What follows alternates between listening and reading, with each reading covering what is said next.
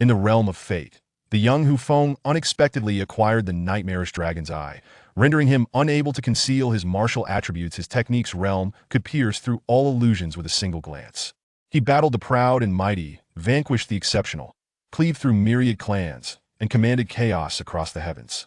He embraced the azure clouds and ascended to the lofty heights, where all demons bowed before him, proclaiming his supremacy across the world. Inquire of the vast and boundless continent, who holds dominion over the tides of fate. With wine in hand today, let us contend against the world. Chapter 1. I Shall Return. The somber sky, heavy with rolling clouds, suffocated the expanse, infusing the atmosphere with an oppressive sense of asphyxiation. Suddenly, a tempest arose, thunder cracked, and a blue lightning bolt cleaved through the heavens, echoing with a resounding roar, a display of celestial might. Will you not concede? You have already lost. A voice boomed. Impossible. You may slay me, but do not expect me to surrender. I can perish, yet I shall never be defeated. Hu Feng wiped the blood from the corner of his mouth and rose once more, raising his battle blade with renewed vigor, charging forward. Clang! The clash of swords ignited a shower of sparks. You are from the blade-wielding sect, and I am from the ancient sword sect. This is our destined battle. Since you refuse to fall by my hand, then perish. The tall youth lunged forth, his long sword thrusting with the speed of lightning and the density of rain, unleashing a flurry of over 10 strikes in the blink of an eye, layered and indistinguishable. Hu Feng strained to defend himself, his battle blade whirling in a continuous dance, producing a series of sharp clangs that harmonized with the thunderous roars above. Wind moves, clouds flow, a sword unbounded. Wave washes the azure sky, a blade without regret. Boom! A bolt of lightning descended from the heavens, illuminating the entire mountain range and casting light upon the bloodstains on their bodies. In the clash of formidable techniques, the outcome was evident. Why must we go to such lengths? We are among the last of this era's ancient warriors. Why must we determine life and death? A faint sigh escaped the lips of the tall youth. Poof! Hu Feng, drenched in blood, spat out a mouthful of crimson. Everyone clings to their own burdens. I believe you, and I are no different. To surpass the ancient sword sect in the time-honored contest of blades has always been my master's wish. Now that my master is gone, I shall fulfill his dying wish even if it costs me my life. Better to die than to lose. Better to die than to lose. Is that your philosophy? As Hu Feng's eyes slowly closed, the tall youth's expression grew exceedingly complex. Fear not, I shall bury you and your drunken master together. On the 5th day of the 5th month in 2015, Hu Feng, the sole disciple of the blade-wielding sect, the most enigmatic sect in the ancient martial world of China, perished in battle, leaving the martial community in lament. Thus, the blade-wielding sect, which had endured for over 1,000 years, withdrew from the annals of ancient martial arts, diminishing the lineage of ancient martial traditions even further. Amidst the verdant hills and lush grasses, 2 graves stood side by side. One grave bore a blank tombstone, evidently a recent burial. A tall youth lifted a jar of aged wine and tilted his head back to take a long swig. Suddenly, a dragon's roar echoed, and a long sword was unsheathed, its razor-sharp edge swiftly etching characters upon the tombstone. Stone chips flew, and dust swirled.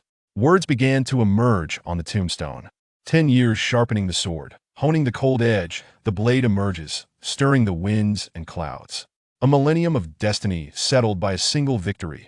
The dragon roars, the tiger howls, the heavens tremble.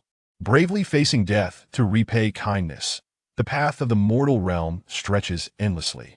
Crack! The wine jar shattered, soaking the grass before the grave. Brother Hu, journey well. If there is a next life, may your blade shake the universe and your laughter echo through the skies. The azure sky stretched endlessly, unmarred by clouds, as the gentle summer breeze caressed the earth, akin to a lover's touch, playfully teasing the flowers and grasses of the forest. Upon the lush green meadow lay a youth clad in a flowing white robe, resting quietly against a slender tree, his chest stained crimson with blood. One feeble arm dangled over the grass, clutching tightly to an iron sword. His disheveled hair obscured his features, yet a glimpse of a youthful face could be discerned, hinting at tender youth. Suddenly, the youth lifted his head, revealing a bloodied visage. Ah! Hu Feng cried out in pain, as if every bone in his body had shattered, his entire form tormented as if swarmed by a legion of biting ants. Every inch of him ached. What is happening? Am I not dead? He reached out to pinch his own face, attempting to ascertain whether this was merely a dream. No, this is not right. My face is not so delicate. Frantically, he placed his hands upon his knees and turned his palms upward. Before him lay a fair and tender little hand, its size evidently smaller than his own. The attire is also wrong. I do not own such garments. The sword. Why is there a sword? I am clearly a swordsman. Suddenly, a thought struck him. Reincarnation. Or perhaps, a transmigration. In his previous life, he had lived in an age of information explosion, where rapid technological advancements allowed individuals to easily access information from around the globe. Although Hu Feng was a master of ancient martial arts, he had frequently used computers and smartphones. For in this era, life without such conveniences proved cumbersome. Transmigration, a popular myth in modern society, a fairy tale for adults, yet he never imagined it would happen to him. Now that he had transmigrated and taken possession of another's body, who then was the original owner of this vessel. Surveying the objects around him, it seemed he was in the abode of a young master. He felt a sharp pain in his chest, as though he had been struck heavily. The rib cage was nearly fractured. The previous owner appeared to have been weak, having been struck and killed by a single blow. Just as Hu Feng prepared to meditate and delve into the original owner's memories, he suddenly sensed a chilling aura descending upon him. His acute sense of danger alerted him to the threat hovering above, and Hu Feng quickly looked up. There, amidst the azure sky, a blood-red flame streaked downward, trailing a long comet-like tail. A fiery descent, a blood flame meteor, mysterious and eerie. Hu Feng did not know what this entity was, but he was certain of one thing. Its presence instilled fear, and it likely boded ill. Oh no! Hu Feng prepared to evade, but as soon as he lifted his foot, he found it felt foreign, causing him to slip and fall to the ground. At that moment, the blood-colored flame was already approaching overhead, and faced with imminent danger, Hu Feng found himself utterly defenseless. No! With a mighty shout, Hu Feng raised his arm to block, yet it was futile. The blood-red flame engulfed him in an instant, vanishing without a trace. What just happened? How am I not burned? While Hu Feng pondered this, a sudden, excruciating headache struck, compelling him to instinctively clutch his head and roll on the ground. Get out! Hu Feng bellowed. Alas, there was no response, only a relentless throbbing in his head. Get out of here! Hearing no reply, Hu Feng gritted his teeth against the pain, crossed his legs, and settled into meditation, sinking his consciousness deep within his mind, employing the introspection technique he had diligently cultivated for years. In the next moment, darkness enveloped his vision, and when it returned, he found himself in an entirely different realm. The sky was not sky. The earth was not earth. The entire space transformed into a chaotic void, and a blood-red shadow surged toward him at great speed. Hu Feng's heart raced. He had unexpectedly entered the realm of the soul. Though he had long practiced the introspection technique, he had only ever been able to glimpse his own internal circumstances, never entering the fabled realm of the soul. Today, it seemed, was triggered by the blood-red shadow, and in the throes of soul-wrenching pain, Hu Feng was thrust into this uncharted spiritual world. With no time to carefully observe his surroundings, a blood-flame-clad fist rushed toward him. This seemingly simple punch bore an inescapable sensation. Punch intent, and it is mastered to an extraordinary depth. Otherwise, it would not elicit this sense of unavoidable danger. Instantly, Hu Feng recognized the exceptional nature of his opponent. Without his battle blade, he could only rely on his physical form in this realm. Faced with this nearly insurmountable punch, Hu Feng's mind raced, and he executed a technique from Tai Chi. Embracing the sparrow's tail, he raised his left arm, utilizing a sticky force to intercept the opponent's arm, as an overwhelming power surged from the blood-colored appendage. Hu Feng grit his teeth against the pain, extending his left palm outward to grasp the opponent's fist, then sinking his waist and pulling his left arm outward, dissipating much of the force. Even so, Hu Feng still felt as if his entire being were about to shatter. The agony was unbearable. The disparity between them was too great. Even a casual punch from the opponent nearly overwhelmed him. The blood shadow, surprised by the failed strike, displayed evident astonishment in its crimson eyes. Hu Feng, on high alert, demanded, "What are you, human or ghost?" The blood shadow offered no reply, instead launching another swift assault, a punch sealing Hu Feng's every avenue of escape. Hu Feng was poised to employ his old techniques once more. He was taken by surprise when his opponent's fist instantaneously transformed into a palm, delivering a swift knife-hand strike towards his neck.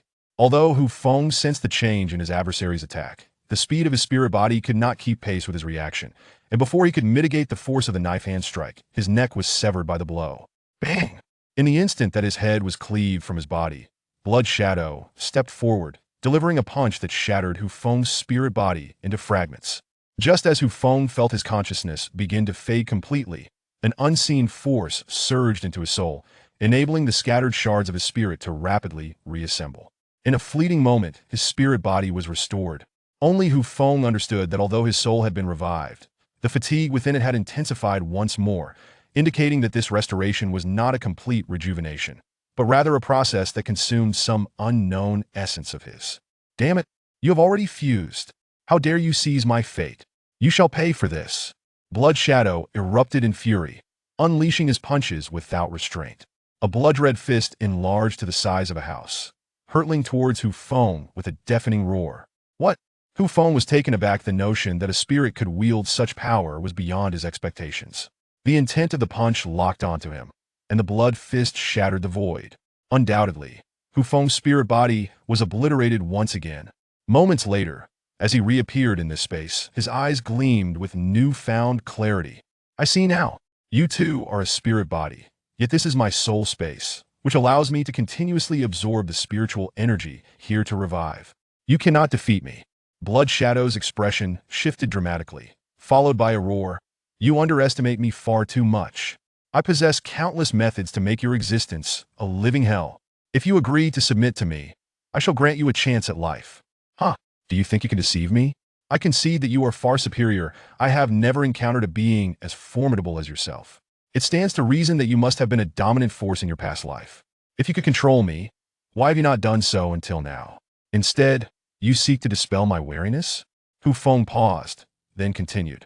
I suspect your injuries have rendered you incapable of freely employing your formidable techniques. Let me ponder your entire being is engulfed in blood flames, likely an attempt to mask the wounds of your spirit body. His words caused Blood Shadow's countenance to change dramatically, as the blood flames surged around him to great heights, and his crimson eyes emitted blinding rays of red light. Brat, wait for me. One day, I shall claim this body as my own. You shall await my return. No sooner had he spoken than Blood Shadow transformed into a streak of crimson light, vanishing into the abyss of the dark, chaotic space. Chapter 2. The wasteful Hu Feng. As the crimson shadows receded, Hu Feng did not allow himself to relax. The perception emanating from his soul space indicated that the blood spectre had not departed. Rather, it had employed an enigmatic method, remaining concealed within this void. This marked Hu Feng's inaugural venture into the realm of the soul, leaving him entirely unfamiliar with its intricacies. Thus, he found himself utterly powerless against the spectre's machinations and was compelled to retreat from the soul space in frustration. Gasping for breath, Hu Feng felt as though he had been drenched by a torrential downpour, his body slick with perspiration. In this moment, he finally found the opportunity to unwind. Only he understood the peril that had lurked in the previous encounter. Although he could utilize the power of his soul to resurrect his spiritual form, each revival demanded a substantial expenditure of soul energy. Should he deplete his reserves excessively, he might find himself irrevocably unable to return to life. The blood spectre was not devoid of intelligence. Rather, it bore grave injuries and lacked a means to replenish its soul energy. Its consumption outweighed its supply, rendering it incapable of continuing the struggle against Hu Feng. In another scenario, the outcome of their confrontation remained uncertain. This harrowing experience felt interminable to Hu Feng, as though he had traversed a century in a mere moment. Yet, he was acutely aware that the clash of their soul consciousness had transpired in the blink of an eye within the realm of reality. Now, he finally had a chance to rest, allowing his thoughts to delve into the depths of his mind, where he began to explore the memories of the original owner. Human memories are stored within the brain. Upon the demise of the previous host and the dissolution of their soul, Hu Feng had fortuitously taken possession, merging his soul power and reanimating this body. As he intentionally probed, a torrent of memories surged forth. It became evident that this world was not Earth, but rather a place known as Tianheng Continent. This realm was vast beyond comprehension, and its dimensions remained largely uncharted. Countless factions intertwined like a dense web, more numerous than one could count. Remarkably, the original owner of this body was also named Hu Feng. No, to be precise, he was called Hu Feng. He was the legitimate young master of the Hu family in Jizang City. The Hu family of Jizang boasted a rich history, having endured for over 5 centuries. legend spoke of their first ancestor, Hu Dao, a figure of extraordinary strength who carved out a formidable reputation. Even to this day, the Hu family's sword manual in Jitsang City held a renowned position, widely acknowledged throughout the land. Though Hu Feng was of the Hu family by birthright, his status was decidedly precarious. His father, Hu Yuanming, had once been the third-ranking member of the family but had been rendered powerless over a decade ago in a duel, leading to his gradual decline into despondency, spending his days in a haze of alcohol. Hu Feng's mother had tragically perished during childbirth, leaving him orphaned and devoid of maternal care. With his father's cultivation shattered, Hu Feng found himself stripped of any standing within the family, possessing nothing but the title of a legitimate heir. Whenever he ventured outside, whispers and derision followed him, casting a shadow over his existence. Some would even take it upon themselves to humiliate him, plunging his life into sorrow. Despite the Hu family's pragmatic disposition, they still afforded him a nominal position befitting his status as a legitimate descendant, allowing him to squander his days in idleness, with little to trouble him. Logically, Hu Feng's life should have unfolded in this tranquil manner, devoid of tumult. Yet, reality often takes unexpected turns. The role assigned to Hu Feng was that of the stable master, tasked with overseeing the care of over 100 fine steeds belonging to the Hu family. Regrettably, the meager stipend bestowed upon Hu Feng by his family barely sufficed for his daily sustenance. To exacerbate matters, Hu Yuanming frequently indulged in purchasing several jars of wine, rendering their financial situation even more precarious. One day, an impulsive whim seized Hu Feng, compelling him to venture into the mountains for a hunting expedition, with the intention of supplementing the household income through his quarry. However, unbeknownst to him, his treacherous subordinates, coveting the ancestral jade he possessed, conspired to betray him. This band of nefarious servants audaciously committed regicide, displaying an utter disregard for authority. Having inherited Hu Feng's physique, he resolved to confront this web of fate and pursue his own aspirations, aiming to ascend to the pinnacle of martial arts in this novel world. They shall pay dearly for their transgressions. Hu Feng gradually rose to his feet, stretching languidly before performing a few rudimentary warm-up exercises to acclimate himself to this new body. Perhaps his soul had fully melded with this form, or perhaps the complete integration of memories had expedited the adaptation process. Within moments, Hu Feng found himself wholly in harmony with his physique. In this realm, the most crucial factor in becoming an exceptional martial artist lies in the possession of a spiritual root. The spiritual root is an innate trait, seemingly ethereal, yet it profoundly influences a martial artist's cultivation. Those endowed with a spiritual root possess an enhanced sensitivity to spiritual energy, facilitating a swifter absorption of the essence of heaven and earth, and enabling easier breakthroughs to higher levels. Spiritual roots are classified into 9 tiers, with higher-grade roots being exceedingly rare, while lower-grade roots are relatively common. Statistically, 1 in every 10 individuals may possess a first-tier spiritual root, with the proportion significantly higher among martial arts families. Even the most inferior first-tier root allows an individual to absorb spiritual energy at double the rate of those devoid of a spiritual root, rendering the latter's aspirations of martial cultivation virtually futile, as they languish in the shadows of others. Prior to his 10th year, Hu Feng diligently pursued his training, only to be grievously disheartened upon discovering, at the age of 10, that he possessed no spiritual root. This revelation plunged him into a state of despondency, leading to a gradual decline in his resolve. Following the revelation of his lack of a spiritual root, Hu Feng's motivation to cultivate waned significantly, and by the age of 16, he had barely achieved the 3rd stage of body refinement. An ancient proverb circulates throughout the continent. To cultivate martial arts, one must first refine the body, open the source, and merge the streams, guiding the channel to harness spiritual power, achieving unity between heaven and man. Dredge the river and carve the riverbed. The human path begins to take shape. All methods converge into the sea, and only then does one comprehend the root of heaven and earth. This saying serves as a metaphor for the stages of body refinement: source opening, stream merging, channel guiding, river dredging, river carving, and sea returning that martial artists undergo. The onset of martial cultivation, a modicum of true energy emerges within the body, akin to a minuscule spring in nature. To attain strength, one must continuously expand. This is the essence of opening the source. Opening the source involves unblocking the myriad channels throughout the body, allowing the energy to swell into a stream. As the internal stream develops, it becomes imperative to amalgamate the forces from various pathways, forming numerous cycles of varying sizes. This is known as merging the streams. Amidst a multitude of streams, what constitutes a single force may appear formidable, yet it is inherently limited. To grow stronger, one must communicate with the spiritual energy of heaven and earth, achieving the innate state of unity between heaven and man. This is colloquially referred to as the channel guiding stage. As a martial artist's prowess grows, they will gradually realize that the mysteries of the human body extend far beyond mere simplicity, in their pursuit of greater strength. They incessantly channel the 3 principal meridians of the human body and unseal the 7 hidden chakras within, thereby acquiring formidable power. This practice is often referred to as clearing the rivers and dredging the seas. Upon reaching this level, the cultivation of the body has achieved an initial success. To attain even greater strength, one must integrate all internal forces in order to reach the transcendent state akin to the confluence of 100 rivers flowing into the sea. The body refinement realm, also known as the martial apprentice realm, is merely a stage for practitioners on the path of martial arts. This phase involves tempering the physical form and is divided into 9 levels, with the standard assessment being an increase of 100 pounds of strength per level. The vast majority of individuals begin to cultivate true energy at the 5th level of body refinement, where the physical body has reached a minor completion. Attempting to cultivate true energy earlier would render the body too frail to bear its energy, while delaying it too long could hinder subsequent advancements in true energy.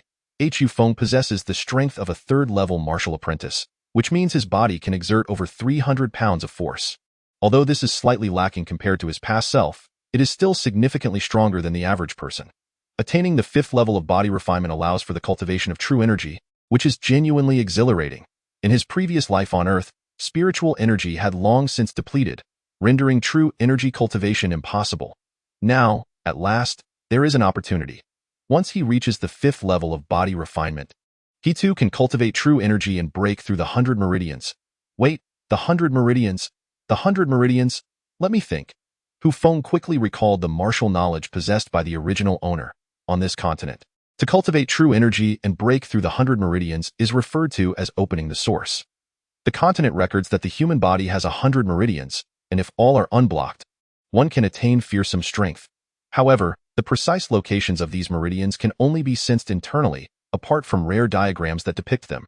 Few individuals manage to open all 100. Even the cultivation techniques practiced by the head of the Hu family are said to document merely 48 meridian points. The more Hu Feng pondered, the more exhilarated he became. This world's understanding of meridians aligns closely with that of ancient Huaxia, recognizing only 100, yet modern medical advancements have progressively unveiled the majority of meridian points through technological means. According to Hu Feng's knowledge of human meridian diagrams, there are 52 single meridians, 300 double meridians, and 50 extraordinary points outside the meridians, totaling 720 points, if all could be unblocked. What extraordinary power would that bestow? Just as Hu Feng was lost in this exhilarating reverie, a rustling sound suddenly emanated from the depths of the forest. He hastily lay flat on the ground and closed his eyes, feigning death. Having just arrived in this entirely new continent, with much still unknown and his body bearing some injuries, Hu Feng had to proceed with caution. Where is it? I distinctly saw a red meteor fall here. Perhaps you misinterpreted the sight. I saw nothing resembling a red meteor, Liu. Do you think I jest with you? I truly witnessed a red meteor falling in this area. You should help me search thoroughly. Do you realize that if we managed to find a piece of star iron, our fortunes could change, and we would no longer have to endure the indignities at the Hu family? Star iron. Liu became equally exhilarated. Indeed, if there truly exists star iron, even a piece the size of a thumb could fetch an astronomical price. We could rise to prominence. Don't you find this place somewhat familiar? Zhangbai inquired, puzzled. There is indeed a hint of familiarity. It seems you have just arrived not long ago. I suddenly recall. This is the very place where Butler Hu and we dispatched that wretched creature. Liu's realization dawned upon him. Yes, I too have recollected. The carcass of that vile creature should still be in that direction. Let us proceed. We shall ascertain whether that rascal has been devoured by beasts. The two of them were in perfect accord and soon arrived at the edge of the woods, where they beheld Hu Feng lying on the ground. You wretched creature, today is your reckoning.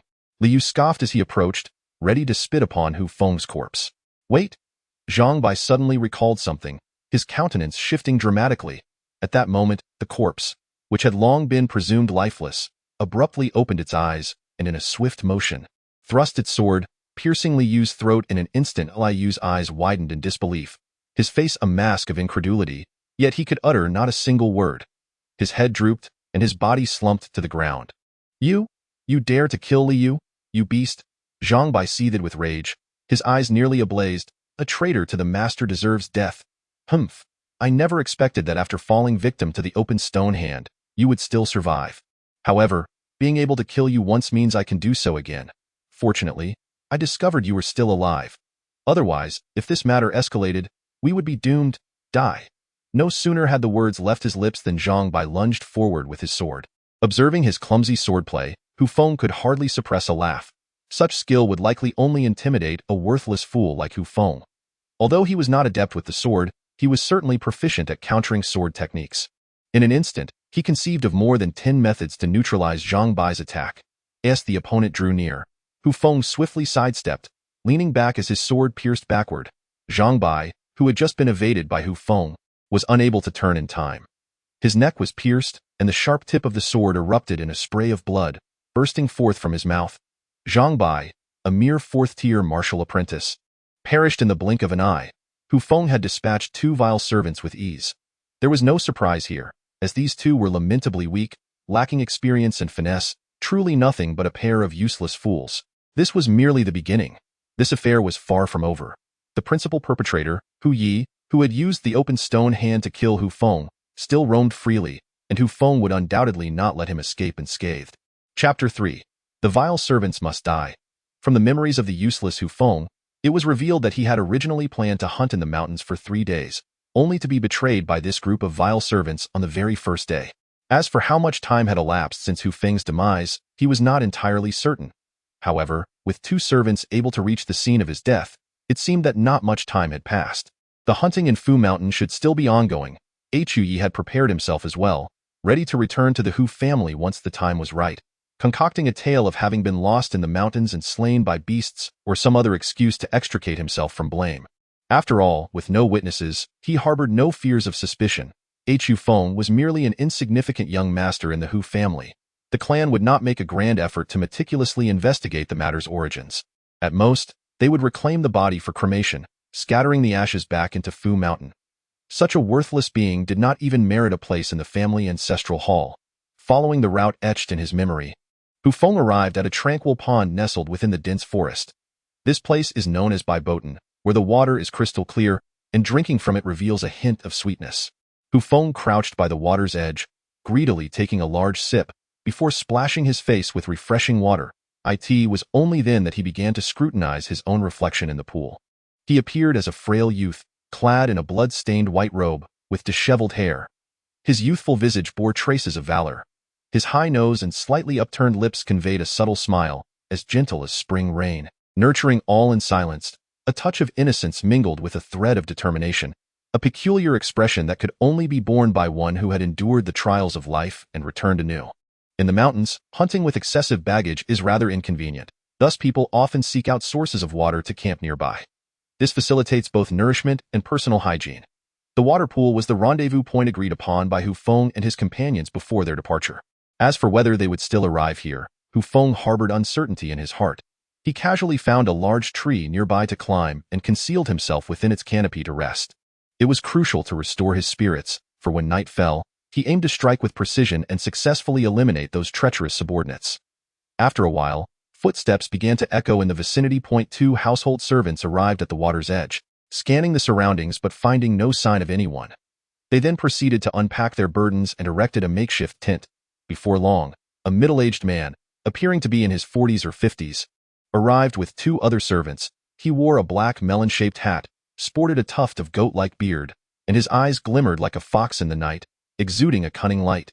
Though his physique was gaunt, he moved with an air of vigor, embodying strength. It was evident that this man was none other than Hu Yi, the leader of the vile subordinates. By the time Hu Yi arrived, the 2 servants had already set up the tent. He casually unfastened his burden and tossed it aside, engaging in conversation with the others. At that moment, Hu Feng carefully observed the adversaries he was soon to confront. Besides Hu Yi, there were 4 others. The first to arrive was a gaunt man with small eyes and a bearded servant, followed by a robust middle-aged man and a young servant clad in yellow, who came with Hu Yi. "Where are Li Yu and Zhang Bai? Why have they not arrived yet?" Hu Yi inquired, puzzled. "Uncertain," replied the small-eyed servant. "Perhaps they have lost their way, or they might have encountered a ferocious beast. Though Fushan is small, it is not devoid of danger." Hu Yi nodded in agreement, suggesting, let us not concern ourselves with them. We should eat and rest well. Tomorrow we must diligently search for the purple-eared spirit rabbit. An opportunity such as this is rare. Indeed. This is our fortune, the small-eyed servant echoed. Not only did we successfully eliminate that small creature, but we also stumbled upon the fabled no-treasure unoccupied purple-eared spirit rabbit. Our luck is truly remarkable. The purple-eared spirit rabbit, while classified as a lowly beast, possesses no extraordinary strength despite its title. This rabbit is known to shy away from combat, preferring to dwell near rare treasures of nature. It is said that each purple-eared spirit rabbit resides in proximity to a unique treasure. Although this assertion may not hold universally true, it nonetheless highlights the peculiarity of the purple-eared spirit rabbit. Master Hu, the elusive purple-eared spirit rabbit seems to vanish without a trace. How shall we locate it tomorrow? Today, I merely caught a fleeting glimpse, and that little rascal has disappeared entirely. This situation is truly vexing. The bearded servant could not suppress his inquiry. Hu stroked his goatee thoughtfully and replied, I have heard that the purple-eared spirit rabbit has a particular fondness for pearl grass. Tomorrow, we shall stake out near areas abundant with pearl grass. Should anyone spot the rabbit, they must signal immediately, and we shall pursue it together. This time, we must not allow that little creature to escape. With that, Hu reluctantly produced 2 signal flares from his pocket, handing one to each of 2 companions. Keep these safe. If they go unused, I expect them back. It is only for the sake of capturing the purple-eared spirit rabbit that I am parting with such items. The eyes of the others brightened with excitement. The signal flares, which emit a burst of fireworks into the sky upon pulling the cord, serve as a call for comrades to regroup. Although not particularly rare, for these servants to possess such items felt quite extravagant. Hu Feng, concealed among the treetops, pieced together the entire narrative. After eliminating the useless Hu Feng, these individuals boldly ventured deep into Fushan to hunt. They fortuitously encountered the legendary purple-eared spirit rabbit, prompting them to disperse in pairs for the search. Among them, Zhang Bai and Li Yu, driven by greed after witnessing a blood-colored meteor, foolishly pursued Hu Feng, ultimately costing them their lives. Truly, a fitting retribution. For now, I shall spare you. After a moment's contemplation, Hu Feng resolutely decided to let them be, postponing any grievances until he could follow them to locate the purple-eared spirit rabbit. Fortunately, he still had 2 flatbreads tucked away, alleviating his immediate concerns for sustenance.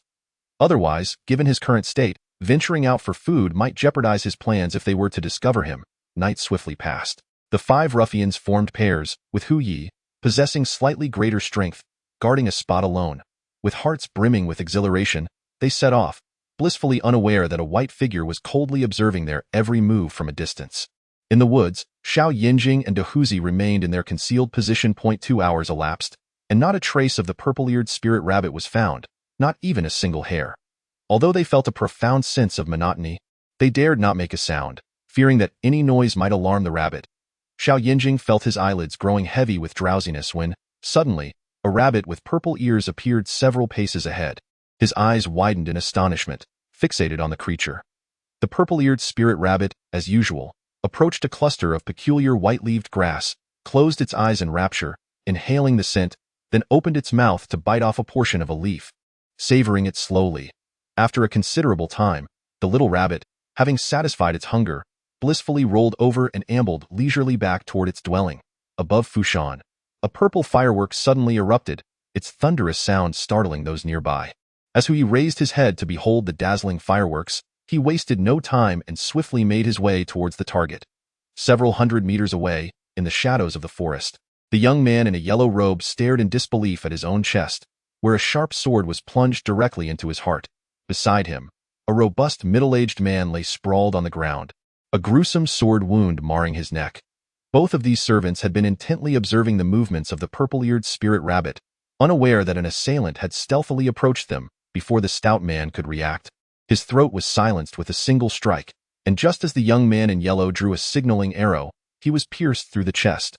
After relieving the 2 of their valuables and the signaling arrow, Hu Feng also began to hasten towards the location where the fireworks had ascended. Hu soon arrived at his destination, a small waterfall that had attracted many visitors before. In fact, some well-meaning individuals had even bestowed upon this place an elegant name. Xiao Chuangyu Jing, little window, quiet scenery. The natural vegetation on both sides of the river upstream resembled 2 verdant walls, making the cascading white waterfall appear akin to the glazed windows of an affluent household. A name quite fitting indeed. Hu quickly spotted Xiao Yin and Hu and hurried over to inquire about the situation. What is happening? Have we lost them again? His voice brimmed with dissatisfaction. In his eyes, such a basic error could be forgiven once, but to repeat it would be utterly inexcusable. We haven't lost them. Hu Zongguan, that rabbit is right behind the waterfall, Xiao Yin hastily explained, sensing the ire in Hu Yi's gaze. What? There is something behind the waterfall? Absolutely. We both saw it clearly. Good. Let us proceed together. Be cautious. We do not know what dangers may lie ahead. Understood. The three men unsheathed their weapons, revealing a uniform array of willow leaf blades, and cautiously approached the waterfall. Upon passing through the cascading water, they were delighted to discover an opening large enough for a person to enter. Squeak! As they neared the cave's entrance, a purple shadow darted forth, lunging fiercely at Xiao Yan's neck.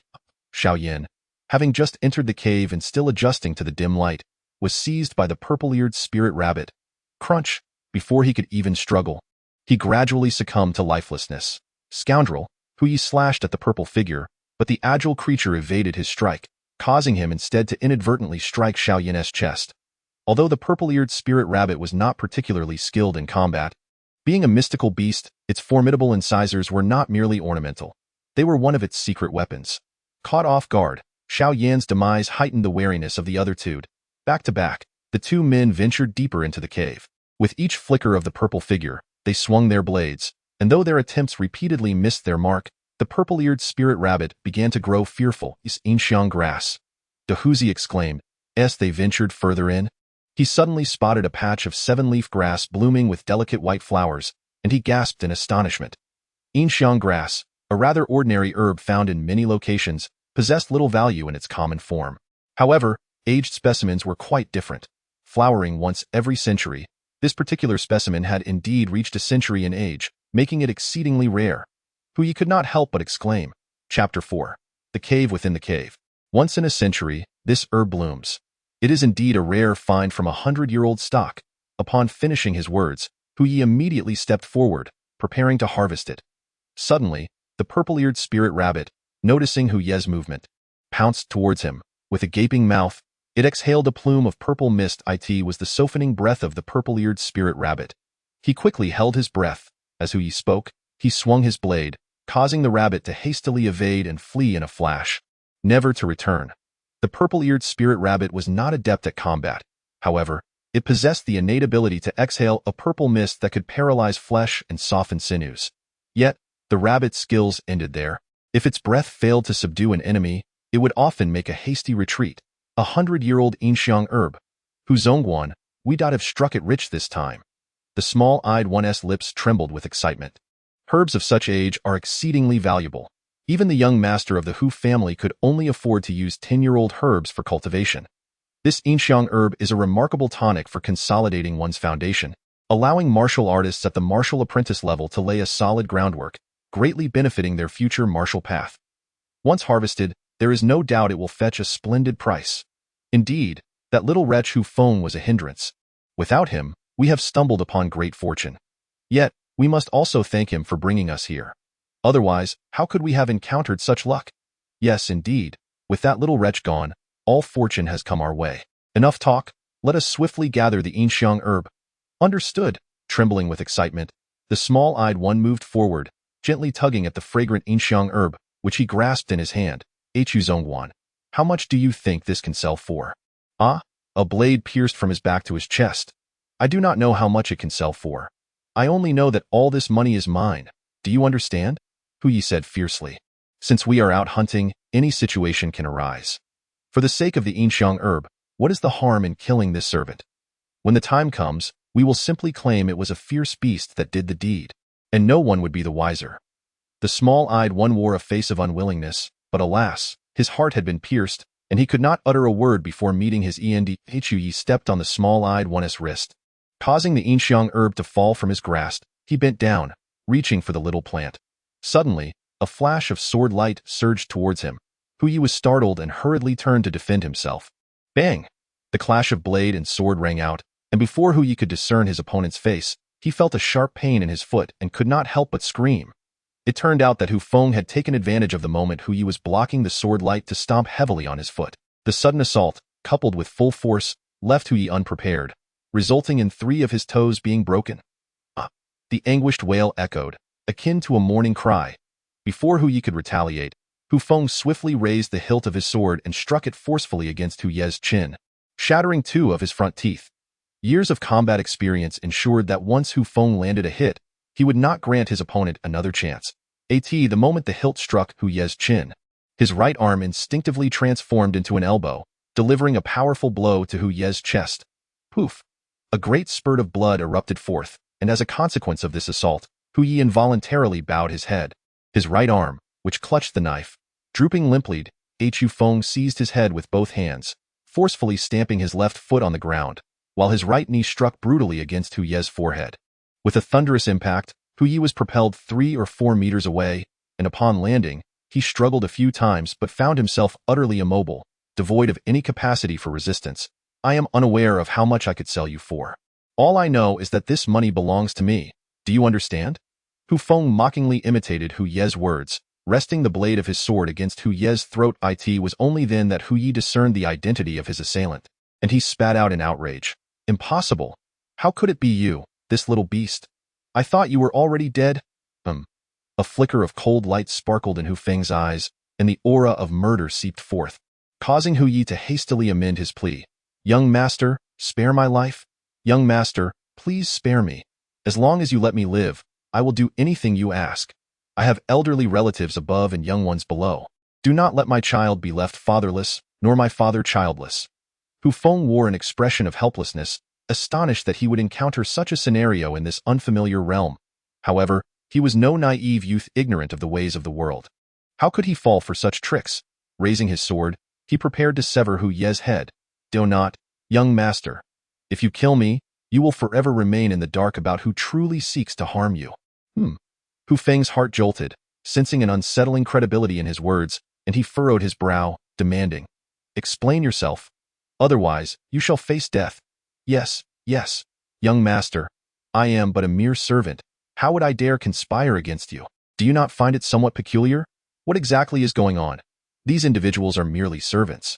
How could they suddenly harbor malicious intent and risk the act of regicide? Young master, do you recall the events that transpired over a month ago? There were numerous occurrences from a month past. Which particular incident do you refer to? Hu Feng, already struggling to recall, was at a loss for understanding that, of course, he would not foolishly confess to not being Hu Feng. What of the young lady Yu Han-yun? Upon reflection, Hu Feng grasped the essence of the inquiry. The eldest son of the Hu family, Hu Xian, had an engagement with the Yu family of Songyu City, and Yu Han-yun was indeed Hu Xian's fiancée, having visited the Hu residence for a brief stay a month prior. The reason Hu Feng remembered her was not without cause on that day. While Hu Xian was in seclusion, Yu Han-yun traversed the entirety of the Hu estate, and the useless Hu Feng found himself captivated by this lady. Unaware of her identity, he could not resist letting out a few whistles in her direction. He vividly recalled how the lady turned to him with a beguiling smile, casting a flirtatious glance as she departed, leaving Hu Feng utterly entranced. Of course, I remember her. What of it? Do not tell me that because I whistled at her. She seeks my life. Indeed, there exists another, the eldest son of the Hu family, who instructed me to find an opportunity to eliminate you. Impossible. Hu Feng was utterly incredulous. Although Hu Xian had always looked down upon him, they were still cousins. It was inconceivable that he would wish for his life merely over a whistle. Young master, you have erred once again. In the eyes of the eldest young master, it is not as simple as a mere whistle. What is the matter? The explanation is straightforward. That woman has informed the eldest young master that you spied on her while she bathed, exposing her completely, and even dared to tease her in broad daylight. What? This is outrageous. Hu Feng was taken aback, his face a mask of fury. This woman is truly despicable. Her methods are exceedingly treacherous. I shall certainly seek retribution from her in due time. Observing Hu Feng's seething rage, Hu Yi gently inquired, Young master, I have spoken my piece. Please spare me, and in the future, I shall be unwaveringly loyal, serving you diligently with tea and water. Humph!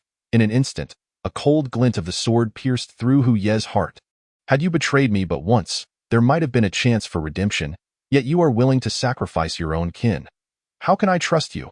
On the road to the underworld, do not blame others. All of this is your own doing. Sighing deeply, Hu Feng had initially intended to slay this vile servant and flee to a distant land, severing all ties with the Hu family. However, now that he has uncovered the truth, he comprehends much more. Can one so easily sever the ties of causality? Just as he intended to cut off the source, he discovered another route. It seems that all is the will of heaven. Since the heavens have allowed him to inherit this body, he must also bear all the consequences of its previous owner. Blindly fleeing is utterly futile. After a moment of silence, Hu Feng has made his resolution. Since it is heaven's will, perhaps it is best to acquiesce this once. It appears he must indeed return to the Hu family after all. Hu Feng rummaged through his bosom for a moment and soon retrieved a translucent white jade pendant. A treasured heirloom from his mother, of considerable value and profound significance to him. Removing the unclaimed Yinxiang grass, Hu Feng scrutinized it with great curiosity. This was his first encounter with what the world deemed a genius treasure, and naturally, he was quite invested.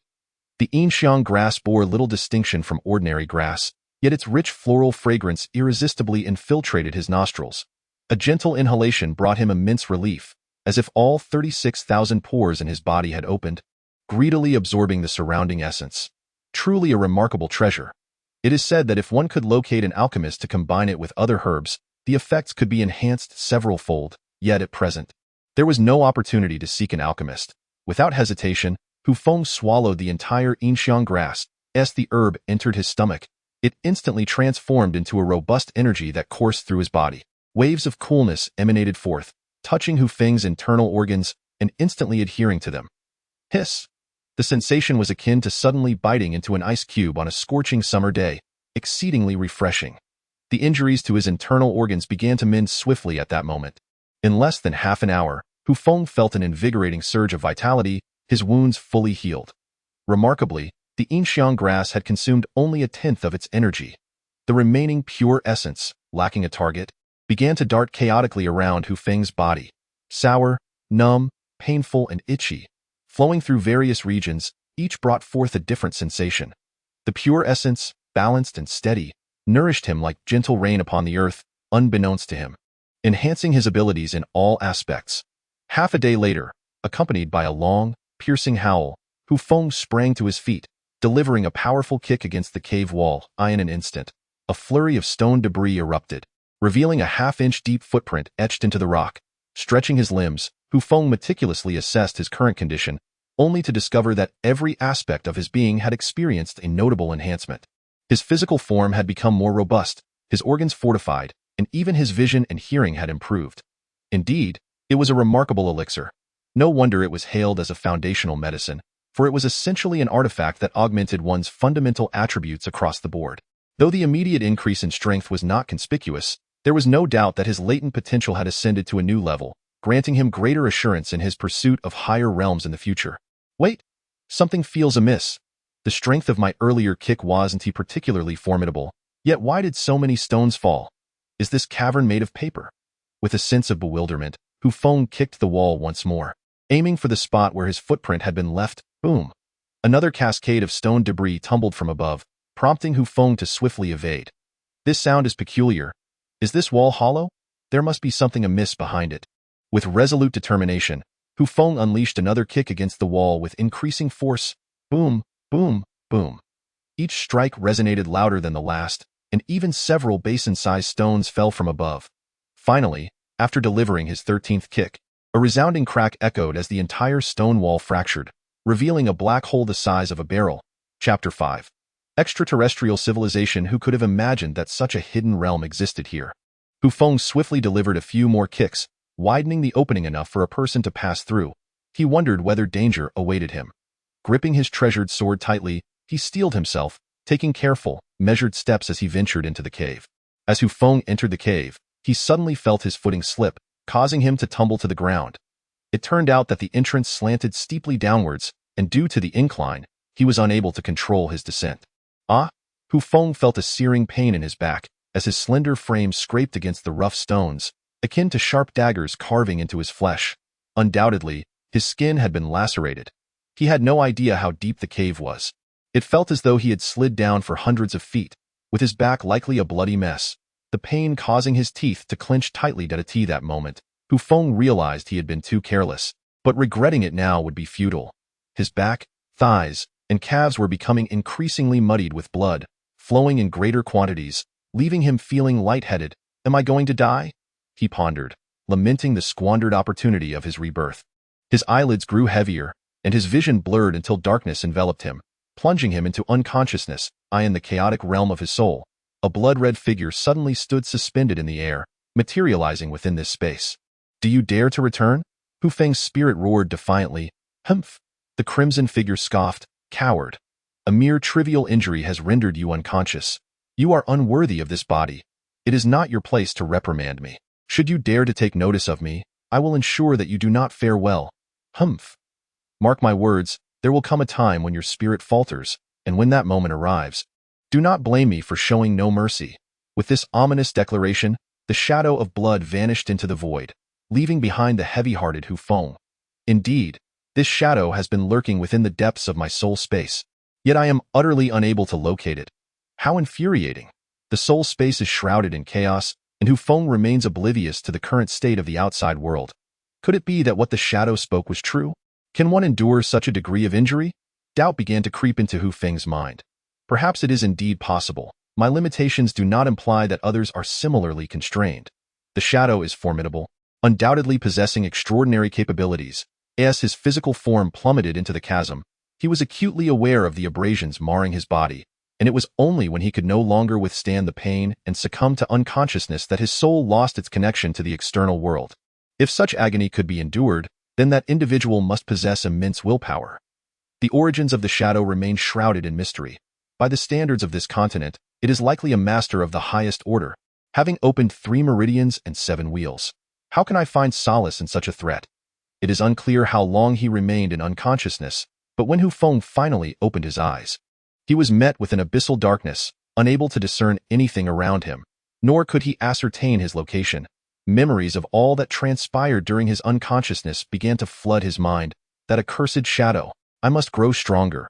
Otherwise, I will inevitably fall prey to its insatiable hunger. This rare opportunity for rebirth must not be squandered. Hiss! A slight movement sent waves of excruciating pain throughout Hu Feng's body. He reached out to touch himself, and his heart sank. The lower half of his body was utterly mangled, as if his flesh had been ground into a pulpy mass, making it feel as though half of him no longer belonged to him. Hu Feng had never endured such grievous injuries before, and worry began to gnaw at him. Is there any hope of survival? No. I cannot perish here. If that shadow can endure, why can I not? Though we are sworn enemies, it is undeniable that what it said holds truth. This injury is not fatal. I refuse to succumb here. His legs had entirely lost sensation, rendering him immobile. If he continued to remain idle, death was assured. Regardless of what lay within this darkened abyss, remaining still would yield nothing but a path to demise. I cannot die. Gritting his teeth, Hu Feng took a deep breath. In an explosive surge, he summoned every ounce of strength he possessed, flipping himself over with great effort, landing face down on the ground. The blood behind him had long since dried, adhering to the stone surface, and this forceful movement inadvertently tore at his flesh, stripping away a large patch of skin. I cannot die. I cannot die. In a state of agony, Hu Feng was driven to madness, gripping the ground with fervor, crawling forward with wild desperation. After crawling for over 10 paces, the pain from the torn flesh finally began to subside slightly. Bang! Hu Feng grasped a solid object. What is this? A flicker of curiosity ignited within him as his palm glided over the mysterious object. This object resembled a colossal rock, and he explored its surroundings with both hands, only to discern its immense size. He changed direction and began to crawl along this behemoth, pausing intermittently to feel his way. The pain in his body intensified. Old wounds had not yet healed, and new injuries reopened with his movements. Battling against the sensation of fainting, Hu Feng continued to circle around this massive entity. After an indeterminate duration of crawling, his hands suddenly grasped nothingness. He crawled in the direction of the emptiness, continuing to feel along the way. At last, his hands encountered something once more. It seemed to be a door. With a loud creak, the stone door appeared to open, and Hu Feng sensed that there might be another realm beyond. Ignoring the increasing pain from his wounds, he decided to enter. Just as he crawled into this space, a blinding light abruptly illuminated above him, forcing his eyes shut. Then came another, and another. A series of bright lights flickered continuously overhead. Gradually, Hu Feng returned to clarity, his eyes adapting to the brilliance around him. and he began to observe his surroundings with keen attention. This, Hu Feng was left utterly astonished. The entire space was aglow with light, and overhead, the bright spots were indeed lamps. The area was remarkably expansive, at least spanning 100 feet in diameter, densely populated with ultramodern facilities. A large display screen loomed on the wall a dozen meters ahead, covered in a myriad of strange symbols, connecting it to the place he had touched outside. An audacious thought emerged in his mind. Could this be a spacecraft? It could not be mistaken. The plethora of unfamiliar devices clearly surpassed Earth's technology. Yet, was this continent solely dedicated to martial cultivation? He had never heard of any manifestation of technological civilization here. Could it be that extraterrestrial beings had arrived in their spacecraft? Yes, this explanation seemed to make sense. Hu Feng pressed forward, his astonishment growing with each passing moment. There were too many incomprehensible objects here, each one expanding his horizons. Suddenly, his eyes froze. 10 meters ahead, a skeleton draped in black clothing appeared before him. It seemed this was the master of the spacecraft. This vessel had likely remained here for an unknown duration, as the owner's body had turned to bone.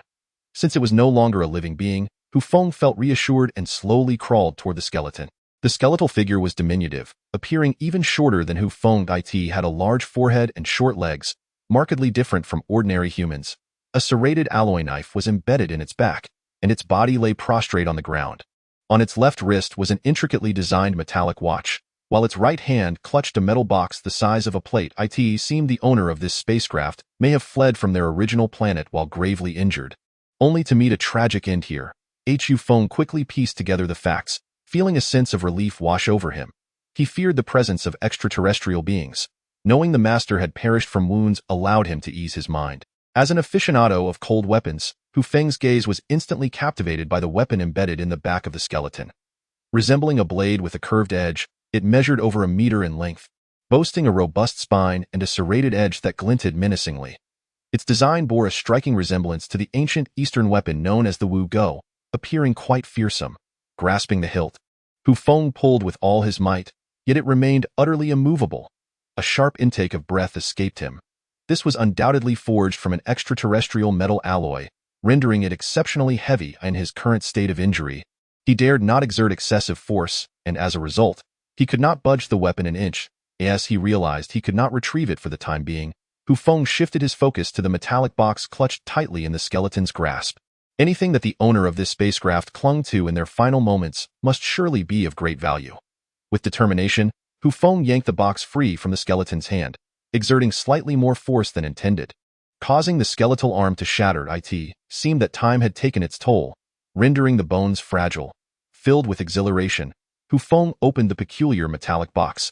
Suddenly, a black light erupted forth, flooding the room with a mesmerizing glow. Before he could discern the contents within, Hu Feng felt a darkness envelop him, plunging him into an abyss of shadow. How unfortunate! He had been careless once again. It was clear that he could not afford such recklessness in the future, regardless of the treasures he might acquire. This was the last thought that crossed his mind before succumbing to the darkness. Amidst an endless expanse of icy seas and snowy plains, Hu Feng's consciousness abruptly awakened.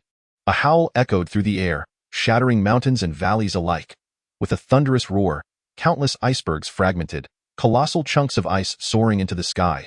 At that moment, a silver-hued battleship emerged dramatically from behind the icebergs, followed by a piercing alarm, heralding the arrival of immense warships in succession. Vessels of varying sizes, ranging from 100 to 1,000, even tens of thousands of feet long, lined up in perfect formation.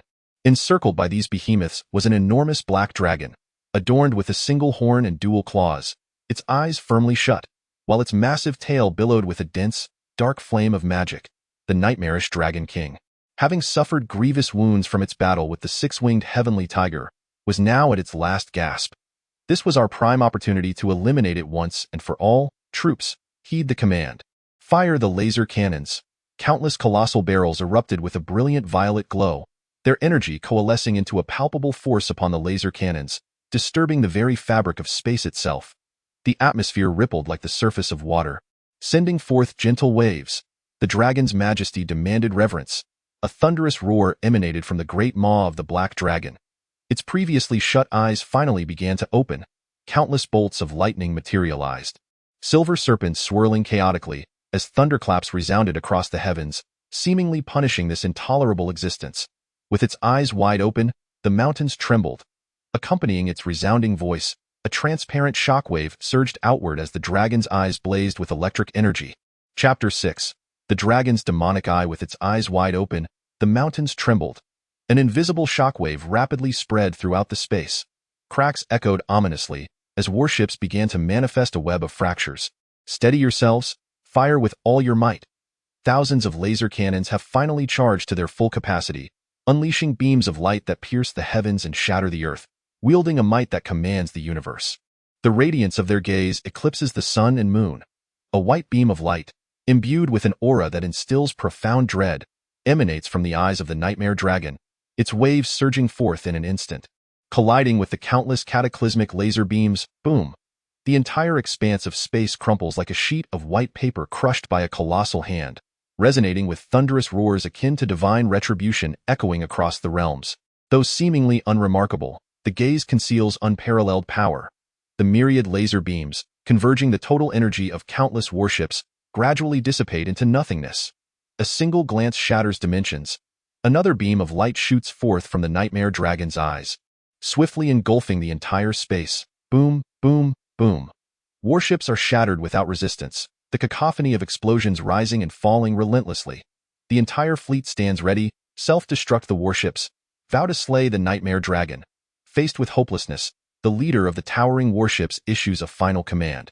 Better to perish gloriously than to succumb quietly, determined to ensure that the nightmare dragon suffers in turn. Waves of blinding light surge from the fleet. These vessels, radiating dazzling brilliance, accelerate without hesitation, hurtling toward the nightmare dragon like lightning. One glance and annihilation. The most bizarre black waves of light sweep across the vast expanses, the tumultuous space succumbing to the immense pressure. Boom! The entire dimension warps severely, all warships turning to nothingness in the blink of an eye under the onslaught of the black waves. Silent, shadowless, everything returns to tranquility, as if they had never existed as far as the eye can see. There lies a boundless void, doomsday aurora. Suddenly, a magnificent beam descends from the heavens, bearing the force of apocalyptic retribution. Striking the nightmare dragon with tremendous impact, howl! A piercing wail erupts from the dragon's maw, and before Hu Feng can fully comprehend the moment, darkness envelopes him, vanishing into this realm of memory. A surge of excruciating pain jolts Hu Feng back to consciousness. A vast torrent of black energy surges within him, coursing through his veins, expanding and rupturing under its relentless force. As this energy flows to his back, the crushing pressure transforms into a healing force, revitalizing every inch of his skin as new flesh swiftly regenerates, rendering Hu Feng restless with itchiness. Soon, all his injuries are fully healed, yet the energy continues its tumultuous journey within him. The tearing agony returns, as if his body were being ravaged by countless ferocious beasts, leaving him in unbearable torment. Amidst this ordeal, Hu Feng discovers with astonishment that his strength is surging exponentially. Hold on. I cannot succumb to unconsciousness. I, Hu Feng, cannot afford to lose face. Gritting his teeth, Hu Feng endures the anguish akin to 1,000 beasts trampling upon him. Time stretches endlessly, yet eventually, that black energy dissipates entirely, leaving his body drenched as if by torrential rain. Simultaneously, an overwhelming stench assails his senses. Hu Feng gazes down in horror, realizing that he is enveloped in a foul, dark substance, akin to having plunged into a coal pit, unrecognizable even to himself. This is the cleansing of marrow and essence. Although Hu Feng had never personally experienced this phase, he had heard of it numerous times in his past life. This process would expel impurities and toxins from the body, rendering it stronger and healthier, and the cultivation would be akin to adding wings to a tiger. Just as he was immersed in this overwhelming joy, a sudden, excruciating pain shot through his head. Damn it! They seek to take advantage of me in my moment of vulnerability. Hu Feng assumed it was the blood shadow attempting to exploit the situation, and hastily focused his mind, entering his soul space. What is this?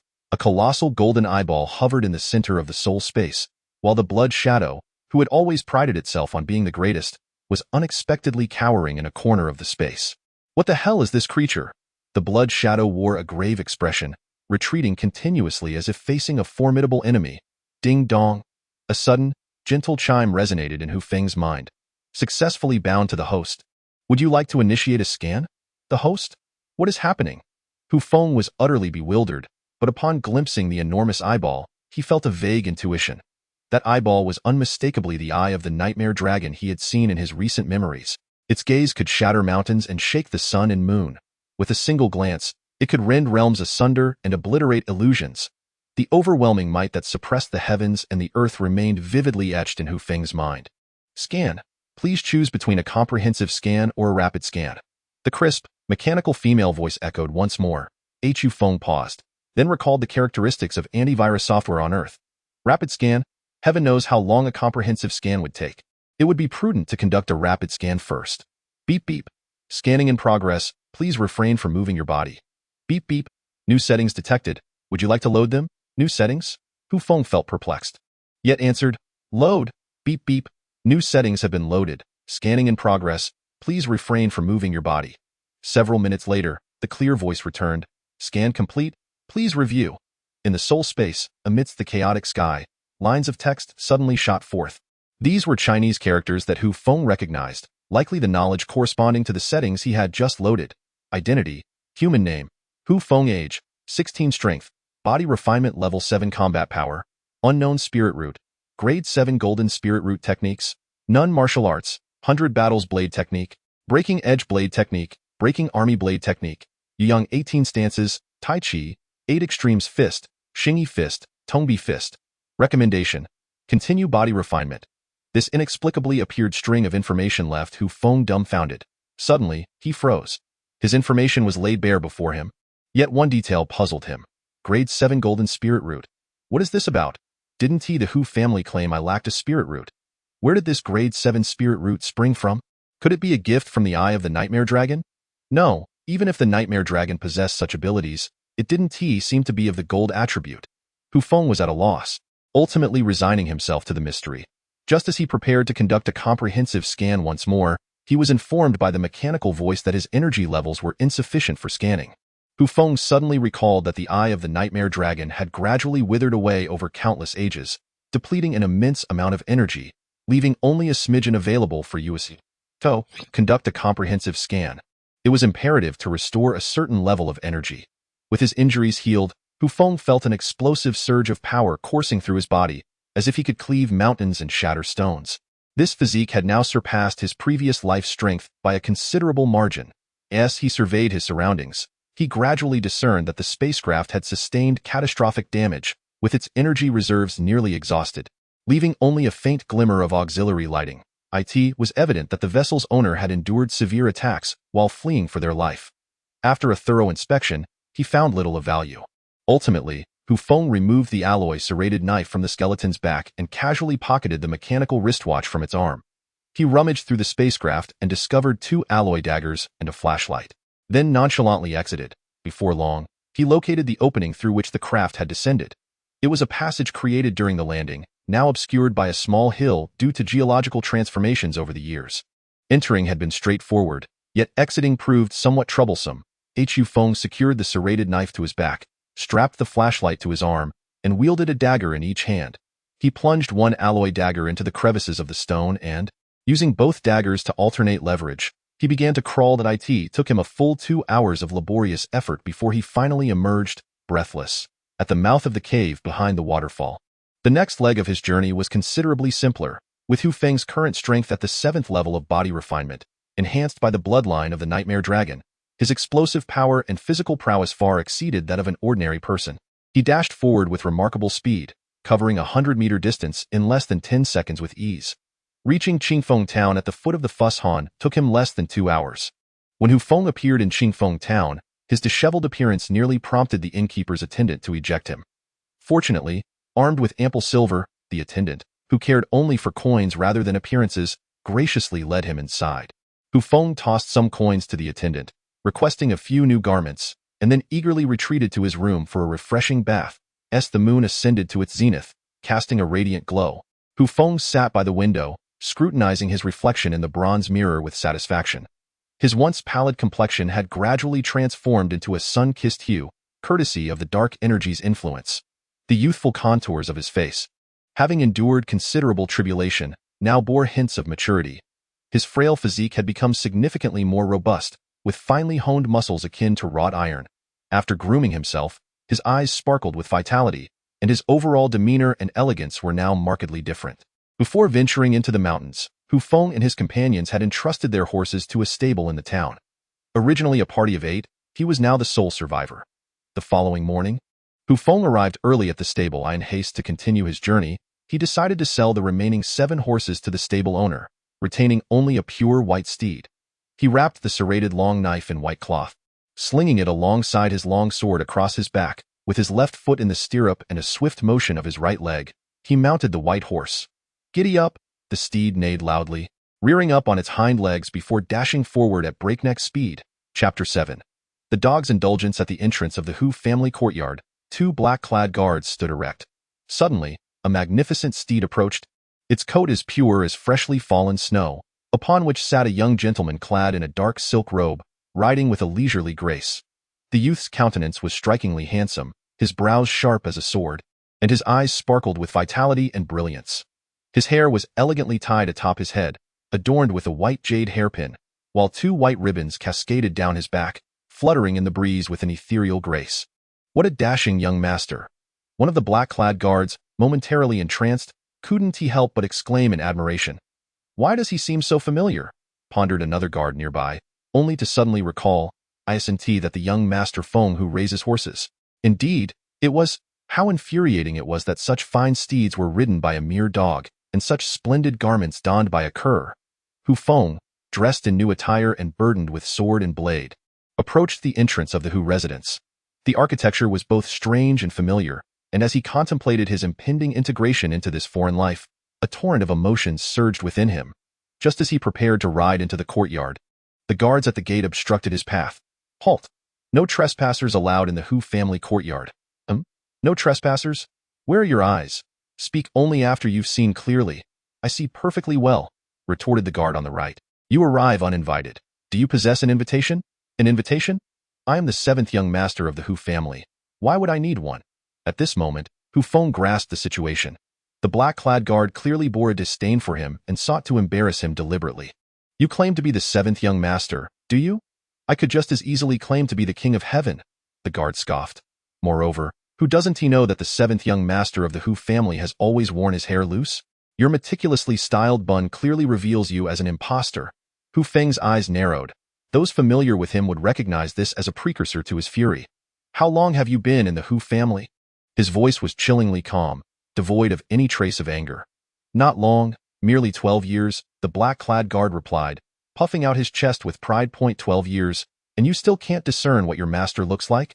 What use are you?" With that, Hu Feng swiftly drew his serrated blade from his back, striking the guard with such velocity that it was akin to a flash of lightning. "Watch out! Oh no!" The guards stationed at the Hu family entrance were all at the 5th level of body refinement, neither high nor low, but sufficiently imposing to intimidate the vast majority of ordinary folk. Alas, such strength was utterly inadequate in the eyes of Hu Feng. With a resounding crack, the black-clad guard was sent flying, a tooth dislodged and sent hurtling several feet away. He soared backward for 4 or 5 meters before collapsing onto the ground, his face a gruesome mess of blood and flesh, blood oozing from his mouth, rendering him unconscious. You dare." The guard on the left was left speechless, utterly stunned. "What, do you wish to obstruct me as well?" Hu Feng questioned coldly. Upon witnessing Hu Feng's furrowed brows and the glinting menace in his eyes, the black-clad guard felt an overwhelming aura of death wash over him. His mind spun, his legs buckled, and he fell to his knees, trembling. "Young master, I was wrong." Hu Feng, weary of engaging with those sycophantic bullies, clamped his legs against the horse's belly and rode forth. Soon, he brought the horse to a halt at the stable, preparing to return to his modest courtyard. However, something felt amiss. This place, typically bustling with activity, seemed unusually desolate today. Suddenly, a burst of cheers erupted from a distance. It came from the martial arts arena in the Hu family's rear courtyard. Hu Feng suddenly recalled that today was the day of the Hu family's summer trials. Tio encouraged the younger generation to diligently practice martial arts. The Hu family held biannual family competitions, rewarding the top 3 with substantial prizes. In theory, all disciples of the Hu family, regardless of their level of cultivation, were expected to participate in such contests. Yet, due to his inadequate skills, Hu Feng had not taken part in these trials for several years. As a fervent martial arts enthusiast, He found himself irresistibly drawn to the Hu family's summer trials and promptly turned around, hastening toward the rear courtyard. In the Hu family's rear courtyard, a cacophony of voices filled the air. A ring with a diameter of 10 zhang stood at the center of the arena, where two young men wielding swords engaged in an unrelenting duel. Below, countless pairs of eyes were intently focused on the contest. With intermittent cheers and applause resonating through the crowd in the stands, several elders from the Hu family sat in a dignified manner, observing the competition among the juniors, occasionally offering comments and praise. Seemingly quite pleased with this year's newcomers, in addition to the Hu family elders, several young men and women were also seated above. Among them, a striking young man clad in white stood out, exuding an extraordinary charm. With a long sword at his waist and a white paper fan in hand, he embodied an effortless elegance. This was none other than Hu Xian, the eldest son of the Hu family. To his left sat a beautiful and alluring young woman, his fiancée Yu Hanyun, who accompanied Hu Xian to watch the duel. At merely 18 years of age, she possessed a remarkably well-developed and graceful figure. Her slender silhouette complemented by a radiant, flower-like visage, drawing many admiring glances her way. Hu Xian's right sat two young men, his fellow disciples within the sect. Hu Xian had entered the Seven Swords Mountain at the age of 16, returning home only during the winter and summer seasons. His two companions, one clad in purple and the other in a blue robe, wore garments of exquisite fabric, clearly indicating their distinguished status. Excellent! What a splendid display! That move, tiger emerges from the den, was executed with such finesse, exclaimed one voice. Is that so? I failed to see it, came a dismissive retort. Upon turning around, the speaker found a dashing young man beside him, observing the duel with keen interest. What a surprise to see you here, Hu Feng. How dare you show your face, you useless waste, and even speak so boldly, unafraid of being beaten. Hu Feng merely scoffed, choosing to disregard the provocateur. It was unwise to engage in discussions about martial skills with these outsiders. The man, feeling slighted by Hu Feng's indifference, experienced a surge of irritation, yet he quickly suppressed it. Hu Feng was a direct descendant, while he belonged to a branch family, making Hu Feng's status inherently superior. Even a waste like him was not someone he could chastise. Hu Feng stood firm, his attention focused intently on the two combatants in the ring. Suddenly, he felt an itch in his eyes and could not resist rubbing them. When he opened his eyes again and gazed at one of the young men in black, he was momentarily taken aback. Before his eyes, a column of Chinese information materialized out of thin air, revealing everything he needed to know. Name: Hu Meng, strength, 6th layer of body refinement, root, fire attribute, 3rd grade, cultivation technique, fiery surge technique, martial skill, ever victorious blade technique, unknown martial skill, recommendation. Focus primarily on body refinement with chi training as a supplement. To my astonishment, I could discern not only the cultivation techniques and martial skills he practiced, but also the grade of his spiritual root. Hu Feng was suddenly filled with exhilaration. Did this not imply an inherent advantage? As the adage goes, know thyself and know thy enemy, and you shall win every battle. With the Yinzhong Eye in my possession, did I not gain an edge in confrontations? Hu Feng had heard of the ever-victorious blade technique, yet what could the unknown martial skill signify? Could it be that the Yinzhong Eye detected the opponent's martial arts? But since I was unfamiliar with that particular discipline, it was labeled as unknown. That must be it. Just as Hu Feng attempted to recall the characteristics of the ever-victorious blade technique, the information before him shifted, revealing a comprehensive description. Ever-victorious blade technique. Originating from the battlefield, this swordsmanship emphasizes boldness and aggressive advancement. With unyielding courage, one shall be invincible.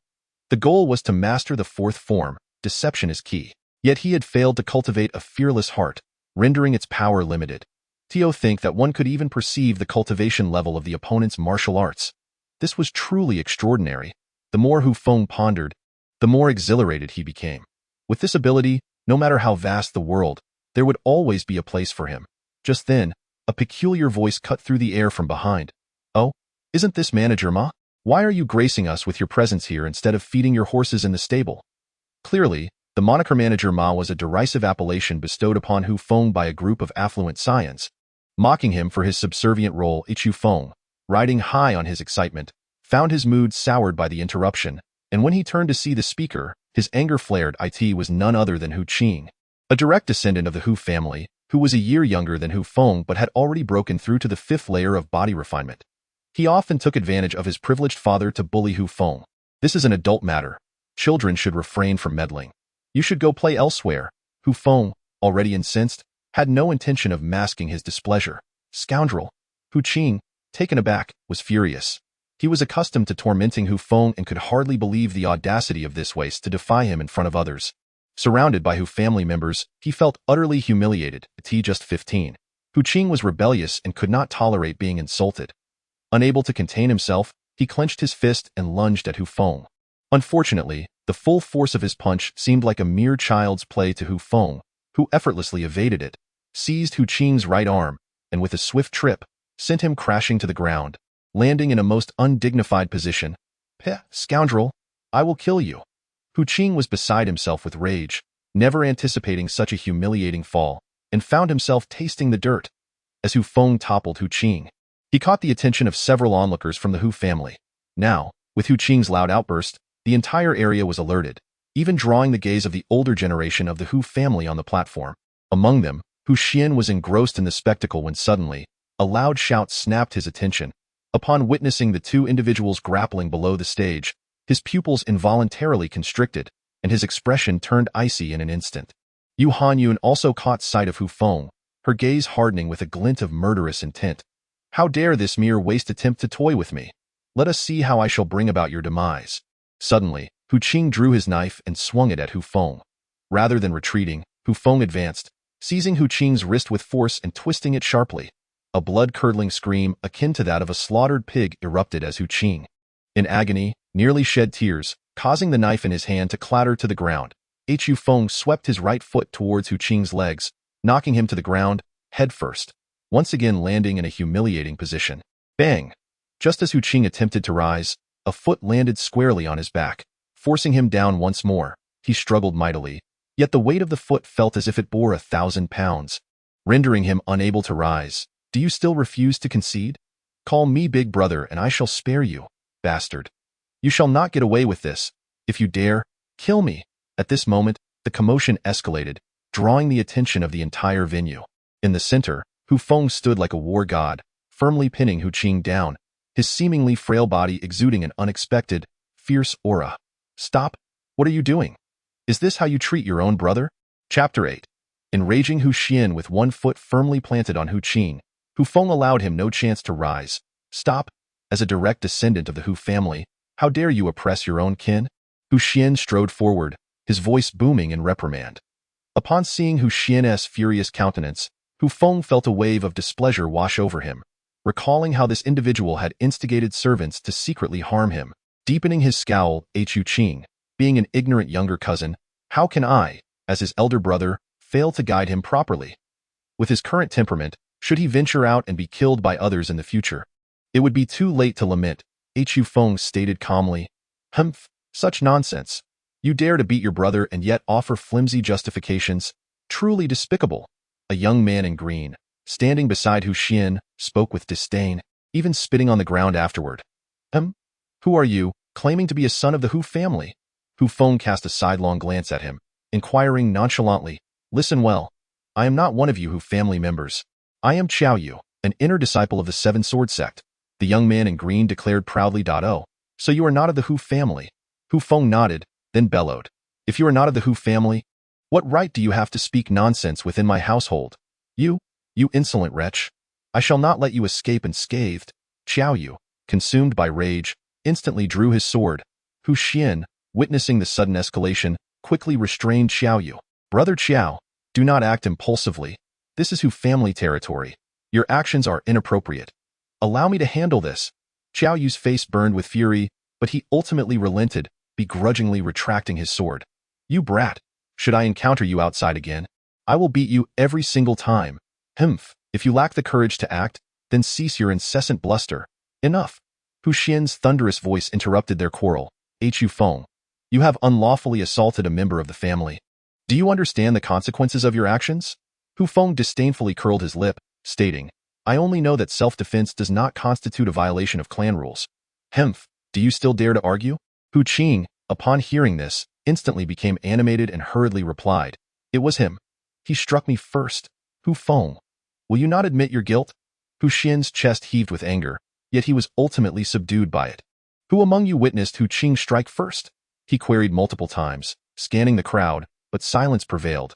No one responded. Oh, you see that? Hu Feng. Everyone can testify for Hu Qing. It was indeed you who initiated the altercation, yet you still refused to confess. Suddenly, Hu Qing let out a pained wail, spitting forth a mouthful of blood that stained Hu Xian's right foot. Scoundrel! Hu Xian's face flushed with rage as he witnessed Hu Feng's underhanded strike severely injuring Hu Qing. As if he had received a slap to the face, Hu Feng's repeated provocations were intolerable. Even a clay figurine has its limits, let alone the esteemed young master of the Hu clan. At that moment, Hu Xian could no longer contain himself. His true energy erupted violently as he unleashed a powerful palm strike directed at Hu Feng, the eldest son of the Hu family. Hu Xian's innate talents were exceptional, bolstered by the extensive support of his clan. At merely 18, he had already attained mastery at the 3rd level of Qi refinement, significantly surpassing Hu Feng, who was only at the 3rd level of body refinement. With a single strike, a fierce aura emanated from him, intimidating all around. Hu Feng could not help but be taken aback. However, who was Hu Feng? A seasoned warrior from a young age, he would not be easily cowed by Hu Xian's presence. In an instant, he swiftly evaded the incoming attack. Enraged, Hu Xian attacked without reservation, only to be momentarily surprised when Hu Feng dodged. Yet, what transpired next was even more astonishing. In the throng of onlookers, Hu Feng's evasive maneuver left one of the Hu clan members behind him without the same fortune. Caught off guard, he was struck by a powerful palm and immediately spat blood. His body propelled backward, colliding with 3 other clan members before crashing to the ground. Hu Xian was momentarily stunned. The rapid turn of events exceeded all his expectations. Now, everyone should see clearly. There should be no one claiming that I struck first. Right? Hu Xian and Hu Qing are clearly 2 of a kind, maligning me, and now, Hu Xian has unhesitatingly injured a fellow clansman. Hu Feng clasped his hands together and earnestly addressed the crowd. In truth, whether Hu Xian had assaulted someone and whether Hu Feng had acted in self-defense were distinctly different matters. However, many were unaware of the circumstances surrounding Hu Feng's actions, while Hu Xian's sudden and lethal assault was witnessed by all. Thus, this seemingly unreasonable proclamation resonated with the crowd, who began to point fingers at Hu Xian, no longer seeking trouble with Hu Feng. It was utterly shocking that Hu Xian could be so malevolent, even turning against his own kin. Indeed, did you not see how ferocious that strike was? Hu Chang, possessing the strength of the 7th level of body tempering, was abruptly reduced to a state of severe injury. Had it been Hu Feng, who was merely at the 3rd level of body tempering, a mere collision would have surely resulted in his demise. It was evident that Hu Xian was bullying Hu Feng. After all, it was common knowledge that Hu Feng held neither power nor influence and had often been the target of scorn.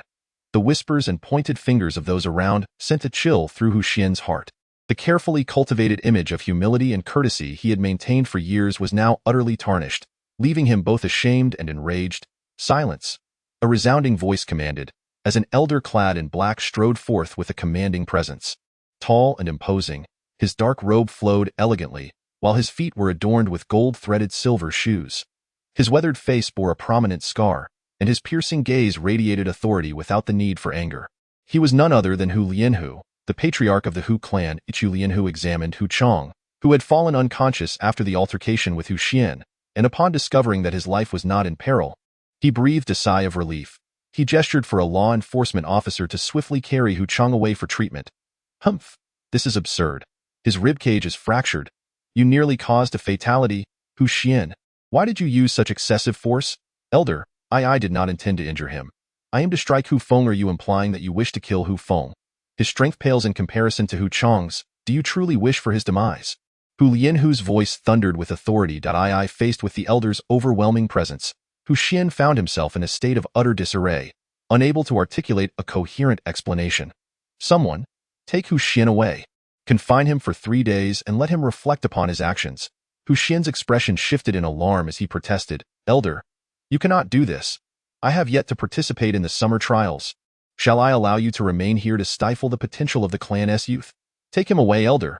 You cannot act in such a manner. Xin Gu is the young master. He is the foremost expert among the younger generation of the Hu clan. How can you treat him this way? Yu Hanyun, having rushed to Hu Xian's side, fervently interceded on his behalf.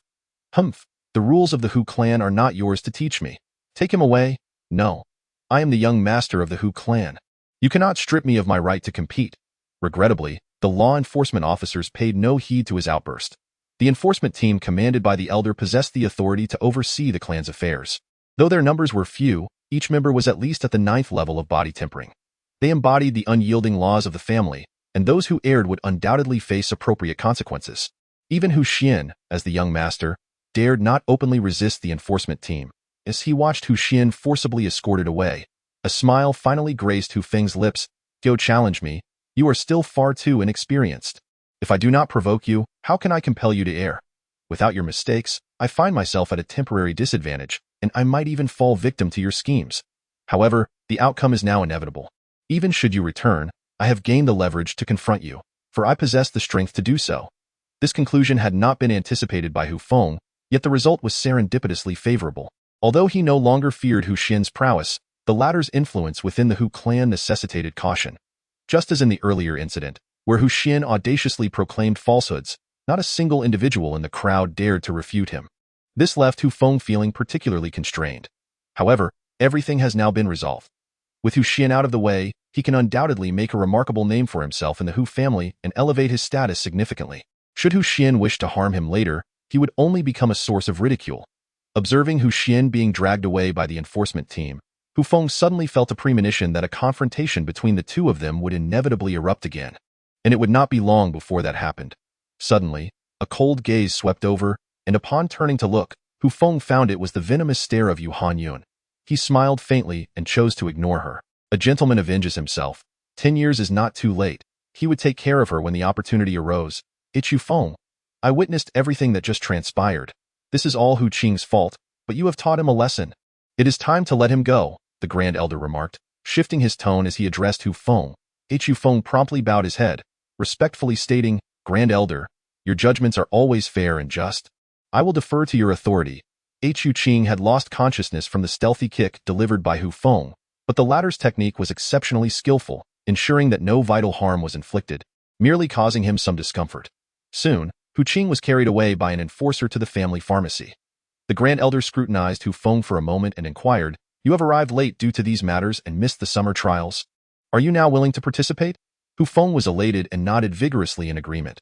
This was his purpose for coming here, as he initially thought he would only be a spectator.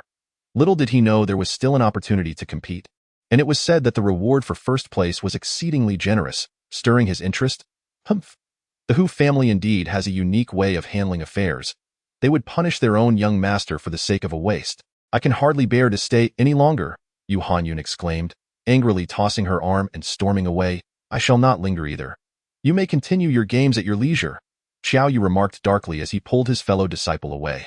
After addressing this unexpected incident, attention in the audience gradually returned to the arena.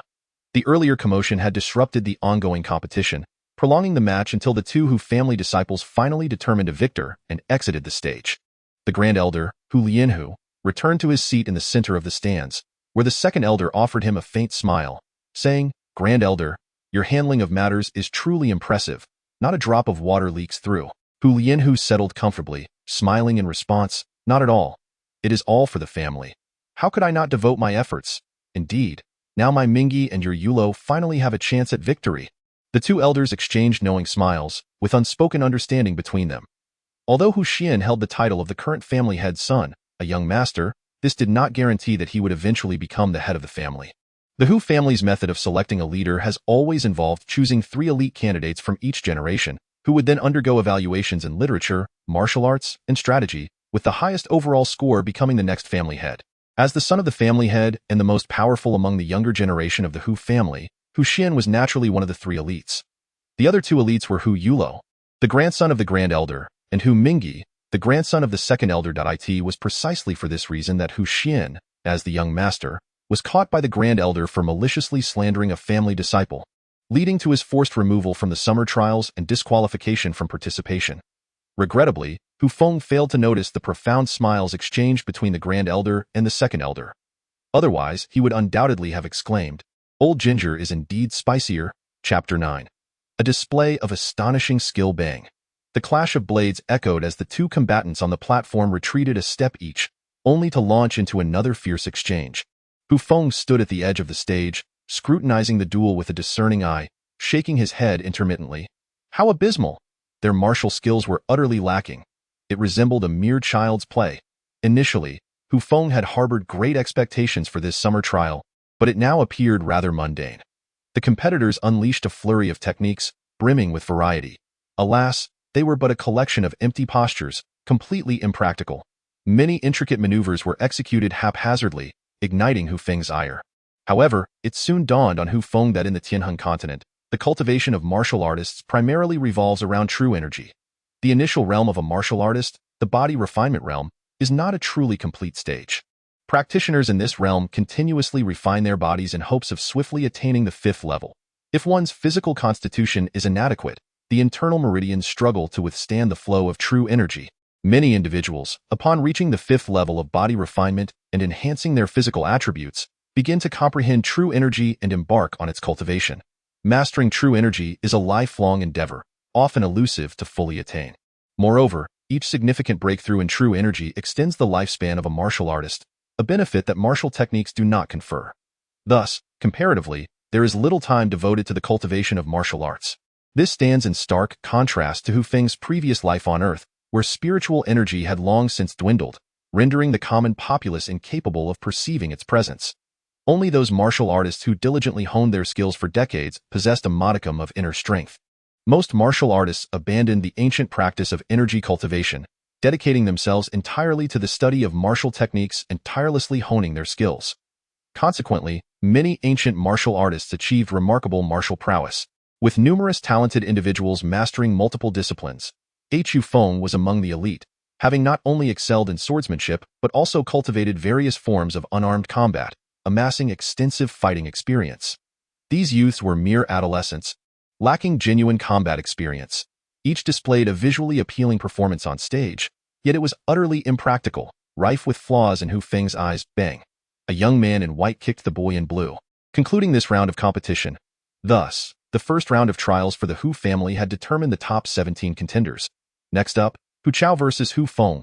Hu Chao, having been exempt in the first round, was now paired with Hu Feng for this duel. Dressed in pristine white and wielding a long sword, he executed a graceful somersault onto the stage, eliciting excited cheers from the audience, particularly from several young ladies. Although the Hu family was renowned for its swordsmanship, it did not shy away from sword techniques. Family members were free to pursue whatever interested them, a rare and commendable approach. Since childhood, Hu Chao had been enamored with the protagonists of sword-fighting novels, fostering a deep affection for sword techniques. His attire and demeanor were strikingly distinctive, complemented by his handsome visage, which garnered enthusiastic applause from many admirers. Unfazed by the opinions of others, Hu Feng casually placed his hands on the edge of the platform, tiptoed up and upon standing, stretched languidly, appearing utterly lacking in spirit. A wave of laughter erupted from the audience. This fellow truly remained unchanged in his obstinacy. Yet, this time he had displayed a bit more audacity, at least daring to step onto the stage. I had thought that Hu Feng had grown formidable, yet he remains a mere fool.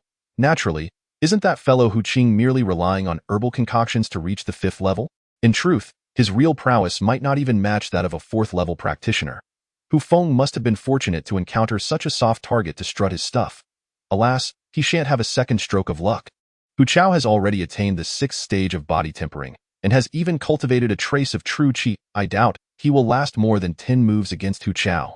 10 moves? You overrate Hu Feng. I reckon he won't survive more than 3. The audience buzzed with speculation, while on the stage, Wang Chao remained resolute, wearing an air of disdain. Hu Feng, I never imagined this timid soul would dare to ascend the arena. Fear not, I shall not inflict too much pain upon you. Just one move. Merely one move, and you'll find yourself sprawled on the ground.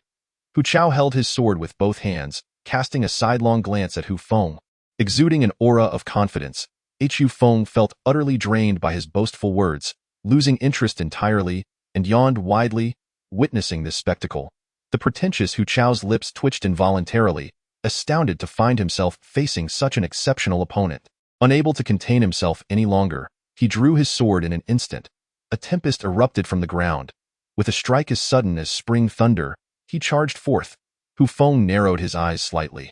At the very moment the blade was about to pierce him, he subtly shifted his shoulder and twisted his body to the right, evading by a mere half an inch with a deft maneuver.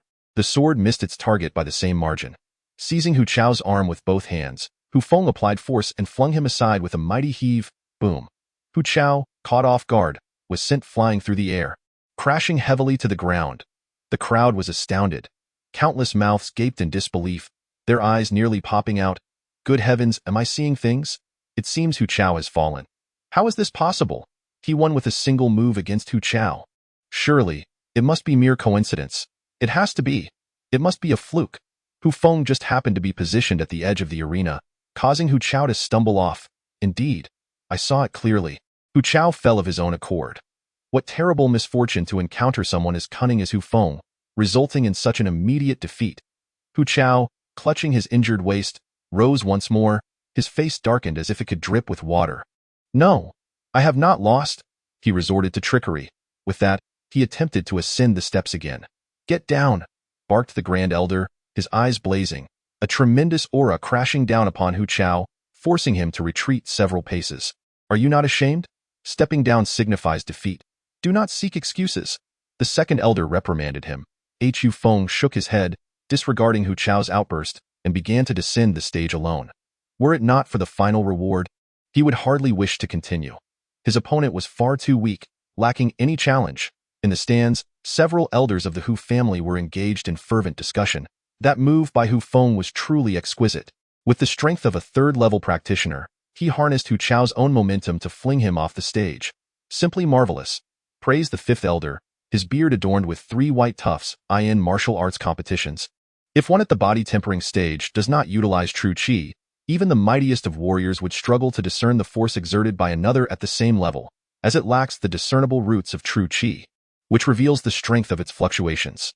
Thus, just a moment ago, the esteemed elders on stage were unaware of the immense power that Hu Feng had unleashed, still believing him to possess merely the strength of the third layer of body tempering. I perceive that this lad merely stumbled upon luck, akin to a blind cat encountering a dead mouse. Otherwise, how could he possibly defeat Hu Chao in a single blow? Another elder remarked. Let us all calm ourselves and continue to observe. Whether it is mere coincidence or true prowess will soon be revealed in the next round. Indeed. The elders nodded in agreement. Hu Yulo is to face Zhang Quan.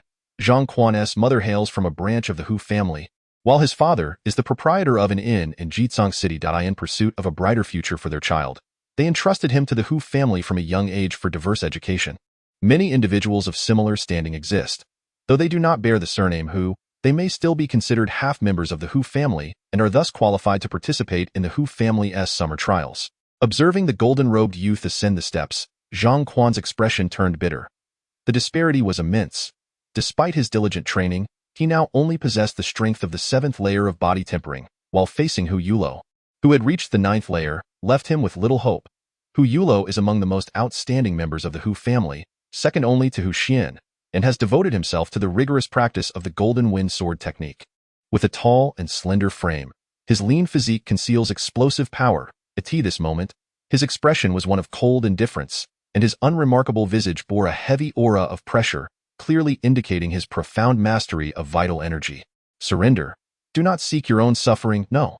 I hope Brother Yulo will not hesitate to impart his wisdom. Zhang Quan ultimately overcame the fear within, drawing forth his willow leaf blade and adopting a cautious stance. Hu Yulo nodded slightly. Commendable courage, but alas, whoosh. Hu Yulo's figure surged forth like a tempest, his vital energy swelling, radiating golden light, sweeping across like a small sun. The crowd erupted in fervor. Throughout the summer trials thus far, Hu Yulo was the only one to genuinely demonstrate his vital energy techniques. It is understandable. Although the Hu family disciples of the 6th and 7th layers practiced vital energy, theirs was too feeble to manifest effectively. As the beloved grandson of the elder, Hu Yulo had received rigorous training from a young age, naturally excelling in the cultivation of vital energy. His energy enveloped his entire being. This was evidently a comprehension attainable only by martial artists of the 4th layer and above. It was astounding to find Hu Yulo grasping it at this moment. A genius, a true genius. On the arena, Zhang Quan's complexion turned ashen. He hastily raised his saber before him. Golden wind blows. Jade-do, boom. Zhang Quan was violently sent back 7 or 8 steps, blood trickling from the corner of his mouth, his hand that clutched the blade trembling uncontrollably, as if it might fall at any moment. I have lost. Despite any lingering reluctance, Zhang Quan could only accept reality, compelled to acknowledge his defeat. The elder has raised a remarkable grandson. This is indeed impressive. Although Hu Yulo's realm may be a notch below Hu Xian's, his comprehension seems to surpass. The elders congratulated one another, and the elder could not help but bask in pride, his face aglow, his beard nearly lifting in delight. The matches proceeded swiftly, and at last, it was Hu Feng's turn once more. Hu Yang versus Hu Feng. Hu Feng lazily ascended the arena from the side, while his opponent, Hu Yang, regarded him with a cold stare. Hu Feng, do not presume that you can confront me with such despicable tactics. This time, I shall cast you down from the arena, allowing everyone to witness just how utterly inept you truly are. Alas, with a sigh, Hu Feng slowly approached Hu Yang, asking, will you leap down on your own, or shall I force you? You scoundrel! How dare you underestimate me? Hu Yang exclaimed, his anger igniting as he leaped into action. Splitting the mountain, witnessing Hu Yang's lofty ascent, Hu Feng was momentarily at a loss for words. The flaw in his approach was glaringly evident. Such a technique should not be employed so recklessly. Indeed, if one does not court disaster, disaster will not befall them. He took a deep breath, took a large step forward, and with rapid, successive strides, his figure flickered as he moved with the swiftness of teleportation, arriving abruptly before Hu Yang. As Hu Yang began his descent, ready to strike down upon Hu Feng with his blade, he suddenly realized that Hu Feng had appeared before him without his notice. White tiger double palm. With forceful and weighted palms, he struck Hu Yang squarely in the abdomen. Boom. Hu Yang was launched through the air, crashing heavily onto the arena floor, propelled several meters away. Chapter 10. Battle with Hu Yin. Swish. Countless spectators rose to their feet in disbelief. How could this be? Another swift defeat. This time, it was undeniably real. Such incredible speed. I never anticipated that Hu Feng would be so formidable. It appears his usual demeanor was merely a fade. I must be seeing things. There's no way Hu Yang could have been sent flying so easily. While Hu Chao's earlier defeat could be rationalized, Hu Yang's fall was an undeniable display of power. The astonishing scene rendered countless onlookers speechless. Even the elders in the stands could not refrain from standing in awe. Remarkable, truly remarkable. To deliver such a decisive blow to Hu Yang at the very moment he was poised to land is simply exquisite. The fifth elder could not help but exclaim in admiration. Indeed, it is not an exaggeration. Hu Feng's timing in battle is exceptionally precise, delivering strikes that are both swift and accurate, ensuring victory with a single blow. How did I not perceive his extraordinary talent before? This young man undoubtedly possesses a natural gift for combat, able to exert 12 parts of his strength with only 7 parts of his capability. A quintessential combat genius. However, it may be premature to draw any conclusions. We shall observe how he performs in the subsequent rounds. Alas, it is a pity he lacks a spiritual root. His path to strength will almost exclusively rely on the arduous journey of body refinement. The elders nodded gravely. Having a genius like Hu Feng within the family is indeed a boon, yet it poses significant challenges as well. The path of body refinement is far more arduous than that of true energy. It does not merely test the warrior's willpower, but also severely strains their financial resources. Body refinement techniques require substantial amounts of herbs and treasures, or else one may easily become trapped at a bottleneck, unable to progress for an extended period. After Hu Feng's decisive strike, Hu Yang lay motionless upon the ground. 10 breaths later, the referee, adhering to the rules, declared Hu Feng the victor. Thus, Hu Feng descended from the stage amidst the astonished gazes of the crowd, his expression devoid of any triumph, as though everything had transpired as a matter of course. With this battle, the top 9 contenders for the summer trials were determined, comprised of the victors from this round. Following a brief intermission of half an hour, the third round commenced once more. INA competition featuring 9 contenders. Hu Feng unexpectedly found himself fortunate enough to receive a bye, much to his astonishment. Shortly thereafter, 4 victors emerged from the remaining 8 participants. The peak of body refinement, Hu Yulo, Hu Mingyi, alongside Hu Yin, who was at the early stage of the 9th level of body refinement, and Hu Yi, at the pinnacle of the 8th level. According to the rules, the one who received a bye must enter the arena first in the next round. Thus Hu Feng wasted no time and ascended to the stage. Hu Feng faced Hu Yin, while Hu Yulo was set to duel Hu Yi, leaving Hu Mingyi with a bye. Dressed in black, Hu Mingyi appeared momentarily taken aback. Securing a place among the top 3 by virtue of a bye was indeed a stroke of remarkable luck. As Hu Feng regarded Hu Yin, who stood opposite him, a rare expression of seriousness crossed his face. Hu Yin was exceptionally robust, towering nearly 2 meters tall, with a physique reminiscent of a bear. His iron-like arms hung down almost to his knees, and his massive palms were nearly the size of a fan, brimming with immense strength. Just his imposing stature, coupled with his large, bell-like eyes, could intimidate any adversary with a mere glare. Having observed Hu Yin's previous match, Hu Feng noted that with just one simple, straightforward move, Hu Yin had effortlessly hurled his opponent out of the ring. What tremendous strength that must possess. You must be Hu Feng, yes? Surrender now, or I shall have no choice but to strike you, Hu Yin declared, scrutinizing him closely. Hu Feng chuckled softly. I have a peculiar disposition. I rather enjoy taking hits. Is that so? Hu Yin replied, his brow furrowing in confusion. Then stand still while I land a few blows on you. Coughing awkwardly, Hu Feng felt embarrassed, realizing that his opponent, despite his fearsome appearance, was straightforward and seemingly oblivious to the nuances of his words. Perhaps we should just proceed with the duel. Otherwise, the audience might grow restless. Hu Feng suggested with a resigned expression. Very well, I shall commence. With that, Hu Yin lunged forward, advancing towards Hu Feng with great strides. His large hand reached out for a fierce grip, but Hu Feng deftly sidestepped the attack. After narrowly evading Hu Yin's strike, Hu Yin raised his foot and kicked out bang. Hu Feng poured all his strength into a counterkick. Yet it only forced Hu Yin back 3 steps, leaving merely a dusty footprint on his chest, with no further visible effect. What a formidable physique! The resilience was astonishing. Knowing this, Hu Feng felt a sense of reassurance. Unable to restrain himself any longer, he unleashed another powerful punch. Bang. The collision was a direct clash, and Hu Feng felt a surge of immense force push him back 5 steps, while Hu Yin barely retreated half a step. The disparity unmistakable. According to the evaluation from the Eye of the Night Dragon, Hu Feng was at the 7th level of body refinement, which was indisputable. However, his body had undergone a slight enhancement through the infusion of the Night Dragon's essence, elevating his physical prowess closer to that of the 9th level. More importantly, the essence had initiated a transformation within him, promising boundless potential in future cultivation. It appeared that a direct confrontation would not suffice. Hu Feng swiftly adapted his strategy, planting his feet on the ground, leaping lightly, and moving with the grace of a fluttering butterfly, his footwork unpredictable and elusive. This technique was a creation of a martial arts master from a previous life. Extensively studied and emulated by many, Hu Feng instinctively understood its intricacies and executed it without hesitation. Whoosh! As Hu Yin swung a punch towards him, Hu Feng ducked low, his fist striking swiftly like a dragon emerging from the sea, landing forcefully beneath Hu Yin's armpit. Ouch! Even the formidable Hu Yin possesses vulnerabilities. The armpit, a notably delicate area, proved no exception, as a powerful strike elicited an involuntary cry of pain from him.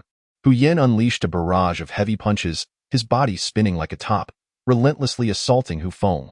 Yet, Hu Feng moved like a phantom, his form elusive and unpredictable, causing Hu Yin's fists to meet only air, while he countered with several precise strikes of his own. The armpits, neck, head, and ribs, these relatively fragile targets became the focus of Hu Feng's relentless onslaught. In a short span, Hu Yin found himself battered and aching, utterly disheveled. What an exquisite footwork! An elder in the stands exclaimed, unable to contain his admiration. Truly remarkable. Where could Hu Feng have acquired such skill? The Hu family possesses no such martial techniques. It is not merely his footwork. Observe how he strikes. Though the techniques appear ordinary, they are executed with remarkable fullness and power, evidently honed through extensive training. Hu Feng has concealed his prowess exceedingly well. He has deceived even us. Look closely at his footwork. There is not the slightest trace of true energy flowing, and the variations in his steps are astonishingly few and simplistic. How can such simplicity yield such formidable effects? The elder's confusion was echoed by the disbelief of the crowd below. Is this truly Hu Feng? Could it be that a shape-shifting demon has infiltrated the human ranks? You jest. A shape-shifting demon would never target the Hu family, as we are but a minor force. Why would such beings set their sights on us? Hu Feng is defying the heavens. I never imagined he could be this formidable. Indeed, look at how Hu Yin cannot mount any effective counterattack. Not that he cannot retaliate, but rather that he cannot land a blow at all. Just observe the dexterity of Hu Feng's movements. Unbeknownst to them, Hu Yin had been left battered and bruised. Hu Feng, you scoundrel. If you have the courage, face me head-on. What kind of hero hides and dodges? Seeing Hu Yin's pitiful state, Hu Feng couldn't help but chuckle. Very well, then I shall engage you fully. With that, he launched another powerful punch towards Hu Yin's chest. Bang! Hu Yin stumbled back 3 steps. A satisfied smile spread across Hu Feng's face. This exchange had inflicted considerable damage upon Hu Yin, depleting both his strength and stamina. In stark contrast, Hu Feng remained in peak condition, The minor exertion posed no challenge to his body, enhanced by the blood of the nightmare dragon. I'll fight you now. Realizing his own weakness, Hu Yin understood that prolonging the battle would only lead to his own downfall, and without hesitation, he unleashed a fierce attack. As Hu Yin surged forward once more, Hu Feng felt a surge of adrenaline. His fists clenched tightly as he charged ahead. The two warriors collided like two high-speed war chariots, delivering blows with ferocity that echoed like the clash of swords and axes. Boom! The two separated once more, and a trickle of blood appeared at the corner of Hu Yan's mouth. When it came to physicality, he was indeed at a disadvantage against such a titan. Yet, the thrill of this brutal exchange was exhilarating. Again, Hu Feng declared, refusing to pause as he leaped back into the fray. Once again, a fierce clash begins. The two individuals resemble ferocious tigers, bloodied and relentless in their struggle for territorial dominance. Hu Feng delivers a powerful punch to Hu Yan's face, causing blood to cascade from his nose. Unfazed, Hu Yin retaliates with a blow to Hu Feng's right cheek, sending him staggering back several steps, blood trickling from the corner of his mouth. A punch for a punch, a kick for a kick. Both combatants unleash their fervor, attacking without any thought of defense, advancing with unwavering resolve. Bravo! Such fierce fighting. Strike hard. Go, Hu Yin. Hu Feng must not yield to this giant. This passionate bout captivates hundreds of Hu family onlookers, who are enraptured, their voices rising in a fervent chorus of encouragement. The strength of Hu Yin is well known among the Hu clan, yet Hu Feng emerges as the unexpected dark horse of this summer trial. Like a tiger lurking in the shadows, once he strikes, it stirs a tempest, shaking the very mountains and rivers, becoming the center of attention. At this moment, the spectators overlook the original identities of the two fighters, fervently cheering for their favored contestant, even the typically outmatched Hu Feng gaining a notable following. Hiss! Fueled by adrenaline, Hu Yin tears away his cloth garment, revealing a physique adorned with bulging muscles. His bronze skin glistens as if cast from molten metal, the sinewy muscles appearing as resilient as steel. As he clenches his fists, his bulging biceps resemble balloons on the verge of bursting, sending shivers down Hu Feng's spine. Aware that his physique pales in comparison, Hu Feng refrains from any foolish displays, instead leaping forward, knee bent, charging ahead. The battle rages on, neither side yielding, both expending their utmost strength. Yet, Hu Yin, lacking Hu Feng's combat experience, suffers greatly in terms of technique. Even without a defensive stance, Hu Feng proves difficult to hit. Consequently, Hu Yin finds himself knocked down 4 or 5 times, yet like a stubborn bull, he stubbornly rises again, swallowing the blood from his lips each time. Hu Feng, moved by the sight, realizes that while talent is not to be feared, the indomitable will is truly formidable. There is an ancient saying in Huaxia, where sincerity resides, even gold and stone can be moved. If one dedicates oneself wholeheartedly to a task, success is inevitable. Your body can endure no more. Concede defeat. Hu Feng implores. No. I cannot lose to you. In that case, prepare to lie down for good. Hu Feng sidesteps a straight punch aimed at him, his right hand forming a fist, with his index finger thrusting forward like a spear, while his thumb presses against the first joint of his index. This technique is known as the habitual punch. In combat, it can deliver precise strikes that seal the opponent's blood vessels, demanding exceptional martial skill from the user. With the habitual punch unleashed, Hu Feng strikes Hu Yan's solar plexus. After a prolonged exchange, Hu Feng has long since discerned Hu Yan's physical defenses. This attack is calculated with precision, ensuring no lethal consequences. Indeed, after the strike, Hu Yan's eyes roll back, his head spins, and he collapses flat upon the arena. Chapter 11. The Three Knives of the Hu Family. What is happening? Why has Hu Yin fallen? That punch seemed to lack significant force. Surely, it must be exhausting. Having been knocked down several times, he is likely drained of both energy and spirit. Indeed, it seems that this time he may not rise again, as anticipated. After a brief moment, Hu Yin remained utterly still, prompting the referee to declare Hu Feng the victor. The entire courtyard erupted into thunderous applause. Both the inscrutable Hu Feng and the tenacious Hu Yin earned the admiration of all present. In this contest, the outcome became inconsequential, for the journey itself had already provided immense satisfaction to the spectators. Hu Feng truly surprised everyone, especially with that final punch. I could hardly discern its intricacies. It was merely a light strike to the cheekbone, yet how could it render the still combative Hu Yin unconscious? The elder Hu Yin could not help but exclaim in a "It is indeed baffling." I too observed that last punch lacked any force. The source of its extraordinary power remains a mystery. The second elder wore a frustrated expression. As a practitioner of the Kaiyuan realm, he found himself unable to fathom the techniques of a younger generation. After the summer trials, I shall have a serious discussion with this lad. For now, let us continue watching the match as Hu Feng descended from the ring. A throng of onlookers quickly gathered around him, chattering excitedly. Hu Feng, how have you trained? I recall you were only a practitioner of the 3rd level of body refinement. How did you leap to the 9th level so suddenly? Brother Hu Feng, please share your secrets. I wish to level up too. A delicate Hu family girl exclaimed, causing Hu Feng to break into a cold sweat. Foolish child, martial arts must be approached step by step. I only wish for brother Hu Feng to teach me that extraordinary footwork. It was stunning, akin to a butterfly dancing, and yet wielding such immense power. Another infatuated young woman chimed in. The encirclement of enthusiastic youths left Hu Feng feeling quite out of sorts, and ultimately, he had to excuse himself, citing the urgent need for recovery due to his injuries. Such is the nature of the world. The weak can only gaze up at the existence of the strong. At that moment, Hu Feng felt a deeper understanding of this truth. Sitting cross-legged, he entered a meditative state, and soon, he sensed his body rapidly recovering. The bruises inflicted by Hu Yan's punches faded almost instantaneously, filling Hu Feng with great joy. Indeed, his body had been transformed by the blood of the night dragon.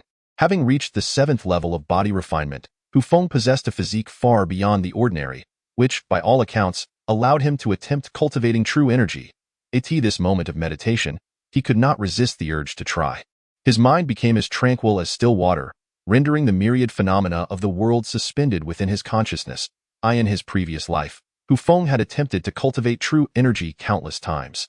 However, due to the absence of spiritual energy on Earth, he had never succeeded in producing even a trace of true energy.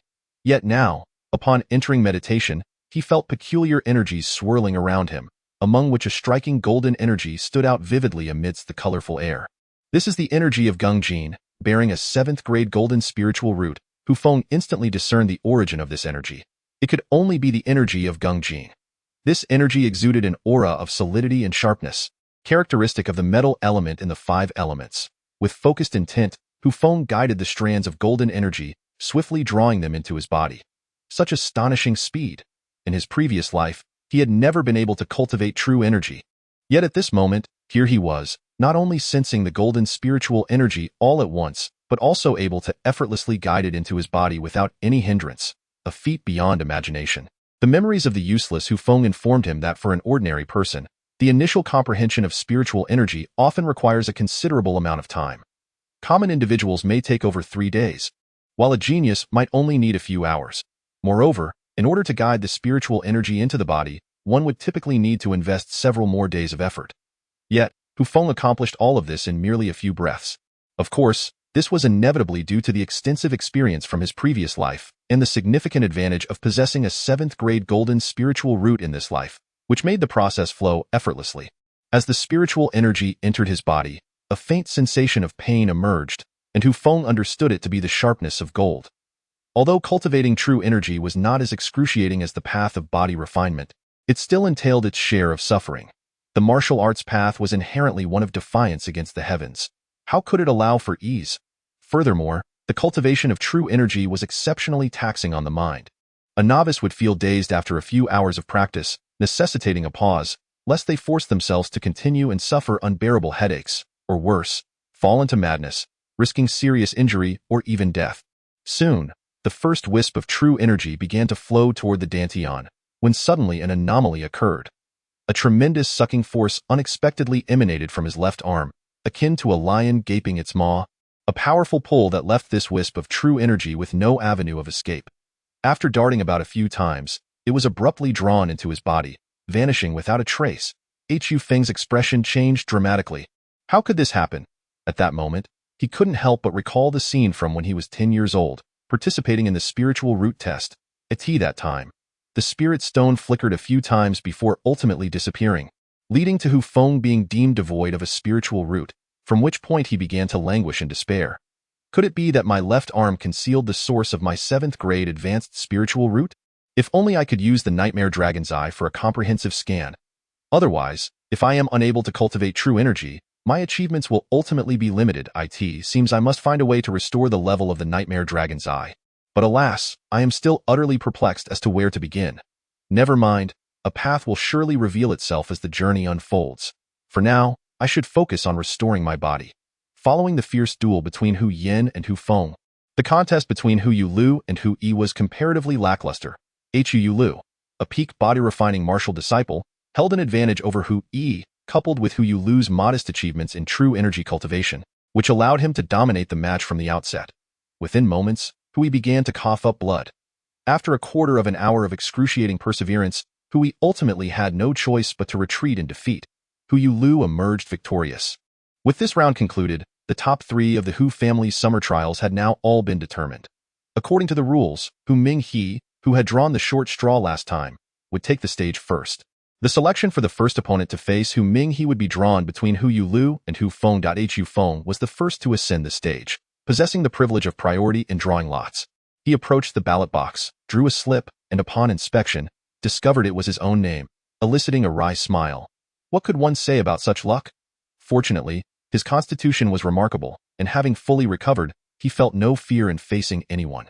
Hu Minghe was tall and slender, with somewhat darkened skin, lacking the elegance of Hu Yulu. His face belonged to that type which, if glimpsed in a marketplace, would be easily forgotten. In his right hand, he wielded a swan-winged saber. The goose-winged saber, also known as the golden-backed great ring saber, is characterized by its thick spine, broad blade, and hefty body. Typically, the spine features 9 small holes, each threaded with a copper ring, earning it the additional moniker of the 9-ring saber. When wielded, the copper rings strike the blade's spine, producing a melodic chime reminiscent of honking geese. Hu Feng vividly recalls some of the records from the Hu family's saber manual. The Hu family categorizes their techniques into 3 types. The first is known as the Zheng Dao Ju, standard saber technique, the second as the Qi Dao Ju, extraordinary saber technique, and the third is a secret manual called the Xian Dao Ju, perilous saber technique. The Zheng Dao Ju emphasizes a straightforward and bold approach, adhering to the principles of authentic and valiant swordsmanship.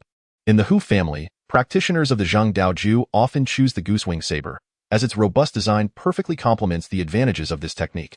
The Qi Dao Ju, as its name suggests, features intricate blade forms and agile footwork, focusing on cleverly countering attacks. Those who practice this technique within the Hu family typically wield lighter weapons, such as the willow leaf saber or the goose feather saber. The Xian Dao Ju, on the other hand, is a technique utilized only in dire circumstances, often resulting in a mutual destruction of 1,000 enemies at the cost of 800 of one's own. Consequently, this technique is reserved for the elite of the Hu family, seldom employed unless absolutely necessary. It is precisely due to the formidable nature of this technique that it instills fear in many a nefarious individual. Within the Hu family, the ability to read an opponent's moves has become second nature. At this moment, upon seeing Hu Minghe brandishing the 9-ring saber, Hu Feng is nearly certain that he has diligently practiced the Zheng Dao Ju. However, the information relayed by the Nightmare Dragon's Eye indicates that Hu Minghe has also trained in the Qi Dao Ju, though Hu Feng has not observed him carrying a willow leaf saber, leaving him somewhat perplexed. Make your move, Hu Feng. I wish to witness the prowess of your swordsmanship. Hu Feng hesitated momentarily before drawing the long sword from his back. The serrated saber was too conspicuous, so to avoid unnecessary trouble, he wrapped it in white linen and secured it behind him. The reason Hu Feng opted to confront his opponent with a sword was primarily to avoid overwhelming him with superior weaponry. As an expert in cold weapons, he understood that the serrated saber, forged from extraterrestrial alloy, far surpassed the ordinary weapons of the Hu family. In a spontaneous decision to experience the renowned Zheng and Qi techniques of the Hu family, he unsheathed a sword he was not particularly adept with. Come, allow me to witness your Zheng Dao Ju. As you wish, however, I advise you to give your all from the outset, for I shall not hold back. Very well, let us begin. Hu Minghe raised the great saber high above his head, a faint azure luminescence swiftly enveloping it. The technique of infusing one's vital energy into a weapon is a skill only achievable by those who have reached the 4th level of cultivation or above. A martial apprentice in the audience could not restrain a gasp of astonishment. I can't believe Hu Minghe is on par with Hu Yulo. Even at the body-tempering stage, he has mastered such a technique. What a genius! A true prodigy. Watching from the sidelines, Hu Yulo could not help but furrow his brow, his expression grave. Hu Minghe had always been formidable, and in this contest, he was the only one who could truly invoke Hu Yulo's caution. Hu Feng also wore a serious expression, having never encountered such tactics before, leaving him feeling uncertain. Whoosh! Hu Minghe struck with a sweeping blow, the azure-glinting saber exuding an aura of dominance, capable of shattering legions. Hu Feng dared not meet the strike head-on. Instead, he swiftly evaded, thrusting his long sword in a counterattack. Hu Mingyi's knife technique is exceptionally refined, far surpassing that of his fellow disciples from the Hu family. With a single stroke amiss, he deftly employed a horizontal guard to accurately intercept Hu Feng's thrust. Before Hu Feng could launch a full-fledged attack with his sword, he swiftly extended his right foot to sweep towards Hu Mingyi. Startled, Hu Mingyi quickly raised his foot to evade the blow, narrowly escaping the sweep. Yet, before he could retaliate, Hu Feng's long sword, pivoting with his body, cleaved towards Hu Mingyi's waist. Having never encountered such a combat style, Hu Mingyi instinctively withdrew. Little did he know, Hu Feng seemed to anticipate that this strike would yield no result. After executing his attack, he suddenly lunged forward, closing the distance. Chapter 12. The fusion of the extraordinary and the ordinary in the past. Hu Mingyi had ventured deep into Fushan numerous times to hone his knife skills. This was not the periphery where Hu Feng hunted. Within lay ferocious beasts rivaling those of the Kaiyuan realm. His prolonged training granted Hu Mingyi a response time far exceeding that of his peers. Had it not been for his inferior cultivation compared to Hu Xian, he would have long since challenged him. Now, as he battled Hu Feng, Hu Mingyi's understanding of martial arts was profoundly transformed. Once confident in the purity of his knife technique, he now felt a pang of shame. For a long time, the majority had pursued the perfection of their swordplay, often neglecting the importance of the body's role. In his initial encounter with Hu Feng, Hu Mingyi perceived his opponent's swordsmanship as clumsy, eliciting a sense of disappointment. However, before he could ponder further, Hu Feng's sweeping kick shattered his reverie. To evade or not to evade? Should he choose not to dodge, he risked being toppled by his opponent's strike, plunging into peril. Conversely, if he evaded, the advantageous position he had nearly secured would surely shift, potentially placing him at a disadvantage. What was meant to be a flawless opening maneuver had been disrupted by this seemingly simple kick. Having avoided the blow, Hu Mingyi was compelled to reassess his opponent. Astonishing, truly remarkable. The ordinary techniques were executed with such finesse that Hu Feng relentlessly pursued him with fervor. This level of martial prowess eclipsed his own by immeasurable degrees, leaving him utterly humiliated for having once believed his knife skills had reached their zenith. The long sword continued its relentless assault, unyielding in pursuit. Hu Mingyi found himself in a state of utter despair. Each time he sought to regain the upper hand, his adversary would effortlessly unleash another strike. Kicking, sweeping, or trampling. Feigning blows to obscure vision or delivering slaps to the face. Jabbing at the throat or targeting the eyes. A relentless barrage forced him to retreat time and again. Hu Mingyi yearned to curse his opponent as despicable and shameless, yet the words caught in his throat.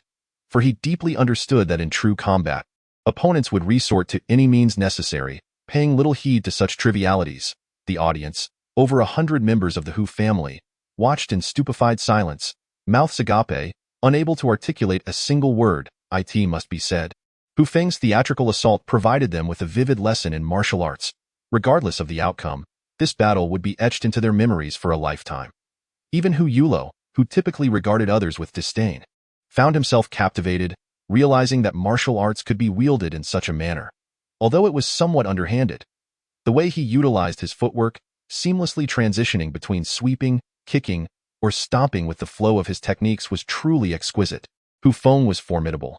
I once believed he had merely experienced a stroke of fortune that propelled his strength. It is now evident that he has labored diligently for many years, and the application of these techniques is nothing short of extraordinary. Indeed, behold as he fails with a single strike, his fingers darting towards Hu Mingyi's eyes with unrelenting force. Evasion is no longer an option. Marvelous, truly remarkable. The elders in the stands can no longer restrain themselves. Such techniques employed in this manner compel the opponent to retreat incessantly, unable to offer even the slightest resistance. Astonishing. Suddenly, I feel as though my years have been squandered, my own skills pale in comparison to that of this young lad, leaving me wishing for a hole to hide in. This will not do. Once the summer trials conclude, I must seek him out for a thorough discussion. I shall notify the clan leader to nurture Hu Feng as much as possible. Even if he lacks spiritual roots, we must cultivate him into a master of physical cultivation, a true prodigy of combat. Before long, after several exchanges, Hu Mingyi finds himself cornered at the edge of the arena. Understanding the gravity of his situation, Hu Mingyi realizes he can retreat no further. Defeat looms on the horizon. Seizing the opportunity, Hu Feng strikes forth with a palm aimed at Hu Mingyi's abdomen. This strike is certain to land. Victory is assured. Hu Feng feels the impact on Hu Mingyi's midsection. Triumph is just within reach. At that moment, an unexpected turn of events unfolds. With a resounding explosion, Hu Mingyi unleashes a torrent of true energy, enveloping himself in a formidable aura. The instant Hu Feng makes contact, he is met with a surge of immense power, sending him hurtling backward. Such a solid reservoir of true energy signifies a practitioner at the opening source realm. A collective gasp arises from the elders above. This marks the second member of the Hu family to reach the opening source realm since Hu Xian. Hu Yulo fixes his gaze on Hu Mingyi, acknowledging him as a formidable adversary who has indeed ascended to the opening source realm. Hu Feng stumbles back a dozen paces before regaining his footing, his expression grave. The force of Hu Mingyi's true energy cannot be underestimated. Finally, Hu Mingyi exhales a sigh of relief, raising the 9-loop blade once more. Hu Feng, you are indeed formidable, compelling me to unleash my opening source realm strength. However, this is where it ends. Allow me to demonstrate my swordsmanship. Radiating a vibrant azure true energy, Hu Mingyi harnesses wind-based energy, which, though not of the 5 elements, stands unrivaled. Meteoric slash. In an instant, Hu Mingyi closes the distance, unleashing a flurry of rapid strikes with his swift blade. Combining the heft of his weapon with the agility of his technique, bolstered by the wind energy to enhance his speed. The standard sword technique seamlessly transitions into an unconventional style, merging the two to amplify its might. Hu Feng hastily raises his sword in defense. Clang! A shockwave reverberates through him, causing his heart to sink. Although the physical enhancement of the opening source realm is minimal, the volume of true energy has indeed increased significantly. Each parry sends tremors through his arms, rendering them achingly numb. After a relentless barrage of strikes, Hu Feng feels his grip faltering, on the verge of losing his sword. Yet, Hu Mingyi remains undeterred, intent on defeating Hu Feng in one decisive surge. The wind-based true energy, known for its remarkable speed enhancement, propels Hu Mingyi as he employs the 9-loop blade to execute his unique sword technique. Each strike outpaces the last, leaving Hu Feng with only the capacity to defend, devoid of any opportunity for counterattack. Hu Feng is on the brink of defeat. One observer from the crowd remarks, though his techniques are exquisite, Hu Mingyi's full-throttle assault, coupled with the astounding speed granted by his wind-based true energy, leaves Hu Feng with no chance to unleash his own remarkable moves. Regrettably, Hu Feng's performance was so astonishing this time that I truly believed he was destined to claim victory. Had Hu Mingyi not entered the open source realm, it seemed quite plausible. However, that is no longer the case. A faint cracking sound emerged, and without needing to look, Hu Feng instinctively knew what had transpired. His sword had developed a fissure, compared to the weighty 9-ring blade. Hu Feng's sword was already at a disadvantage, and with the opponent's wind-based true energy augmenting their attacks, the omnipresent cutting force undoubtedly hastened the sword's fracture. Brother, just hold on a little longer. We only need to endure for a brief moment. At last, Hu Feng halted his retreat with his right foot, for any further withdrawal would lead him off the stage. Alas, it seems Hu Feng is on the verge of defeat. Nevertheless, reaching this stage is commendable, considering the stark difference between the body refinement realm and the open source realm. Not to mention that Hu Feng has evidently not cultivated true energy, placing him at a considerable disadvantage. With victory in sight, Hu Mingyi dared not relax. He understood the formidable nature of his opponent, and any momentary lapse could lead to a troublesome turnaround. Meteor strike. Hu Mingyi unleashed a powerful move, determined to secure a decisive victory. At that moment, Hu Feng's eyes flashed with intensity, and his movements slowed. The glimmer of his sword targeted the weak point of Hu Mingyi's attack. Subsequently, the sword twisted. Seemingly adhering to the opponent's 9-ring blade, Hu Feng's right hand drew a circle with the sword, entwining the blade's light, causing Hu Mingyi's attack to falter and lose its potency. It was indeed the art of Tai Chi swordsmanship. The massive blade grazed Hu Feng's body as it cleaved into the arena, carving a gash over a foot long, and in close proximity to the 9-ring blade, Hu Feng's sword finally fulfilled its purpose. Shattering with a resonant crack, Hu Mingyi's expression shifted dramatically. The recent scene struck him with profound shock, as if ensnared by an unseen force, compelling him to swing his blade sideways. Just as he registered his astonishment, Hu Feng had already discarded his sword and struck with his finger, landing a precise jab to Hu Mingyi's lower abdomen. This shift occurred with such swiftness that Hu Mingyi had no time to react, and he was instantly struck by Hu Feng's fingertip, rendering his body as if electrified, his energy stagnating, unable to move, and his massive blade slipped from his grasp. The location Hu Feng had targeted was the Qi Si. Upon impact, the energy stagnated, rendering the body immobile. Of course, This maneuver required meticulous control. Excessive force could rupture the Qi Si, leaving one unable to harness true energy for a lifetime.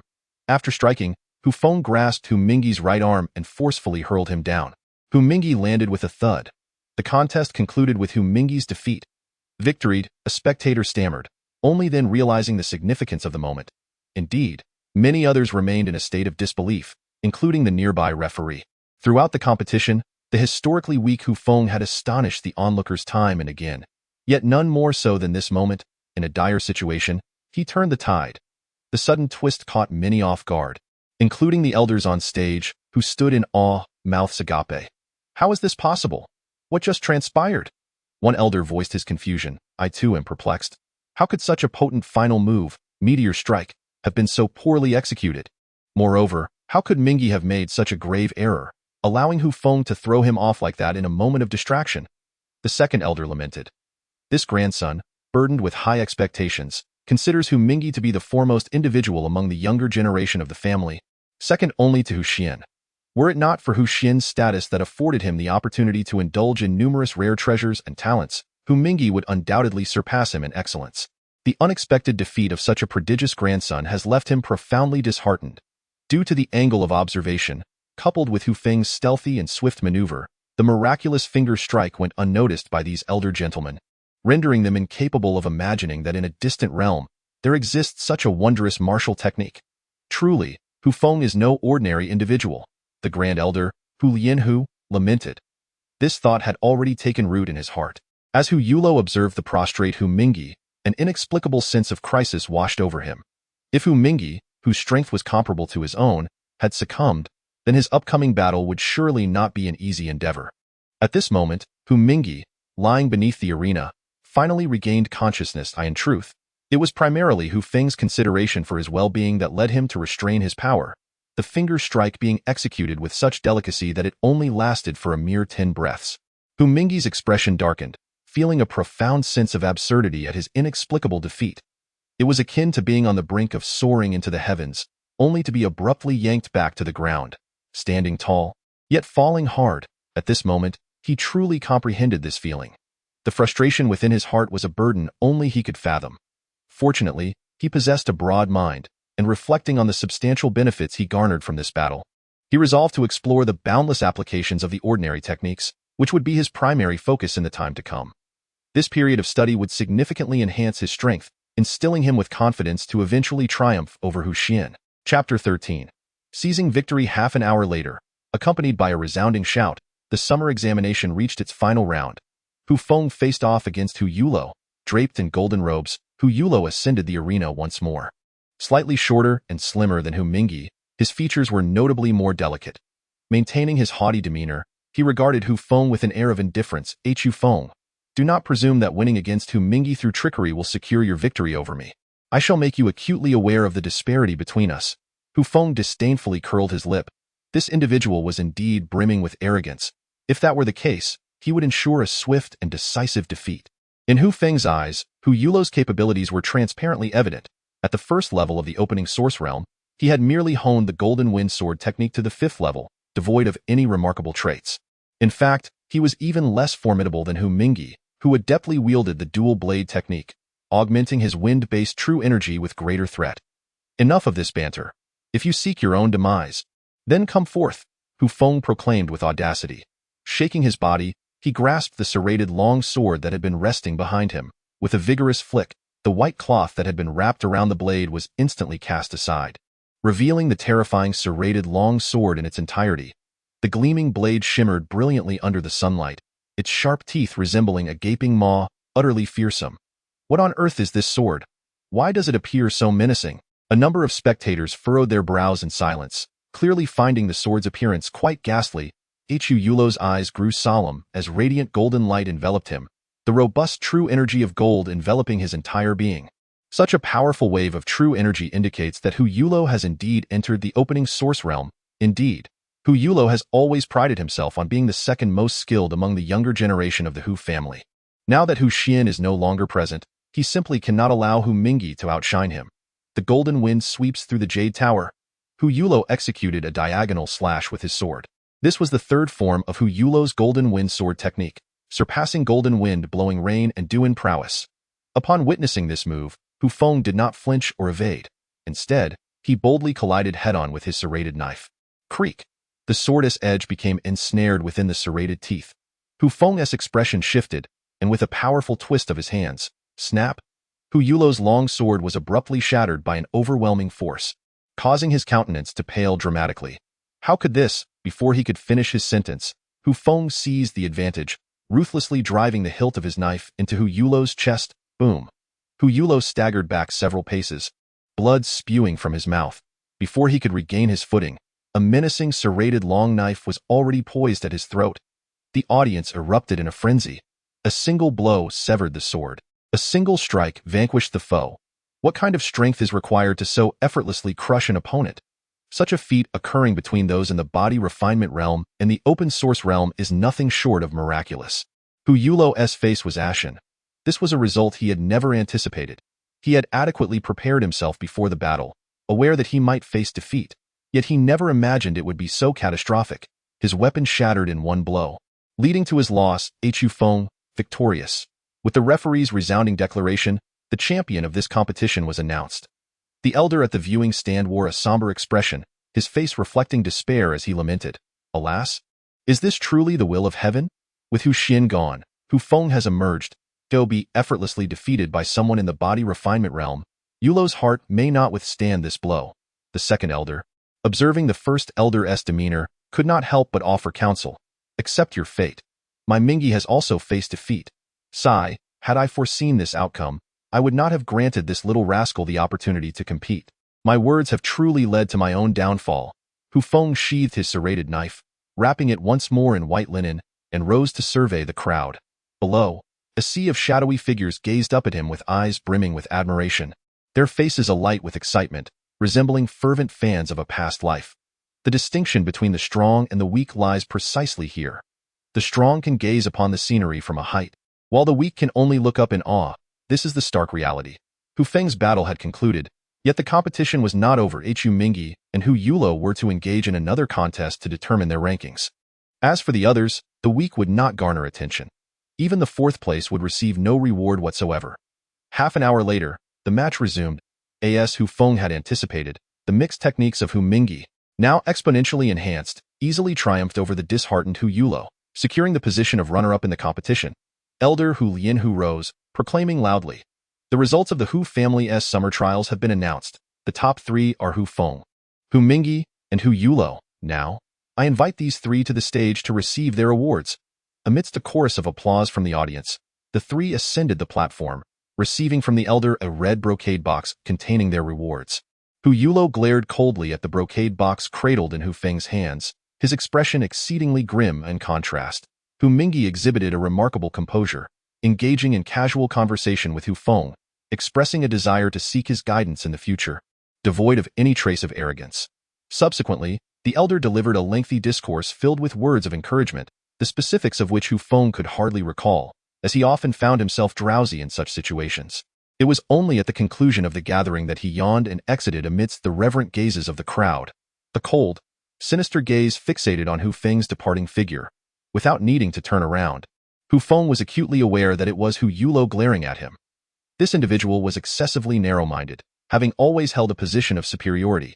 Now, facing repeated setbacks and defeats at the hands of both Hu Feng and Hu Mingi, he undoubtedly felt considerable distress. Regrettably, he remained obstinately unconvinced, attributing Hu Feng's victories solely to that peculiar serrated knife, and believing his loss to Hu Mingi was due to being injured by Hu Feng, which impeded his full potential. While Hu Feng was oblivious to Hu Yulo's thoughts, he found such a person pitiable, endlessly ensnared in his unfounded sense of glory, unable to withstand even the slightest adversity. The essence of true strength lies not in one's concern for others' perceptions, but in the ability to wield one's own power such that others are rendered powerless to resist. This principle had always been Hu Feng's guiding motto. Consequently, he elegantly disregarded Hu Yulo's sentiments. As dusk began to descend, Hu Feng felt a wave of fatigue wash over him after a series of battles. He hurried to the kitchen for a bite to eat before returning to his modest abode. His dwelling consisted of two dilapidated thatched huts, one of which had several small holes in the roof, clearly susceptible to leaks. It was hard to fathom that within the expansive Hu family, such a decrepit cottage could exist. The interior was sparsely furnished. Apart from a few essential pieces of furniture, there was little of value. The intact hut served as Hu Feng's residence, while the leaky one was occupied by his ungrateful father, Hu Yuanming. Many would say that the old man was lacking in compassion, yet it seemed he treated Hu Feng with some degree of kindness. After all, Hu Feng's quarters were leak-free. Having not returned in quite some time, Hu Feng decided to check in on his father. Taking a hearty bite of a baked flatbread, he knocked on the door, but after a considerable wait, there was no response. With a decisive kick, he forcefully broke the door open, shattering the handle in the process. Upon entering, he scanned the room but found no sign of life. Where could that old man have wandered off to? Perhaps drinking again? Never mind, he thought. I shall return to my own room. With that, he closed the door behind him, propping the broken handle back into place. As for whether the door was functional or not, Hu Feng was entirely indifferent. After all, the place was barren, and with no one around to steal from him, it made little difference whether it was locked or not. To his surprise, Hu Feng's quarters were slightly better than he had anticipated. While the exterior appeared quite worn, the interior was fairly decent, at the very least. There were several pieces of hardwood furniture, and the mahogany bed was particularly satisfying, ideal for someone like him who tossed and turned while sleeping. Hu Feng was aware that these furnishings had been procured during the days when Hu Yuanming still held influence, but after falling from grace, he had taken to drinking daily and sold off some items. The remainder had been sent to Hu Feng to ask for his own room. It merely contained a small bed made of poplar wood. What a chaotic situation! Hu Feng surveyed the disheveled bedroom, his brow furrowing in dissatisfaction. Although he too was no fan of making the bed, he at least managed to arrange it neatly. Unlike you, who has left it resembling a dog's den, the comforter on the large bed was carelessly bunched into a heap, and beside the bed lay several wooden artifacts. A cursory glance revealed that these objects were weapons carved from wood, including an array of swords, spears, and polearms. Picking one up to examine, Hu Feng was taken aback to discover that the erstwhile waste of space possessed considerable talent. The designs of these weapons were remarkably innovative, far removed from conventional armaments. For instance, there was a halberd entwined with dragon motifs, a long sword resembling the wings of a white crane, and a small sword curved like a serpent. Among others, having been away for some time, it was likely that the bedding had accumulated a fair amount of dust. As Hu Feng shook it out, several small books tumbled forth. Initially believing these to be cherished tomes of secret realms, he soon realized his error upon casually flipping through them. Titles such as Chronicles of the Western Mountain Swordsman, Legends of Renowned Swords, and Tales of the Nine Swords emerged. These were indeed volumes of swordplay fiction. Lacking spiritual roots and innate talent, Hu Feng could only languish through his days, finding solace in reading such novels and carving wooden swords and knives to alleviate his worries. Rest assured, I shall elevate you to the pinnacle, allowing you to gaze disdainfully upon those ignorant fools, Hu Feng declared earnestly, uncertain whether he was addressing the former version of himself or reassuring his present self. After dining and taking a brief respite, Hu Feng felt his energy rejuvenated. Unable to resist, he opened the ornate box bestowed by the Grand Elder, eager to discover the nature of the rewards for his first-place achievement. As the box was unveiled, 3 items lay before him, 2 small porcelain vials and a slightly smaller ornate box. Casually, Hu Feng picked up one of the vials, noticing a label affixed to it inscribed with the words Jade Bone Pill. The Jade Bone Pill, a refined essence for the bones, was classified as a low-grade Xian level elixir. 1. Should not underestimate the significance of such Xian-grade substances. Many potions on the continent lacked any grading at all, making low-grade Xian elixirs exceedingly rare for the Hu family, whose most treasured concoctions barely reached the mid-grade Xian level. For martial practitioners, the process of body refinement typically unfolds in 3 stages: the conditioning of the flesh, the internal organs, and the bones. The Jade Bone Pill is renowned as an exquisite elixir for bone refinement, said to transform bones into something as resplendent as jade, translucent and radiant. Of course, such claims remain merely hearsay. Chapter 14.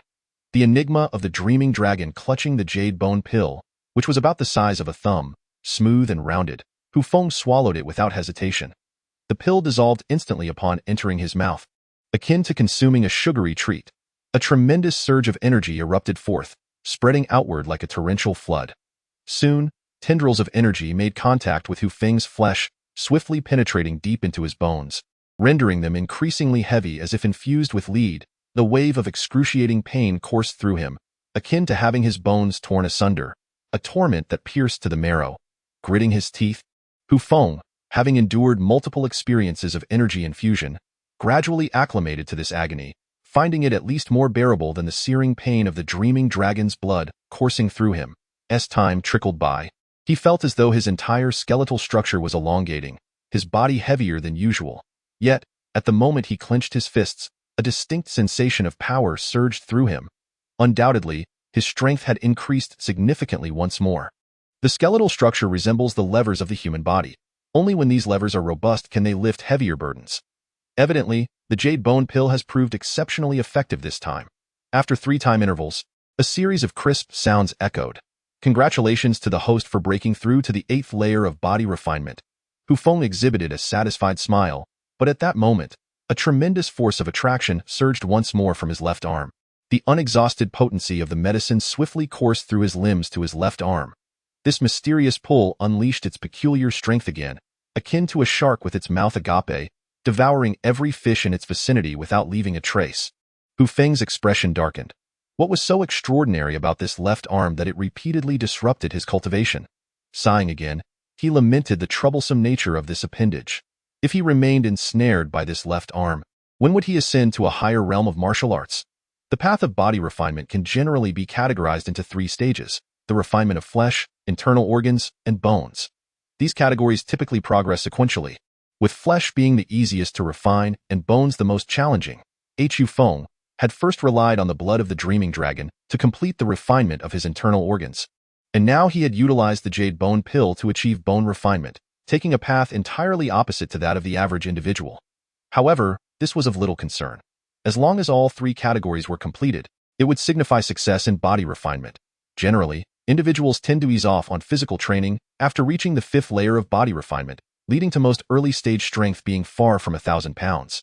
Hu Feng, even at the 7th layer, could rival Hu Yin, who was renowned in the family for possessing a strength of 1,000 pounds.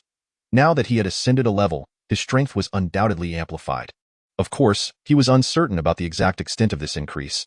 He could only wait until daylight to visit the training grounds and test his strength with some stone locks. Next, Hu Feng turned his gaze to another small vial. The Essence Blood Pill. This too was a low-grade profound pill, yet its efficacy paled in comparison to the Jade Bone Pill, and its price was more than 10 times cheaper. The Essence Blood Pill is concocted from the pure blood of demon beasts.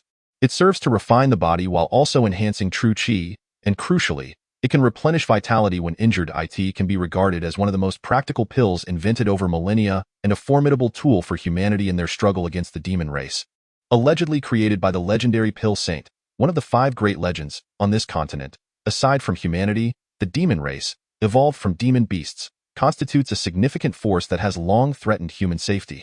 For countless millennia, conflicts between humans and demons have persisted, and the discord has become irrepressible. The 2 races almost invariably resort to battle upon encountering one another. Initially, the demon race held the upper hand due to their formidable physiques and the vast number of demon beasts. However, with the emergence of several legendary figures from humanity, this disparity gradually narrowed. To this day, the demon race retains only a few strongholds, while the majority of their territories have been seized by humans. Hu Feng clutched the small vial, uncertain whether to consume its contents. After some contemplation, he decided against it. Having just completed the refinement of his bones, his body had yet to adapt. It was wiser to progress in martial arts step by step. Driven by curiosity, however, he resolved to examine the Essence Blood Pill to discern its true nature. Little did he expect that as soon as he poured out the pill, a tingling sensation surged at his brow, and a jet of black light suddenly shot forth. As the blood-red elixir encountered the dark radiance, it erupted into swirling crimson currents, propelled by an inexplicable force, piercing like a blade into Hu Feng's third eye. Beep, the crisp, mechanical voice announced, charging. What? The blood essence pill can actually replenish the energy of the nightmare dragon's eye. Hu Feng was taken aback, then suddenly enlightened, inwardly chiding himself for his ignorance. The nightmare dragon's eye was, after all, a genuine flesh and blood eye. With the passage of time, the flesh had withered, its energy diminished to a mere fraction of its former glory. However, being a corporeal entity, it naturally required the essence of beasts to restore itself. The crimson currents surged with increasing velocity, causing Hu Feng's forehead to itch uncontrollably, compelling him to resist the urge to scratch. Yet he understood that he must not disturb the energy absorption process of the nightmare dragon's eye. Finally, after half an hour, the blood essence pill vanished completely. Beep. Charging complete. Energy insufficient. Please continue charging. Damn it, I wish I could charge you too, but I have none left. Beep. Only 10 energy remains until the awakening of the Void Deity. Please continue charging. Damn, Void Deity. What a magnificent and awe-inspiring name. What on earth is it? Hu Feng felt an impatient itch, but alas, he had no more blood essence pills left and had to abandon the notion. Perhaps the greatest gain from this experience was not the completion of his bone tempering, but the knowledge of how to restore the Nightmare Dragon's Hu Feng vividly remembered the immense power of the Eye of the Nightmare Dragon, one of the 4 legendary ocular techniques, and the thought alone sent waves of excitement through him that, of course, for now, all he could do was reminisce. The first 2 rewards had thoroughly satisfied Hu Feng, and with an exhilarated heart, he finally opened the last white brocade box. Inside lay an unremarkable jade ring, devoid of any intricate patterns or embellishments. Merely a jade ring. As he pondered this simplicity, he suddenly noticed a small slip of paper pressed beneath the ring. He hastily extracted the note and focused intently. With this jade ring, proceed to the elder in the library to exchange for your reward. Hu Feng smacked his lips, unimpressed. What kind of mysterious object is this? Having reviewed all 3 rewards, he noticed that night had deepened. Stepping outside, he glanced around, but Hu Yuanming had yet to return. Considering his frequent late-night absences, Hu Feng chose to disregard it. After tidying up his belongings, he settled down for sleep.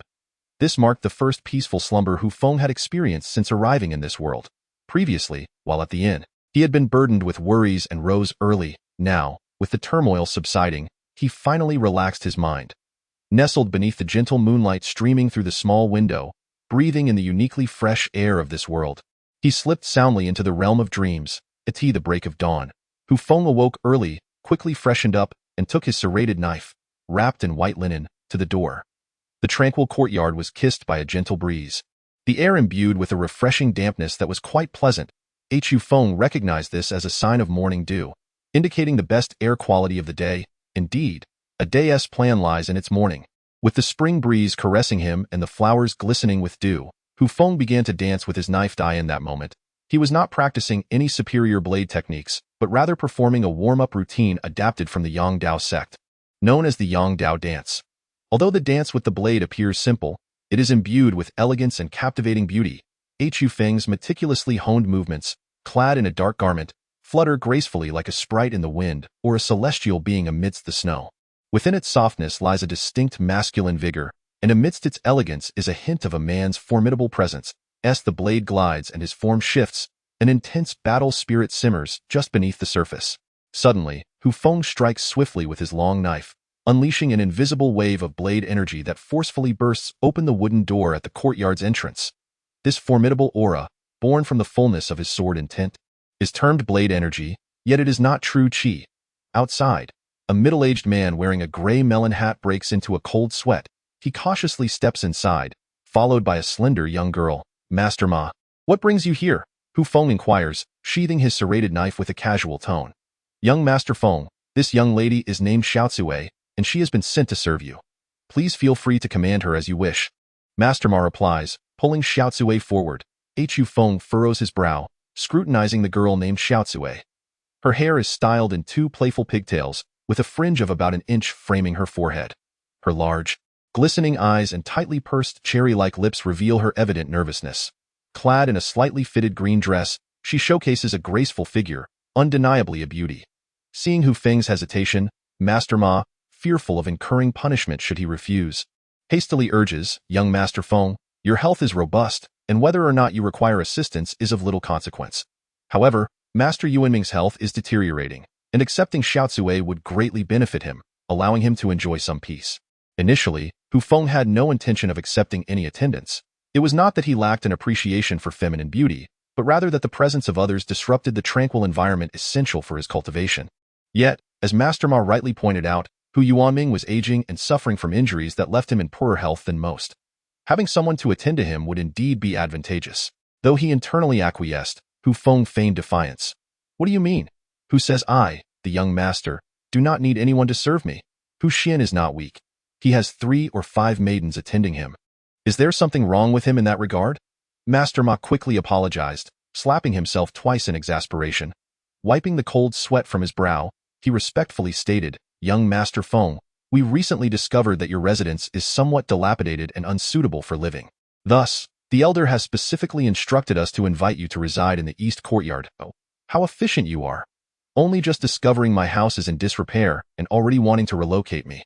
Should I express my gratitude? Hu Feng quipped, a smirk gracing his lips. Not at all, young master. You would not be mocking me, would you? Serving you is our duty. The middle-aged man felt an overwhelming pressure and hastily declined. Now that you've found my house in disrepair, why did you not act sooner? Tell those old fogies, unless the head of the family comes to invite me personally, I shall not be moving to the east courtyard. Well, that very well, I shall report this truthfully. Just then, a black-clad guard rushed in. Young Master Feng, the head of the family requests your presence. Chapter 15. The head of the Hu family ahem. Hu Feng cleared his throat twice to mask the awkwardness before him. I understand. You may return now. As soon as the black-clad guard departed, Hu Feng fixed an intense gaze upon Manager Ma. Startled, Manager Ma's legs trembled as he hastily explained, Young Master Feng, this is a misunderstanding. It was not I who spoke of this. I merely conveyed the elder's intentions. All right, I comprehend. It was merely a jest. Why so tense? Hu Feng inquired, by the way, have you seen where my father has gone? Manager Ma paused, taken aback. Young master, are you not aware? What has transpired? A sudden sense of foreboding washed over Hu Feng. It is as follows. You have been absent for 5 consecutive days. Master Yuanming grew concerned for your safety and has ventured into Fushan with 2 guards to search for you. Hu Feng felt a warmth swell within him. Though his father was often aloof, his affection was undeniable. How pitiful it was that the once inept Hu Feng failed to recognize his father's love, merely lamenting the lack of martial skill that deprived him of a life of luxury. Soon, however, a frown creased his brow. His father, now bereft of martial prowess, had ventured into the mountains. What if misfortune befell him? Yet he quickly reassured himself. There was little danger in the outskirts of Fushan, and with 2 guards accompanying him, what was there to fear?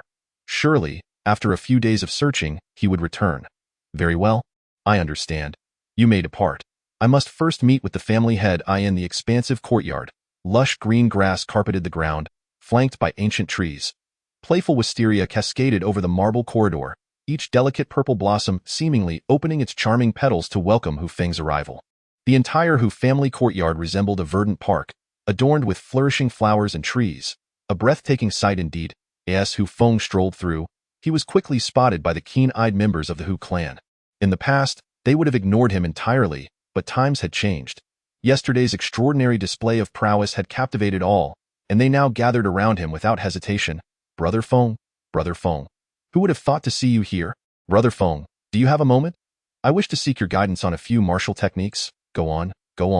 Does Brother Feng have the time to teach you? Brother Feng, are you free tonight?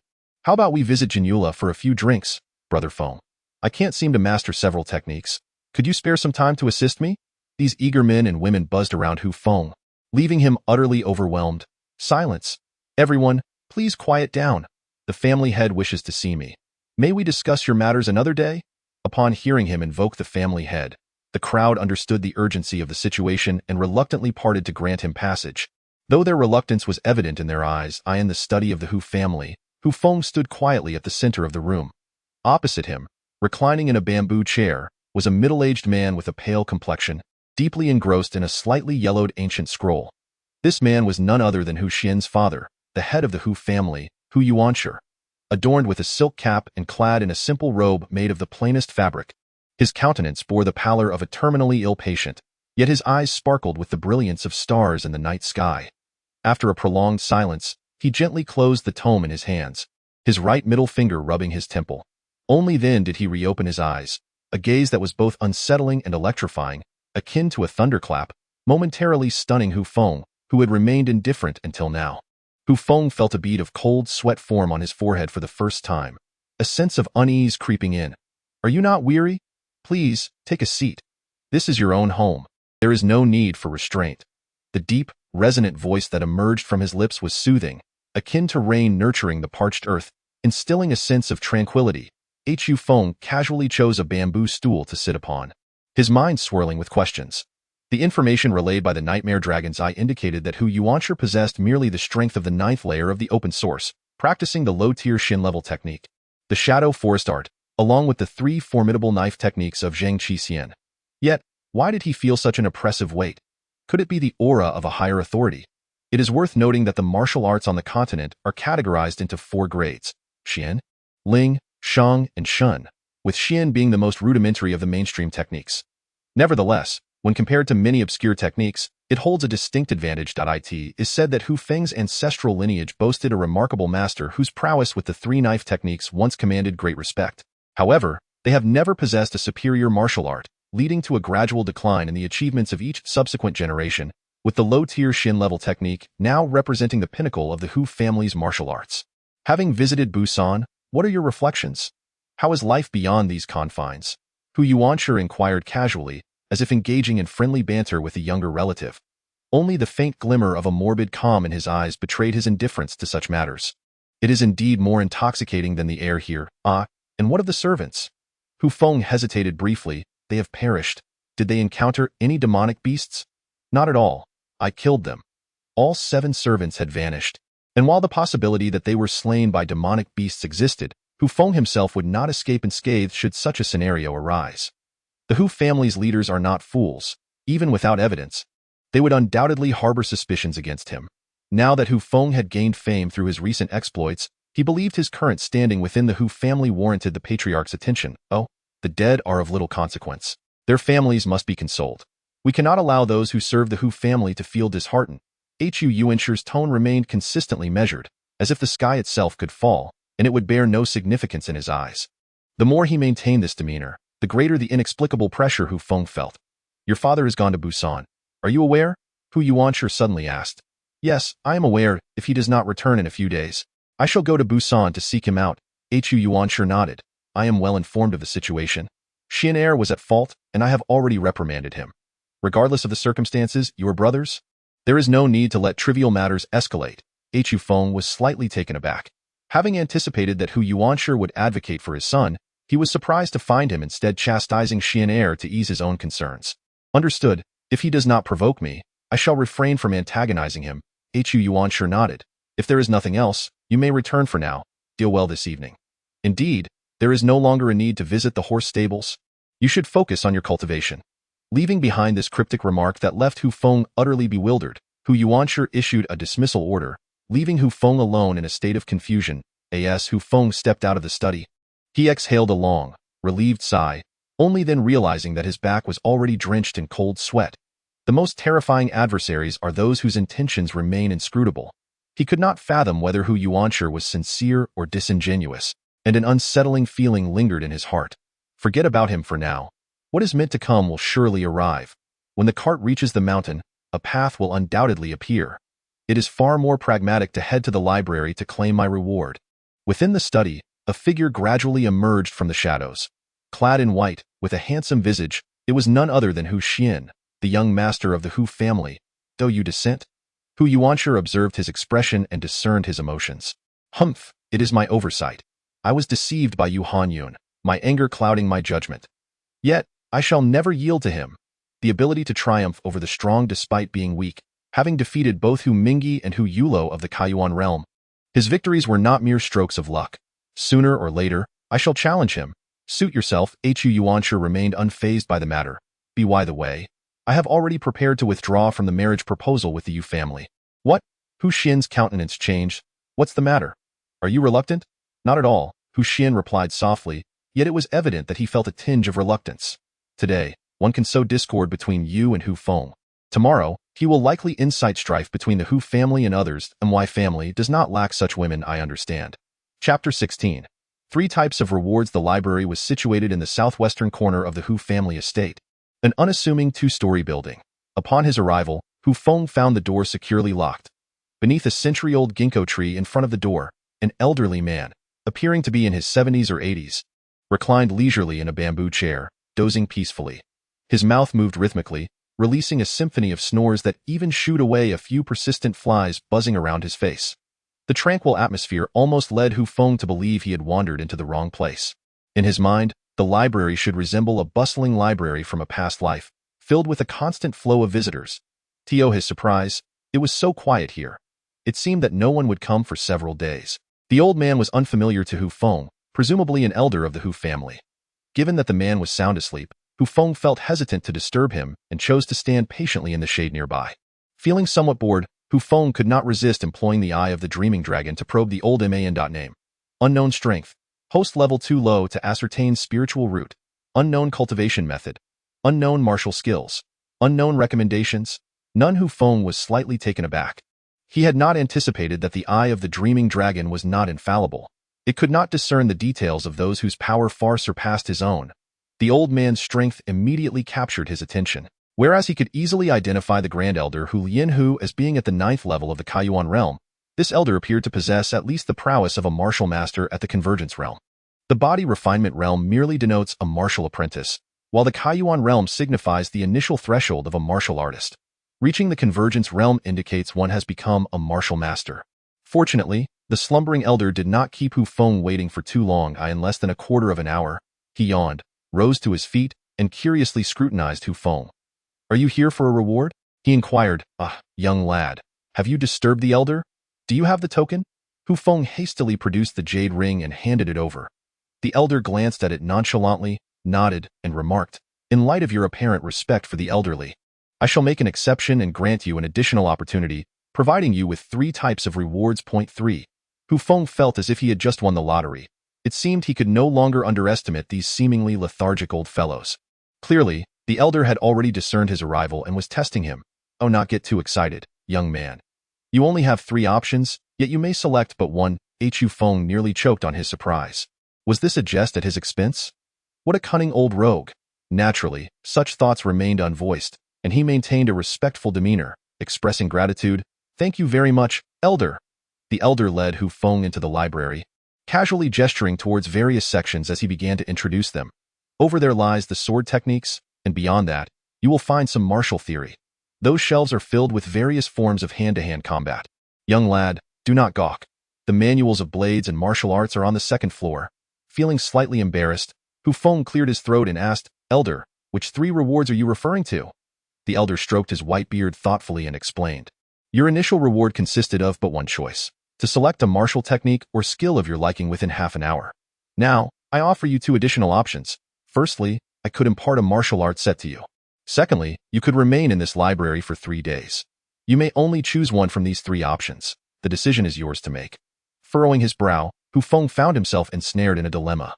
The original reward was indeed appealing, allowing him to choose a martial technique of his preference.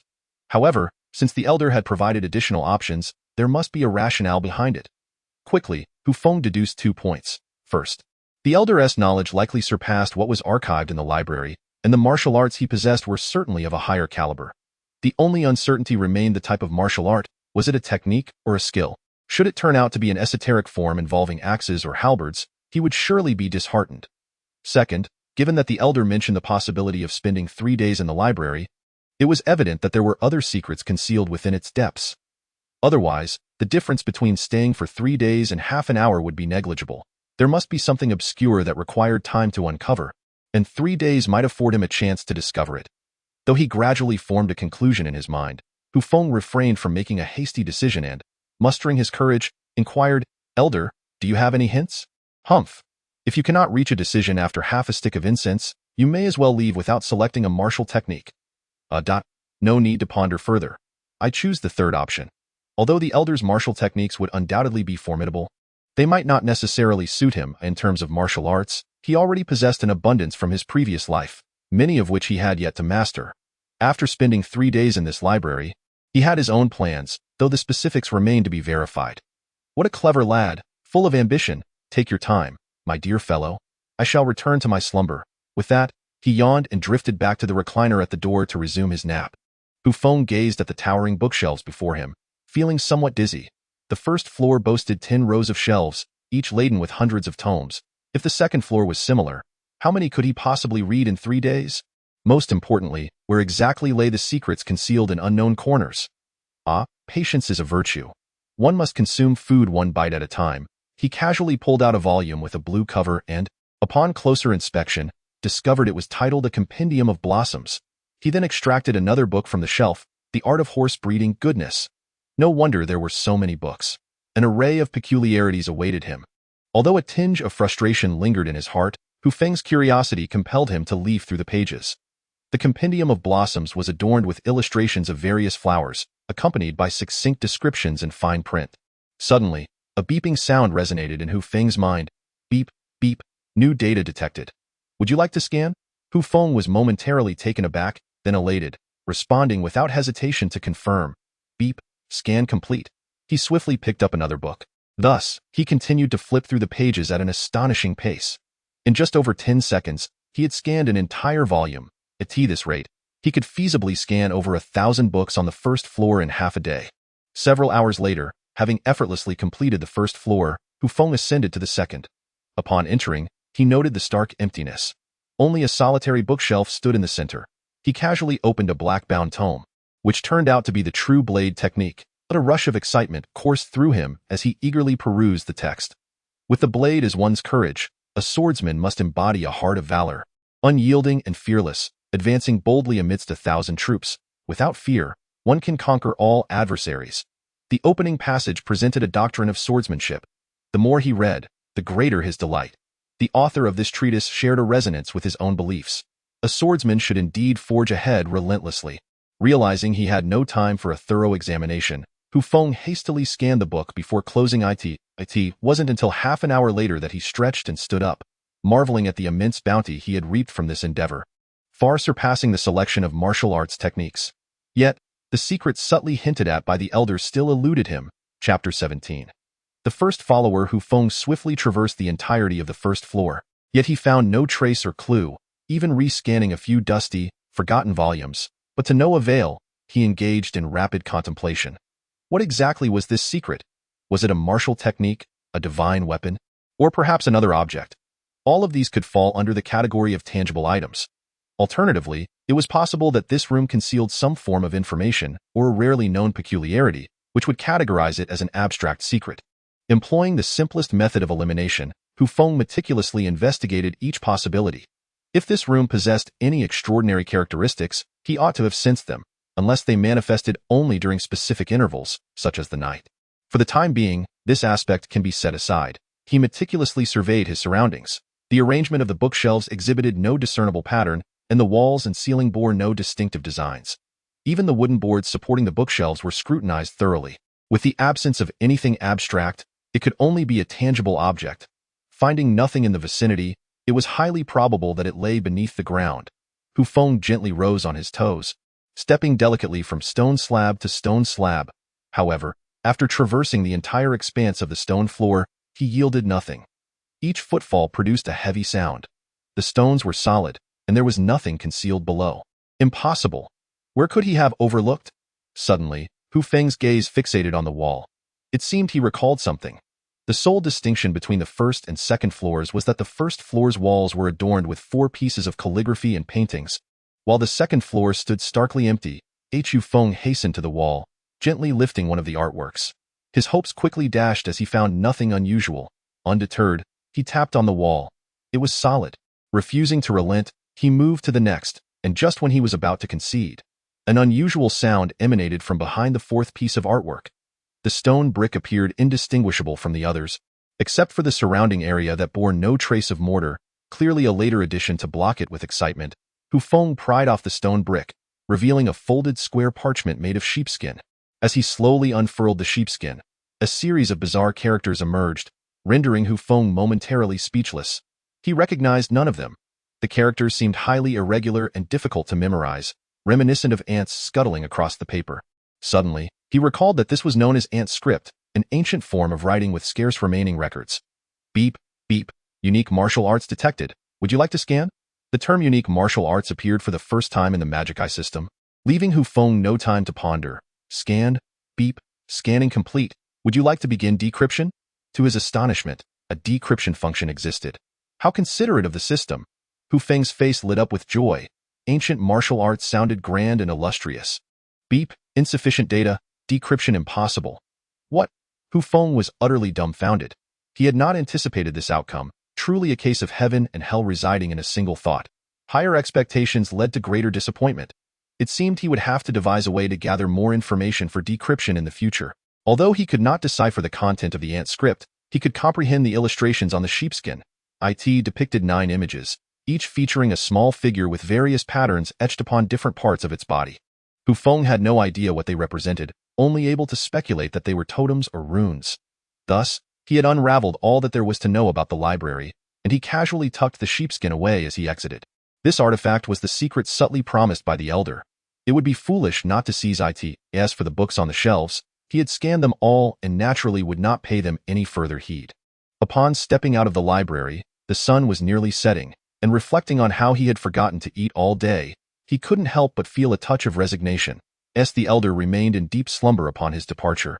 It seemed he had not noticed Hu Feng's exit. However, Hu Feng was well aware that the elder's profound cultivation was beyond measure, and he was undoubtedly feigning sleep. He could hardly be bothered to expose the ruse and simply walked out. With a smile gracing his face, Hu Feng felt his journey had yielded considerable rewards.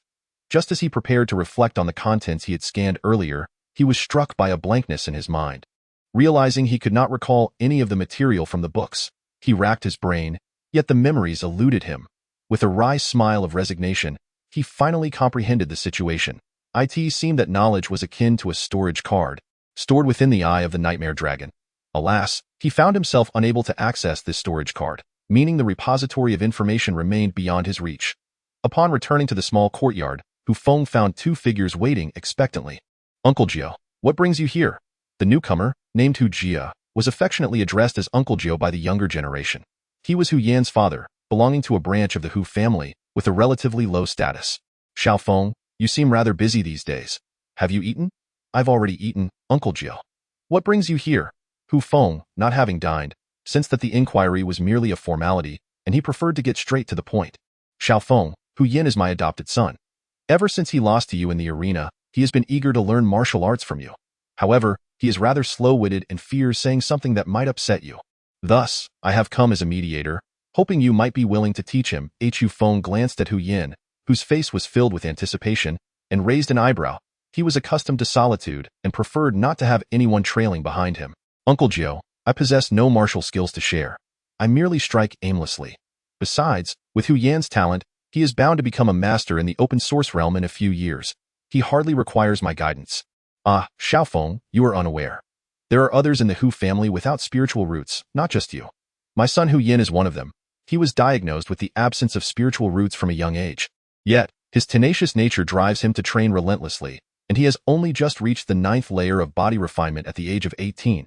But given his comprehension, he may never attain the open source realm in this lifetime. Strengthening his martial skills is his only avenue. If you refuse to assist him, he truly has no alternatives." Upon hearing Hu Jia's words, Hu Feng's expression softened considerably. He had not anticipated that Hu Yan, like himself, was deemed devoid of spiritual roots, instantly evoking his sympathy. Moreover, considering Hu Yan's ability to persevere and train hard in adversity, Hu Feng felt a twinge of shame. After all, he had wallowed in decline for quite some time and had not exerted himself diligently. Most importantly, Hu Yan's straightforward and sincere nature endeared him to Hu Feng, compelling him to offer assistance. Were it Hu Lu in his place, even if he were to kneel and plead, Hu Feng would remain indifferent. With this thought, he exhaled softly. Training in martial arts is no simple endeavor. The hardships may well exceed those of cultivating body refinement techniques. "I am not afraid," Hu Yan interjected eagerly. "Very well," Hu Feng nodded, recalling Hu Yan's formidable willpower, which had left a lasting impression on him. Clearly, he was not one to shy away from toil. "You may join me for a few days of training. Should you find it unsuitable, you may leave at any time, but I will not leave, Xiao Feng. I truly appreciate your kindness. I kindly ask you to take good care of Hu Yan for my family."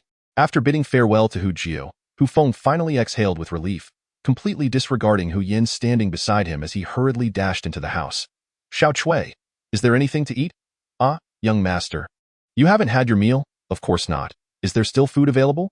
"There isn't any left. I just heard you say at the door that you had already eaten. So the food has been given to De Huang." Chapter 18. The Yuxiu banquet. Just as Hu Feng was fretting over the lack of food, a black-clad guard rushed over. "Young master, why haven't you set off yet? The other young masters have already departed." "Departed? Where to?" Hu Feng was utterly perplexed, unable to recall what had transpired. "The Lord's mansion, the Yuxiu banquet." The guard hastily uttered these words. Only then did Hu Feng remember the matter at hand. In Jitsong City, the summer examinations were not exclusive to the Hu family. They had originally been popularized by the Zhou family, the foremost family in Jitsong City. witnessing the Zhou family produce exceptional talents. Other families followed suit. Thus, during this time of year, multiple families in Jitsong City held summer examinations. The prevalence of these examinations eventually garnered the attention of the Lord's mansion. Each family had several particularly outstanding talents, igniting the interest of various factions to determine who among them was the most exceptional of the younger generation in Jitsong City. Consequently, the Yuxiu banquet was born in response to this trend. In the depths of night, at the Lord's mansion, the grand hall was ablaze with lights, and guests flowed in and out incessantly. Each invitee donned resplendent attire, exuding an extraordinary demeanor. These young men and women were never without their swords, and as they walked, a gentle breeze seemed to accompany them, clearly indicating their mastery of true energy. A dozen attendants served platters of exquisite delicacies on the tables, showcasing an array of delectable fruits that appeared utterly enticing. Brother Xiao Yun, it has been a long time. How have you been lately? Brother Wu Jian, seeing your complexion, it seems you have made a breakthrough in your cultivation. Brother Zhongnan, allow me to introduce you. These individuals are senior brothers from the Chuanliang sect, all of whom are geniuses at the Kai Yuan realm. The youth were particularly vivacious, unable to endure solitude. Upon spotting familiar faces, they eagerly exchanged greetings and soon found themselves engrossed in lively conversation. According to the rules, only those young descendants who secured a top 3 position in their respective family's summer examinations were permitted to attend the Yuxiu banquet, with the top 10 families of Jitsong City having the opportunity to participate. Naturally, the actual number of attendees at each banquet far exceeded this limit. This time of year coincided with the break for disciples of various sects, leading many to return home for a visit. Given the varying distances of each sect from their homes, numerous individuals often missed their family's summer examinations. Additionally, some exceptionally gifted youths were not members of the 10 prominent families, resulting in attendance at each Yuxiu banquet totaling in the hundreds. With so many individuals present, it was inevitable that conflicts would arise, and indeed, a minor discord had begun to brew. In a corner near the wall, Hu Feng was voraciously devouring his food, with a large drumstick in his left hand and a peeled banana in his right. His mouth moved incessantly, his cheeks bulging, clearly indicating his extreme hunger. Whose servant is this, so lacking in etiquette? The Lord's mansion values propriety above all. How could such riffraff be allowed to mingle here? Hu Feng wore a casual expression, seemingly indifferent, as he believed that the priority was to fill his stomach rather than engage in idle pleasantries about others' relatives. He thought it far more practical to savor another bite of chicken leg than to waste time on such trifles. Little did he know, his disregard ignited a sense of profound humiliation within that voice, causing anger to surge through every fiber of his being. You scoundrel! I am speaking to you, do you hear me? A furious roar instantly drew the attention of those nearby, who turned to witness the unfolding drama. Look, the young master Wong is throwing a fit. I wonder who provoked him. This should be entertaining. This fellow had always taken pleasure in bullying the weak under the guise of his family background, and this instance was no exception. Just look at that one in black. How pathetic indeed. He was so insulted that he didn't dare retort. Who knows what family he hails from, yet he still manages to secure a place among the top contenders in the summer examination. How utterly absurd. The crowd buzzed with incessant chatter, yet Hu Feng remained seated, calmly enjoying his meal, not even bothering to turn his head. Beside him, Hu Mingyi frowned but remained silent. Hu Yulo, however, wore a cold smile, subtly shifting away from Hu Feng, as if being associated with him was a source of embarrassment. In the center of the gathering, young Master Wong felt increasingly slighted by the black-clad youth's apparent lack of respect, his face flushed with rage. You scum! Turn around! To whom was the scum addressing?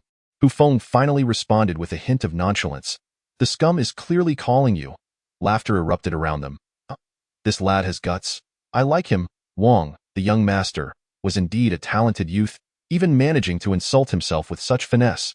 The derisive laughter jolted Wong into realization.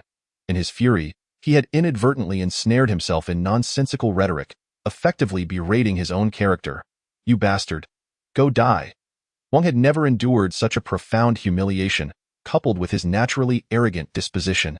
He was not one to take insults lightly now. Having been toyed with by Hu Feng, he could no longer contain himself. He drew his long sword, its cold glint flashing ominously, ready to strike. But at that moment, a large hand suddenly blocked Wong's chest. Stop! The newcomer's face was ashen, his expression grave. Yet, he managed to halt Wong, preventing him from executing his violent intentions. Brother, you arrived just in time. This scoundrel dared to toy with me. I shall slay him. Wong seethed through gritted teeth, his countenance dark and fierce. Calm yourself. The Yushio banquet has its own rules, and you cannot create chaos here. Do you wish to be dragged out by the guards of the city lord's residence and hung on the city wall? Wang Qiu, the eldest son of the Wong family, admonished sharply. His stern reprimand brought Wang back to his senses. This was not the Wong household, and unruliness would not be tolerated here. The city lord's residence was undoubtedly the foremost power in Qizang City, and no one dared to act recklessly within its bounds. Wang took a deep breath. You, lad, we will not let this matter rest. You will pay for this later. With that, he turned and strode away. As he glanced back at Hu Feng, who continued to eat as though nothing had happened, Wang Qiu's gaze grew increasingly frigid, reminiscent of icy snow in the depths of winter, piercing enough to send chills through one's skin. You are quite audacious, aren't you? Not as audacious as you, Hu Feng replied coolly. Dare you reveal your name?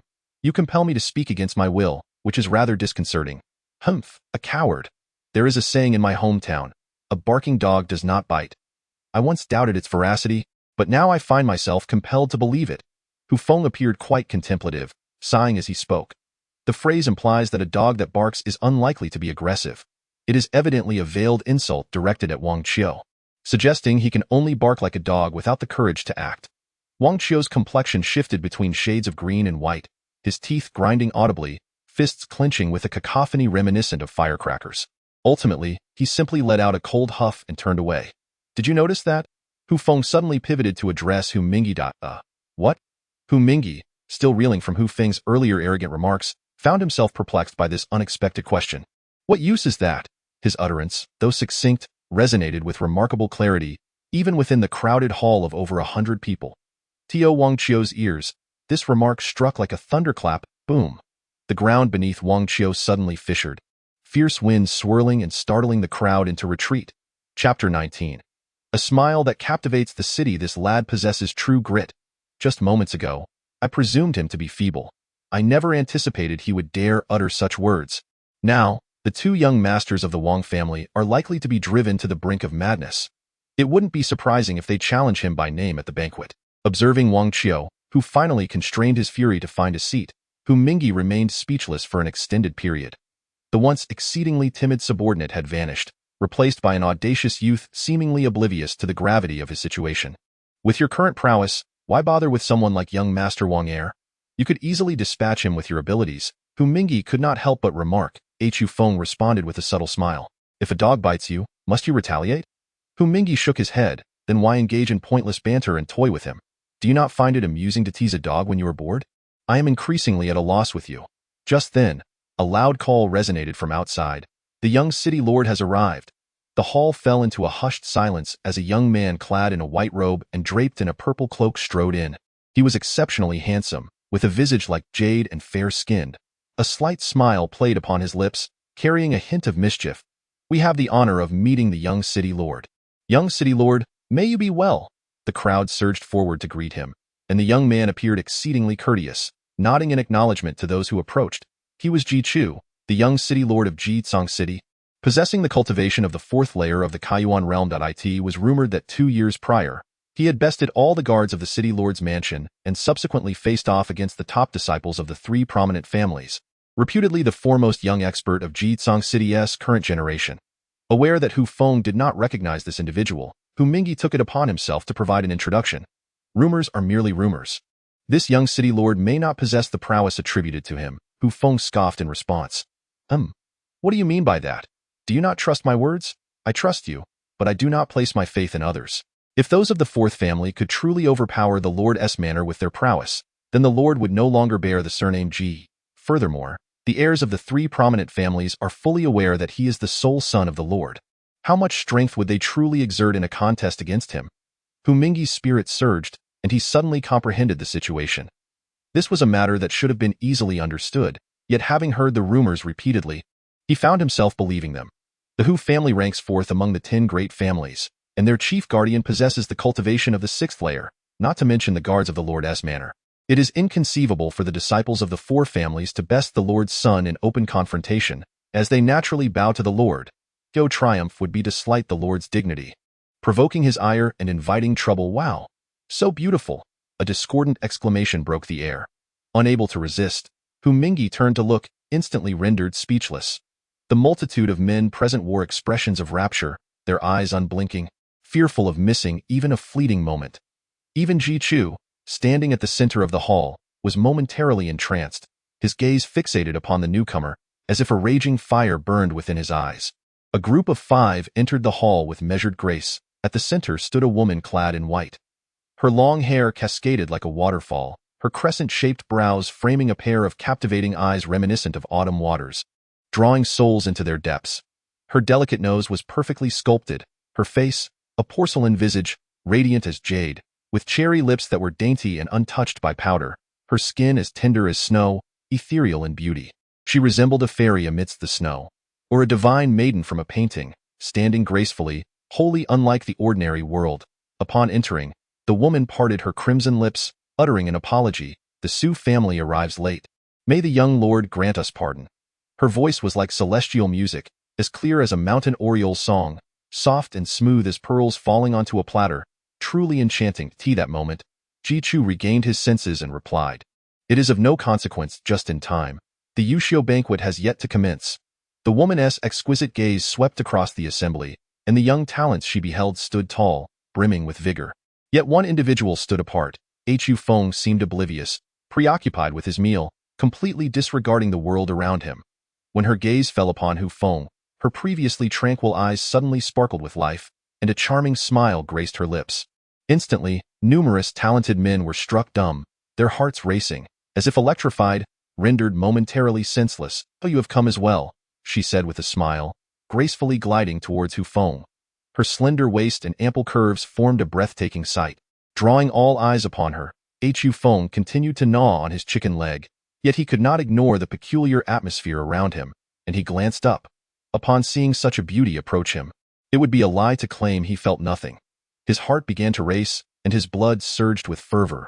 Suddenly, his expression shifted to one of astonishment, only to swiftly return to composure. This transformation did not escape the notice of the woman in white. Her eyes widened in slight surprise at how quickly Hu Feng emerged from his stupor, a change she had not anticipated. Only Hu Feng himself understood that in that fleeting instant, the energy levels are insufficient to penetrate the barrier. The familiar mechanical sound abruptly shattered his aesthetic trance, leaving him momentarily astonished, yet he swiftly regained his composure and took a substantial bite from the chicken leg. "As the summer trials approached, you truly are a source of concern." She let out a soft sigh, yet reassured him, "Go ahead and pursue what you enjoy, and give it your all." Hu Feng was taken aback, unable to react before she playfully smiled, gently patting his shoulder, leaving behind a waft of fragrance, and gracefully turning away. Witnessing this scene, the onlookers were filled with resentment, lamenting such a beautiful flower being drawn to a glutton like him. It seemed that no one could comprehend this bizarre phenomenon, not even Hu Feng, the very person involved, who felt utterly perplexed. The young man clad in yellow silk, trailing behind the woman, wore a grim expression. His gaze cast darkly upon Hu Feng, a faint chill gradually emanating from him. Hu Feng, astonished, wondered why he had no recollection of such a stunning woman.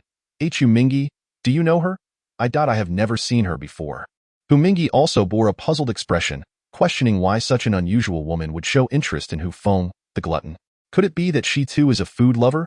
He indignantly touched his cheek and remarked, "Hu Feng, what is the matter? Are you more handsome than I am?" At the commencement of the Yushio banquet, the city lord would always be present, but later, he felt that mingling among the youthful contenders would inhibit their performance. And thus the subsequent banquets were presided over by the young lord. Ji-Chu approached the elevated throne and plopped down, surveying the hundreds of young talents in the hall, his spirit soaring. "Since all of you have gathered, let the Yushio banquet officially commence." Chapter 20. The might of the pig's trots. Many here may have attended the Yushio banquet before, yet numerous newcomers still arrive. Therefore, I shall once again elucidate the process of this banquet. The purpose of each Yushio banquet is to select 5 outstanding individuals from among the hundreds of young talents, hence the origin of our 5 heroes in Jitsong City. Each banquet can select a maximum of 5 heroes, and at times, even fewer than 5 are chosen. This is due to the unique rules of the banquet, as we seek true geniuses capable of overcoming all rivals. The first contestant to ascend the stage automatically becomes the challenger. If this initial champion succeeds in defeating 10 participants, they will become one of the 5 heroes. Should the champion be defeated, the victor will assume the title of champion until they have bested 10 opponents. The first champion can utilize 5 privileges to choose their adversaries, after which they must await challenges from others. The second champion has 4 privileges at their disposal and only needs to defeat 9 opponents to join the ranks of the 5 heroes. This pattern continues, with the 5th champion having but a single privilege. Yet they too must achieve 6 consecutive victories to become one of the 5 heroes.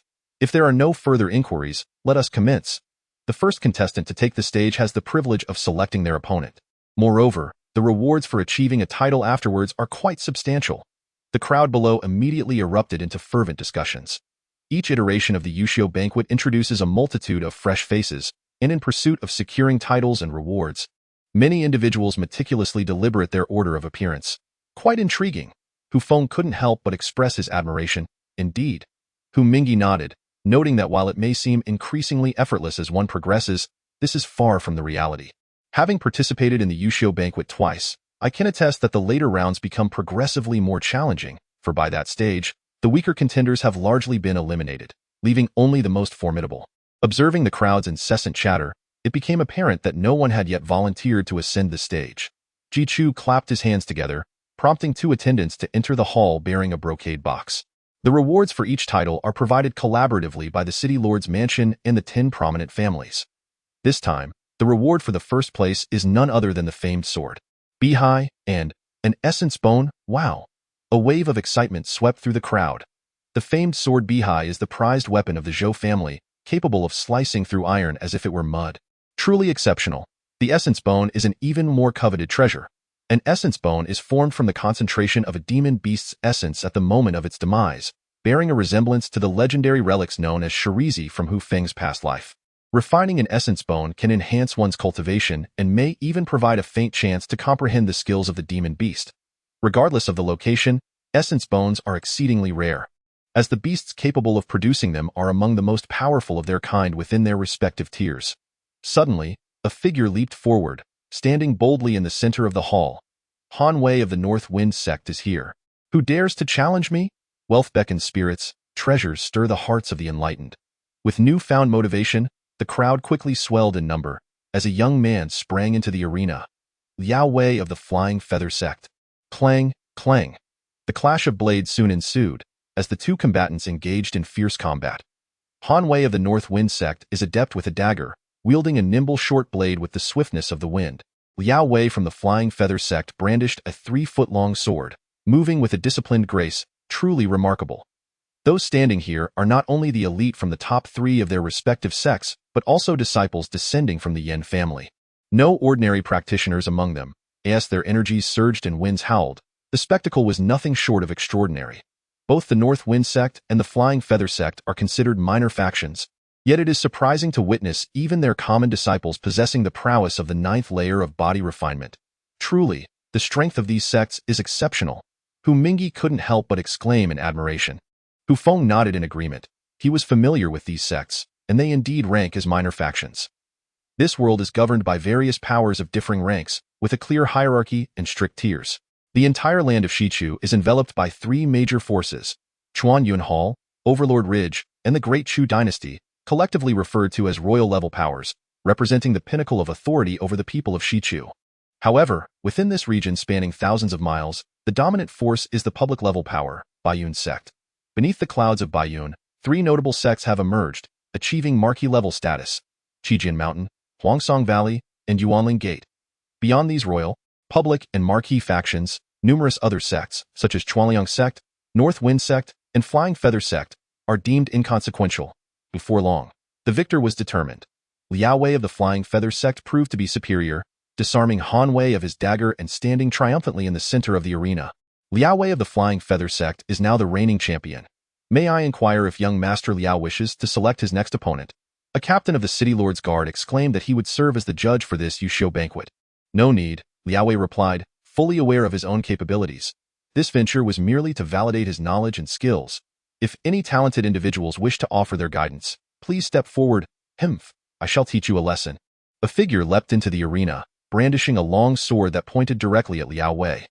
This fool has actually taken the stage, Hu Feng remarked in mild surprise, for the one who had just entered the fray was none other than young Master Wong Kai. As soon as young Master Wong ascended the platform, he flicked his sword, and crimson true energy enveloped the blade, immediately striking down towards Liao Wei. Bang! Though Liao Wei had attained the 9th level of body refinement, being of common birth, his mastery of true energy was abysmal. Upon the first clash, he felt a numbing sensation in his arm. Young Master Wong had evidently stabilized at the first level of open source, and the enhancement from his true energy left Liao Wei feeling overwhelmed as expected. It wasn't long before Liao Wei's sword was effortlessly knocked away, and young Master Wong, seizing the advantage, pressed on with relentless thrusts towards Liao Wei. "This is bad," Liao Wei exclaimed in alarm, but alas, his body was being forced back, making it difficult for him to evade. The crowd in the hall furrowed their brows. Clearly, Liao Wei had already lost. Yet young Master Wong continued his fierce assault, which was far from the conduct of a gentleman. Nevertheless, no one dared to intervene. After all, Liao Wei was merely a commoner without any backing. Even if he were to be slain here at Feiyu Gate, no one would come to his aid, I concede. In a moment of desperation, Liao Wei shouted hastily.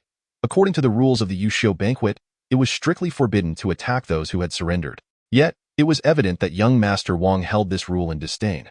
With a fleeting moment of hesitation, the sword light surged forth once more. "It's over." This was not only Liao Wei's thought, but also the collective sentiment of the audience. Just as the situation seemed utterly dire, a pig's trotter flew through the air, striking true against Wong Kai's sword. Clang! The sudden blow shattered the grim fate, causing Wong Kai's sword light to falter, narrowly grazing Liao Wei's right shoulder and tearing a corner of his garment before halting. Liao Wei quickly leapt backward, retreating from the center of the arena, finally allowing himself a sigh of relief. The hall fell into a profound silence. Countless eyes turned towards the direction from which the pig's trotter had come, revealing a black-clad youth, awkwardly standing there with a chicken leg in hand, his face awash with grievance. "I truly did not mean to. Please believe me, this pig's trotter was too greasy. I lost my grip, and it just slipped away." Chapter 21. Forced to step forward. "I truly did not mean to. Please believe me, this pig's trotter was too greasy. I accidentally lost my grip, and it just slipped away." Hu Mingyi rolled his eyes in exasperation, utterly speechless. He had been standing right beside Hu Feng and had certainly witnessed his flamboyant toss of the pig's trotter. Young Master Wong's face turned ashen, glaring furiously at Hu Feng. "You again? Are you deliberately trying to oppose me? Young lord, this individual has disrupted the rules of the competition. Should he not be severely punished?" Ji Chu narrowed his eyes, seemingly weighing the circumstances, before finally speaking. "This person has indeed violated the rules, and he shall be punished accordingly." Hu Feng's lips curled into a cold smirk. Indeed, they were all birds of a feather, callously disregarding human life, and now they even sought to penalize him. "Pray tell, how have I, the young lord, transgressed the rules? You deliberately assaulted the banquet attendees." "Oh? Is that so?" Hu Feng paused momentarily before continuing. "It appears I must elucidate. Firstly, I merely slipped and accidentally dropped the pig's trotter. It was certainly not intentional. Secondly, I harmed no one. The pig's trotter merely struck a sword by chance. Young lord, you must grant me justice." Hu Feng had long been regarded as a wastrel in the Hu family. His notoriety was well known, yet few recognized him. Now, Ji Chu had formed his impression, deeming him a mere disciple from a humble sect. Wang Shao, belonging to the Wong family, which ranked third among the 10 prominent families of Jitsong City, was subtly superior to the Hu family, which held the 4th position. Such a status was certainly worth courting by the young lord. Hence he did not pursue Wang Shao's earlier transgression of continuing to attack even after his opponent conceded. At that moment, the still trembling Liao Wei stepped forward and addressed Ji Chu, saying, "Young lord, Wang Kai blatantly disregarded the rules and sought to take my life. Should he not be punished first?" Ji Chu cast a calm glance his way and replied coolly, "Since ancient times, the arena has been a place where fists and feet know no mercy. In the heat of battle, it is indeed difficult to retract one's strikes. Thus, Wang Kai is innocent. He cannot be arbitrarily penalized for failing to withdraw his attack." Liao Wei's countenance grew increasingly grim. As a commoner, he had witnessed such scenes far too often, yet he had not anticipated that, even in the presence of such youthful talents, the young lord would still publicly shield these members of prominent families. Leaving him disheartened, he approached Hu Feng, bowing deeply. "I am immensely grateful for your life-saving grace, noble sir. May I inquire your esteemed name? Should an opportunity arise, I shall certainly pay my respects." Hu Feng hastily shook his head. "Esteemed young hero, are you not causing me trouble? I have already stated that I did not intentionally drop that pig's trotter. Why would you seek to ensnare me in injustice? I sincerely apologize. It seems I have misunderstood." He recognized that this occasion was not suited for overt expressions of gratitude and bowed 3 more times respectfully before turning to leave the hall. You have unilaterally disrupted the rules and must face severe punishment. However, considering your lack of intent, the penalty shall be mitigated. Should you ascend the stage to defend it, you are prohibited from exercising any privileges. Do you have any objections? To partake in the Yushio banquet implies either a certain status or capability, and thus, in the absence of knowledge, Jichu opted for a lenient punishment to avert uncontrollable repercussions. Just as Liao Wei had stepped away, Hu Feng received his penalty from Jichu. After contemplating, he deemed it inconsequential, for he held no interest in that trifling title of the 5 heroes, having no desire to ascend the stage. He was content to enjoy a hearty meal during his visit. As for his family head's exhortation to perform well, he completely disregarded it. Well then, since you, young lord, have spoken, who am I to contest? It is settled. With that, he resumed his meal. The competition returned to its normal course. But just as Hu Feng took a bite of braised pork, an unsettling voice broke the ambience. Judge, I wish to exercise my privileges. The captain of the guard nodded and said, Speak up. Whom do you wish to select? I shall fight him. Wong Ershao pointed decisively at Hu Feng. Hu Feng was taken aback, but quickly composed himself. This fellow was undoubtedly seizing the opportunity to take revenge on him, Your Honor. May I decline the challenge? No. The frigid voice conveyed no hint of emotion. What a coward! Such bravado, yet he turns out to be a spineless shrimp. Merely bluster, devoid of substance. Amidst the murmurs from the audience, Hu Feng finally stepped into the arena, still holding onto his chicken leg, muttering to himself, How delightful it is to be in the audience, with food, drink, and performances to enjoy. What a loss this is. Truly a rare specimen. To be such a glutton is remarkable. You have toyed with me repeatedly. Today, I shall ensure you meet your demise. Wong Ershao could no longer contain himself, his sword gleaming as he unleashed a wave of vital energy. Exuding an extraordinary aura as he slashed horizontally with his sword, Hu Feng quickly crouched down, exclaiming, Oh no, I'm done for. In an instant, he sprang up, raising both hands above his head, with his right hand gripping the chicken leg bone. He deftly pointed it towards Wong Ershao's temple. Just as Wong Ershao was poised to deliver another strike that would seal Hu Feng's fate, unexpectedly, darkness enveloped his vision. Before he could comprehend what had transpired, he collapsed backward. A clamor erupted in the crowd. Hu Feng, with his hands raised in a gesture of surrender, found Wong Ershao lying on the ground, frothing at the mouth. What has happened? How could Wong Ershao have fallen? A disciple of Chuan Liangman inquired, bewildered. I have no idea. This fellow was about to surrender. How did Wong Ershao collapse? I distinctly saw him evade a strike and prepare to concede. Surely, he can't be ill. It comes to mind that there is a condition known as epilepsy, which manifests in such a manner. Frothing at the mouth, collapsing without consciousness. Hu Feng's swift technique, combined with his covert execution, left the audience unable to discern the particulars, leading them to believe that Wong Ershao had simply suffered an episode. Second brother, Wang Qiu hastily approached the arena, meticulously examining Wong Ershao's condition. The more he investigated, the more grave his expression became. There were no visible injuries, yet his brother lay unconscious, frothing at the mouth. The young man in yellow, who had been following Su Fian, also stepped forward and remarked, Brother Wong, the symptoms exhibited by your younger sibling closely resemble those of the rumored epilepsy. It would be prudent to take him back home for treatment. Thank you, Brother Chung. I shall escort my younger brother back immediately. If you have the time, do consider visiting my residence for a few days. It has been quite a while since we last met. Wang Qiu expressed gratefully, clearly well acquainted with the young man in yellow. Hearing the surrounding discussions, Wang Qiu began to suspect that his brother might indeed be ill, and without further ado, he disregarded the Yushio banquet. He hastily lifted the unconscious Wong Ershao and departed, yet not forgetting to cast a threatening remark at Hu Feng, which left Hu Feng feeling quite vexed. You? I shall challenge you.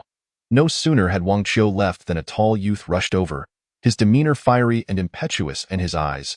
Hu Feng was merely a fortunate novice who had narrowly escaped catastrophe. It would be difficult to find a more feeble opponent in the entire arena. Halt! I concede.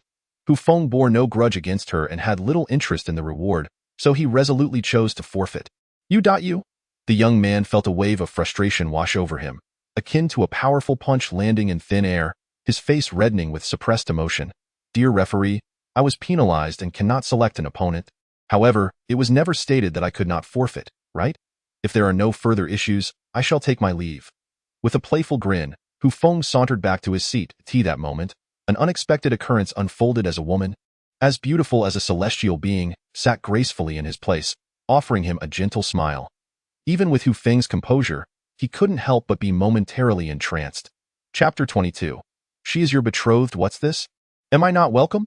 The woman's lips curled slightly, her crimson mouth exhaling a fragrance as delicate as orchids. Hu Feng gradually regained his senses and inquired earnestly, Miss, do we know each other? You may not recognize me, but I certainly know you. Please, do not be so formal. I might find it uncomfortable, she replied. With the enchanting beauty before him, Hu Feng felt no need to hold back. He sat beside her without hesitation and took a delicate sip from his wine glass. How peculiar. Just a moment ago, you were indulging heartily.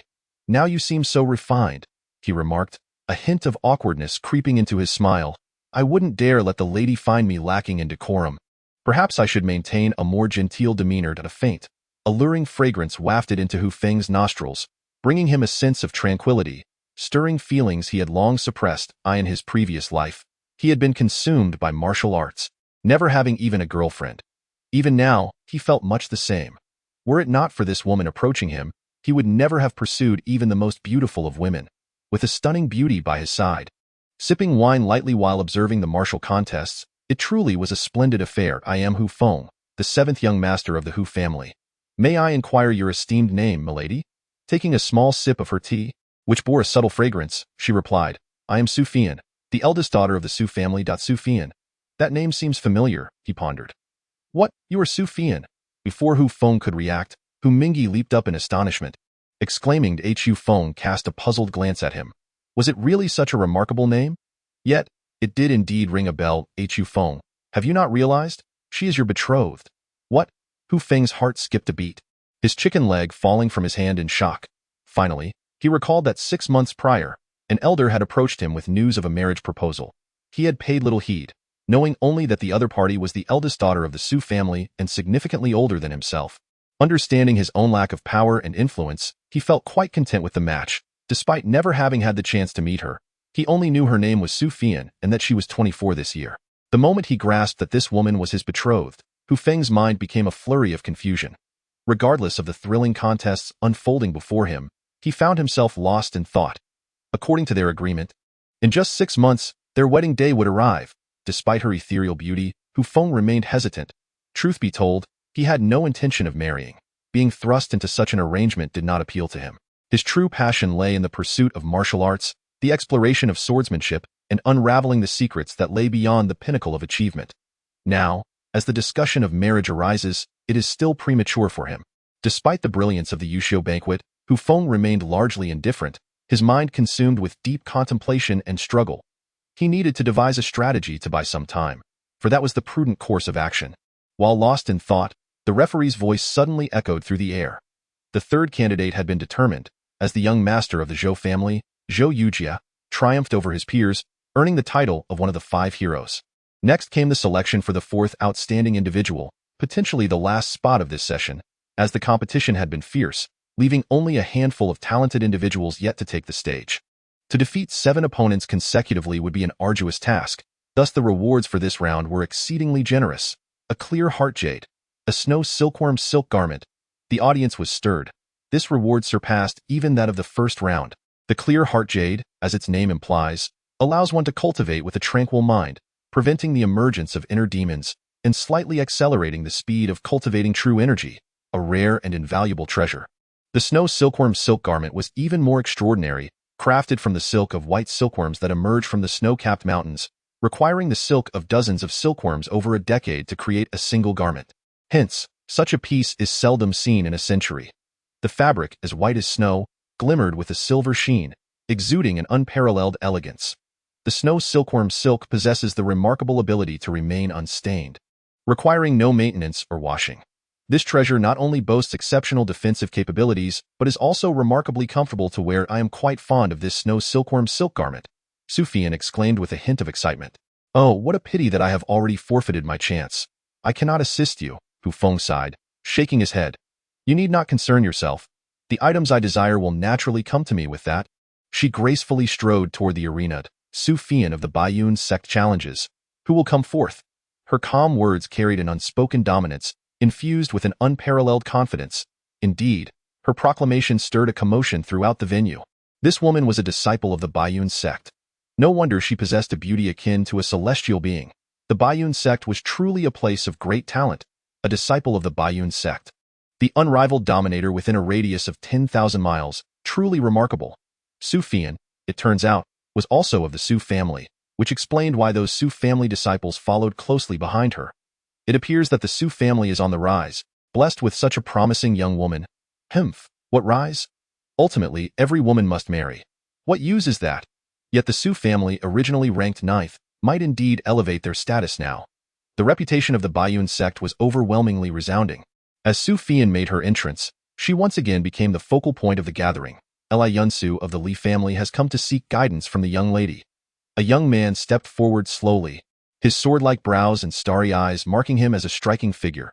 He was Li Yunsu of the Li family, ranked 2nd among the 10 great families, and his aura suggested he had likely reached the 4th level of the Kaiyuan realm. Truly extraordinary. The spectators murmured among themselves, "You are not my match. Step down." Hu Feng cast a dismissive glance at Li Yunsu, her tone tinged with disdain. Whether or not the young lady's opponent is determined yet remains to be seen. Li Yunsu's expression darkened as he gritted his teeth. With that, he drew his sword, the brilliant light emanating from it surging forth. Hu Feng took a half step forward with her left foot, gently pushing her right palm forward as a deep blue true energy coalesced in her hand. In the next moment, a palm-sized imprint shot forth in an instant. What? True energy projection? Late stage of Kaiyuan. This is truly the prowess of the 7th tier of open source. Li Yunsu's eyes widened in astonishment as he hastily raised his sword to block. Boom. A spray of fresh blood burst forth into the air, and Li Yunsu was hurled back 3 zhong by that single strike. The entire venue fell into silence, as still as the grave. Hu Feng's eyes bulged in disbelief. This woman possesses remarkable strength. It seems that having such a wife would not be a bad idea. The might of that single palm silenced the crowd. Li Yunsu remained on the ground for quite some time, unable to rise. Who will come forth? The question, calm yet piercing, echoed, yet no one dared to respond.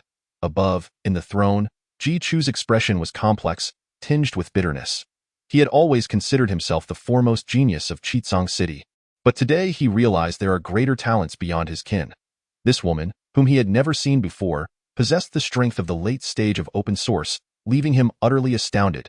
If no one else steps up to challenge, the treasures will belong to me. I shall take my turn. Huang Songgu's intent was clear. Boom. Another simple palm strike, and he Yi fell to defeat. Following him, several others took to the stage, yet the outcome was invariably the same. None could withstand the palm of Hu Feng at the late stage of open source. Her brilliant palm imprint, as if it had eyes of its own, was impossible to evade. All who attempted to block were sent flying. Chapter 23. You are my ideal husband. Moments later, Hu Feng had triumphed over 7 opponents, gracefully approaching the attendant holding the brocade box, from which she retrieved 2 treasures. To her surprise, a disciple of the Bayun sect also stepped forward. Such an occurrence was indeed rare. This year's Yushio banquet, featuring a display of the late stage of open source, was truly worthwhile. Not a single man managed to withstand that woman's palm. It was truly shameful. Thus, this year's Yushio banquet concluded in splendid fashion. Although only 4 individuals received the title of Renjia, Hu Feng's display significantly elevated the event's prestige. For these young individuals, witnessing a young master of the late stage of open source was an exceedingly rare experience. Hu Feng strolled down the street, lost in thought, closely followed by Hu Mingyi, while Hu Yulo had long since disappeared. Are you not going to see me off? The sound of gentle footsteps approached from behind, prompting Hu Feng to halt. He needed no turning to know who it was. That heavenly voice could only belong to Hu Feng. Besides her, several others accompanied her. Having young master Hu with me is sufficient. You may return to the Su family first. Yes, elder sister. The young talents of the Su family responded, each one the most outstanding among them, yet all obeyed Hu Feng without question, their gazes toward Hu Feng laden with hostility. Su Shiji, how about I escort you? The young man in yellow, who had been closely trailing Hu Feng, spoke up. Hu Feng shook her head. Chengwen Shidi, did you not have an appointment with young master Wong? You should hasten to the Wong residence as a guest. I have matters to attend to and cannot accompany you. The youth named Cheng begrudgingly nodded, casting a fierce glare at Hu Feng before turning to leave. Hu Feng, since you have matters to discuss, I shall take my leave. Do take care. With that, Hu Mingyi also turned to depart. The street was suddenly left with only Su Feng and Hu Feng. Hu Feng, unversed in matters of romance, found himself at a loss for words. I waited in silence for Su Feng to speak. I found myself taken aback by her quiet demeanor as she gradually turned to walk away. I, Hu Feng, who had never feared anything in this world, now felt utterly flustered due to a woman. How embarrassing! The night had deepened, and the tranquil street was graced solely by the presence of a young couple strolling through it. The moonlight poured down, casting flickering shadows as silence enveloped us. Hey, at long last, I mustered the courage to shatter the stillness. Do you often find yourself away from Jitsong City? I've never seen you before. I used to find it too bothersome, always wearing a veil, she replied. Oh, I see. By the way, I once read that in such circumstances, it is customary for a man and woman to discuss an unchanging topic. What is it? Su Feng's interest was piqued by my words. I gazed at her earnestly and uttered two words, breaking off the engagement. Ha ha, how amusing. She laughed beautifully, but you're overthinking it. You are the ideal partner in my heart. How could I ever bear to break off our engagement? Su Feng raised her hand to tuck a loose strand of hair behind her ear before continuing. The Su family holds a rather low status in Jitsong City. Although my father aspires to marry into one of the three prominent families, alas, they look down upon us. Thus, he set his sights on the Hu family, which ranks fourth. That shouldn't concern me, I began, but I refrained from continuing, and my meaning was clear. Who among us was unaware of the Hu family's notorious reputation for ineptitude? It was merely that many had yet to encounter me. 6 months ago, my father sent someone to propose to your Hu family, targeting the Hu family's young master. Though I can't recall his name, it was rejected. Her tone bore no trace of displeasure, as if she had completely dismissed the matter from her mind, with a hint of satisfaction lingering. Why would that be? I have been obsessed with martial arts since childhood, dedicating myself to arduous training in isolation and avoiding social interactions. Few in Jitsong City know me, and after joining the Bayun sect, I returned home only once every few years, rarely encountering outsiders. I am now 24 years old, and my two younger sisters have children who can already walk, while I remain solitary. Can you blame the young master of the Hu family for thinking too much? I heard from the matchmaker that the young master felt my appearance was unappealing and thought I would never marry, leading him to reject me without a second thought. That is his loss. If he had known you were a captivating beauty, he would have regretted his decision immensely. I sighed softly, reflecting on the peculiarities of fate. Such a celestial being as she was, concealed from the world and mistakenly perceived as unattractive. How tragic. I couldn't care less about his opinion. However, I must thank him. It allowed me to find a partner as ideal as you. I want to hear the truth. After that incident, my father acquiesced to my request, permitting me to choose a direct descendant of the Hu family for marriage. After careful observation, I ultimately chose you. Can you imagine my excitement in that moment? Why? Your mother has passed, your father is incapacitated, and you lack spiritual roots, destined to be an ordinary person.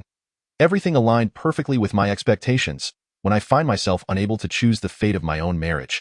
The question of whom to wed becomes an arduous contemplation. Ultimately, I have chosen you. Only by marrying someone as ineffectual as you can I fully seize control of my own destiny. Lacking power, influence, and capability, you are in no position to dictate my actions. After our union, I can select the life I desire, retreat for intense cultivation, or traverse the world at my whim. Our relationship is fated to be merely one of marital title, devoid of true companionship. There is no need for gratitude, as I shall never become your woman. I will remain true to myself, a woman fervently pursuing the pinnacle of martial arts. Hu Feng stood in utter shock, unable to fathom that this woman harbored such peculiar thoughts. In no wonder her first remark upon seeing him was a complaint about his lack of consideration. The stronger he became, the less manageable she would find him. It must be said, according to her reasoning, Hu Feng indeed stood as the best partner she could select. However, the Hu Feng of today was no longer the inept individual he once was. A fact Su Feng would undoubtedly misjudge. I apologize if my words are harsh and hurtful, but I must be forthright with you. If you truly appreciate a woman like me, it will only lead to your suffering. I am aware of your efforts. 6 months ago, I heard you had only reached the 3rd stage of body refinement, yet now you are among the top 3 in the summer trials. Surely you possess at least the 8th stage of body refinement. Perhaps you have encountered some fortuitous events that have propelled your progress, yet such advancements are ultimately futile. Spiritual roots are innate. Without them, you are destined for mediocrity. You may, by chance, find yourself in the opening source realm, but that is where your journey will end. Transcending to the convergence realm is beyond your reach. Well, I understand all of this now. Your acceptance of this reality is a relief, and I need not worry anymore. Hu Feng felt a sense of ease. He had been troubled about how to postpone their wedding, but now that the main party was prepared to put on a charade, why should he not play along? Su Fian regarded him with curiosity. I hope you have truly come to terms with this. What puzzles me is that, with your strength, you should be able to dictate your own fate. Without the need for a worthless partner like me. You do not comprehend. The status of women differs significantly from that of men. Moreover, I do not wish to create discord with my father. You are simply the best option. Hu Feng fell silent. While the societal norms here were not as patriarchal as those of ancient Huaxia, the status of women still lagged behind that of men. The sky was growing dark. It was time for you to return. Shall I escort you? No, thank you. I fear I do not require your protection. She smiled serenely, waving her hand. Farewell, my little husband. Hu Feng was at a loss for words, flabbergasted to be referred to as little husband, a title that felt utterly insufferable. Yet, who could blame him for being 8 years her junior? Chapter 24. The dark ambush, the long street stretched before him. Illuminated by flickering lights, as Hu Feng made his solitary way back to the Hu residence, he suddenly encountered a pair of ominous figures blocking his path. Two individuals, shrouded in dark cloth, stood on the street ahead, arms crossed, clearly having awaited his arrival for some time. Hu Feng halted, maintaining a distance of over 10 meters, his expression vigilant. Are you the worthless Hu Feng of the Hu family? A hoarse voice inquired. A despicable coward. Hemph, eliminate him. Break his limbs. Another figure, diminutive in stature and possessing a notably high-pitched voice, interjected.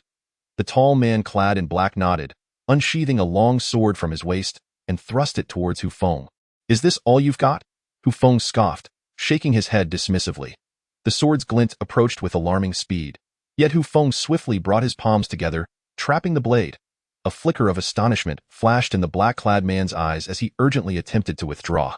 To his surprise, Hu Feng simultaneously released his grip, leaving the man unprepared and stumbling backward. Seizing the opportunity, Hu Feng lunged forward, delivering a powerful kick to the chest of the middle-aged man. The impact sent him flying several meters. Before he could rise, a foot landed squarely on his head. Boom. The black-clad man's skull struck the ground, erupting in a spray of crimson, and he instantly lost consciousness. Impossible. The diminutive figure had initially dismissed Hu Feng, but the sudden turn of events left her stunned. Before she could react, the tall man lay unconscious, his fate unknown. Hu Feng, you shall pay for this. How dare you slay my guard? The voice of the short figure grew sharper. At that moment, Hu Feng finally comprehended the truth. This petite individual was a woman. Moreover, she was one with whom he bore a grudge. In an instant, the name that sprang to his mind was Yu Han-yun. The short, black-clad figure, exasperated, launched a swift attack. Snowy Night Long Song. Hu Feng sidestepped nimbly, delivering a sharp slap to the protruding backside of the black-clad woman. Smack, indeed, she was a woman, and the sensation was quite delightful. Hu Feng declared loudly, I shall slay you. The black-clad woman ceased her pretentious tone and angrily charged forward. Snow-berried flowers, tisk, teske. You wield the Snowy Night swordplay as though it were a clumsy chicken dance, merely wriggling your backside without an ounce of grace. Hu Feng deftly sidestepped once more, casually pinching her face twice. Such tender cheeks. Afterward, he couldn't resist bringing his hand to his nose for a hearty sniff. Scoundrel. How can this be? You are nothing but a waste. Even if you fortuitously consumed some miraculous treasure, you could not be this formidable. Snowy mist over green mountains. The fierce sword strike aimed directly at Hu Feng's head. Yet he leisurely tilted his neck, stealthily extending his right foot for a hook. Bang. The overly forceful black-clad woman was abruptly tripped and fell to the ground. Hu Feng stepped forward. Ah! The woman cried out in pain, unable to maintain her grip on the long sword, which Hu Feng seized for inspection, a fine sword. But you are utterly lacking, scoundrel. I will not rest until I see you dead. I vow to kill you one day. Hu Feng yanked away her veil, revealing Yu Han-yun's face, twisted in furious rage. Tiske, how hideous. It has utterly extinguished my desire. You shall not escape unscathed. Pft. Before Yu Han-yun could finish her sentence, a large foot clamped over her mouth. Dare to plot against me time and again. Do you truly believe I am as malleable as clay? Hu Feng grasped Yu Han-yun's neck, coldly stating, should anyone inquire upon your return, be sure to say it was you who fell and injured yourself. Should even a fragment of information be leaked, your head shall be displayed upon the cliffs. His fierce intent to kill instantly terrified the pampered young lady, Yu Hanyun, who burst into tears. Remember, if there is even a single discrepancy in your words, I shall personally take your life. Swish, with a flick of his wrist, Hu Feng drove his sword into the ground mere inches from Yu Hanyun's forehead with a resounding clang, then turned away without a glance. Yu Hanyun's pupils widened in terror, her body trembling incessantly. At that moment, she truly felt the chilling embrace of death. The sharp blade was less than an inch from her eyes. Hu Feng, just you wait. This grievance, I shall surely find a chance to avenge. On the outskirts of Busan, the sun hung high in the sky, its summer rays blazing down. Aside from a few hunters struggling to make ends meet at the foot of the mountain, few dared to ascend at such a scorching hour. From the low shrubs, a hoarse voice echoed persistently. Fenger, where are you? If you are nearby, respond. Your father has come to find you. An elderly man, appearing to be in his 50s or 60s, trudged heavily, calling out repeatedly, with two dark-clad guards trailing a short distance behind him. Their eyes filled with palpable discontent. At this hour, many would likely be napping in the comfort of their rooms, or at the very least, seeking shade beneath a great tree. Yet now they were compelled to scour the mountains for a useless wretch, which was truly infuriating. Hu Yuanming was just over 40, but the burdens of life had aged him prematurely. His once lustrous hair was now mostly gray, dry as the brittle grass of autumn and winter. His face, etched with deep wrinkles, resembled a landscape traversed by countless earthworms. His sunken eyes and sallow complexion betrayed his lack of vitality. Dressed in a once white cloth robe, now tattered and stained with faint traces of blood, he cried out again, Fenger, where are you? His desperate call silenced the eastern winds and hushed the cicadas. The surroundings felt eerily quiet, with no response. The guard in his 30s bent down, catching his breath, and took a long drink from his water pouch. This old man is quite relentless, even hoarse, yet he shouts with such fervor. The elder guard beside him, slightly older, furrowed his brow and remarked, human hearts are made of flesh. After all, how could a father rest while his child is missing? Well, I cannot argue with you, but is it worth it for this good-for-nothing? Never mind whether it is worth it. Just keep up and do your duty. Why ponder so much? Hu Yuanming steadied himself, leaning against an ancient tree to catch his breath, his gaze vacant and sorrowful. Having searched for so long without a trace, it seemed the odds were grim.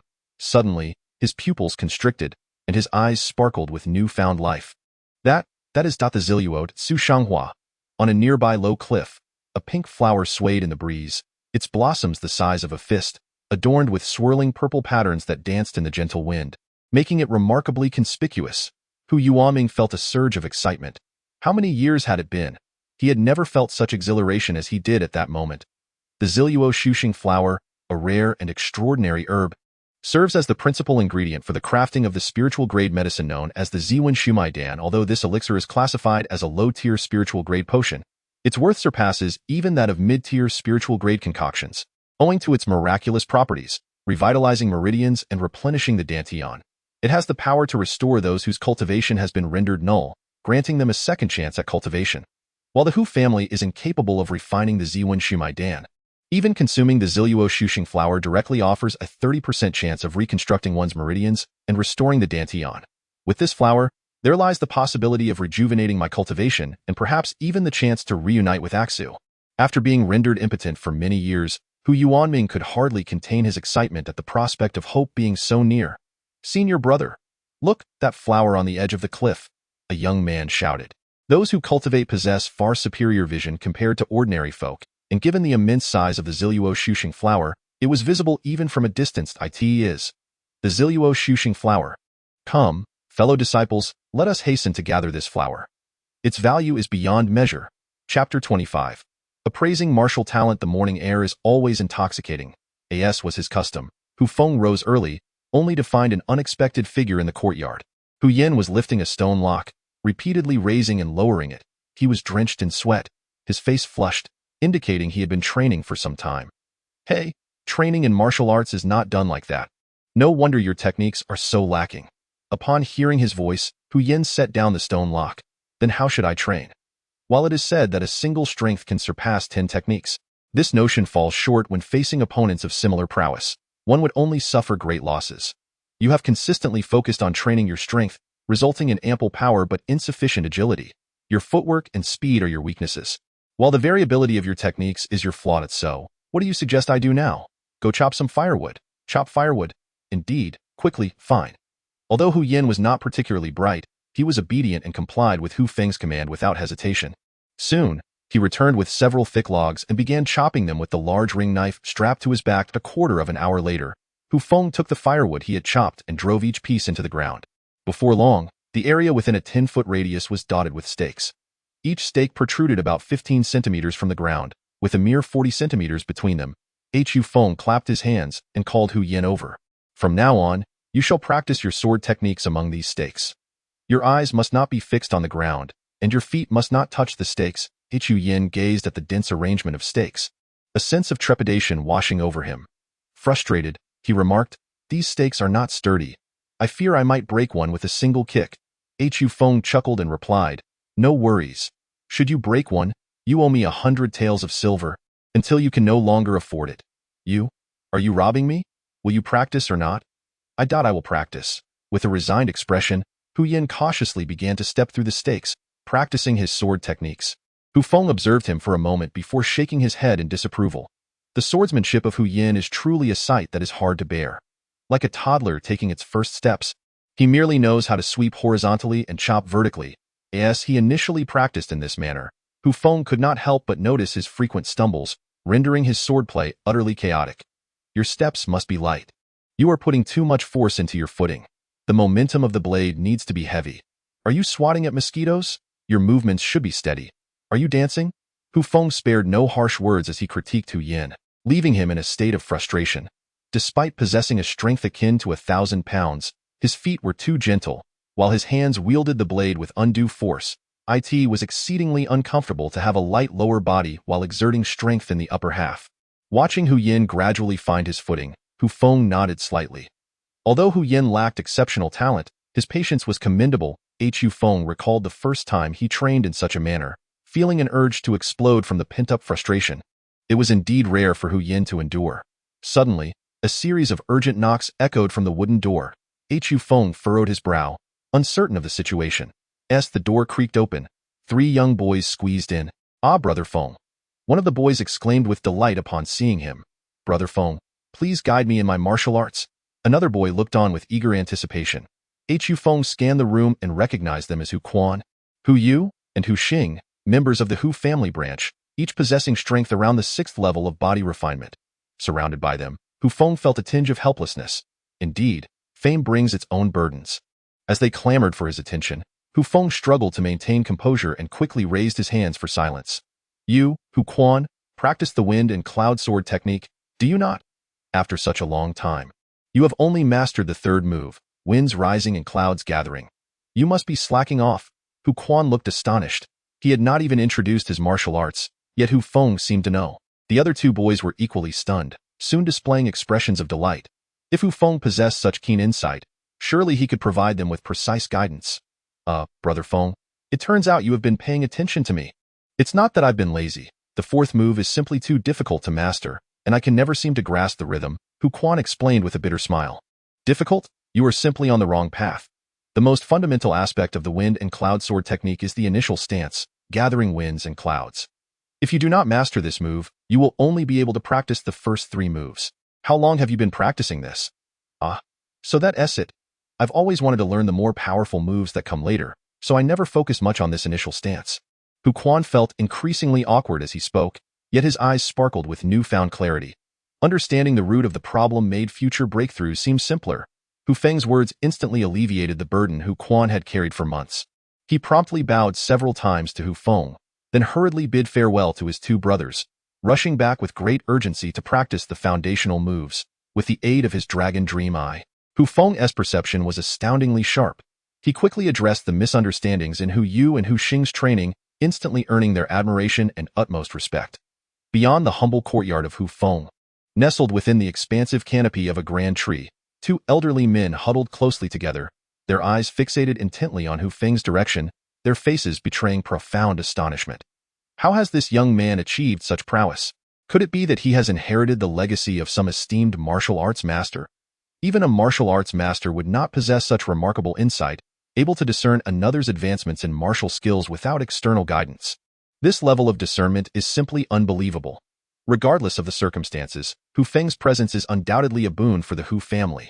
The training progress of the clan's disciples is now assured. This young man has concealed his capabilities for so long.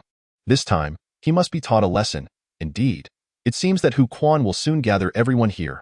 Hu and Hu Xing, having received guidance from Hu Feng, quickly expressed their gratitude. Hu Feng waved his hand dismissively, urging them to leave. Having wasted so much time, he had yet to practice his swordsmanship. Just as he was about to engage in his training, a cacophony of noise erupted. Brother Feng, you must provide me with guidance. Brother Feng, I wish to learn too. Brother Feng, a throng of Hu family disciples surged into Hu Feng's courtyard. The already confined space became utterly congested with the influx of dozens of individuals. Even the wooden post that Hu Yin was practicing with was sent flying, leaving him seething with rage yet powerless to accede. Hu Feng, drenched in cold sweat, began to understand why celebrities in his past life dreaded having their whereabouts exposed. Even without a paparazzi, this mob of fervent admirers was more than enough to overwhelm any star. Chapter 26. Confrontation with Hu Xian. Your morning flower sword technique is far too rigid in its forms. This swordsmanship emphasizes a state of mind that is free and unrestrained. Thus one must not strike solely according to established patterns. True mastery requires one to act according to one's desires. Your frenzied bull fist lacks sufficient force. This technique demands explosive intensity. Your foundation is too weak, and the power is lacking. No matter how proficiently you execute the forms, they will lack impact. The carefree leg technique cannot be executed so stiffly. When raising your leg, it is best not to exceed knee height, lest you expose significant vulnerabilities. Kicking high does not necessarily equate to greater power, do you understand? Hu Feng tirelessly offered his insights to the eager disciples of the Hu family, fully engrossed in his task. The clan members were elated to receive his guidance. It is well known that Hu Feng's nightmare dragon magic has never erred, effortlessly identifying the root of any issue, complemented by his own impressive martial arts accomplishments. After his instructions, everyone benefited greatly, their faces alight with excitement. When they looked at Hu Feng, their eyes were filled with respect, no longer daring to underestimate him in the slightest. Hu Feng, get out here. Just as the crowd was in high spirits, this sudden command caused them all to furrow their brows in unison. Approaching them was a figure clad in white, strikingly handsome, his garments billowing as he strode forward, a slender waist knife in hand. It was Hu Xian. Who would have thought that Hu Xian would come seeking trouble? Alas, what could be done? After all, he is the heir of the Hu family, inherently superior by birthright. Hu Xian was undoubtedly here to avenge his grievance from the recent cancellation of his summer examination qualifications. One could only wonder if Brother Feng would be able to withstand this challenge. I stand with Brother Feng. He is such a good person. How could he possibly be bullied by someone like Hu Xian? Indeed, I hold a great admiration for Feng Gu. Although Hu Xian had yet to establish his stance, the surrounding crowd had already made their intentions clear. Many of them had received Hu Feng's assistance, naturally aligning their hearts with him. There's something you wish to discuss. Hu Feng cast a nonchalant glance at Hu Xian. I challenge you. Hu Xian extended his right hand, pointing at Hu Feng. What is your reasoning? Is it necessary? I do not engage in pointless battles.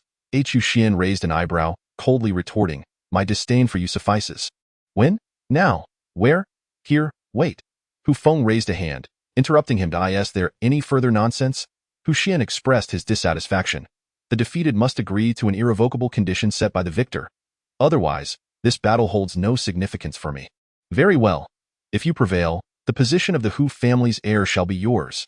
In an instant, the crowd swiftly retreated, clearing ample space for the two contenders. One was the champion of the summer trials, while the other was rumored to be the foremost expert, who would ultimately prove superior. This was indeed a matter of uncertainty. Although Feng Gu wielded his martial skills with extraordinary finesse, Hu Xian's prowess at the third level of the open source was no mere illusion. Could the body refinement stage truly triumph over him? Hu Xian wore a grave expression, recalling that his opponent had once been a notorious failure within the family, yet had recently triumphed over numerous foes in the summer trials, suggesting a depth of hidden strength. Nevertheless, she had unwavering confidence in herself. With formidable power and exceptional martial techniques, these were her proud assets. Hu Feng, I shall show you what it means to know that there are always greater heights and more capable individuals. Hu Feng smiled faintly. I merely hope you do not end up weeping. Hu Feng, today you shall undoubtedly lose all face. I wonder what qualifications you will have to critique others thereafter.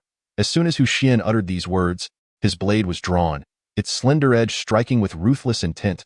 Hu Feng deftly evaded the attack with a mere flick of his toes, taunting, "Is this all you are capable of? Today, I shall not only defeat you but ensure that you suffer a loss so profound that you will be utterly humiliated." Seeking death.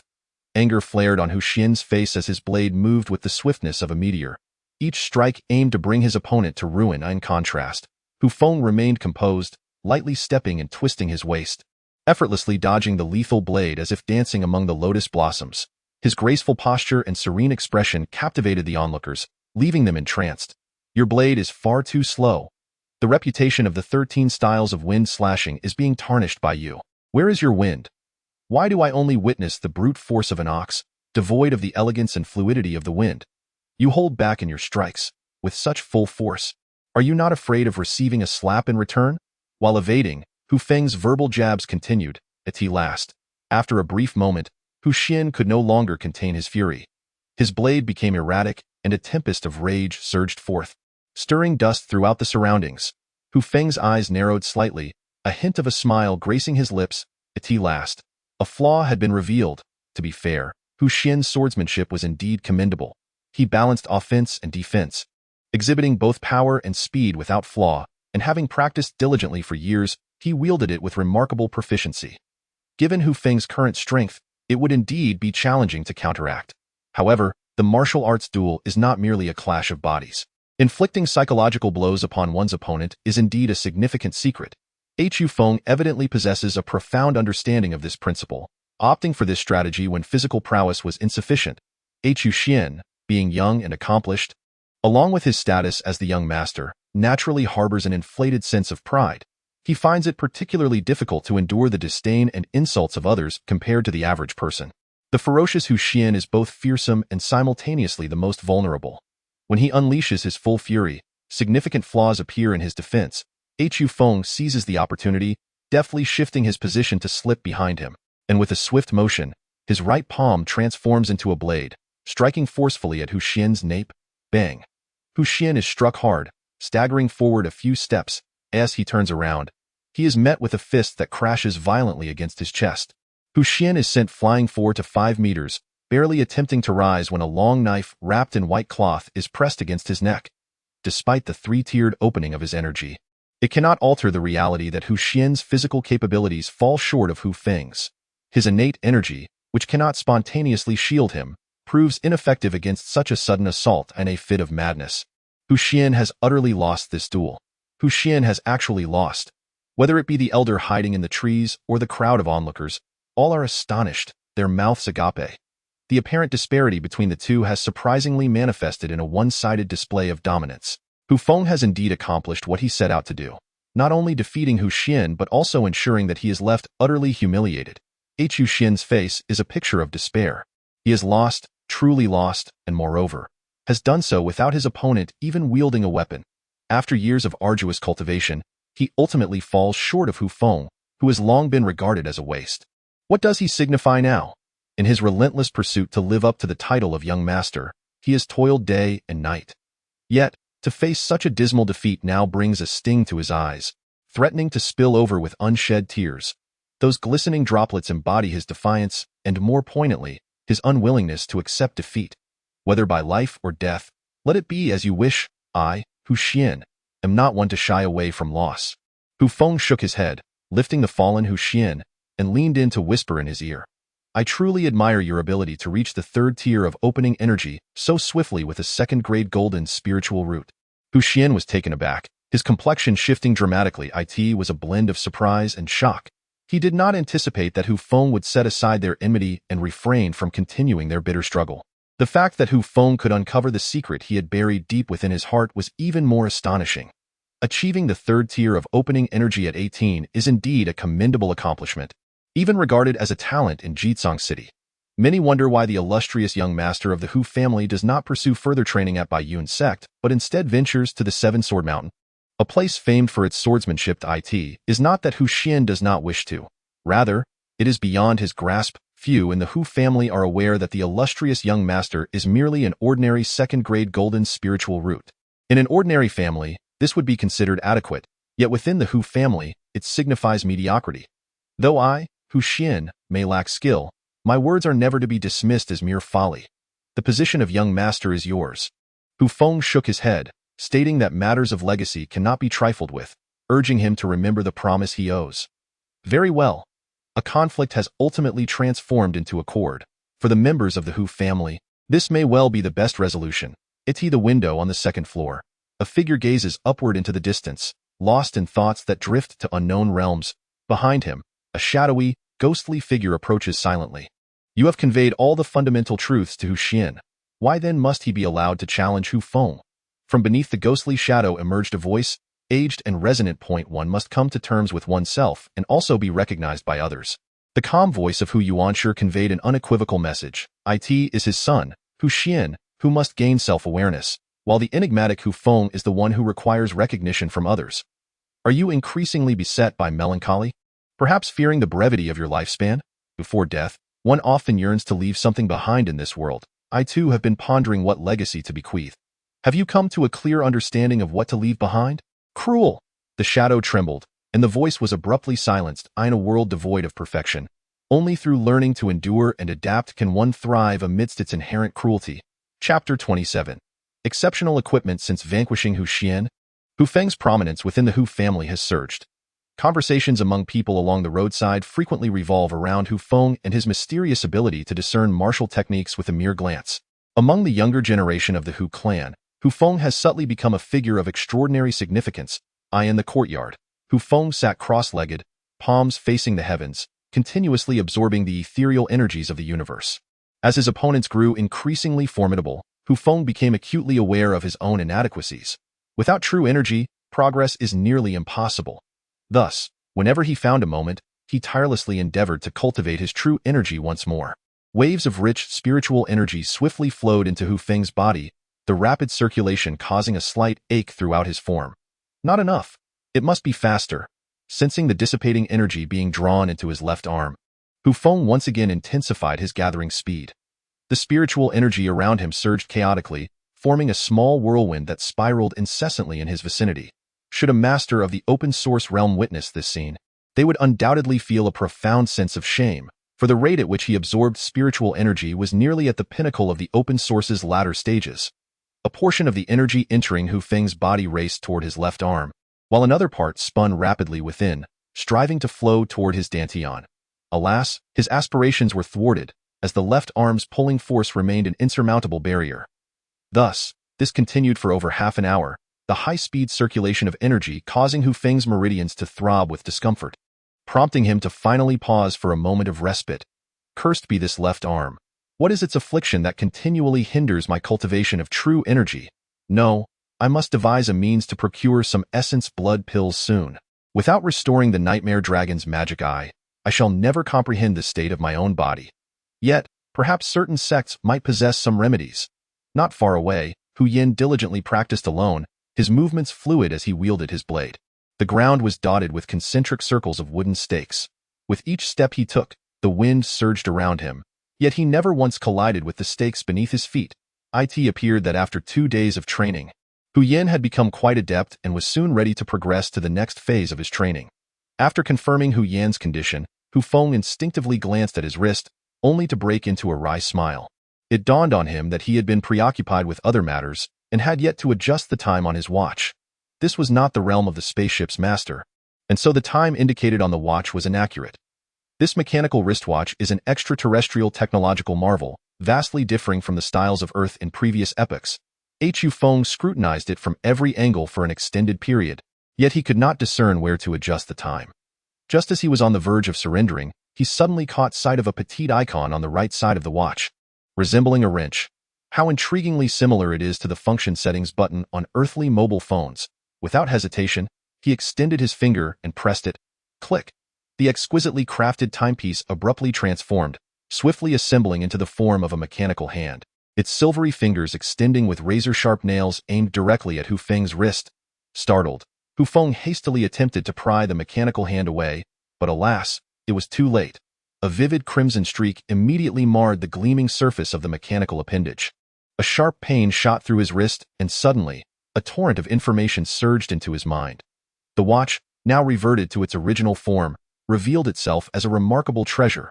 Enlightened by the watch's purpose, he wore an expression of exhilaration, clearly having stumbled upon an extraordinary boon. Hu Yin, practice diligently here. I shall retire to my chamber for a while. Remember, do not disturb me unless it is of utmost urgency. Hu Feng rushed into his room, securing the door with a bolt, his eyes glinting with fervor as they fixated on the watch. Let me explore just how formidable this alien technology truly is. Arise, my personal space. At Hu Feng's command, the watch on his wrist abruptly split open, releasing a beam of silver light. A spatial projection, approximately a zhang in diameter, materialized in midair, vividly displaying the items contained within. It turned out that the mechanical hand had pricked Hu Feng to draw blood for the purpose of recognition. This extraterrestrial gadget required a blood sample to bind to his DNA for usage. Once the watch acknowledged its master, Hu Feng instinctively grasped its operational methods. This was a unique piece of equipment crafted by beings from distant star realms, exceedingly rare, known as the Void Watch. Possessing multiple functionalities, the most significant of which was its ability to store a special vacuum space capable of accommodating numerous items. Within the dark personal space, over a dozen assorted objects came into view, prompting Hu Feng to hastily retrieve and examine them one by one. Trendy extraterrestrial garments were casually discarded upon his bedside. Several small metallic boxes were opened, revealing unfamiliar contents. The round, disc-like items were likely compressed foodstuffs. After nearly half an hour of tidying up, Hu Feng finally emerged with 4 items, scrutinizing them with utmost seriousness: a uniquely shaped small dagger, surprisingly weighty in hand, and 2 transparent glass vials containing liquids of differing hues. One vial held a white liquid, while the other contained an orange-yellow substance. Both bore labels inscribed in an alien script that Hu Feng could not comprehend. Could they possibly be those repulsive substances? A sudden chill coursed through him. He then set the 2 vials aside carefully and resumed his examination of the dagger. Unfortunately, after thorough inspection, he could glean no understanding of its nature. Wait, perhaps this object, like the watch, also requires blood for recognition? Eagerly, Hu Feng squeezed a drop of blood from the wound on his wrist and let it fall upon the dagger. Instantly, the dagger radiated a brilliant red light, elongating at a visible pace, transforming in the blink of an eye into a formidable spear. The once sharp blade of the dagger has transformed into the tip of a spear, while the originally short handle has elongated into a staff that reaches the brow. Mysterious patterns entwine the entire shaft, and a formidable battle intent erupts instantaneously. What a magnificent weapon! A stream of information immediately flooded Hu Feng's mind. The spear is named Conquest. It is forged from a molten metal alloy composed of dozens of rare metals. This molten metal, akin to liquid iron, possesses the fluidity of water, coupled with terrifying heat. Alas, this weapon has been idle for far too long, resulting in a significant loss of its fiery potency, leaving only one characteristic: extensibility. Regrettably, my marksmanship is merely mediocre. Otherwise, wielding this divine artifact would feel like receiving divine assistance. Hu Feng grasped the spear with both hands, and with a single thought, it swiftly elongated to over 10 meters before finally halting. Splendid. It is undoubtedly superior to the cold weapons of Earth by countless measures. What manner of world is that planet? Hu Feng couldn't help but marvel. Even now, he remains unaware of the specific circumstances surrounding that mysterious technological planet. But there is no doubt that it is equally formidable, possessing an array of astonishing technological equipment. Chapter 28. News of Hu Yuanming. Hu Feng remained in a state of uncontainable excitement. The spatial storage he carried and the weapon with free extensibility filled him with ambition, making him yearn to find a worthy opponent and engage in a fierce battle for 300 rounds. Suddenly, an epiphany struck him. If the small dagger and watch can recognize their master, could the 2 daggers and serrated knife I possess also be capable of the same?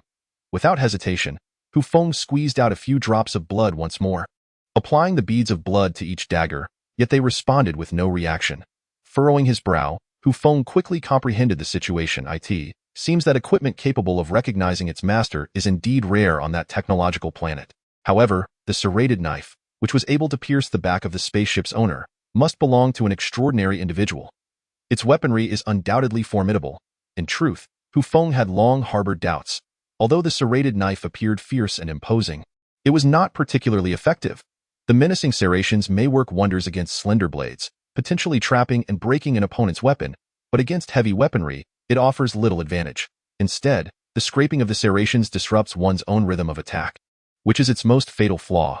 Hence, Hu Feng had only demonstrated the weapon's prowess when confronting Hu Yulo, never employing it in other circumstances. It was not that the weapon lacked strength, It simply did not align well with his attacking style, making it preferable to refrain from using it unless absolutely necessary. Blood dripped once more. A brilliant red light surged forth, and a thick aura of murderous intent enveloped the dilapidated, thatched cottage. Within the realm of his soul, a pair of crimson eyes suddenly opened, their gaze fixating upon the serrated long knife. What a fine blade, exuding a profound murderous intent and a heavy aura of malice. With arms outstretched, Blood Shadow formed hand seals and proclaimed loudly. Sounding waves blood-packed. Instantly, a transparent vortex materialized before his chest, as the dense aura of blood and malice from the outside world seemed to find its target, relentlessly drilling towards Hu Feng's brow, swiftly being drawn into the vortex. The whirlpool grew ever larger, expanding to a circumference of 10 zhang within the realm of the soul, swiftly devouring the crimson aura emanating from the treasured blade. After a while, the malevolent energy that shrouded the sword had been entirely consumed, rendering it as bright as new, exuding an extraordinary presence. Soon, this body will belong to me. Blood Shadow, satisfied, licked its lips, then closed its eyes once more, gradually fading into the void. Moments later, Hu Feng, who had kept his eyes shut, finally opened them, his gaze sparkling with clarity, evidently having comprehended the essence of the blade. The 1,000 mechanisms blade unveiled, forged from the indestructible Wong refined gold, supplemented with 100 rare ores, and crafted over the span of 49 days. Wong refined gold, enduring through the ages, remains unscathed through countless tribulations, capable of infinite transformations, shrouded in mystery. This 1,000 mechanisms blade unveiled is the culmination of the arduous efforts of a master of blade techniques, with the core of the hilt containing models of 1,000 different types of bladed weapons, capable of transforming at the behest of its master. A splendid artifact, yet regrettably incapable of true metamorphosis. Hu Feng sighed in discontent. I recall the blade being enveloped in bloodthirsty energy. How has it suddenly become so pristine? Hu Feng pondered, stroking his head. Perhaps it was cleansed upon recognizing its master. Yes, that must be it. Overwhelmed with excitement at acquiring the treasure, Hu Feng grasped the 1,000 mechanisms blade unveiled, and in an instant, the serrated long blade underwent a dramatic transformation. The Wong refined gold swiftly reconfigured, and within less than a second, a majestic 9-ring broadsword appeared in his grasp. The ring pommel sword, the goose feather blade, the willow leaf blade, the meow blade, the imo blade, the poo blade, the tang blade, the horse-slaying blade, the paddle blade. Various types of swords continuously morphed, and Hu Feng reveled in the experience. After a while, he composed himself and solemnly retrieved the final item. The moment Hu Feng beheld this object, his eyes widened in astonishment. Truly a magnificent treasure. Yet, he wondered about its potential for destruction. Bang, bang. The urgent sound of knocking echoed. Hu Feng frowned, hastily stowing away the last item. With a swift twist of his hand, the blade transformed into a 1-meter-long ring pommel war sword, which was his specialty. Enter. Xiao Chui rushed in, her face flushed with panic. Young master. There is news of the master, she panted, beads of sweat glistening on her forehead. Clearly having rushed back in haste. Oh, the old man has returned? Where is he? I shall seek him out. Upon hearing this, Xiao Chui's expression changed drastically, her words stumbling over themselves. Instantly, Hu Feng felt an ominous premonition rise within him. What on earth is happening? Xiao Chui was startled by Hu Feng's icy inquiry, stepping back several paces, nearly losing her balance. Young master, the master, he has been captured. After uttering these words, Xiao Chui could no longer hold herself up, collapsing onto the ground. Who did this? Hu Feng's face turned frigid, his brows furrowing like a sword, exuding an aura of lethal intent. I don't know. Where are they? I saw that they headed towards the Wong Fu. With a violent kick, Hu Feng sent the wooden door flying, charging out into the world. Hu Yan's expression shifted slightly. Hu Feng's chilling demeanor was indeed astonishing, with crimson eyes gleaming like cold steel. A palpable sense of murderous intent radiated from him. What transpired? Hu Yan urgently intercepted Hu Feng, inquiring. Step aside. I have matters to attend to. Do not bother me. Hu Feng forcefully shoved him aside and strode towards the courtyard gate. At that moment, a figure suddenly stumbled into view, rushing towards them. Upon spotting Hu Feng, the newcomer hastily blocked his path. Young master, you must not. I have just learned that Lord Yuaming has been captured by disciples of the Baiyun sect. They are not to be trifled with. The anxious steward, Ma, obstructed Hu Feng with a distressed expression. Baiyun sect? And so what? If they have dared to cross me, I shall show no mercy, not even to the heavens. What? Uncle Yuanming has actually been seized? Hu Yin gasped in astonishment, finally grasping the reason behind Hu Feng's dark demeanor and palpable fury. Hu Feng, I will accompany you. Regardless of their sect, anyone who dares to capture Uncle Yuanming must be taught a severe lesson. No. Hu Feng flatly rejected the idea I can go alone. What business do you have meddling? Seeing Hu Feng's resolute stance, Ma positioned himself once more in front of Hu Feng. Young master, your presence would be futile. I have heard that those individuals are all disciples of the Baiyun sect, with the weakest among them at least at the third level of the Kaiyuan realm. If you go, you would only end up being humiliated without the chance for revenge. It would be wiser to inform the family head and let him negotiate for Lord Yuanming's release. Absolutely not. The old man has been captured. I cannot fathom the torment he might be enduring. Young master, a voice called as Xiao Chui rushed in from within the door, hesitating for a moment before continuing. If you go, it might already be too late. I saw them dragging the lord behind a horse, his body scraping the ground, blood staining the streets. I fear he may not survive. As she spoke, tears streamed down her face. A girl witnessing such a scene was understandably terrified, in Hu Feng's current rage. Her heart ached, unsure whether to voice her fears. Yet, if she remained silent and something dire happened to the lord, Hu Feng would surely hold her responsible for eternity. Chapter 29. I come to take you home. The Wong residence, located in the western part of the city, is the third most prominent family in Jitsong City, boasting an expansive courtyard. At the entrance, 2 guards in gray robes engaged in idle chatter. Today, the second young master is hosting a banquet for the disciples of the Baiyun sect. I wonder how many exquisite delicacies and fine wines have been prepared. The aroma is truly delightful. Nonsense, you only wishful thinking. This grand estate is so vast. How could you possibly smell anything from such a distance? You are merely bragging without basis. Hey, can't a man dream? It's at least a small comfort. Oh, why has the sky suddenly darkened? Who knows? This wretched weather might just bring a downpour.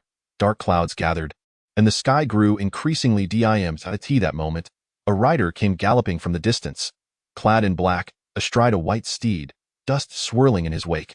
The youth charged forward, gripping the reins and brandishing a spear. Damn it, could you slow down a bit? You idiot, you nearly scared me to death. The streets erupted into chaos as everyone hurriedly avoided the oncoming rider. Halt! You shall not act recklessly before the Wong residence. Get out of my way. Ha, this is going to be entertaining.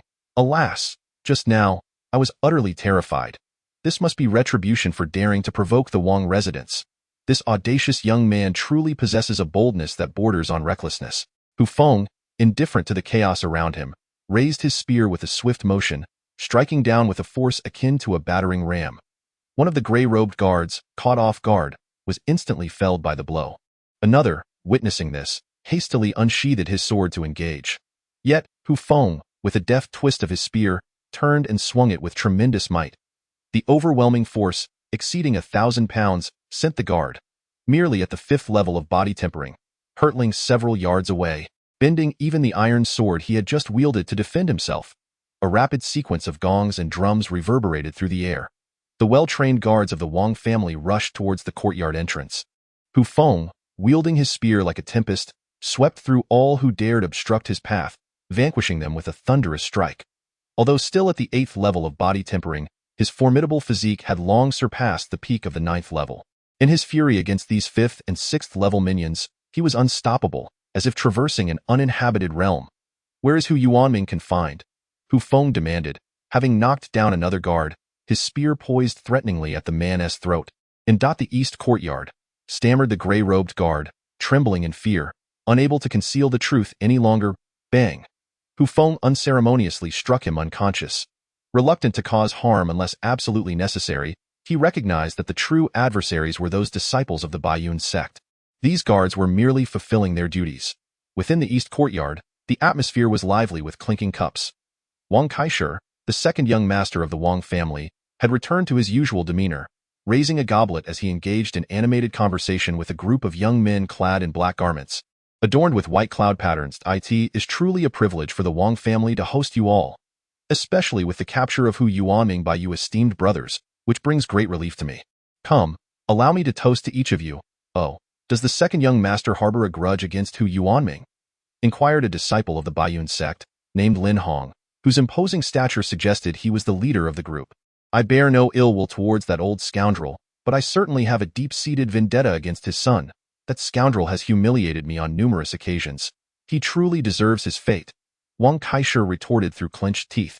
After enduring humiliation at the hands of Hu Feng, Wang Kaishe had gathered information to discover that his adversary was a newly risen direct descendant of the Hu family. However, with Hu Feng sequestered at home these past few days, he found himself unable to exact revenge. Now, witnessing the torment of Hu Feng's father at the hands of the Baiyun sect disciples, he felt a sense of satisfaction. Those daring to cross the second young master certainly warranted a lesson. Yet, Hu Yuanming's actions were even more despicable. He had employed the concealed weapon known as the Black Bee Venom Needle to assassinate one of my junior brothers.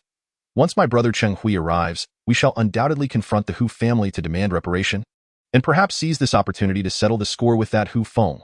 When will brother Cheng Hui arrive? Can he truly compel the Hu family to bow before him?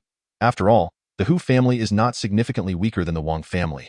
As the mention of Cheng Hui echoed through the conversations, Wang Kaishe couldn't help but feel a surge of anticipation. Humph! Does the second young master look down upon my brother Cheng? Were it anyone else, I would have slapped them across the face. However, considering the second young master's ignorance, I shall enlighten you. Lin Hong opened his mouth and took a small sip of wine, then continued, Brother Cheng Hui possesses extraordinary talent. At merely 23 years of age, he has already reached the 9th level of the opening source realm, having unlocked 81 of the body's 100 meridians. His vital energy is robust, beyond what you or I can fathom. What truly sets Brother Cheng apart is his martial arts mastery, which has reached unparalleled heights, leaving few rivals among his peers. He is ranked 7th on the genius list of our Baiyun sect's inner circle. And there are even rumors that he has defeated a martial master of the Convergence realm. Young Master Wong's eyes widened in astonishment. In his recollection, only the city lord possessed the strength of a Convergence martial master in the entire Jitsong city. Most other family experts were at the 9th level of the opening source realm. The fact that Cheng Hui from Baiyun sect could vanquish a Convergence martial master was almost beyond his comprehension. Seeing young Master Wong's stunned expression, Lin Hong revealed a satisfied smile and said, Do not worry, young master, by tomorrow at the latest, Brother Cheng will undoubtedly arrive. Brother Cheng Wan and your brother Wang Qiu have already gone to welcome him, haven't they? Haha, you are right, Lin brother. Tomorrow we shall witness Brother Cheng's prowess. At that moment, a hurried knocking echoed at the door. Young Master Wong immediately furrowed his brows. Come in, young master, it's terrible. Someone has come to kill us. What? Young Master Wong was taken aback, quickly turning to Lin Hong. Unfazed, Lin Hong raised his wine cup and gulped it down, declaring in a resonant voice, Do not panic, young master. Let us go and see what is happening. The East Courtyard was similarly a residence for the family's direct lineage, showcasing picturesque scenery and complete facilities, clearly designed to facilitate the martial training of the family's elite. 2 enormous stone pillars stood beside a small training ground, from which thick iron chains dangled. Suspending a gaunt middle-aged man in between, Hu Yuanming hung helplessly with his hands raised high, his body suspended in midair. His disheveled hair and blood-soaked clothing told a harrowing tale. His garments were tattered beyond recognition, and one side of his body was a gruesome mess, bearing the scars inflicted by the ground. Hu Feng had endured such torment before, an excruciating pain that still sent chills down his spine at the mere recollection. As Hu Feng rode closer, he discerned the figure hanging above. The greatest advantage of inheriting the eye of the night dragon was his significantly enhanced vision. With a keen eye, he could distinguish a fly's leg 100 meters away. However, at this moment, his heart twisted in agony. He would have preferred not to possess the eye of the night dragon, to remain oblivious to the myriad scars, to the mangled body, and to the painful twitching at the corner of his mouth. Countless images flashed through his mind like a rapidly playing slideshow. Hu Feng understood that this was paternal love, an experience lost in his past life, a warmth missed in this life. What a cruel punishment this was. Heaven granted him a second chance, yet he was destined to miss this precious warmth. He leaped off his horse, trembling as he approached the stone pillar. He saw the sun-bleached corner of the man's mouth, the wounds beginning to ooze pus, and the effort it took for him to open his eyes. I'm sorry. I'm late. The words caught in his throat, and tears of frustration welled in his eyes. All this time, he had been evading the truth. I am but an imposter. The struggles of others are of no concern to me. Ever since he learned of the existence of a father who has always cherished him, his heart has been melted time and again. Not long ago, he thought to himself how wonderful it would be to have such a father. Yet now, Reality is cruel. He believed himself to be heartless, free from the shackles of human emotion. However, in this moment, he realized his folly. Upon seeing him, everything began to change imperceptibly. Tears had long since fallen silently. Hu Yuanming heard the sound, and with great effort, he managed to open a narrow slit in his eyes, revealing a faint glimmer. Instantly, his eyes brimmed with moisture, and he struggled to part his lips, yet no words would come forth. Alas, his throat was already hoarse. His body battered in numerous places, leaving him incapable of producing any sound. But Hu Feng understood. He was urging him to leave, wishing for his survival. "Fear not, I shall escort you home." Hu Feng stepped forward, poised to unshackle him. Suddenly, a cold arrow whistled through the air, piercing the horse's neck. Chapter 30. Let us return together. A throng of gray-robed guards was swiftly advancing. Hu Feng relinquished his long spear, transforming it into a half-length weapon slung across his back, and retrieved the curved saber that he had carried at his side. The blade was unsheathed, its bright sheen reflecting in all directions. Dozens of gray-robed guards surrounded him, their demeanor as if facing a formidable enemy, each one gripping their swords tightly. Not far away, a middle-aged man with an imposing presence raised his sword skyward and bellowed, "Let loose the arrows." Arrows flew like raindrops, revealing the glistening fangs of a ferocious beast. With a swift spin of his saber, Hu Feng danced with grace, the blade whirling like a tornado as he accurately deflected the incoming projectiles. At this moment, not a drop of water could penetrate, nor a single raindrop could fall. The blade moved like a tempest, spiraling with ferocity. With a sickening thud, an arrow struck Hu Yuanming's shoulder at an awkward angle, spraying a fountain of crimson. The warm blood splattered across Hu Feng's face, a sensation akin to a father's tender caress. Yet Hu Feng felt nothing but an icy chill within. Attack those who dare to cause chaos in the royal residence. Slay him. As the barrage of arrows ceased, the head guard, that very middle-aged man, resumed his commands. Hu Feng gently wiped away the splattered blood, closing his eyes as the chilling aura intensified. The wind rose, thunder rumbled, and the grim melody of death began to play. Upon reopening his eyes, they burned a fierce crimson, a flame of hatred unfurling. "You force me into madness. I shall make you languish beneath the blade of death." With murderous intent soaring to the heavens, he slashed his blade. An arm wielding a sword was severed, blood instantly soaking Hu Feng's attire. The agony was fleeting. For the moment the arm was severed, a head met the ground. Hu Feng, as if possessed, showed no mercy. One strike, the sword shattered, and a life extinguished. Another strike, limbs severed. A final blow, bodies torn asunder. Each cut, imbued with the essence of death, fell relentlessly, granting no second chance to anyone. The blade of despair descended, making no exceptions. In the blink of an eye, over 10 lives were lost. The once fierce guards finally halted their advance, and the crowd began to stir, retreating in disarray. Worthless!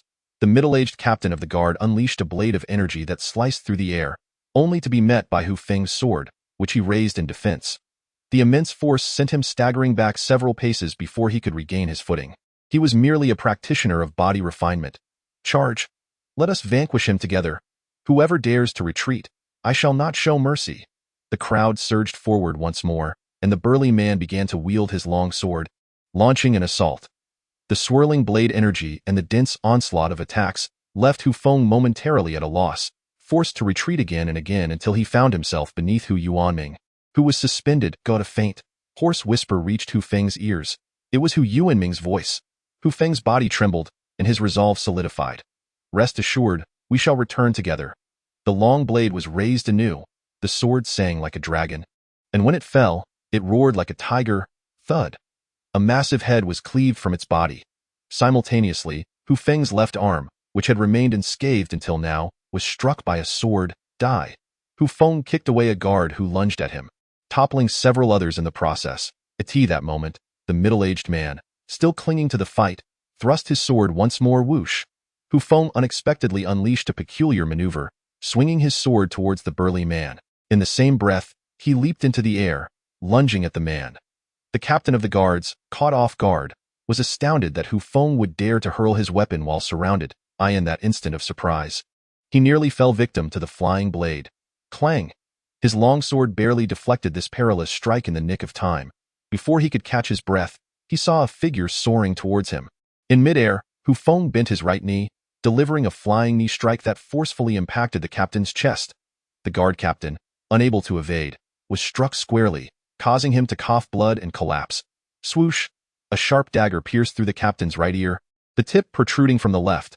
These were the two alloy daggers Hu Feng had acquired aboard the spaceship, now strapped to his waist for the purpose of close-quarters combat. Although the middle-aged man possessed formidable strength, having nearly reached the 7th level of the open-source realm, capable of emanating sword energy, Hu Feng's explosive fury surpassed his own, and his combat experience was vastly superior. Thus, with a singular, unexpected maneuver, he felled the captain of the Royal Guard. With his strike complete, Hu Feng had no time to withdraw the dagger, for several weapons were already descending upon him. In a flurry, he executed a roll to evade the incoming assaults, simultaneously snatching up the fallen treasured blade. Despite his swift reactions, he was still grazed by two swords, leaving behind two gory wounds that marred his back. The captain is dead. The captain is dead. A guard cried out in terror. In an instant, the remaining 10 or so guards were shaken, gazing in disbelief at their captain, now pierced through the head by the dagger, with their leader fallen. These guards, none of whom had yet reached the open-source realm, could no longer withstand Hu Feng's onslaught. Moreover, the captain's demise had instilled in them a profound shock, extinguishing their will to fight. After toppling several more guards, Hu Feng ceased his pursuit, allowing them to scatter in flight. Crack! The iron chain, as thick as a finger, was severed by Hu Feng's blade. Hu Yuanming, utterly drained, collapsed to the ground the moment he was released. Hu Feng hoisted him onto his back, his voice choked with emotion as he uttered, "Let us return home." "Stop! You scoundrel! It is you!" A multitude of voices surged forth as the young Master Wong, accompanied by disciples of the Baiyun sect, finally arrived. Upon witnessing the ground strewn with severed limbs and drenched in blood, the young Master Wong's eyes blazed with fury. "Hu Feng, how dare you slay so many guards of my Wong residence? I shall ensure you meet a most untimely end." "Oh? Is this the Hu family youth who has repeatedly crossed paths with you?" inquired a disciple of the Baiyun sect. "Indeed, it is he. I beseech you, fellow brothers, to teach this rogue a lesson." The young Master Wong, still haunted by the memory of being inexplicably knocked unconscious by Hu Feng, felt a twinge of trepidation, yet dared not display it. Thus he turned to the nearby disciples of the Baiyun sect for assistance. "Fear not, young master, a mere 9th-level body refinement cultivator, I assure you, I can subdue him in 3 moves," boasted a disciple of the Baiyun sect, who possessed the strength of a 3rd-level source opening cultivator, exuding confidence against the defenseless Hu Feng. "Fenger, put me down. You must go," a weak voice drifted from behind. "We will return together." Hu Feng lifted Hu Yuanming's body higher, deftly flicking the iron chains behind him. His hands moved with remarkable speed, and in an instant, he had securely bound both captors with the chains. "Were you the ones who harmed my father?" Hu Feng's voice was frigid, his gaze icy. Boom! Thunder roared from the heavens, and his chilling words resonated like a decree of divine judgment, echoing with authority. Stepping forward with an air of arrogance, Li Kuei of the Baiyun sect declared, "And what of it? Do you intend to seek revenge? Not only do we aim to injure your father, but we also demand a price from the Hu family. You all deserve to die." Rain suddenly poured down in torrents, large droplets cascading from the sky.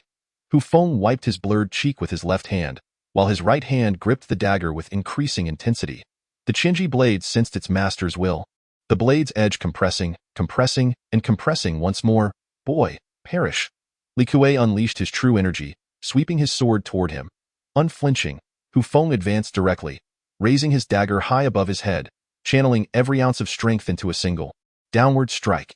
As Li Kuei's sword was about to strike Hu Feng, he realized the latter did not evade. Instead, he fiercely countered. It was a reckless gamble that would result in mutual destruction. If Li Kuei did not alter his attack, he would surely be injured alongside his opponent. In a split second of contemplation, Li Kuei resolutely withdrew his sword to defend. Crack! The sword shattered, and the advance halted. In the ensuing silence, Hu Feng raised his dagger once more, and a faint line of blood appeared from Li Kuei's forehead, swiftly spreading downward. In an instant, blood erupted. The body split in twain. "Junior brother! Li junior brother!" Cries of horror echoed, the disciples of the Baiyun sect stunned. They could hardly fathom that a disciple of the Baiyun sect, a formidable 3rd-level source opening cultivator, had been slain by an obscure youth from a minor family of body refinement. A shocking death dealt with a single, decisive stroke. Chapter 31. Blood stains the white garment. You? How dare you kill a disciple of the Baiyun sect? Lin Hong's face was a mask of fury, his eyes wide with rage, resembling a ferocious beast poised to strike, baring its sharp fangs. The veins in his robust arms throbbed ominously as his clenched fists crackled with power. Young Master Wong Er's complexion turned ashen, utterly paralyzed by fear. Since his last encounter with Hu Feng, he had sensed that the opponent was no ordinary foe. Despite having mentally prepared himself somewhat, the sight before him now still rendered him pale with terror. A disciple of the Baiyun sect lay dead, murdered within the confines of his Wong family. What if that enigmatic Cheng Hui and the Baiyun sect sought retribution? Fellow disciples, avenge our brotherly Kue. Eliminate this man. As the battle reignited, Lin Hong led the remaining 6 disciples of the Baiyun sect in a frenzied assault, devoid of any semblance of martial grace. Fenger, you must flee, a hoarse voice strained to call out. Yet even this plea was exceedingly faint, hardly distinguishable from the murmurs of an elderly man nearing his end. Hu Feng tightened his grip on the blade. Only moments ago had he comprehended an alternate application of the 1,000 mechanisms blade technique. The everlasting gold transformed in myriad ways, allowing the 1,000 mechanisms blade technique to adapt infinitely. Among these subtle transformations was the ability to alter specific parts of the weapon. For instance, compressing the blade to render it thinner and sharper. The effectiveness of this change was striking.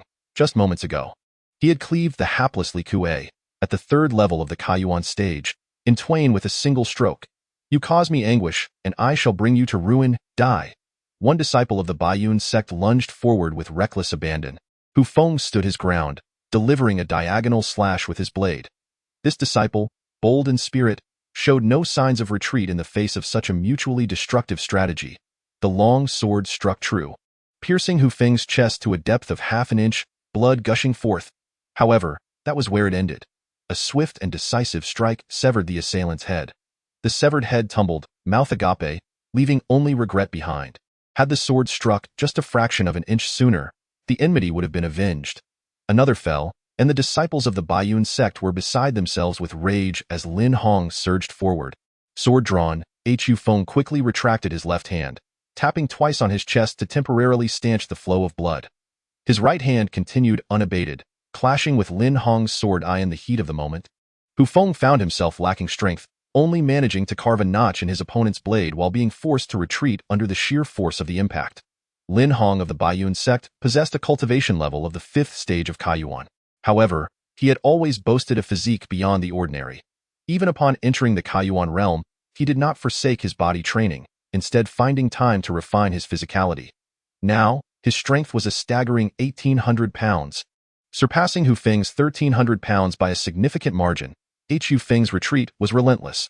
2 disciples of the Baiyun sect had already surged forward, their long swords mercilessly aimed at his throat. Hu Feng quickly leaned back, planting both hands on the ground, his body curving like a drawn bow, narrowly evading the 2 strikes. Then, with a powerful kick from his right foot, he struck one advancing disciple squarely on the chin.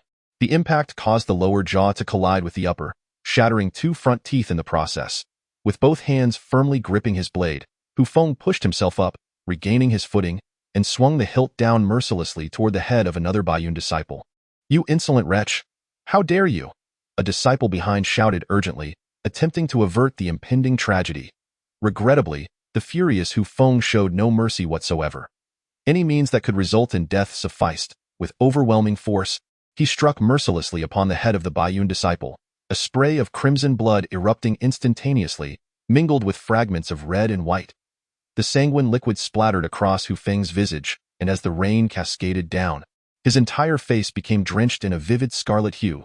No, you bastard. You are doomed. A sharp pain shot through Hu Feng's waist as a slender, sharp sword pierced his side.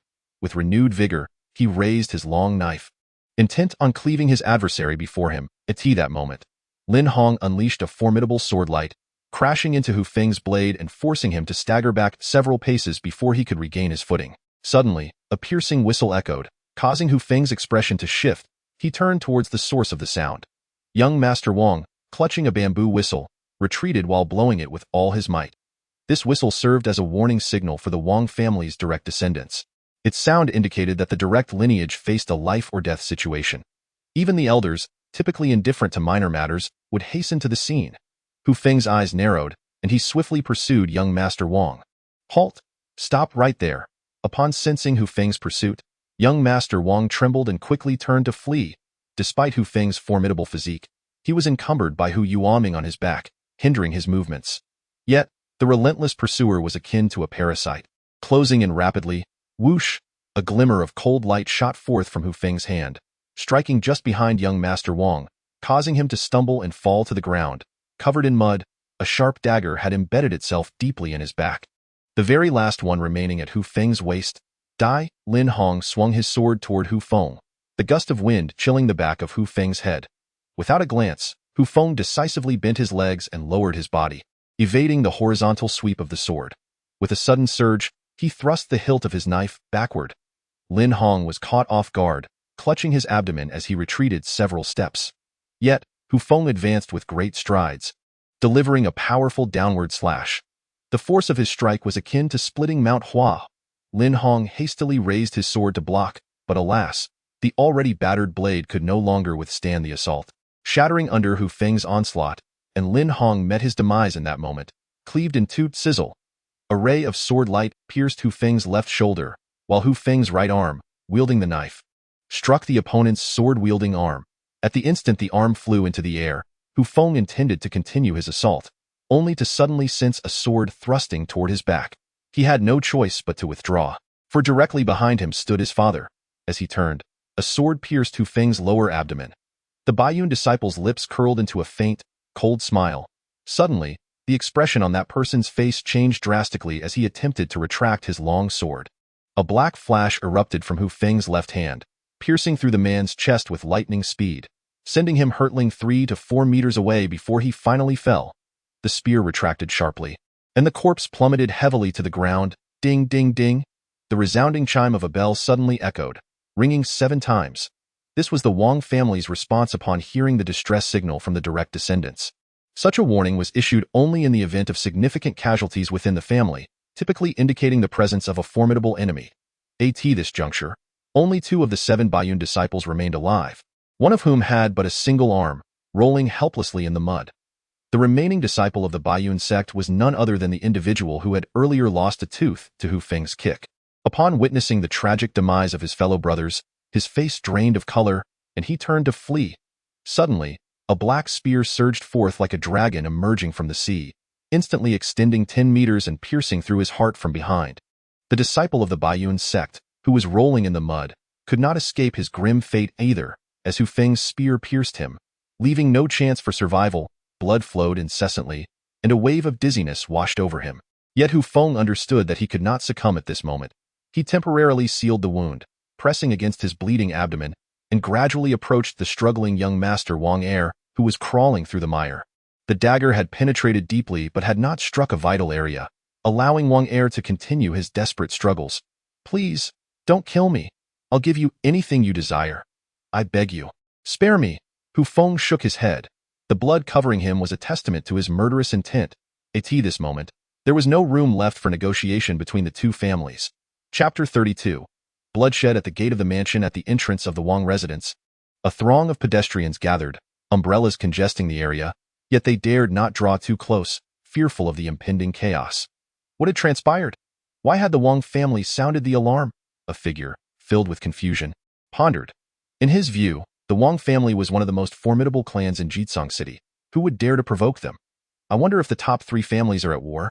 Heh, you all have no idea? Do you? I witnessed everything to know. What exactly happened? Speak up, Xiao Lu.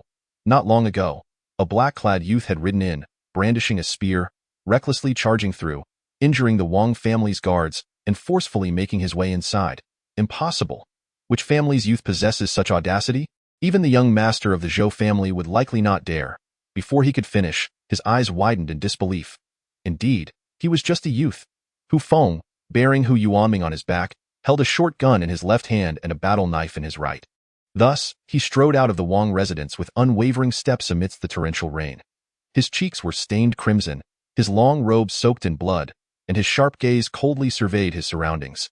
At that moment, the umbrellas around him seemed to be paralyzed with fear, collectively retreating a few steps and swiftly clearing a path. What a terrifying gaze! This youth possesses extraordinary courage. I wonder which family's youth he is. To be so impressive, Wait, that person he is carrying looks remarkably like Hu Yuanming, the third son of the Hu family. Indeed.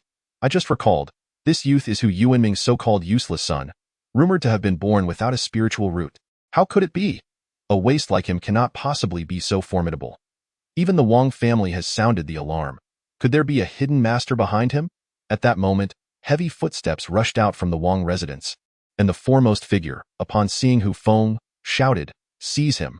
We cannot let him escape." 3 gray-clad guards charged forward, but Hu Feng raised his battle knife again. The overwhelming force of his strikes and the intricate techniques left the trio with no chance to resist, and in the blink of an eye, they met their demise, blood pooling all around. "Brat! Prepare to die." A thunderous roar accompanied a semi-transparent palm strike that flashed forward like lightning. Hu Feng wished to flee, yet found himself ensnared, yearning for retreat but unable to withdraw. For behind him stood his dearest kin, compelling him to endure the onslaught. The palm strike approached with alarming swiftness, and Hu Feng accurately cleaved through it with a single blow. As the two forces clashed, the shattered palm imprint, imbued with a potent energy, collided violently against Hu Feng's chest. After enduring numerous injuries and facing formidable foes, Hu Feng finally succumbed to the pressure and spat forth a mouthful of blood.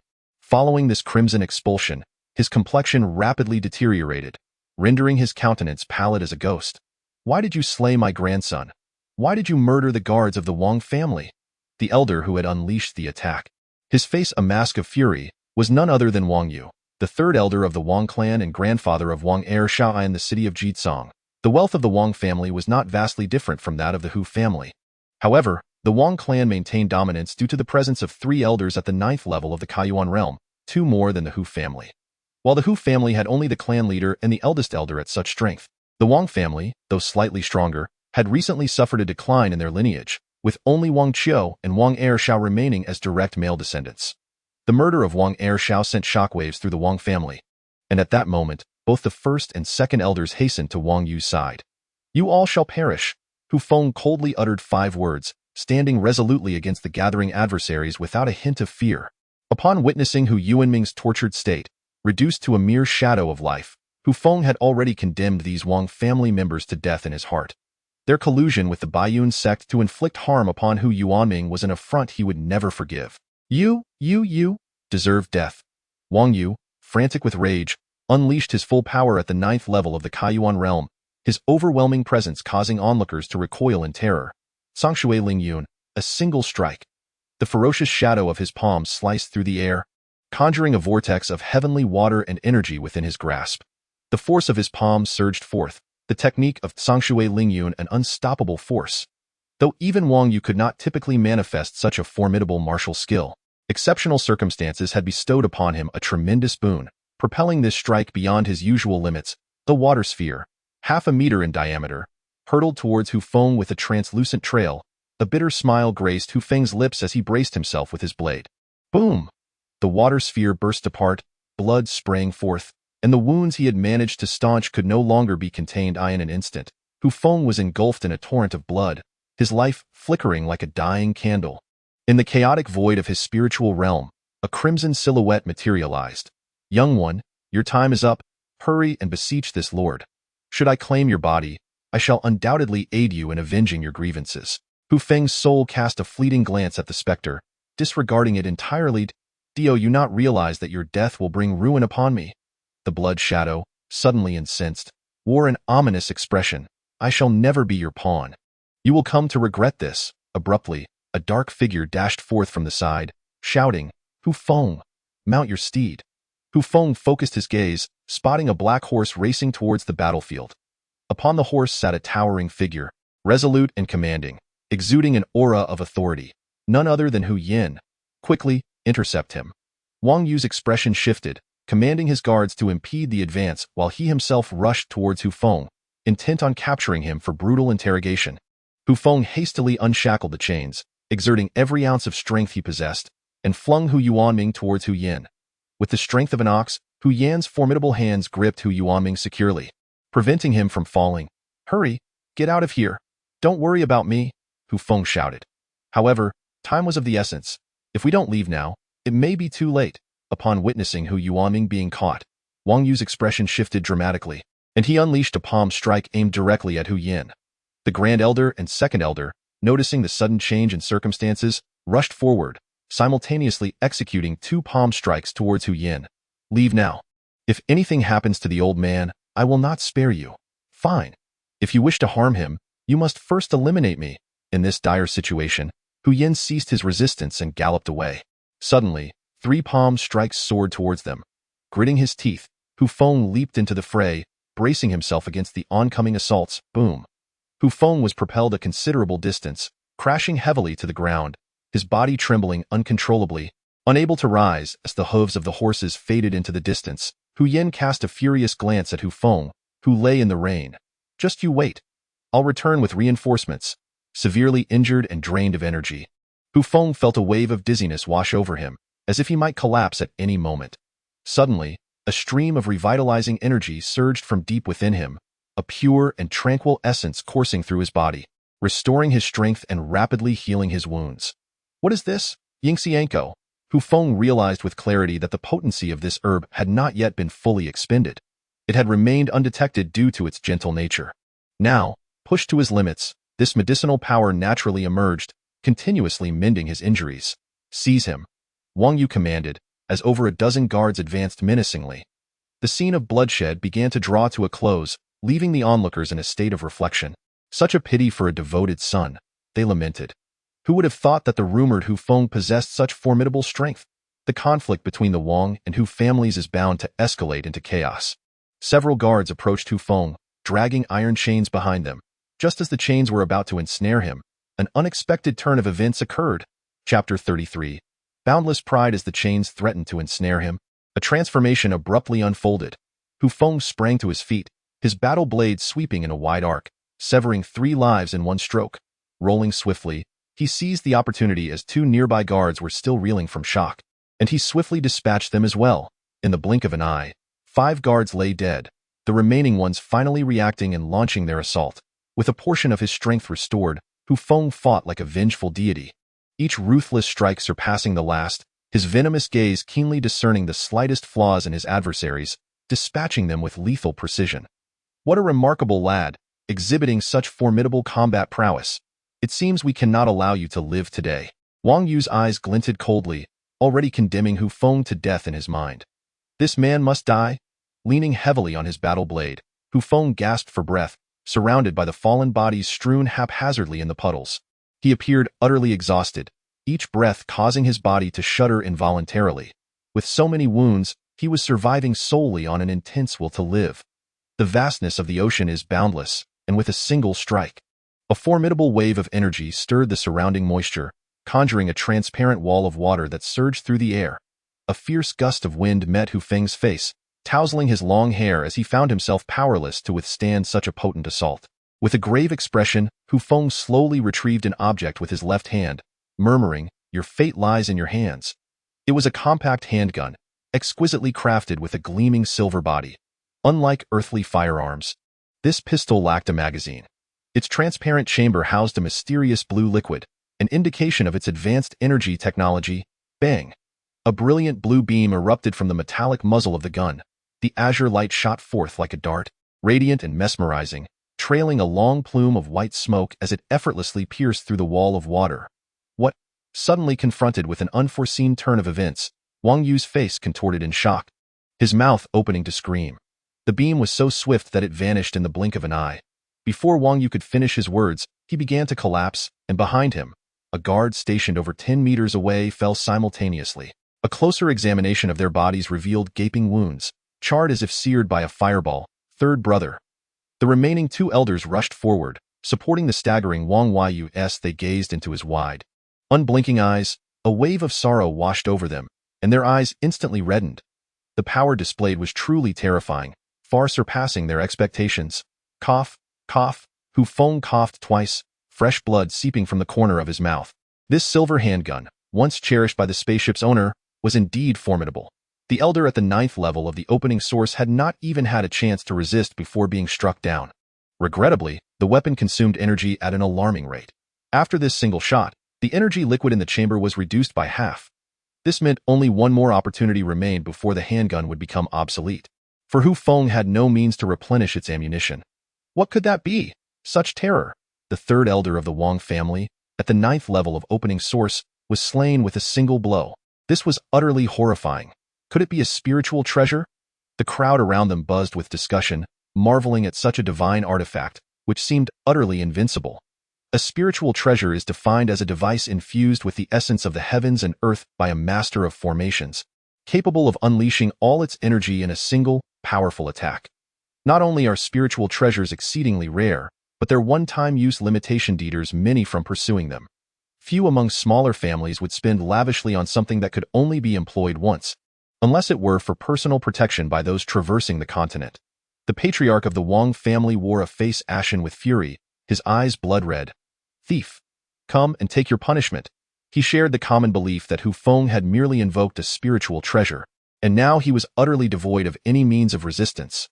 "If I were you, I would stand still and behave. To act rashly would only lead to a most tragic end," Hu Feng said leisurely. His demeanor completely relaxed, as if victory were already assured. Only he comprehended the peril that lay ahead. Not to mention that he could not guarantee another successful shot at the patriarch, even if he did. The opposing side, being numerous and formidable, posed a significant threat. Should they unleash their fervor and charge en masse, he would find himself utterly powerless, for he possessed but a single opportunity to fire. In this moment, he felt compelled to utter grandiose declarations, attempting to intimidate his adversaries. "Thief! Do you think this old man will fall for your tricks? Prepare to face my wrath."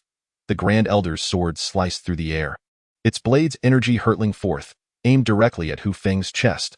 With no other choice, Hu Feng once again raised his gleaming silver pistol. In an instant, a brilliant blue radiance erupted, piercing through the sword's energy, cleaving through the void, only to vanish in a flash. The speed of the attack left no time for evasion. The moment the blue light appeared marked the onset of death. "Brother!" The second elder trembled, his expression filled with righteous fury. For under that single shot, the Grand Elder's entire head was reduced to mere powder. The crowd erupted into chaos, countless umbrellas hastily retreating over 10 paces, terrified of being grazed by this deathly light. If the first shot was merely shocking, this second one was sufficient to instill dread. Should a third shot be fired, anyone facing Hu Feng would likely succumb to despair. A treasure capable of repeated use had long surpassed their wildest imaginings. "You? What devilry have you employed?" The second elder, overwhelmed with sorrow and rage, found himself drenched in cold sweat, retreating as he spoke. The members of the Hu family, witnessing his retreat, quickly moved aside, fearful that a single shot from Hu Feng might obliterate them all. "What is this? Are you also feeling fear? Where has your earlier bravado gone?" Hu Feng, emboldened by his advantage, pressed on, realizing he had no path of retreat left. He could only charge forward recklessly, with his lone energy projectile expended. He knew that should these people dare to advance, he would have to accept his fate. "I refuse to believe your treasure can be used infinitely. Where are the Wong family guards? Advance. Capture him." At the second elder's command, the arena fell into silence. The guards exchanged glances, none daring to take a step forward. In their hearts, the elder's command was indeed significant, yet their own lives held greater importance. To defy the elder's orders would bring punishment, but charging forth would mean certain death. Weighing both options, no one heeded the command. "Move now. Your treasure cannot slay us all. Otherwise, you wouldn't be wasting breath on us. Rush forward, and each of you shall receive 1,000 taels of silver." The guards tightened their grips on their blades, yet remained unmoved. "You are correct. My treasure cannot annihilate you all, however. Eliminating 10 or 8 of you is certainly within reach. And then who knows who will lead the Wong residents?" Upon hearing this, the upper echelons of the Wong family turned pale, retreating in unison, including the previously boisterous second elder. "What a bore! A gathering of spineless wretches." Hu Feng scoffed derisively, sheathing his battle blade and turning to walk away. His form, drenched in blood and rain, appeared even more frail, yet his spine remained unyielding, radiating an aura of indomitable will. 1,000 pairs of eyes remained fixated on his figure, poised to retreat at the slightest movement from him. The second elder was left speechless, and the other senior members of the Wong family were equally at a loss, all casting their gazes towards the second elder. His eyes bulged with fury, his fists clenched and released repeatedly, grinding his teeth until they creaked, even drawing blood from his gums. However, from beginning to end, he issued no further commands. Hu Feng moved at a languid pace, his form swaying as if he might collapse at any moment. Yet, the more he appeared this way, the more cautious the Wong family became, and no one dared to act. Observing the somewhat fragile silhouette amidst the storm, the onlookers felt as though they were witnessing a dream. A 16-year-old youth, single-handedly rescuing his father, brimming with courage. No one believed in the wisdom of his actions. To challenge one of the top 3 prominent families in Jitsong City alone was deemed unwise. Yet, he succeeded, not only rescuing his father but also striking fear into his enemies. Departing amidst laughter and ease, a youth akin to a deity, pride soaring to the heavens, single-handedly overwhelming 1,000 troops, rendering the entire scene silent. Perhaps many years would pass, yet this moment would remain indelibly etched in the hearts of those present. Chapter 34. The storm reignited the tale of the battle at the Wong residence spread throughout the city by the following day. The story of Hu Feng, the Hu family's young master of the body refinement realm, wielding a weapon to rescue his father, slaying dozens as he entered and exited the Wong estate, became a topic of fervent discussion. That a 16-year-old boy could achieve such feats far exceeded everyone's imagination. Had it not been for the thousands of witnesses at the gates of the Wong residence, it might have been deemed unbelievable even now. For the first time, the name Hu Feng was acknowledged with seriousness and significance by the people of Jitsong City. From a wasteful young master to a hero rescuing his father, the stories in between remain unknown. Yet, history invariably belongs to the victors, and Hu Feng undoubtedly secured a resounding victory in a tranquil courtyard. A figure moved gracefully, their garments fluttering before the house. A woman clad in white danced with a sword, the swirling blossoms of her blade and the flowing sleeves forming a breathtaking tableau. Her beauty was ethereal, and as she danced, her slender waist stretched elegantly, akin to a startled swan or a gliding dragon, as if she were a celestial being descended to the mortal realm, exquisitely beautiful and radiating an otherworldly aura. Miss, a grave matter has arisen. A maid in yellow rushed in, her face flushed, her chest heaving, breath coming in quick gasps, clearly having run a considerable distance. Hu Feng swept her sword, the blade's energy stirring the air, sending leaves cascading from a nearby tree.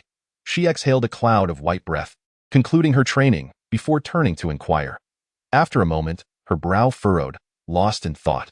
Did he truly kill the 2 elders of the Wong family who had reached the 9th level of the open source realm? Did he really slay those disciples of the Bayun sect residing in the Wong estate? Indeed, many witnessed it is said that the Wong residents rang the alarm bell, echoing throughout half the city. But unfortunately, we were too far away to hear it. Very well, I understand. You may leave now. Instruct Sun Yin and Su Jing to keep a close watch on the Hu family and ensure that any developments are reported to me at the earliest opportunity. Yes, miss. Once the maid departed, Hu Feng remained deep in thought. She had not anticipated his formidable strength. It seemed she had underestimated him. Although she did not fully grasp his character, given the torment her father had endured, would he not take the opportunity to eliminate those Wong family elders if he had the strength? Perhaps his treasured possession had become unusable, it must be said. Hu Feng's conjecture was remarkably accurate. Had the Wong family members considered this aspect that day, the outcome might have been entirely different. However, matters are often clearer to the observer than to those embroiled. The members of the Wong family, deeply enmeshed in their predicament, find it exceedingly difficult to extricate themselves for reflection. Suddenly, Hu Feng's expression shifted, as she had heard that Chang Wen had left the city to fetch Cheng Hui. If that individual arrives, Hu Feng will be in grave danger. In the city of Jitsong, a small group of riders made their way slowly down the long street. At the forefront was a man clad in simple white linen, his hair disheveled, with merely a few strands secured by grass to keep his long locks from falling into his face. Despite his plain attire, the individuals beside him treated him with utmost reverence, their horses noticeably lagging behind. This unassuming figure was none other than Cheng Hui, a prodigy of the Bayun sect. Hailing from humble beginnings, he remained devoted to a life of simplicity and rigorous cultivation after attaining fame, leading to remarkable advancements in his abilities. Within the Bayun sect, others had affectionately nicknamed him Cheng the Simple. Closely following him was Cheng Wen, adorned in resplendent golden silk, who spoke up, saying, "Elder brother, this is Jitsong City. Young Master Wong Chiu has heard of your aversion to noise and has prepared a modest gathering at his residence, hoping you might grace us with your presence. Moreover, several disciples of the Bayun sect are also residing with the Wong family, so why not join us?" "Very well," Cheng Hui replied with a nod. This simple gesture brought a smile to Wong Chiu's face, who had been anxious about whether he could secure Cheng Hui's presence. And now his hopes were finally realized. The bustling street was alive with the ebb and flow of the crowd, yet something unusual stirred amidst the chatter, as one name was frequently mentioned. "Have you heard? The young master of the Hu family, Hu Feng, is truly formidable. Who doesn't know? I witnessed it myself last night. Hu Feng single-handedly slew dozens of opponents. He is indeed extraordinary. Extraordinary? I heard he even killed 2 masters at the 9th level of the Kaiyuan stage. This is beyond what one would expect from a young hero. Cheng Hui was slightly taken aback, unable to believe that such a young prodigy existed in this small town. The 2 disciples of the Baiyun sect behind him also exhibited signs of astonishment upon hearing the news. Only Wang Qiu and Cheng Wen displayed the most complex of expressions, their faces a blend of shock and resentment, realizing that Hu Feng had concealed his true prowess so well. What a pity. I had thought the Wong family was formidable. Who would have guessed they suffered the loss of 2 elders and dozens of guards, not daring to make a sound? Moreover, it is rumored that several disciples of the Baiyun sect, who were guests at the Wong residence, fell victim to Hu Feng's wrath. Truly impressive. As the group continued their journey, their expressions shifted dramatically. Even the previously composed Cheng Hui's demeanor altered. You scoundrel! How dare you slander my Wong family? You seek death. Wang Qiu drew his sword, pointing it at the boastful passerby, who turned pale with fright. You are the young master of the Wong family. The man, quick-witted, immediately recognized Wang Qiu's identity and hastily explained. Young master, I am not speaking recklessly. The news of Hu Feng's rampage at the Wong residence has spread throughout the city. You ought to return home swiftly. It is said that young master Wang Er has also fallen victim to Hu Feng. What?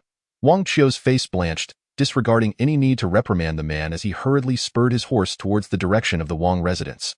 Cheng Wen, witnessing this, turned to Cheng Hui and urged, Elder brother, we should also hasten to see what has transpired. Agreed. Cheng Hui nodded slightly, prompting the group to quicken their pace in unison. As the winds of change swept in, the Hu family was embroiled in fervent discussions. Within the hall, over a dozen senior members of the Hu family were engaged in a heated debate. The crux of their contention revolved around the handling of the Hu Feng incident. Some asserted that Hu Feng was an exceptional talent within the family and must be preserved at all costs. Conversely, others contended that Hu Feng had committed a grievous sin by slaughtering disciples of the Baiyun sect, a misstep that could bring catastrophic repercussions upon the Hu family. Hu Feng's martial skills were nothing short of extraordinary, complemented by his remarkable combat aptitude and keen insight. He had meticulously pointed out the shortcomings of over 100 disciples of the Hu family. Such a prodigious individual, having rendered such great service, surely deserved protection, proclaimed Hu Lianhu emphatically. Your words are misguided, tiger uncle. For miles around, the territory is under the dominion of the Baiyun sect. The killing of their disciples has already brought monumental calamity upon the Hu family. If we do not expel Hu Feng, the entire family may find itself entangled in his misdeeds. Should the Baiyun sect choose to pass judgment, would not our lineage, cultivated over centuries, be obliterated in a single night? Thus spoke Hu Yuanfeng, the 4th brother in the family hierarchy. Yuanfeng, how can you still blame Hu Feng for stepping forward when your 3rd brother has been reduced to such a state? Have you no sense of humanity? The 2nd elder could not help but retort in anger.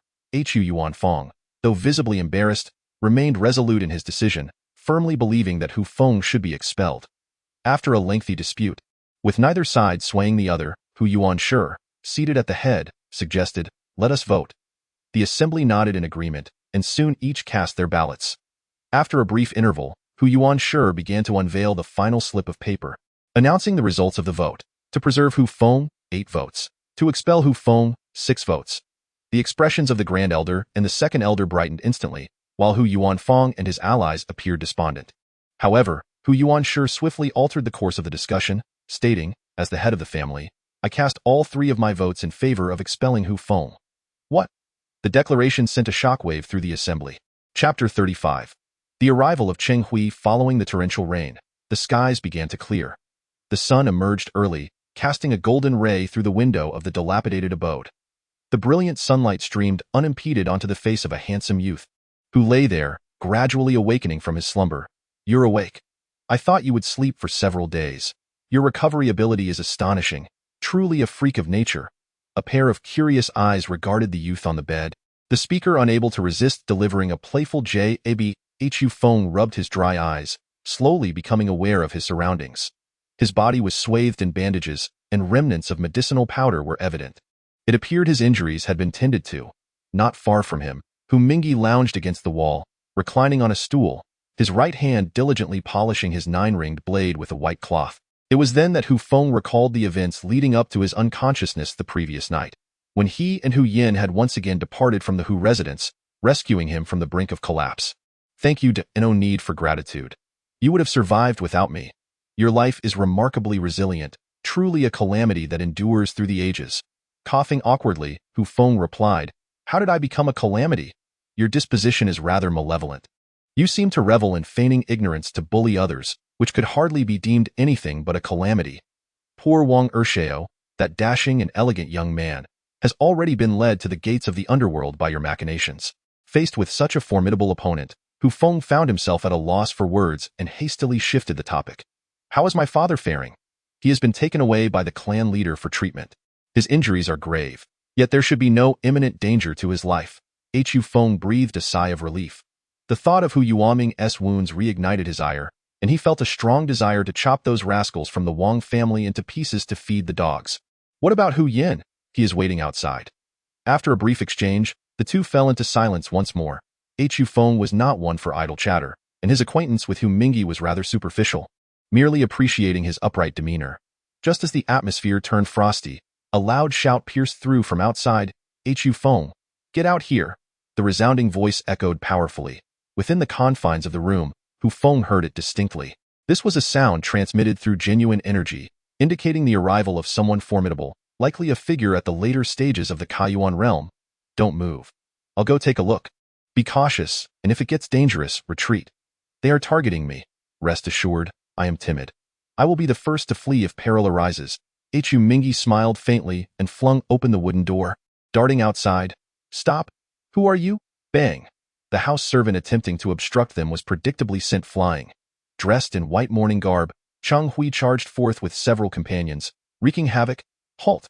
Hu Yin stood like an iron tower at the entrance of the courtyard, his bare torso displaying rippling muscles, and a formidable golden-hued broadsword measuring 1.5 meters stood at his side, exuding an imposing presence. Is this Hu Feng's residence?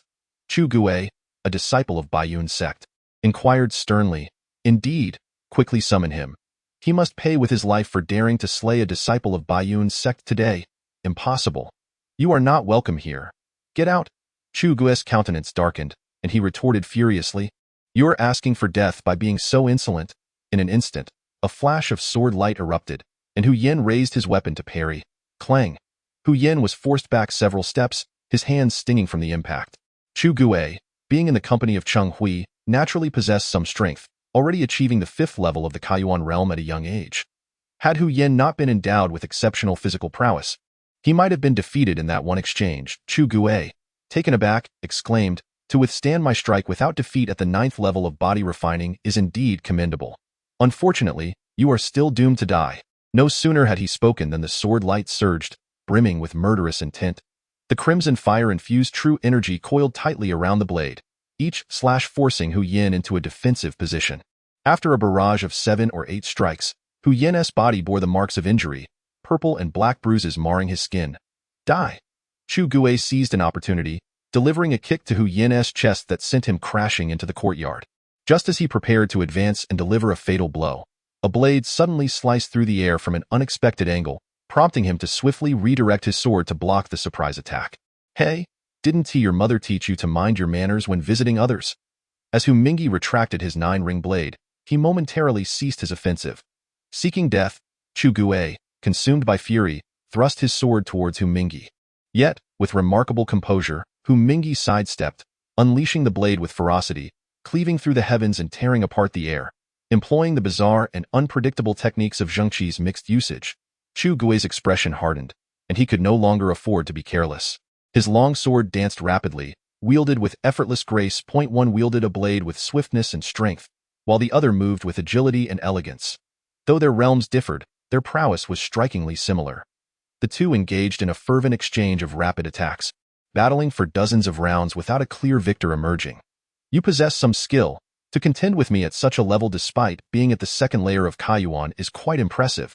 Chu Gui, invigorated by the battle, could not help but offer praise to the time of the summer trials. Hu Mingyi was merely at the 1st layer of Kaiyuan. However, securing 2nd place had recently enabled him to break through to the 2nd layer. With his enigmatic and unpredictable techniques, coupled with profound comprehension of his realm, he surprisingly matched Chu Gui, who was at the 5th layer of Kaiyuan, almost blow for blow. Cheng Hui, witnessing the stalemate, wore an expression of impatience. Unwilling to linger any longer, he extended his palm, gathering his true energy, and immediately a palm imprint, the size of a barrel, of earthy yellow energy hurtled towards Hu Feng's dilapidated door. This is bad. Hu Yan's expression shifted as he attempted to intervene. However, he was repelled by the sudden onslaught, while another disciple of Baiyun's sect, Lu Fei, lunged forward. Boom! The wooden door shattered under the weight of the formidable palm strike. Splinters flying and dust swirling, Hu Feng, lying on the bed, hastily rolled off to evade a portion of the residual force. Hiss! Hu Feng inhaled sharply. The abrupt movement had exacerbated his wound, causing the bandages on his body to stain anew with crimson. You are Hu Feng? Cheng Hui coldly inquired, gazing at Hu Feng, whose upper body was swathed in bandages from over 10 meters away. Indeed. Who are you? Baiyun's sect? Cheng Hui. Hu Feng's pupils constricted.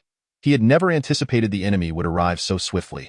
Just yesterday, he had slain a number of Baiyun's sect disciples, and now another wave had come seeking vengeance.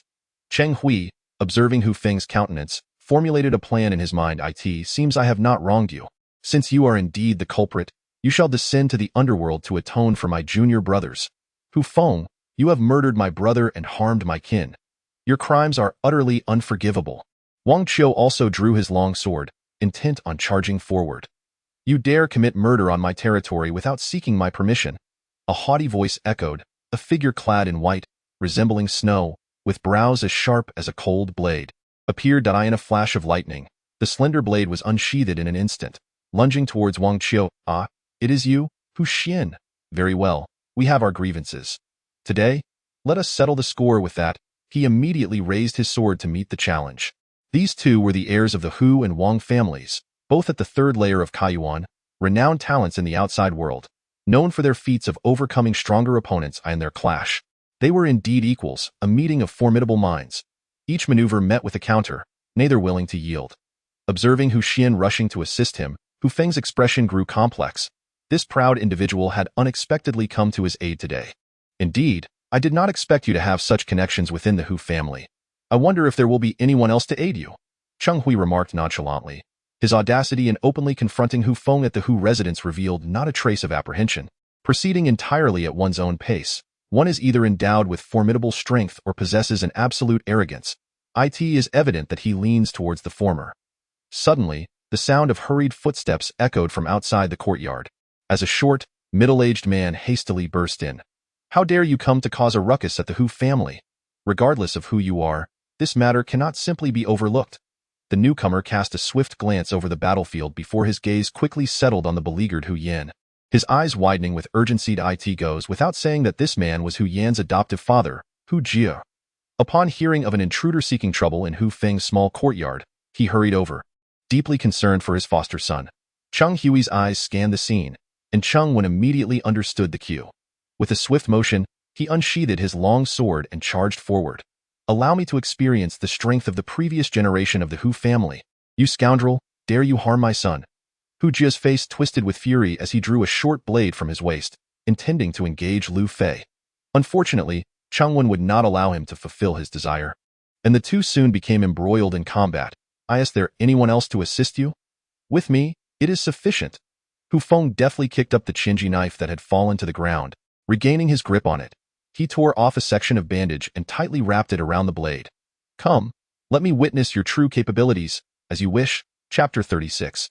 Chaos of Battle. Cheng Hui advanced slowly, raising his hand as a blade of air materialized out of thin air, hurtling towards Hu Feng. Hu Feng attempted to evade, but with his previous injuries hindering his movements, he could only raise his blade to counter. Cheng Hui's profound cultivation made his seemingly casual strike nearly disarm Hu Feng, forcing him to retreat several steps as his wound reopened. How does it feel to recognize the disparity? Do not fret. I will allow you to gradually savor the taste of despair. With a casual flick of his hand, he unleashed another blade of air. Cheng Hui pressed on relentlessly, taking 7 steps and unleashing 7 blades of air in succession. Hu Feng dodged left and right, his blade a flurry, managing to block only 3 of the attacks, evading 2. Yet 2 blades struck him heavily, sending him crashing back into the dilapidated hut. Too weak. He swept his right hand, conjuring a blade of air over 10 feet long that sliced through the air towards the small dwelling like a massive grinding wheel boom.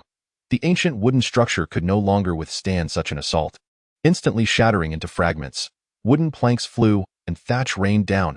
Amidst the dust and debris, a figure emerged, leaning on a long knife, coughing softly to, "Oh, not dead yet." "Excellent, this is even better." Cheng Hui gathered his energy, the earthy shadow of his palm growing ever larger, an oppressive force emanating from him. Go. As he spoke, the palm shadow, seemingly tangible, surged forth with the power to sweep away all in its path. Hu Feng's pupils constricted. The true energy contained within this strike was overwhelmingly potent, and whether he could withstand it remained uncertain. Desperate times call for desperate measures. With no way to evade the impending onslaught, Hu Feng traced a circle with his single knife, a mysterious force coiling around the blade. The instant the palm print made contact with the knife's tip, a portion of the attack was dissipated by this enigmatic pulling force. As the remaining assault connected with Hu Feng, his muscles quivered, and he instinctively employed the convergence of essence into primordial form technique learned from his former life, absorbing some of the attack once more. Even so, the remaining shockwave sent him flying several meters away. To his astonishment, he was still alive. After this blow, the wounds on Hu Feng's body reopened, blood gushing forth, rendering him a pitiful sight. Yet, despite his dire condition, he was not in immediate danger of losing his life. After a brief struggle, he rose once more. His tiger's mouth torn, his body drenched in blood, yet he could not bend the straightness of his spine. "Haven't you eaten? Is this all the strength you possess?" Bang! A figure was hurled several zhong, crashing heavily before Hu Feng. It was none other than Hu Yin, his loyal companion. At this moment, the towering man was battered and bloodied, with swollen lips, a scene of utter misery. Hu Feng's eyes turned red instantly. As the saying goes, one should strike the body, not the face, and the opponent's actions were clearly a deliberate mockery of him. Hu Yin was merely at the 9th level of body refinement, while his adversary, Lu Fei, was a formidable opponent at the 4th level of enlightenment, illustrating the vast disparity between them. Had it not been for Hu Yan's robust physique and extraordinary strength, coupled with Lu Fei's intention to toy with him, he would have perished long ago. Trembling, Hu Yan wiped the blood from his face, catching sight of Hu Feng beside him, and urgently shouted, "Hu Feng, you must flee. They are here for you. I will hold them off." Hu Feng shuddered, feeling a heavy blockage in his chest. Even in this dire moment, his brother disregarded his own injuries to protect him. He felt a profound sense of gratitude for having recognized such a brother. Hu Mingyi's strikes were swift as a tiger unleashed, akin to a celestial crane taking flight, a perfect amalgamation of power and speed that amplified the potency of his techniques. Unfortunately, he was outmatched by 3 levels. Several sword wounds marred his body, his breath gradually weakening, and the speed of his strikes diminishing at this rate. He could only hold on for another 15 minutes before succumbing. Meanwhile, Hu Jio was locked in fierce combat with Cheng Wan. Hu Jio, at the 6th level of enlightenment, held a slight advantage over Cheng Wan. However, it was evident that Hu Jio lacked experience in tumultuous battles, resulting in diminished prowess. Though Cheng Wan's skills were somewhat immature, his fierce determination surged forth, allowing him to match Hu Jio blow for blow, even gradually gaining the upper hand. "Ah, I will kill you!" A furious roar erupted. Wang Qiu, bloodied, bore a long scar across his once handsome face, his expression now a terrifying visage. Both were originally at the same level, with only their martial skills influencing the outcome. Due to Hu Xin's inferior talent, he had undergone more rigorous training, thus overpowering Wang Qiu. Cheng Hui stood still, his gaze beginning to drift towards the surrounding battlefield. At that moment, Lu Fei charged forward, looking at Hu Yin and Hu Feng, shouting, "Which one of you two wishes to come forward and meet your death? You bastard, how could I possibly fear you?" Hu Yin, having wiped away the blood, prepared to rush forward, but was seized back by Hu Feng. "I will go," Hu Feng declared resolutely. Having let his brothers fight and suffer for him, he could no longer bear the weight of such guilt as long as he had the strength to fight. He was determined not to be a burden. "Stop!" A voice, ancient and resonant, rang out. The elder Hu Lianhu led the enforcement team along with a throng of high-ranking members of the Hu family, arriving in a flurry. Upon witnessing the multitude of visitors from the Hu family, Cheng Wan and Chu Gui gradually ceased their offensive, retreating to the side of Qing Hui.at last. Hu Jio seized the opportunity to approach Hu Yin and assess his injuries. The only combatants still engaged in battle were Wang Qiu and Hu Xian. Wang Qiu, with a handsome visage marred by a gash, was consumed by fury, entirely devoid of reason, intent solely on bringing Hu Xian to his demise. "Humph, unaware of the consequences, I shall ensure you deeply regret your actions." Hu Xian raised his long sword high, unleashing a surge of true energy, as a brilliant golden light erupted forth. The seventh style of the blade of wind, the wind-running slash. The golden figure moved with the swiftness of a tempest, darting past in an instant. With a flick of his arm, Hu Feng cast away the blood from his blade, gracefully sheathing the long sword with a flourish. Wong Qiu's forward momentum came to an abrupt halt, his long sword planted firmly in the ground. His gaze dimmed, his face trembled violently, as beads of cold sweat cascaded down a severed arm, spewing blood, fell to the ground in despair. Wong Qiu's eyes widened in disbelief before he succumbed to unconsciousness. Cheng Hui furrowed his brow, casting a cursory glance at the fallen Wong Qiu, and instructed Lu Fei to drag him over. Regardless of who you are, those who dare to stir trouble within the Hu family must face the consequences. Hu Lianhu bellowed at O. Is that so? Must I also bear the repercussions for being a disciple of the Baiyun sect? Cheng Hui replied nonchalantly. Hu Lianhu's pupils constricted, and the expressions of those behind him shifted to one of astonishment, their demeanor altered. The Baiyun sect, the sole dominator within a radius of 10,000 miles, which nearby family dares to casually impose sanctions on a disciple of the Baiyun sect. Is this not akin to a rural peasant striking the face of a palace servant? Hu Lianhu's expression grew grave as he scrutinized the figure clad in white before him, his discomfort becoming increasingly pronounced. This youth possesses an unparalleled depth of true energy, even surpassing his OWN. At such a young age and with such cultivation, he could very well be a prodigious talent even within the Baiyun sect. Your Hu family's Hu Feng has slain several disciples of the Baiyun sect. Should you not provide an explanation? The faces of the Hu family members paled once more, for they had only learned that morning of Hu Feng's heinous acts, a calamity of considerable magnitude. The rapidity with which their adversary had arrived left them utterly flustered. Chapter 37. The Talented of Baiyun, Part 1. The Hu family fell into an immediate silence, for they understood the vendetta that had come upon them, yet it was unclear who was in the right or wrong. Though resentment brewed within them, they were acutely aware of the adversary's status as a disciple of the Baiyun sect, leaving them momentarily at a loss for how to proceed. It appears you are also aware of the troubles wrought by Hu Feng. Thus, let him pay with his life today. Cheng Hui suddenly waved his hand, sending a blade of energy hurtling toward Hu Feng. How dare you? In an instant, a figure leapt forth, unleashing a surge of blade energy that shattered Cheng Hui's casually wielded energy blade. Yuan Jun, do not? The Grand Elder, witnessing this individual's intervention, hastily implored. Hu Yuan Jun, the fifth in the family hierarchy and brother to Hu Yuanming, was known for his fiery temperament, never one to conceal his thoughts. Observing the silence among the Hu family, he could no longer restrain himself and charged forward to engage. Ignoring the Grand Elder's admonition, Hu Yuanjun fixed his gaze upon Cheng Hui and demanded, Your Baiyun sect has grown too unruly, seizing my elder brother's treasures and nearly ending his life. Must my Hu family remain passive? Do you expect us to extend our necks for your executioner's blade? Cheng Hui's brow furrowed as he turned to glance at Cheng Wan. The individual in question remains oblivious to the unfolding events, having only been informed that a man named Hu Feng had stormed the Wong residence in a bid to seize the Ziluo Zushengua, resulting in the slaughter of several disciples from the Baiyun sect, as well as a multitude of individuals associated with the Wong family. Little did he anticipate the underlying complexities. Cheng Wan, upon witnessing Cheng Hui's probing inquiries, displayed a countenance of hesitation, yet the memory of Su Fian's intimate demeanor towards Hu Feng ignited a fierce indignation within him. Brother, do not heed their unfounded accusations. After several of our junior brothers discovered a treasure, we were shamefully ambushed by those of the Hu family using concealed weapons, leading to the tragic demise of one of our brothers. Nonetheless, adhering to the principles of our esteemed sect, we merely apprehended their culprit, intending to confront the Hu family with reason.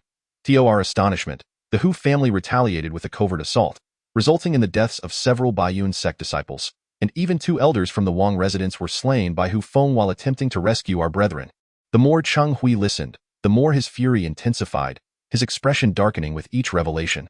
Such nonsense. It is you who have pilfered my third brother's possessions. Hu Yuanjun, upon hearing these words, was consumed by rage. Are your claims not merely one-sided? I know for certain that your Hu family has taken the lives of my Baiyun sect disciples, a fact that cannot be obliterated, not to mention that Hu Feng deserves death. Cheng Hui's declaration sealed the matter. Irrespective of the truth, in his eyes, Hu Feng was eternally culpable. Having reached this resolution, he showed no mercy.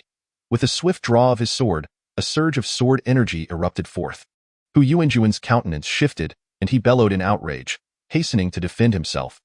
The clash of blades and energy filled the air with ferocity, and as the two engaged, the combat escalated to a fever pitch. Each strike delivered without restraint. Hu Yin watched, his blood surging with excitement, and could not help but exclaim, "Who would have thought that Uncle Yuanjun would display such valor? It appears that this fellow named Cheng Hui is in for a rough time." However, Hu Yin shook his head. With the presence of the Yanlong demon eye, he perceived the disparity more clearly than anyone else. "You are mistaken. Cheng Hui has attained the 9th level of Kaiyuan, while Uncle Yuanjun has only reached the 7th level. Moreover, in both techniques and martial prowess, Cheng Hui evidently surpasses him, and he has yet to unleash his full potential." What? Not only Hu Yin, but also Hu Xin and Hu Mingyi were taken aback. The audacity of this young man, achieving the 9th level of Kaiyuan at such a tender age, was beyond their comprehension. As anticipated, after exchanging 10 blows, Cheng Hui grew impatient. The brilliance of his sword surged dramatically, forcing Hu Yuanjun to retreat. "Commendable courage, yet regrettably, your strength is insufficient." With a deliberate motion, Cheng Hui's fingers glided along the blade, a stern expression adorning his face, as his profound inner energy enveloped him. The energy coalescing upon the sword intensified, transforming the earthy yellow sword radiance into a length exceeding 10 feet. First form of the 7 earthly swords. A sword to split the mountain, accompanied by a series of resounding shouts. The colossal sword radiance descended like a tangible blade, cleaving downward with immense force. The might of this strike, capable of shattering mountains and rocks, was palpably felt as a fierce gust of wind swept through, compelling the onlookers to shield their faces. Hu Yuanjun's expression morphed dramatically as he summoned all his inner energy, wielding the meticulously honed Wanlu Piao Feng Dao with all his might. Qian Yi Tsang Feng. Dozens of blade energies surged forth instantaneously, resembling a deluge of countless blades cascading, their razor-sharp aura rendering the surrounding spectators speechless with astonishment. Boom! At the moment of collision between the two formidable techniques, a thunderous roar erupted, and dust was sent flying into the air. The unyielding stone slab ground trembled and cracked under the immense force. As the blade and sword light clashed, they swiftly melted away. In the blink of an eye, accompanied by the final resounding crack, the Qinya Tsangfeng style was utterly shattered. The colossal sword light cleaved directly towards Hu Yuanjun. "This is disastrous." Hu Lianhu and the others, witnessing Hu Yuanjun's technique being broken, had no time to react before they saw him hurled several zhang away by that very sword light. Blood sprayed through the air as Hu Yuanjun crashed heavily to the ground. His fate uncertain. Regardless of one's status, this matter cannot be allowed to pass quietly today. Rage surged within Hu Lianhu, who swiftly dashed forward, brandishing his blade. The 5 Tigers mountain block. The 5 Tigers breaking the door blade that Hu Lianhu had diligently practiced for years erupted in an instant, its profound metal aura sweeping across, causing the onlookers to wince in pain. The formidable blade aura was mighty and dense, yet Cheng Hui remained unfazed, his sword spinning rapidly, conjuring a flurry of sword blooms that left no openings. "Is this all there is? Not nearly enough." He retreated, gathering his sword energy once more. The second form of the thick earth 7 swords, a sword cleaves the ground. With a single stroke, the genuine qi surged rapidly across the earth. The thick genuine qi intensified, ultimately transforming into a fierce, angular bull, its head pressed against the ground, plowing its way forward. This is genuine qi taking form, a technique that only an adept of the convergence phase could employ. How could you possess such profound genuine qi? The Grand Elder's expression changed dramatically, and he dared not hold back any longer. With a swift rotation of his long blade, he concentrated his life's genuine qi into a single move. The 5 Tigers dominate the mountain. 5 colossal blade energies converged at one point, charging directly at the plowing bull. Boom! The blade aura was instantaneously shattered by the bull's charge, and the Grand Elder, attempting to block with his blade, was overwhelmed by the tremendous force and sent flying. Spitting blood, the Grand Elder struggled to prop himself up with his blade, his body trembling uncontrollably. Such a devastating defeat from a single move. "Grand Elder!" The crowd rushed to support the unsteady Hu Lianhu, their faces etched with horror. As the last remaining stronghold of the Hu family at the 9th level of the Kaiyuan realm, Hu Lianhu was considered their foremost expert, yet he was vanquished in a single move by the enemy. Such a blow was unprecedented. The transformed, dense genuine qi loomed over everyone like an insurmountable mountain, akin to an invincible deity. Hu Feng's expression grew grave, his thoughts swirling. As a fellow at the 9th level of Kaiyuan, why was there such a vast disparity between these two? Was there something I failed to perceive? No, that cannot be right. Since I recognize him as being at the 9th level of Kaiyuan, it must be accurate. It seems there are elements within the Kaiyuan realm that elude my understanding. Hu Lianhu's complexion turned as pale as a sheet, his vitality waning to an alarming degree. He coughed lightly and, in confusion, inquired, "How can there be such a significant gap? Impossible. Could it be? Indeed. I have already entered the 3rd state of the Kaiyuan 4th realm. I have connected with 64 channels of genuine qi, comparable to that of a convergence phase martial artist." Chapter 38. The Talented of Baiyun, Part 2, the Kaiyuan 4th realm. Hu Feng was taken aback. Having never heard of such a concept before, he glanced around, questioning Hu Yin and Hu Mingyi, both of whom wore bewildered expressions and shook their heads in ignorance. Only Hu Xian's eyes sparkled with clarity, evidently understanding the implications of this revelation. "Allow me to elucidate." Hu Xian gazed at the others, explaining that the advancement from the open source realm to the convergence realm primarily hinges on the successful activation of a sufficient number of true nodes. Once enough nodes are activated, they can be interconnected through true energy, forming a continuous cycle. This is the essence of convergence. Typically, a convergence realm cultivator establishes a minor Zhou-Tian cycle, necessitating the connection of at least 36 true nodes. This demands that the martial artist must open at least 36 points, with these points not too widely dispersed. Otherwise, the true energy cannot circulate effectively, rendering it futile. With 100 true nodes surrounding one's body, how could a genius be content to cultivate only a fraction? Thus, it has always been the case that individuals strive to activate as many nodes as possible while in the open source realm. Although it is unlikely to successfully open all, the more, the better. Subsequently, a classification emerged for those exceptional individuals in the open source realm, categorizing them into 4 levels, known as the 4 realms of open source, representing those who could communicate with 6, 7, 8, and 9 nodes, respectively.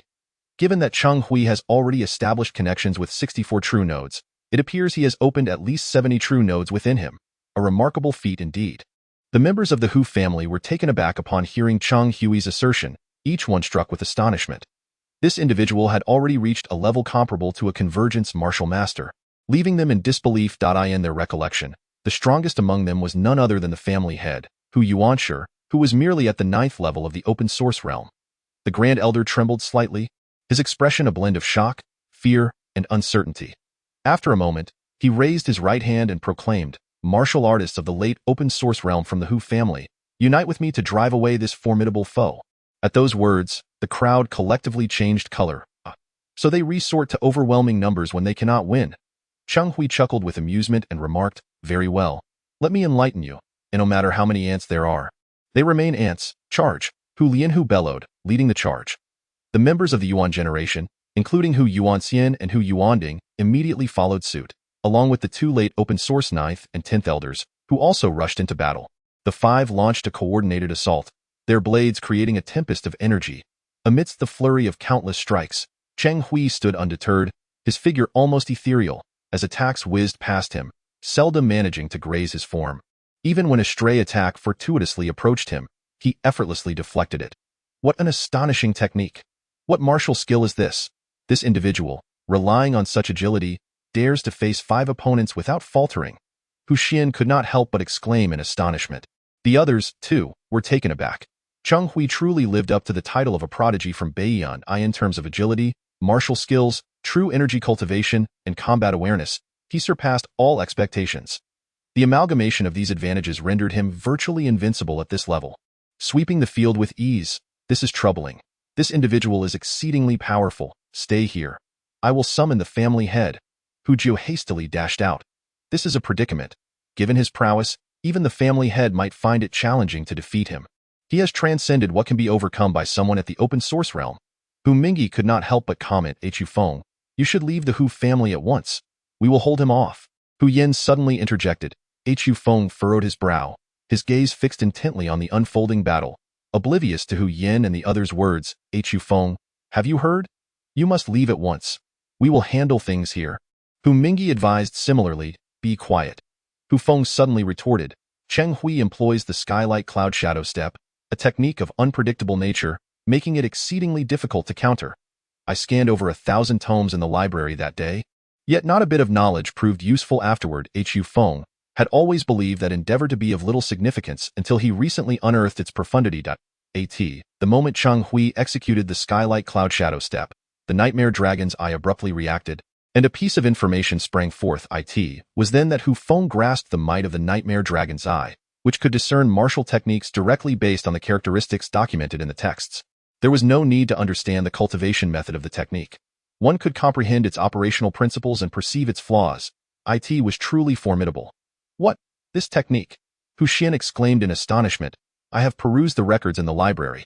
An ancestor of our Hu family had once witnessed this secretive footwork of the Baiyun sect. It bears the phrase, the body drifts like white clouds, footsteps like shadows elusive, and it is said that mastering it to a profound level can lead to the transcendent realm of sky and light shadow intertwined, which is quite extraordinary. Such prowess, truly a troublesome adversary. Hu Mingyi could not help but lament. Hu Feng scrutinized Cheng Hui's footwork intently, his eyes growing ever brighter. After a moment of contemplation, he had nearly deduced the rhythm of Cheng Hui's movements. Stomp. Hu Lianhu staggered back several steps, his lips now stained anew with crimson. The other late-stage martial artists of the Hu family wore expressions of helplessness, their confidence diminishing with each exchange. Cheng Hui was indeed a formidable opponent. His figure ethereal, his swordsmanship sublime, standing resolutely against 5 adversaries. Hu Yuanxian and Hu Yuanding, both middle-aged men, felt a twinge of despondency, yet for the sake of the Hu family's honor, they had no choice but to persist. Should they falter in this battle, they would forever feel ashamed to face others. Just as their attacks were once again evaded, Hu Feng's voice suddenly rang out. Uncle Yuanxian, retreat 3 steps to the right. Hu Yuanxian was momentarily taken aback, a look of confusion crossing his face.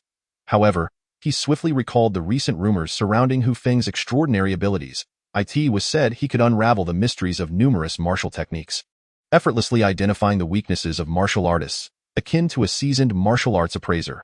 With a mindset of experimentation, Hu Yuanxian decisively retreated 3 steps to the right. Swish! A streak of sword light grazed his shoulder as it passed. Though perilous, it exposed a gap in Cheng Hui's defense. Hu Yuanxian quickly retaliated with a horizontal slash. Cheng Hui's gaze sharpened, his body retreating swiftly, a slight change in his expression. Had he seen through it? Impossible. Even I have not deliberately controlled the trajectory. How could a mere refinement realm practitioner comprehend the subtleties of this Baiyun sect's secret footwork? Although he failed to injure Cheng Hui, Hu Feng's earlier command had evidently made an impact, invigorating the spirits of those around him. The members of the Baiyun sect were taken aback in unison. Impossible. Our skylight cloud shadow step is renowned for its prowess, even praised by innate experts. How could it be discerned by this mere refinement realm practitioner? Chu Gui exclaimed incredulously. It must be mere coincidence. Lu Fei concurred. Hu Feng, having conducted a brief trial, felt his confidence surge. He had already confirmed the pattern of the skylight cloud shadow step in his mind. In a moment of fervor, he could not help but exclaim, esteemed elders, the white cloud technique is not invincible. If you heed my command, we shall undoubtedly expel this vile brigand from the Hu family. Well said, Hu Feng. Splendid work. Praised Hu Lianhu, the first to recognize Hu Feng's extraordinary talent. Keep it up, Hu Feng. The stage is yours. Many of the Hu clan's younger generations, having been guided by Hu Feng, naturally placed their faith in his discernment. Rallying behind him with fervor, Great Elder, take 2 steps back. Uncle Yuanding, move 3 steps to the left. 9th Elder, advance 8 steps to the right. Uncle Yuanxian, retreat 3 steps. Commands flowed from Hu Feng's lips with ever-increasing rapidity. Initially, Cheng Hui remained oblivious, dismissing Hu Feng's actions as mere theatrics. However, after a brief interval, he suddenly felt an overwhelming pressure. Unbeknownst to him, his operational space had been significantly constricted. It was then that he realized Hu Feng's cunning. This individual had harbored a strategy of assured victory from the outset, preparing to completely encircle him. Cheng Hui summoned his vital energy, quickening his movements in a desperate attempt to breach the encirclement. Yet the combined might of the others proved formidable, and in his haste, he found it increasingly difficult to escape. After a brief flurry of evasive maneuvers, he found himself ensnared even tighter. Hu Feng's eyes shone with determination, and the surrounding members of the Hu family were equally filled with anticipation. Victory seemed imminent. Only the disciples of the White Cloud sect wore expressions as dark as storm clouds, their gazes fixed menacingly upon Hu Feng. We are on the verge of triumph, Hu Mingyi declared, his eyes alight with excitement at witnessing such a formidable adversary falter. It is over. Hu Lianhu bellowed, prompting the other 4 to launch their attacks simultaneously. Cheng Hui, having retreated to the brink, found himself with no avenue for escape. His expression shifted dramatically as he roared, "Cloud light, shadow shift." Yet, as the technique was unleashed, his figure was instantly engulfed by their combined onslaught. Victory! The members of the Hu family clenched their fists in exhilaration. A resounding impact erupted, stirring a storm of dust and scattering blade energy in all directions. Chapter 39. The Elder's intervention. As the wind swept through, the dust began to settle. The 5 individuals present were struck with astonishment. "Where is he?" Hu Lianhu exclaimed in shock. "Over there," shouted a Hu clan disciple from the sidelines, pointing urgently. Hu Feng's countenance shifted dramatically. How is this possible? His incredulity echoed the sentiments of all present. In the midst of the crowd's tumult, a commanding voice rang out, "Thick earth, 7 swords, 3rd style, 1 sword, level ground." A tremendous surge of sword energy shot forth, fracturing the earth beneath its path. In an instant, the blade energy reached the 5 members of the Hu family who were in the late stages of the Kaiyuan realm, caught off guard. The 5 were collectively propelled backward by the force of the blow. Blood cascaded through the air, and silence fell over the crowd. All 5 of the Hu family's strongest members were grievously wounded, collapsing to the ground, unable to rise. Ants remain ants, forever incapable of becoming a tempest. Cheng Hui approached with measured steps, his simple robe slightly disheveled and his complexion pale, clearly having endured considerable exertion. Yet, having felled 5 opponents with a single strike only served to amplify his formidable presence. As his gaze swept across the assembly, the members of the Hu family averted their eyes, unwilling to meet his stare. "What is happening?" Hu Feng queried, bewildered. "It is cloud light, shadow shift." Hu Xian elucidated that my master at Qijin Mountain had mentioned this technique, one of the secret forms of the heavenly light cloud shadow step, which utilizes formidable true energy to momentarily create a shadow indistinguishable from the original body, allowing the real body to shift and evade perilous situations. This technique exhausts a great deal of true energy. Yet in times of crisis, it often enables one to escape calamity. How infuriating! All efforts wasted. Hu Feng slammed his fist into the ground in frustration. The eye of the nightmare dragon is not omnipotent. It cannot foresee techniques not recorded in its annals, which led to his recent failure. Cheng Hui's gaze swept across the arena, and no one dared to meet his eyes, ultimately resting once more on Hu Feng. "Have you contemplated how you shall meet your demise?" he asked with a mocking expression. Hu Feng straightened his posture, rising to his feet, glaring at Cheng Hui without an ounce of fear. "If you seek my life, then come at me with all you've got." "Very well, you possess courage. I shall oblige you." With a flash of his sword, a gust of sword energy swept towards Hu Feng like a fierce wind. Stinging his cheeks, Hu Feng wielded his blade in a circular motion, continuously employing the Tai Chi method to dissipate the force. Enduring a strike of sword energy, he retreated hastily, blood trickling from the corner of his mouth. Yet his expression remained unyielding. A true man fears not death. This is not enough. Cheng Hui's brows arched as he unleashed another wave of sword energy, sending forth torrents of blade currents, relentless and unending. Hu Feng defended himself against the onslaught, countering with his Tai Chi technique combined with the essence refinement method, gradually weakening Cheng Hui's strikes. Even so, he continued to retreat, blood oozing from his wounds. Astonishingly, he has managed to withstand so many sword strikes. Hu Mingyi stared in disbelief. However, upon witnessing the blood splattering from Hu Feng's body, he could no longer contain himself. "Hu Feng, I shall assist you." Simultaneously, Hu Yin and Hu Xian joined the fray, fueled by their anger and dissatisfaction towards the disciples of Baiyun's sect. These 3 youths, once at odds, now united against a formidable foe for the first time. "You all should retreat. They seek to target me," Hu Feng urged anxiously. "We have already been pushed to our limits. How can I retreat?" "You shameless scoundrel. I still have some dignity," Hu Mingyi replied with a jest, refusing to abandon his humor even in dire circumstances. "We are brothers, united in both advance and retreat." Hu Xian suddenly interjected. Hu Feng paused, surprised by this unexpected declaration. "After this encounter, I shall owe you nothing," Hu Xian added. "Very well. If you assist me this time, it shall count as repaying that debt." The 3 exchanged no further words, focusing intently on fending off the sword energy. In that case, let me demonstrate the disparity in strength. The despair of facing a true master. Cheng Hui summoned his true energy once more, unleashing sword energy that cascaded like a river of stars, tumultuous as a raging sea, layered and unfathomable. The disciples of Baiyun's sect looked on with excitement. This is the true power of senior brother Cheng. The ocean is vast and immeasurable. It is no wonder that senior brother Cheng ranks 7th among the inner disciples, his prowess beyond question. Crack!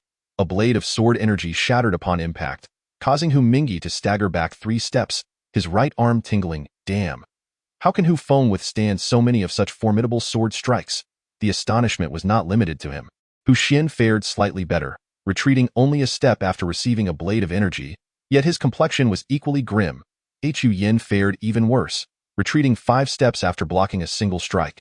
His arms visibly trembling, the sword energy surged like clouds, layer upon layer, while the sword aura fell like rain, dense and unyielding. The relentless waves crashed against them, forcing the 4 to retreat continuously. In less than 10 breaths, the 4 of them spat blood, their faces pale as death, their bodies seemingly carved by countless blades, their garments shredded in multiple places, leaving behind trails of crimson. It is time to conclude. The second stance of the 7 swords of thick earth. A sword cleaves the earth. The surging true energy transformed into a rampaging wild bull, charging forth with fervor, leaving the 4, battered by the sword energy, no time to evade. No. Despair etched across Hu Feng's face, mirrored in the expressions of the other 3. Could such a formidable move truly inflict grievous injury upon a late-stage Kaiyuan expert? If they were to survive this encounter, it would be a stroke of fortune. He could accept death, yet he could not bear to see his brothers perish because of him. Just as despair enveloped them, the sky suddenly darkened. A colossal shadow of a hand, stretching over a yard long, surged forth with overwhelming pressure. Boom! The furious charge of the wild bull came to an abrupt halt. The bull's silhouette shattered inch by inch, as the true energy transformed into a tempest, blowing backward. Throughout the ordeal, that shadow of a hand did not retreat nor sustain any damage. Deflecting Cheng Hui's strike was as effortless as swatting away a fly, astonishingly simple. The handprint radiated a deep yellow hue, shimmering with colors, adorned with strange, swirling patterns, exuding an extraordinary aura. Who is it? Cheng Hui's countenance changed dramatically. Young one, return to your Baiyun sect. The Hu family is not a place for your reckless antics. An ancient voice resonated from the handprint. The tone was deep yet filled with an imposing might, akin to the rumble of thunder, instilling fear in the heart. The true energy remained intact, manipulating the air from afar. This was undoubtedly the prowess of a congenital master. Who are you? Begone! The thunderous voice magnified once more, an invisible sound wave striking Cheng Hui instantly. Pfft! A mouthful of blood erupted forth as Cheng Hui's expression contorted, and he dared not utter another word. Leave! With a wave of his hand, the disciples of the Baiyun sect lifted the unconscious Wong Qiu and prepared to depart. Hold on! A magnetic voice echoed from the distance. A middle-aged man, dressed in simple garments, approached slowly, his scholarly robe and cap contrasting with his pale complexion, his steps unsteady as if he might collapse at any moment. Who are you? Upon the arrival of this figure, Cheng Hui did not relax in the slightest. He noticed the awe reflected in the eyes of the surrounding Hu family disciples and refrained from underestimating the newcomer. I am Hu Yuanshi, the head of the Hu family. What guidance do you seek? Young Master Cheng, the origins of our grievances are murky at best. However, since this matter arose due to Hu Feng, he must bear the responsibility. My Hu family has resolved to expel Hu Feng from our ranks. In 3 days, he shall no longer be a member of the Hu family. After that, how you choose to proceed is no longer our concern. Is that acceptable? Cheng Hui regarded him with astonishment, realizing that this man was a soft target, so easily willing to concede. Very well, from this moment forth, I shall not trouble the Hu family in the slightest. Having spoken, he waved his hand and departed with the Baiyun sect disciples.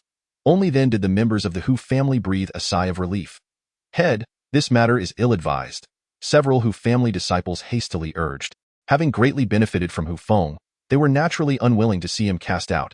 Hu Yuanshi remained silent, his gaze sweeping around before finally resting on Hu Feng, inquiring, Hu Feng, are you in agreement? Hu Feng's face was etched with bitterness. He yearned to voice his dissent and berate Hu Yuanshi for his cowardice.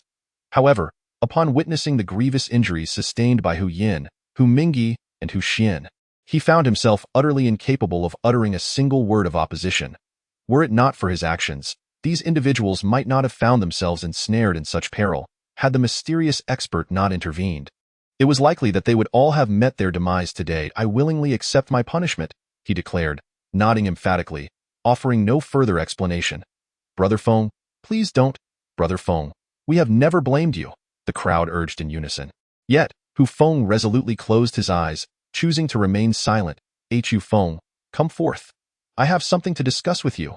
The ancient voice resonated once more from the immense hand of true energy, which then lowered and spread out upon the ground. With curiosity, Hu Feng opened his eyes and surveyed his surroundings before stepping forward amidst the watchful eyes of all present. The moment he stepped onto it, he felt as though he were treading upon a sponge, the surface remarkably soft. The hand of true energy closed around him, lifting him skyward in an instant. The disciples in the arena watched in astonishment, their eyes wide with disbelief, unable to comprehend the spectacle before them. Damn it, how was I unaware that the Hu family possessed such formidable experts? Hu Mingyi couldn't help but exclaim, drawing scornful glances from those around him. Chapter 40. Secrets of the Hu family. The colossal hand of true energy bore Hu Feng aloft, swiftly soaring past numerous pavilions and structures until it reached a secluded corner in the southwest. A modest two-story building stood there, solitary and unassuming. Indeed, this was the place. In the Hu family, the only individual whose depths Hu Feng could not fathom was one. This was the library he had visited once before, where the elderly man clad in black was reclining in a bamboo chair, enjoying the cool breeze.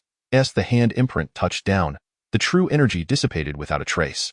Hu Feng marveled at such extraordinary prowess, feeling a twinge of regret for not having chosen to learn the elder's unparalleled techniques. I have met the elder, Hu Feng respectfully called out. The elder opened his eyes and replied, They call me Su Lao. You may address me as such. Yes, thank you for saving my life, Su Lao. Your grace is unparalleled, and my admiration for you flows like an unending river, relentless as a surging yellow river. Hu Feng bowed deeply once more. Following the previous incident, he understood that although the elder appeared to be detached from worldly affairs, flattery was still well received. An idea sparked in his mind, and he recited a classic line from his past life. As anticipated, the elder smiled upon hearing it, cleared his throat, and feigned seriousness in an attempt to regain his composure. Enough of this. You are gravely injured. Follow me inside. I have prepared medicine for your wounds. Thank you, Su Lao, Hu Feng exclaimed with joy, his expression brimming with excitement as he closely followed the elder into the library and the underground chamber of the library. Within a tranquil stone room, Hu Feng immersed himself in a large wooden tub, his entire body enveloped in intense steam. His eyes were tightly shut, his complexion flushed, with beads of sweat continuously cascading down his face. On his body, dozens of varying sword scars gradually faded until they vanished entirely. Waves of potent energy surged through his meridians, invigorating his limbs and bones, leaving him with an exhilarating sensation. After a while, a long howl pierced the air. Hu Feng surveyed himself with palpable excitement, astonished to find that all his wounds had vanished, even the scars had disappeared. His entire being was infused with an invigorating strength, more potent than having consumed the might of 10 oxen. With a crack, Hu Feng clenched his fists tightly, closing his eyes to sense his newfound power. Perhaps he possessed around 1,500 pounds of strength. Congratulations to the host for entering the 9th layer of body refinement. Having surpassed his limits through numerous battles, Hu Feng had already felt his breakthrough while standing at the gates of the royal manor, though his severe injuries had prevented him from discerning his precise condition. Now, with the assistance of the old master, not only had his body recovered, but he had also ascended to a new level, stabilizing himself in the mid-stage of the 9th layer of body refinement. Typically, each realm for martial artists is divided into early, mid, and late stages. However, there are exceptions, as some individuals pursue the pinnacle of power, honing each stage to its utmost peak. Indeed, the old master, with a pipe between his lips, approached, possessing nearly 1,800 pounds of strength. What? Hu Feng was taken aback, surprised that the old master was even stronger than he had anticipated. Yes, indeed. Your physique is commendable. Even now, you have yet to reach your limit. I believe you will achieve 2,000 pounds of strength before entering the Kaiyuan realm. Thank you, esteemed master. Hu Feng expressed his gratitude profusely for the old master's immense kindness. No need for thanks, young one. Someone has paid to treat your injuries, so you ought to thank him instead, the old master remarked while puffing on his pipe. Oh, who is it? Follow me, and you shall find out. The old master led Hu Feng through a maze of doors and alleys, navigating the narrow stone paths until they arrived at a vacant stone chamber, where he finally halted. Have you seen the flower on the wall? The old master pointed at a lotus carving on the wall and inquired. I see it. What of it? Hu Feng responded, puzzled. Place your palm upon it and rotate the carving to the left. The old master instructed. Intrigued, Hu Feng stepped forward and complied. As he did so, a stone door slowly swung open, revealing a staircase that descended endlessly. The staircase seemed to extend far beyond the reach of his gaze. Esteemed master, what lies within? You will know once you enter. Many long to step inside, the old master replied. Very well, I understand. Hu Feng felt a surge of anticipation within him. This old man had never deceived him. It was through the subtle hints of the old master that he had discovered an ancient cultivation technique. Though it seemed of little use at present, he was confident that in time, he would gather ancient texts and decipher the methods of cultivation, which would surely yield fruitful results. It would undoubtedly surpass the meager tomes of the Hu family, otherwise, they would not be concealed so carefully. With a heart full of excitement, Hu Feng began to descend the staircase. The path was dim, and without any illumination, he soon found himself in darkness after taking several steps. Focusing intently, he suddenly felt a tingling sensation at his brow. As an electric jolt coursed through his body, and then he could see the path clearly. Though slightly inferior to daylight, it was no longer a hindrance. Hu Feng understood that this was also the effect of the eye of the nightmare dragon. After descending several hundred steps, the path finally leveled out. The stone slabs underfoot were somewhat damp, indicating that he was now quite far from the surface above. How could the Hu family possess such a secret passage? Was this a hidden refuge for emergencies? As he ventured further, the seemingly endless stone alley stretched out before him. Hu Feng's keen eyes discerned peculiarities within the surroundings. Flanking the stone path were numerous stone doors, each adorned with a square indentation at the upper right corner, upon which were etched 9 distinct patterns. What could they signify? Driven by curiosity, Hu Feng leaned in for a closer inspection. In an instant, his eyes widened in disbelief. The indentation on the stone door depicted 9 patterns that unmistakably represented the numbers 1 through 9. These Arabic numerals. The written language of this world was, of course, different from that of Earth, and he had never seen anyone utilize these symbols for counting. Yet, such an anomaly appeared within the hidden pathways of the Hu family. What could it mean? Hu Feng studied the arrangement above. It seemed devoid of any discernible pattern. However, upon seeing the design, he was instantly reminded of the 9-square grid from his previous life. Originating from the river diagram and the Luo book, the 9-square grid is one of the cultural foundations of the Huaxia civilization. Said to have been derived by Fuxi to create the 8 trigrams, and employed by Wong to calculate celestial phenomena. The 9 was distinctly carved, while the other stone slabs were evidently movable. Hu Feng quickly surmised that the task was to arrange the numbers 1 through 9 in such a manner that their sums, horizontally and vertically, equaled 15. His heart raced as he pondered the implications of the 9-square grid as presence, which undoubtedly piqued his intense interest. After a brief moment of hesitation, he could no longer suppress his curiosity. Placing his palm upon the stone slab, his hands deftly maneuvered the pieces with remarkable speed. In less than a moment, all combinations of the numbers were arranged, and he struck a nearby button with his palm. With a thunderous roar, the stone door swung open. Chapter 41. The hand of the firmament. Hu Feng stepped inside cautiously, surveying the desolate interior. He discovered the space was largely barren, containing only a stone bed, a few stone chairs, and 2 stone cabinets in the corner. Nothing more. Just as he was pondering this, a round of applause suddenly echoed from behind him. Truly, you are the extraordinary genius I had anticipated. Indeed impressive. Startled, Hu Feng spun around to find a figure standing not far behind him, scrutinizing him with deep, penetrating eyes. Master, is that you? His pupils constricted in astonishment. The newcomer, clad in white robes, bore a pale complexion that did not diminish his handsome demeanor. His visage was remarkably similar to that of Hu Yuanshi. Dip, dip. A failure to penetrate the energy barrier. The mechanical voice from the system resounded once again, leaving Hu Feng perplexed.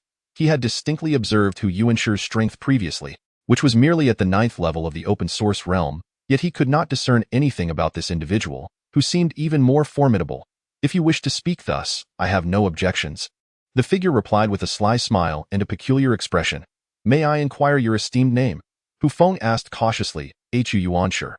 You, did you not say my name Isher from history, distinct from sure of the beginning? He interrupted Hu Feng's astonishment with a succinct explanation. Oh, I see now.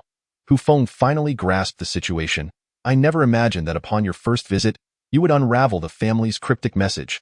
It is truly remarkable, he exclaimed with an expression of awe. Fortune favored me, merely luck. Hu Feng refrained from mentioning the reason for deciphering the code. Let us not dwell on this. Come with me. Hu Feng, wearing a perplexed expression, slowly followed suit. With him leading the way, their progress became significantly smoother. Although they still navigated through numerous twists and turns, the worry of losing their way was no longer a concern. As they walked and conversed, Hu Feng seized the opportunity to inquire about the circumstances of this place. As he had surmised, it was indeed a refuge arranged by the Hu family. Each stone chamber within served as a temporary dwelling. Before long, they reached their destination. Upon closer inspection, Hu Feng discovered a vast underground plaza dominated by a colossal statue. The statue depicted a young swordsman with flowing hair. His left hand rested on his hip while his right arm bore a large sword upon his shoulder, clad in armor that exuded a formidable presence. A subtle smirk played upon the statue's lips, hinting at a mischievous demeanor. Who could this figure be? Could it possibly be the ancestral hero Hu Yidao? Confounded by the statue's origins, Hu Feng inquired, "Is this not Hu Yidao?" "No, he is not Hu Yidao," Hu Yuanshu replied slowly. "He is the true progenitor of the Hu family, a figure so distant in time that we have long forgotten his name." "Is it true that Hu Yidao is not the forebear of the Hu family?" Hu Feng pressed on, astonished. Hu Yidao was merely a branch of the Hu family that was expelled 500 years ago. "What?" Hu Feng gasped in disbelief, realizing that this seemingly powerful Hu family had once been looked down upon, cast out from their lineage. "Then, what brings you to this place?" "Place a drop of blood upon the statue, and you shall understand," Hu Yuanshu instructed. "I shall take my leave. Once you have finished, seek me outside." With that, Hu Yuanshu turned and departed. Hu Feng, deep in contemplation, weighed his thoughts carefully. Since they were both of the Hu lineage, and given that the other had previously aided him, he felt assured that there was no malice intended. Resolute in his decision, he hesitated no longer. With a swift cut across his arm, blood cascaded onto the statue. Suddenly, a radiant crimson light erupted, illuminating the entire underground plaza.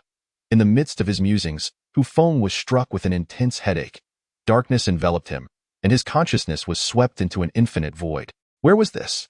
In the boundless emptiness, a glimmer of light emerged, gradually intensifying until it illuminated the heavens.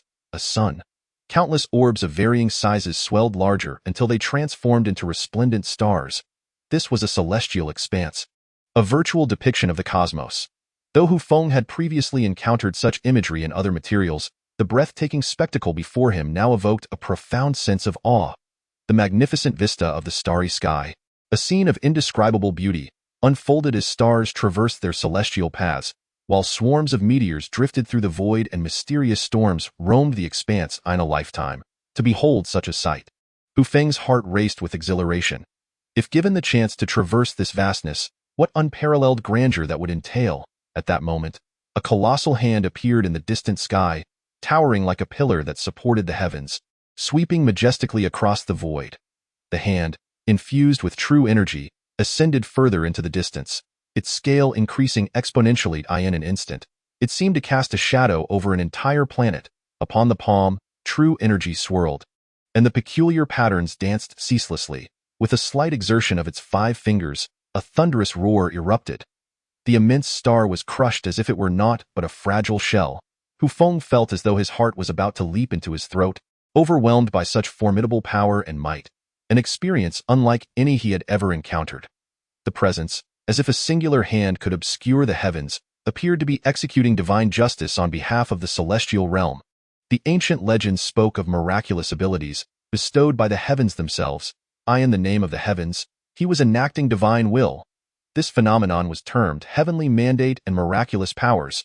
A voice of immense magnitude resonated from the void, reverberating with a deafening intensity, akin to the roar of deities or the teachings of the Buddha. At that moment, the stars extinguished, and the colossal hand of the heavens abruptly pivoted, hurtling towards Hu Feng with astounding speed, trailing a long, ethereal tail of true energy through the void. No. Hu Feng, terrified, desperately attempted to evade, but his body felt as if it were laden with lead, ensnared by the invisible forces of the void, rendering him utterly immobile. The giant hand moved with blinding swiftness, and in the blink of an eye, a massive streak of light surged into Hu Feng's body. Am I dead? Hu Feng slowly opened his eyes. Beep, beep, congratulations to the host for acquiring a mysterious martial art. Upon hearing this voice, Hu Feng immediately grasped his situation. I am not dead. Ha ha. He leapt up in exhilaration, gazing around. The immense statue loomed in the midst of the chamber. Evidently, this was still the same cave as before. He hastily calmed his mind and soon discovered something within his consciousness. A palm imprint, composed of true energy, flowed ceaselessly in his mind, radiating brilliance, a sight to behold. Could this be the mysterious martial art? A single strike capable of shattering the stars? Hu Feng observed repeatedly, growing increasingly certain that this was indeed the unparalleled skill of immense power. Regrettably, he could not yet cultivate true energy. Otherwise, he would have attempted to discern the nature of this martial art immediately. Suddenly, he recalled the elder in black who had rescued him, who had employed this very palm imprint, though it was evident that the elder's prowess had not reached the level to shatter the stars. Who, then, was the one who struck? Was it merely an illusion of intent, or was there truly an extraordinary individual capable of such feats? If that were the case, it would indeed be terrifying. Having acquired this set of mysterious martial arts, he did not linger any longer, turning to exit, for countless questions awaited elucidation from Hu Yuanshi. Chapter 42. The Cactus. So, what did you gain? Hu Yuanshi inquired. Arms crossed, I learned a martial art, but I cannot yet practice it. Nor do I know its true power, Hu Feng replied. What did you observe? Hu Yuanshi asked curiously. A palm imprint. What else could there be? How large was the palm imprint? Well, it was quite large, Hu Feng answered. Hu Yuanshi fell silent for a moment before rising to patiently explain. You must be curious about the purpose of that statue. It is a legacy stone sculpture left by our ancient ancestors, containing a fragment of their intent. Do not underestimate this fragment. It can evaluate the power of techniques based on one's martial prowess, potential, and other factors, thereby manifesting the might of the techniques. Oh, so that's how it is, Hu Feng exclaimed, suddenly enlightened. His martial prowess was undoubtedly commendable, yet he could not claim to be exceptionally formidable, for in this world, there were countless individuals far stronger than he. However, his potential is truly remarkable, inherently containing the mysteries of various martial arts techniques, and furthermore, possessing the extraordinary treasure known as the Eye of the Dreaming Dragon. His potential is undoubtedly limitless. When I first beheld that palm imprint, it was merely the size of a house. Now, I see it has grown to the size of a mountain peak. And what about you? Was it as large as a house? Just a tad larger than a house?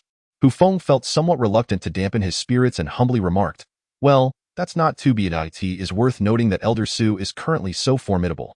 When I first saw it, the palm imprint was only the size of a water tank. What? Hu Feng exclaimed in astonishment.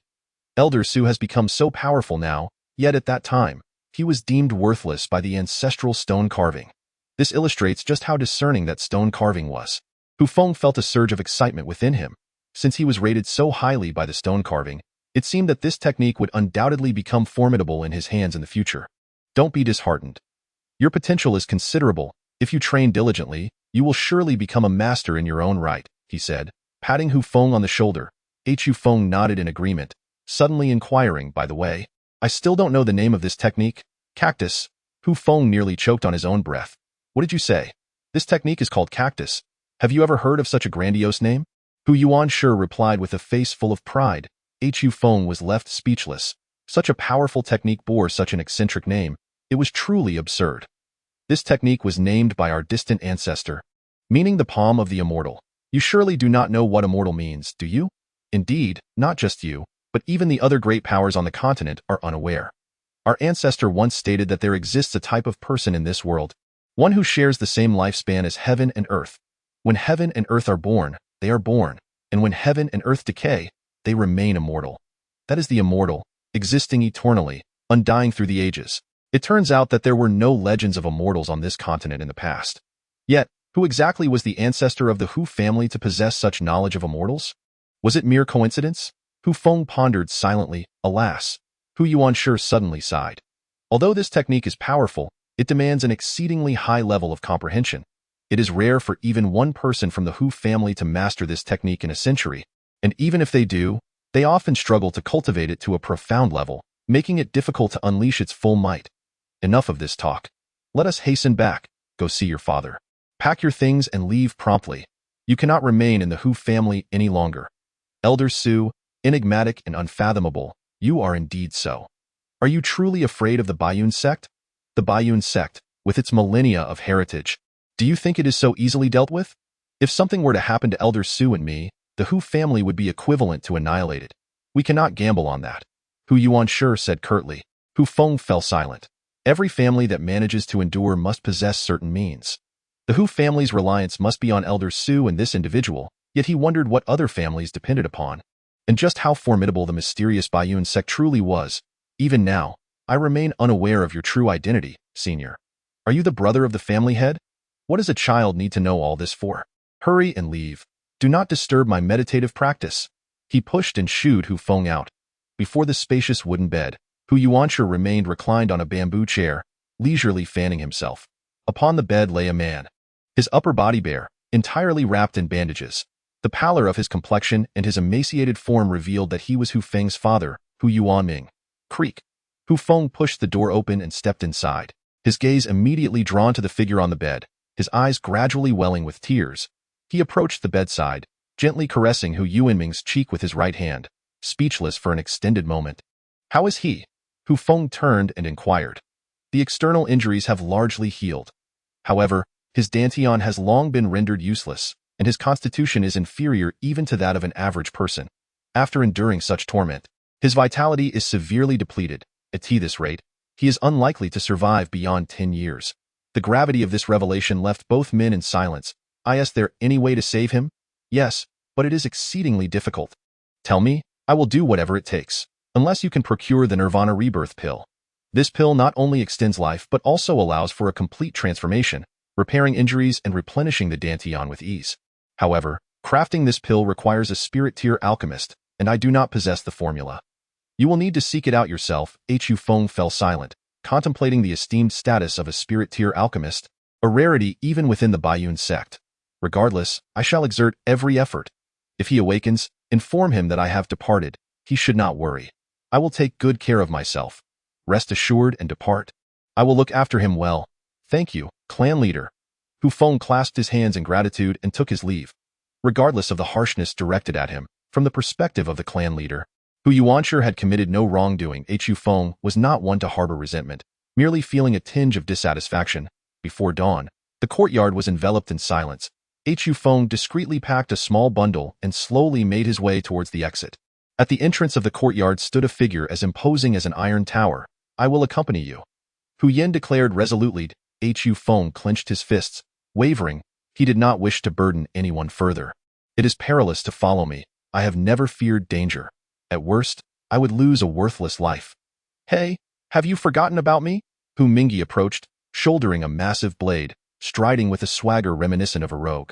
How did I never notice you resembled a scoundrel? Hu Feng remarked, unable to resist teasing him. Suddenly, he observed Hu Mingi with renewed scrutiny, a glimmer of realization flashing in his eyes. What kind of gaze is that? Hu Mingi felt a chill from Hu Feng's odd stare. You truly resemble him, Hu Feng mused. The sight of Hu Mingi evoking memories of the ancestral statue of the Hu family in the underground refuge. Aside from physical appearance, their demeanor and character were remarkably alike. Resemble what? Hurry up and leave before dawn. Are you certain you want to come along? I have longed to explore the world. With brothers like you, I, Hu Feng, shall have no regrets in this lifetime. When did you become so sentimental, like a delicate woman? Hurry and leave. Suddenly, a flurry of hurried footsteps approached. You little rascal, stop right there. A middle-aged man rushed over. Ah, my father is coming, Hu Mingi exclaimed in surprise, realizing it was too late to hide. Come back with me at once. Hu Yuanqing bellowed, I'm already this grown up. Can't I make my own decisions? Hu Mingi countered immediately. What business is it of yours? Hu Feng is no longer a member of our family. Do you wish to follow in his footsteps? Hu Yuanqing's voice was filled with anger. After raising you for so many years, is this how you repay us? I never said I wouldn't come back, Hu Mingi replied, feeling aggrieved. With your meager abilities, you might die out there any day. Do you want to leave me without an heir? Hu Yuanqing shouted furiously. Hu Feng stepped forward and patted Hu Mingi on the shoulder. Go back. I don't even know how long I'll live. It's too dangerous for you to come with me. Hu Mingi hesitated, then suddenly turned to Hu Yin beside him. Look, Uncle Jiu is willing to let Hu Yin go. Why are you so fixated on me? He is an adopted son. Are you? Hu Yin felt a tremor in his heart but remained silent. Although Hu Jiu treated him well, he was ultimately an outsider. When he bid farewell to Hu Jia, despite Hu Jiu's lengthy persuasion, he was ultimately allowed to leave unhindered. Chapter 43. The target, Daliang Mountain. Go, go. Two magnificent horses galloped across the wilderness. Dashing away. It was Hu Yin and Hu Feng, having left the Hu family. Unbeknownst to Hu Feng, not long after his departure, a carrier pigeon soared through the sky, eventually landing beside Cheng Hui, who was practicing in the morning. Hu Feng had already left the Hu family. Heading towards Daliang Mountain, Cheng Hui furrowed his brow, uncertain of the truth behind the information. He tucked away the note and summoned the others. "Do you know who Yu Hanyun is?" Several disciples of Baiyun looked at each other in confusion. Only Cheng Wen's eyes lit up. "Elder brother, I know of her. She is the fiancée of Hu Xian, the young master of the Hu family. However, I have heard that she has a feud with Hu Feng, and the conflict is not trivial. Oh, I see it seems the news is credible. Truly, heaven is assisting me." As he traversed the vast wilderness, Hu Feng felt his heart lighten. The world is expansive, and mere mortals cannot fully comprehend it. In one's lifetime, one should witness the splendor of the world and its breathtaking sights. This was his heartfelt sentiment. Hu Feng, are we truly going to Daliang Mountain? Hu Yen beside him could not help but inquire. Hu Feng nodded. "Indeed. I fear it won't be long before Cheng Hui confirms my whereabouts. Although Daliang Mountain is chaotic, it presents an opportunity for me. As long as I delve deep into Daliang Mountain, I need not fear his pursuit. The 800-mile Daliang Mountain has always been a realm of disorder. It lies at the intersection of the powers of Baiyun sect and Lingyue Mountain, a lawless territory teeming with bandits and thieves. In that place, even Cheng Hui must exercise caution. In fact, Daliang Mountain is not far from Jitsang City. Jitsang City is already within the borders of Baiyun sect. Traveling east for 1,000 miles leads directly to Daliang Mountain. In truth, one could reach Daliang Mountain by continuing east from the depths of Fushan. However, traversing through Busan proves to be quite arduous. They are compelled to take a longer route through the wilderness. Outside of Jitsang City, for magnificent steeds gallop swiftly eastward, at the forefront. Cheng Hui frequently glances back, his dissatisfaction evident as he observes the other three. "You are far too slow. When will we catch up to Hu Feng?" The trio exchanges awkward expressions, and Cheng Wan, with a resigned demeanor, replies, "Elder brother, this predicament is beyond our control. Unlike you, we do not possess the cloud-treading beasts bestowed by our sect, which can travel 3,000 miles effortlessly." Although Cheng Hui rides a horse as well, its eyes glow a fierce red, its fangs protruding, and its hooves are robust, far surpassing ordinary mounts. This creature is actually a first-tier demon beast resembling a horse, possessing strength equivalent to that of a practitioner at the opening source realm. Only elite disciples of the inner sect, like Cheng Hui, who have reached the late stage of opening source, are granted such a beast. Cheng Hui furrows his brow, stating, "Very well, I shall proceed ahead. You three may follow at your own pace." "Agreed. It seems we have no other choice," they respond. Cheng Hui presses on, forging directly toward Busan, a route that is somewhat shorter. His impressive skills inspire confidence, and he fears not the low-tier demon beasts of Busan. With the extraordinary speed of the cloud-treading beast, he quickly distances himself from the three behind. As he travels, a sudden sword aura slices through the air, startling Cheng Hui, who hurriedly channels his energy to defend. "Who goes there?" As the dust settles, a woman in white gracefully approaches, wielding a long sword, her beauty unparalleled. Who else could it be but Su Fian? "It is you, Su Fian." Cheng Hui recognizes her, though he cannot fathom why she would intercept him here. "We are of the same sect. Why do you obstruct my path?" "Why? You have wronged my people, and you expect me to stand idly by. When have I ever wronged your people? Speak clearly." Cheng Hui's face reflects his indignation. He certainly would not wear a pleasant expression after being unjustly hindered. "Hu Feng is my man. Do you dare deny having wronged my people? How could that be? You are utterly unreasonable." Cheng Hui shakes his head, disbelief etched across his features. "Have I offended you in some way? If you have something to say, speak plainly. I am pressed for time. If I am indeed in the wrong, I shall come to apologize another day." The notion that a late-stage elite disciple of the Baiyun sect could be wed to a mere waste of the body refinement realm is simply incredulous to him. "No need for apologies. Hu Feng and I are already betrothed. He is my fiancé. You may inquire if you wished. Is that truly so?" "Indeed, it is true." "Well, I never imagined you had such ties. I am surprised you would spurn my younger brother in favor of such a useless man. How laughable. However, if you intend to stop me, you are merely dreaming. Stand aside." Cheng Hui bellows, swinging his sword, a tangible sword light shooting forth in an instant. Su Fian remains unfazed, swiftly countering with her own sword, intercepting Cheng Hui's attack with a wave of her blade. The clash of true energy erupts in a brilliant display of light. "I did not expect you to have reached the 9th stage of opening source as well," Cheng Hui exclaims, slightly taken aback. He then channels his energy into his sword once more, unleashing a colossal sword light that descends with immense force. The first form of the 7 earth swords. One sword to split the mountain. Hu Feng remains undeterred, simultaneously enhancing her own energy as she retaliates. The autumn moon drunken cloud sword, boundless white clouds. Layers upon layers of sword shadows enveloped the surroundings. The brilliance of a single sword capable of cleaving mountains gradually weakened by the myriad of sword images, ultimately dissipating into the void. What? You have also entered the third realm of Kaijin? I never imagined you were concealing yourself so deeply. Cheng Hui expressed his astonishment once more. I have not concealed anything. I simply find no interest in competing with you for those titles. Humph. Do you think this alone can defeat me? Navi. Your true energy barely reaches the third realm of Kaijin. Having opened at most 70 true meridians, you are still lacking compared to me. Who said I intend to defeat you? Hu Feng smiled gently. My Chuezuan sword excels in defense. All I need to do is to hold you off. You? Very well. I shall see what abilities you possess to withstand my thick earth 7 swords. Chang Hui's face contorted with rage as he charged forward once again, and the two fell into a fierce battle once more. At the bedside, Hu Yuanshi stood at the head of the bed, facing Hu Yuanming, speaking softly. How does it feel? Painful, both in body and heart. Hu Yuanming had long since opened his eyes, yet wore an expression of exhaustion, as if he could never awaken fully. Has he departed? He has. I personally saw him off. Hu Yuanming fell silent, contemplating for a long while. Do you resent me? Hu Yuanshi suddenly inquired. Hu Yuanming shook his head. You can save him for a moment, but cannot safeguard him for a lifetime. Do you resent yourself then? Hu Yuanshi asked curiously. Hu Yuanming's eyes gradually clouded with tears. My incompetence led to Ashui being taken away. My ineptitude allowed the disciples of Baiyun to oppress me.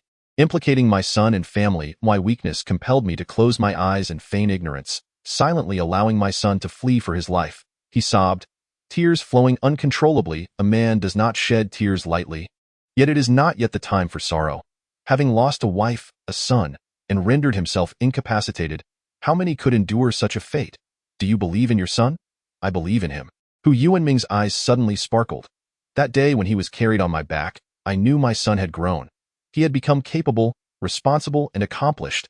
He did not know what had transpired within him to provoke such a profound transformation. He did not wish to inquire about the secrets that belonged to him. He only needed to know that he was his son, a son who had already matured, and that was sufficient. In truth, I have deceived him, Hu Yuanshi said calmly. You can endure for 3 years at most. No longer than that. Hu Yuanming's pupils contracted, falling into silence once more. If I were to offer you an opportunity to live again, to regain your strength, would you accept? Hu Yuanming was taken aback, quickly replying, I would. There are no free lunches in this world. For that, you may very well become neither human nor ghost, living a fate worse than death. Would you still be willing? The room fell silent once again. Chapter 44.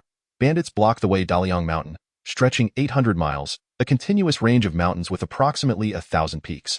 While Daliang Mountain does not possess particularly high summits, its craggy ridges are striking and perilous. Since ancient times, this place has been a paradise for wrongdoers, a sanctuary for bandits. Here lies the intersection of Baiyun Sect and Lingyue Mountain, a borderland where both parties have relinquished their claim. Yet, within this very region, rare medicinal herbs and precious ores flourish. At any given moment, intrepid souls venture into these mountains, seeking the chance to amass wealth overnight or procure materials for crafting divine weapons and elusive elixirs. With trade comes treachery. Countless adventurers in pursuit of sudden riches serve as a resource for the bandits of Daliang Mountain. We have arrived, Hu Feng declared, gazing at the undulating mountain peaks in the distance. Their steeds, both capable of traversing 1,000 li in a day, had been galloping for nearly a day, and they were close to their destination. It's getting dark, Hu Yin remarked. Indeed, let us find a place to rest. Just then, a rapid clatter of hooves echoed from behind. Hu Feng turned, his eyes widening in astonishment. It's them. The people of Baiyun Sect. His keen sight discerned the figures racing towards them. Quickly, we must enter the mountains, Hu Feng urged, spurring his horse onward. The two men struck their mounts with fervor, racing at full speed. Both parties exerted every ounce of their strength, wishing their horses could sprout wings and soar away. As the sky darkened, Daliang Mountain loomed ever closer. Split up and enter the mountains, Hu Feng commanded. No. Brothers face difficulties together. Hu Yin countered resolutely. Fool, with 2 of us, we are too conspicuous. Moreover, with nightfall, they will find it harder to track us if we separate. After a moment of hesitation, Hu Yin acquiesced. Very well. The two swiftly parted ways, galloping into the depths of the mountains. As twilight deepened and they veered onto a mountain path, their steeds found it increasingly arduous to progress. Hu Feng, undeterred, dismounted and plunged into the thicket. Where did he go? He was just here. Search. Silence indicates he is hiding nearby. Chu Gui and Lu Fei brandished their weapons, slashing at the underbrush. Branches were severed, and the low shrubs suffered the same fate. Suddenly, Hu Feng leapt forth, his battle knife raised high, aiming a strike at the searching Lu Fei. Watch out! Chu Gui spotted Hu Feng's presence just in time. With his warning, Lu Fei hastily defended himself. However, Hu Feng's premeditated ambush, combined with the advantage of elevation, sent Lu Fei tumbling to the ground. Die! Chu Gui surged forward, his long sword lunging. Lu Fei lay on the ground. The situation seemingly favorable, but it was too late for Chu Gui to continue his attack. Hu Feng swiftly rolled aside, evading the thrust, and darted into the dense underbrush, vanishing into the shadows of the night. Are you all right? Chu Gui rushed to help Lu Fei to his feet. Damn it, how infuriating. You nearly gave me a heart attack. Lu Fei patted his chest, visibly shaken. Oh no, Lu Fei exclaimed. What is it now? My sword is cracked. What? How is that possible? Chu Gui's face reflected disbelief. A long sword forged from the sect's finest steel should not break so easily. That weapon of Hu Feng's must be of exceptional quality. If we can seize it, we would be prosperous. Come, we must continue. We must eliminate this scoundrel today. In the thicket, Hu Feng gripped his knife tightly. Both individuals are martial artists of the open source fivefold, their vital energy significantly more profound. The essence clinging to their weapons makes it exceedingly difficult to sever with a single strike. Otherwise, that earlier blow could have cost them their lives, with the situation still uncertain. Hu Feng remained apprehensive about whether Cheng Hui had followed and the whereabouts of Cheng Wan. The unknown circumstances rendered him wary of advancing recklessly. He was acutely aware of the principle that a failed strike necessitated swift concealment. Thus, he cautiously retreated, gradually distancing himself before sprinting deeper into the Daliang Mountains. The night in the Daliang Mountains was eerily silent, interrupted only by the occasional roar of a beast, which lent a hint of vitality to the mysterious darkness. Hu Feng severed a branch from a fruit tree with his blade and regarded the wild fruits upon it, his brow furrowing in discontent. These wild fruits would only ripen in autumn. And now, in the peak of summer, they were exceedingly unripe, tart and bitter to the taste. Truly repugnant, he had hastily departed, carrying little food with him. This was primarily due to Hu Yan's immense appetite, which had consumed the provisions he had originally prepared for 3 days within just 2 meals. Consequently, aside from a few daily necessities, his spatial storage held little in the way of sustenance. Well, I might as well eat. No matter how unpalatable, it is better than nothing. Frowning, Hu Feng forced himself to swallow the sour, astringent fruits, managing to satisfy his hunger to some extent. He leapt up to a sturdy tree, nestled himself among the branches, and closed his eyes to rest. He couldn't help but wonder how Hu Yan was faring. The 2 disciples of Baiyun's sect must have separated from Cheng Wan. It seemed Cheng Wan had gone in pursuit of Hu Yan. This was troubling. Hu Yan was certainly no match for him. Perhaps Hu Yan had already found a place to hide. The vastness of Daliang Mountain made it far from easy to locate someone. By the way, why hasn't Cheng Hui followed? Perhaps he deemed me too weak.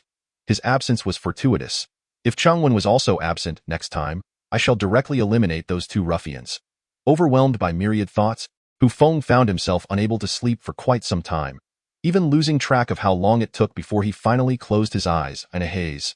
Hu Feng suddenly caught the sound of hushed conversation, prompting him to open his eyes in alarm and scan his surroundings. The full moon hung high in the sky, illuminating the scenery around him.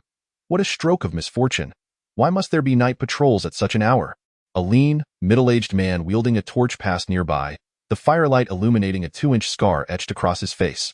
The 2 others beside him chimed in, I don't know, but it seems like they patrol every night around this time. Grumbled a short, stout fellow. Hey, did you hear? In a month's time, the 5 Peaks Martial Arts Conference will be held, inquired another diminutive figure. Who hasn't heard of it?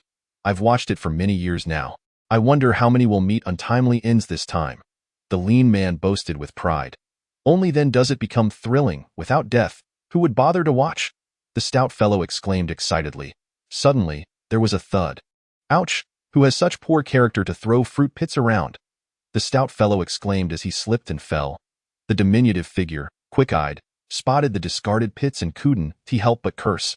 The lean man's expression shifted abruptly, and he shouted, Fools! Someone else coming. The stout fellow swiftly regained his composure, scrambled to his feet, and drew the willow leaf knife from his waist. The slender man and the little dwarf hastily brandished their weapons, a long sword and a small dagger, respectively. Alas! We have been discovered. Hu Feng quickly pressed himself against the tree branch, attempting to evade detection. Unfortunately, the few individuals beneath the tree were seasoned veterans. After a thorough scan of their surroundings, their gazes swiftly landed upon the great tree where Hu Feng was concealed. The little dwarf, with keen eyesight, pointed and exclaimed, "There! Who dares to show themselves?" shouted the lean man.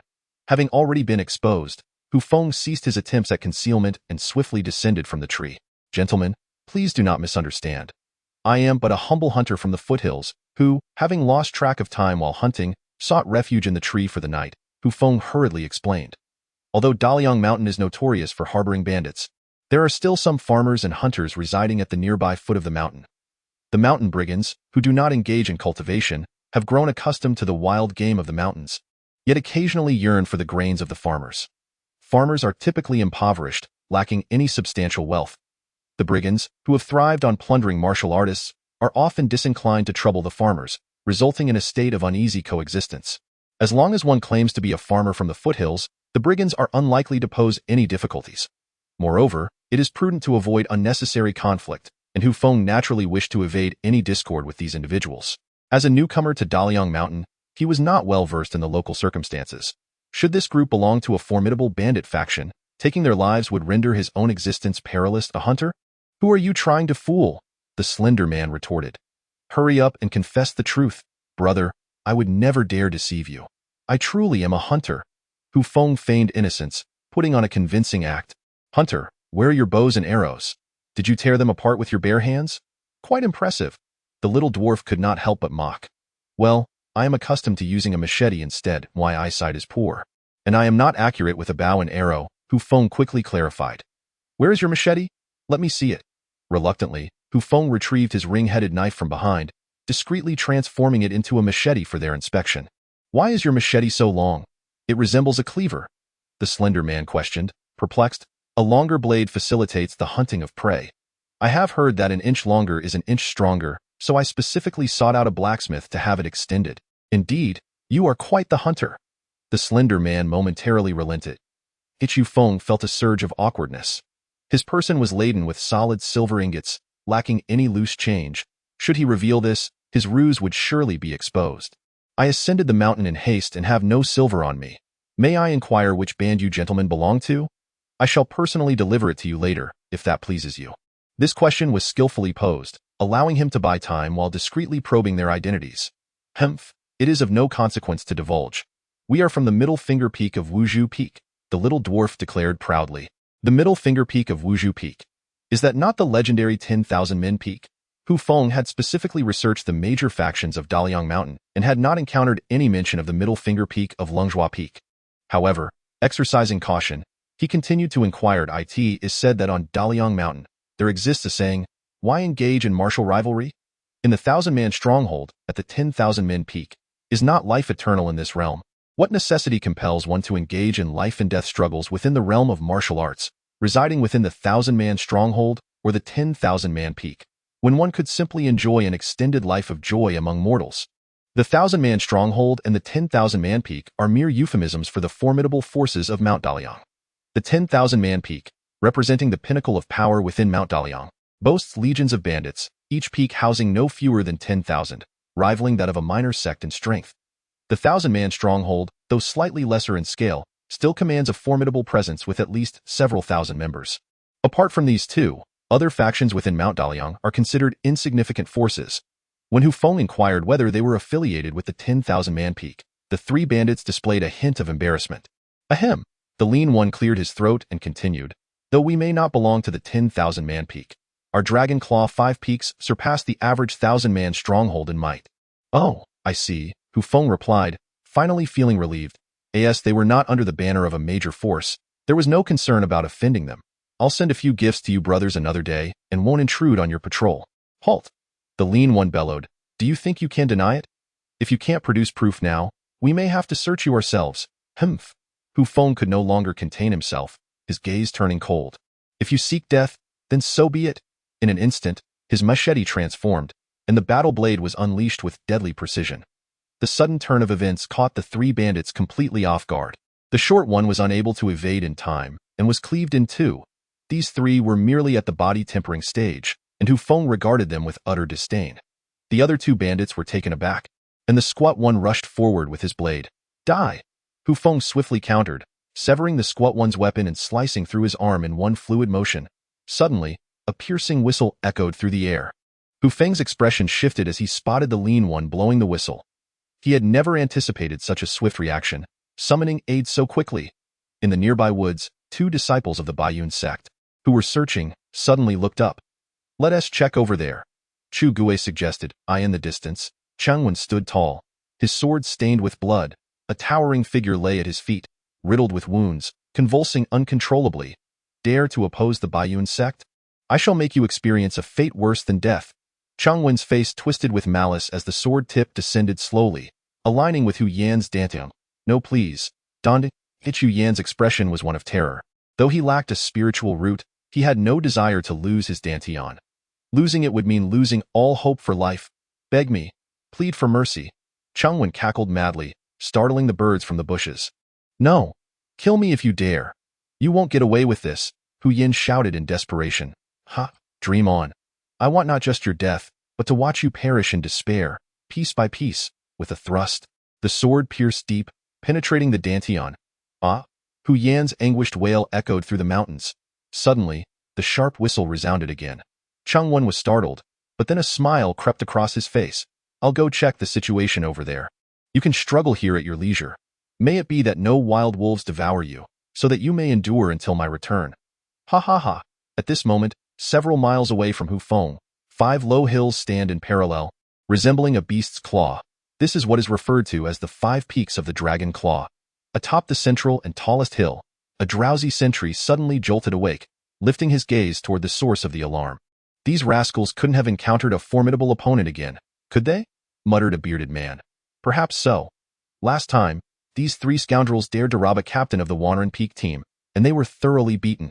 A tall middle-aged man beside him couldn't help but add, "Alas, though that may be true, we ought to take a look and maintain appearances. Who shall go this time? I went last time. You should go this time." "Very well, I shall head over immediately and no rush. Let them endure a bit more suffering." The bearded man, with a reluctant expression, slowly stood up and made his way out to the foot of the Daliang mountain. Cheng Hui, clad in coarse garments, arrived late on his cloud-stepping beast. His hair was somewhat disheveled, and blood trickled from the corner of his mouth, indicating he had sustained some injuries. That wretched Su Fian. How dare she delay me for so long? Had it not been for that mysterious figure from the Hu family injuring me first, she would not have been able to hold me up for this duration. After defeating her, I too sustained minor injuries. However, that matters little. Dealing with Hu Feng is merely a matter of raising my hand, die.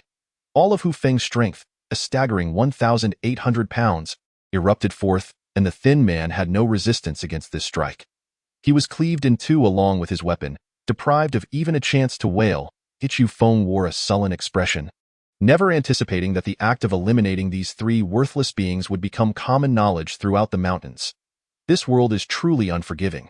It is better to have organization. If one of me is slain, there are countless more.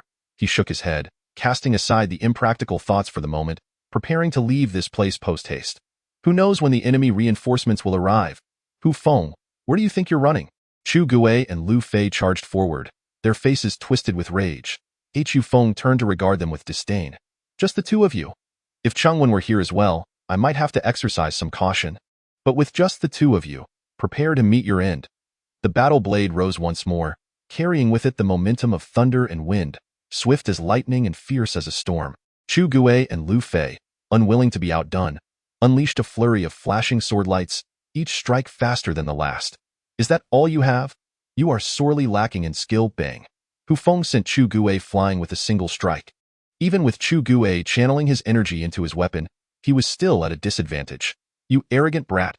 Lu Fei swept his sword horizontally, the blade, imbued with true energy, igniting a dazzling flare in the darkness. The 8 blades of breaking edge, sweeping through like the autumn wind. Hu Feng slashed upward, the clash of blade and sword resonating through the air, and Lu Fei's long sword, unable to withstand the force, Shattered into two pieces, with unyielding momentum, Hu Feng struck upward, leaving a long gash across Lu Fei's head, tearing through to the center of his brow. He was dead beyond recovery. You shall pay for this. Chu Gue, infuriated, charged at him once more. White clouds across the mountains. The sword danced with a swift elegance, vibrant energy pulsating through it, dazzling the eye. Hu Feng, undeterred, advanced with a mighty leap, his feet propelling him forward with remarkable speed. The long hate blade technique, wielded with a fierce glare and gritted teeth, cleaved through the mountains. This was a style of blade mastery that drew its strength from fury, unleashing a thunderous wrath that could obliterate foes in a single stroke. This technique was one of the four emotional blades of the Yangblade sect. The so-called four emotional blades are techniques employed in harmony with the four fundamental emotions: joy, anger, sorrow, and delight. Having immersed himself in martial arts for years, Hu Feng instinctively understood how to channel his emotions into his strikes. He had long contemplated the conditions under which certain techniques could unleash their utmost potential. Thus, in a past confrontation against a prodigy of the ancient sword sect, he ultimately summoned an indomitable spirit, executing the unrepentant blade from the unrepentant sword. When blades clashed, they parted with a resounding snap. Crack! The long sword shattered, and the figure gradually succumbed to the ground. Chapter 46. Slaying Chengwen. You dare to kill Chu Gue and Lu Fei. Chengwen, unbeknownst to him, had arrived at the scene, unleashing a furious roar. Surprised, are we? Hu Feng was about to sheath his blade when he caught sight of Chengwen, casting a cold glance in his direction. You deserve nothing less than death. You are allowed to bully others, yet you deny them the right to resist? Chengwen raised his sword, intent on striking. Hu Feng's pupils constricted, his eyes widening in horror. Whose blood is on your sword? He bellowed. Oh, what do you think? Chengwen chuckled derisively. Ah, his death was a most agonizing affair. You killed him? Hu Feng's eyes reddened, flames of rage igniting within him. What do you think? I acted with great kindness, slowly severing his limbs before finally piercing his heart. You needn't be too grateful. Prepare to meet your end. Without uttering another word, as his fury could no longer be contained, the vengeful edge of his blade ignited with a blazing fire of retribution. Aimed directly at Chengwen, both men, consumed by wrath, clashed with a ferocity that shattered the tranquility of their surroundings, trees splintering and grass strewn about in chaos. Bang, bang, bang. They relentlessly exchanged blows, each impact forcing them to stagger back several paces. One was an ordinary warrior at the 6th level of the opening source, while the other was a pinnacle warrior at the 9th level of body refinement. Despite the vast difference in their realms, they unleashed comparable destruction. How can you wield such power? Chengwen had never faced Hu Feng before. Having only observed Cheng Hui's earlier attacks, he had dismissed them as mere mockery, not anticipating that this man possessed extraordinary strength that rivaled his own. Die!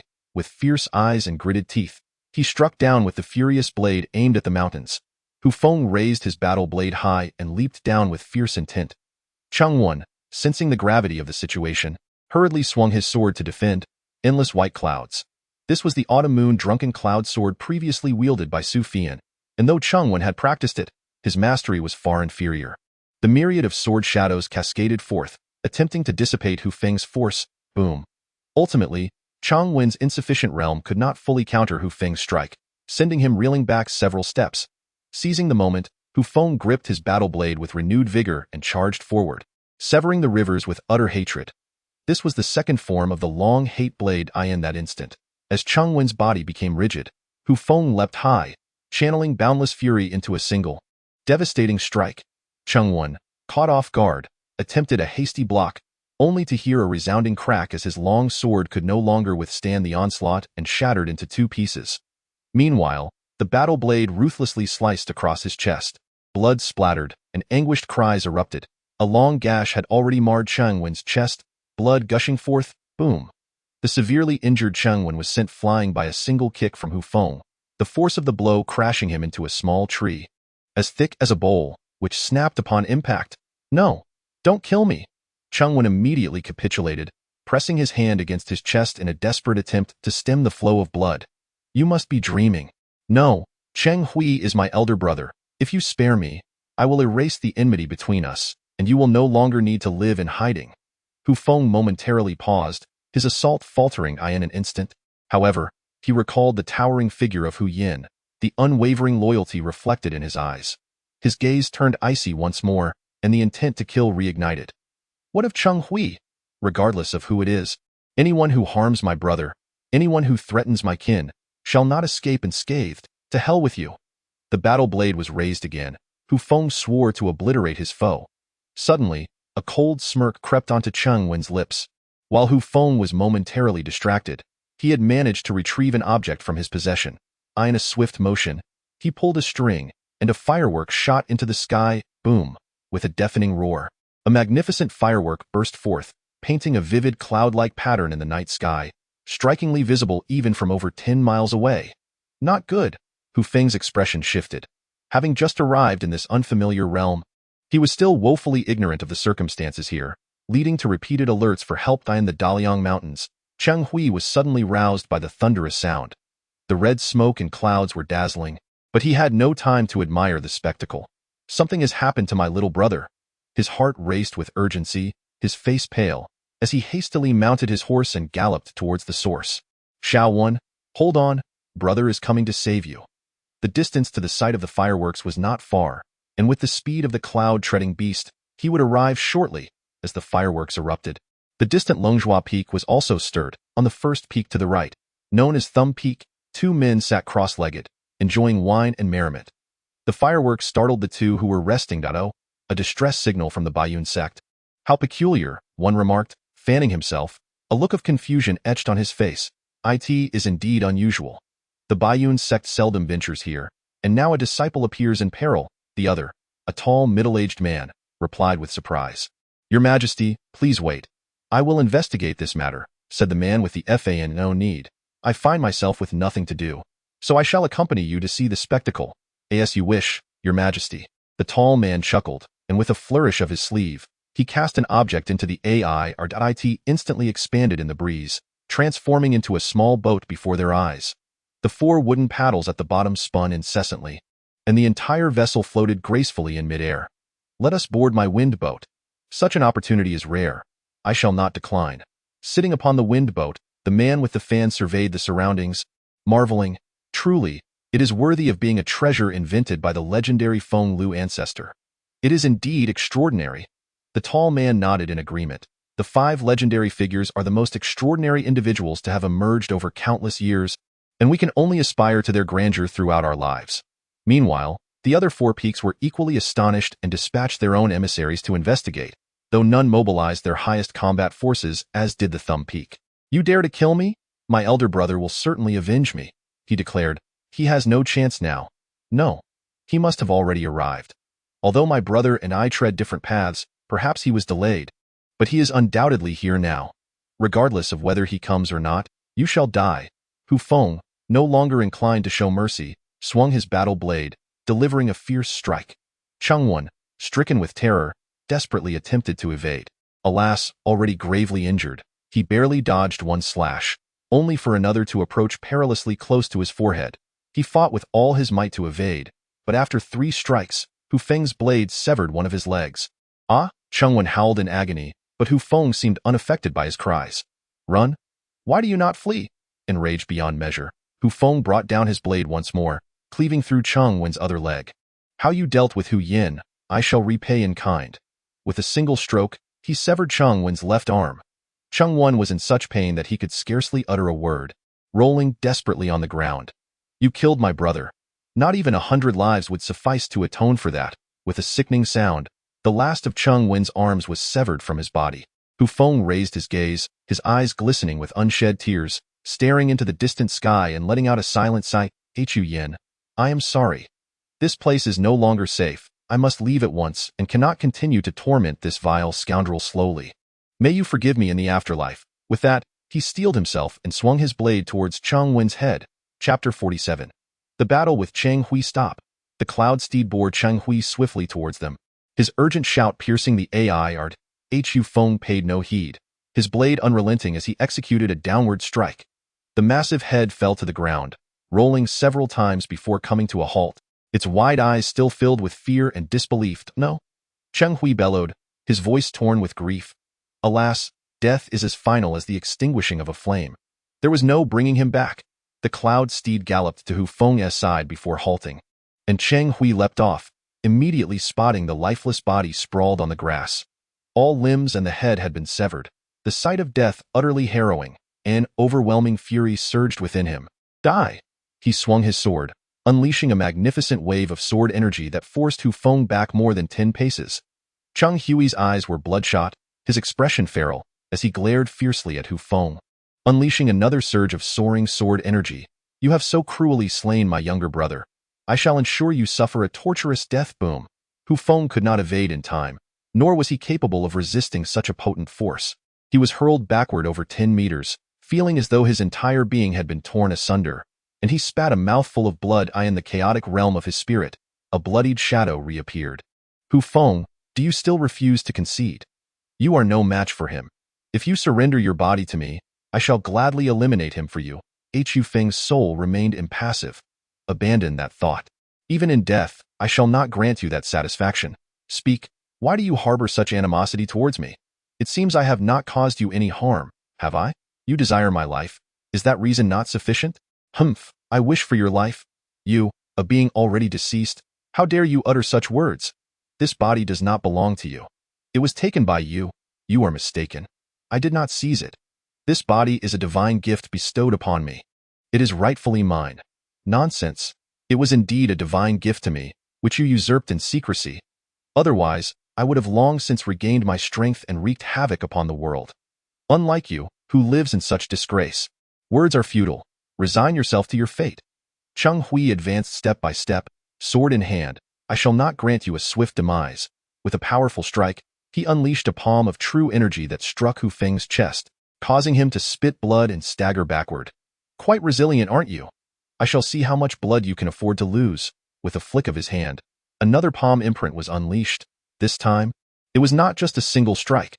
The continuous barrage of palm shadows followed, as Cheng Hui unleashed a series of over 10 palm imprints, forcing Hu Feng to retreat while gushing blood. Poof! Hu Feng staggered back, blood gushing forth, retreating dozens of steps as if his entire being were on the verge of collapse, transforming him into a figure drenched in crimson, truly formidable. In the shadows of the forest, the earlier observer, the bearded man, watched the duel with astonishment, daring not to intervene. The moment he witnessed Cheng Hui's attack, he understood he need not step forward. The opponent's strength was overwhelming. As a mere third-tier martial artist, he would undoubtedly be obliterated. In the sky above, a wind vessel floated gracefully. 2 individuals aboard surveyed the unequal battle below. The strength of the body refinement realm could endure for such a duration. This young man is no ordinary individual. The man with the feather fan couldn't help but exclaim. Alas, he is destined for demise. Hu Feng, drenched in blood, was on the verge of collapse, ready to fall at any moment. Is this the end? Am I to perish? Cheng Hui regarded the swaying Hu Feng and coldly proclaimed, This is merely the beginning. After your demise, I shall visit your Hu family and eliminate your parents and kin without mercy. In a daze, Hu Feng's eyes suddenly sparkled with defiance as he retorted, If you dare, I shall ensure your end is far from pleasant. He abruptly moved his left hand and retrieved a transparent vial from his spatial pocket, containing a mysterious white liquid, one of the 2 hidden treasures belonging to the master of the ship. I know not what lies within, but for the sake of survival, I must take this gamble. He twisted open the cap and tilted his head back, drinking it down in one gulp. Boom! A profound surge of energy erupted within him as the white liquid transformed into an endless torrent of power, crashing through his body. Drinking the potion cannot alter the fact that you are destined to die. Cheng Hui once more struck with his palm. Bang! The immense force of the true energy palm shattered upon contact with Hu Feng's body, causing him to stagger backward a few steps, yet his body remained unscathed. The overwhelming energy continued to surge, and Hu Feng felt his body swelling with might. Endless energy surged ceaselessly, the meridians within his body nearing their breaking point, while his internal organs suffered repeated blows, and his skin oozed blood incessantly. What is happening? How could it have been blocked? Impossible! Cheng Hui, in a fit of fury, unleashed a sharp sword aura that sliced through the air. Hu Feng dared not confront it head-on. Enduring the pain, he swung his blade.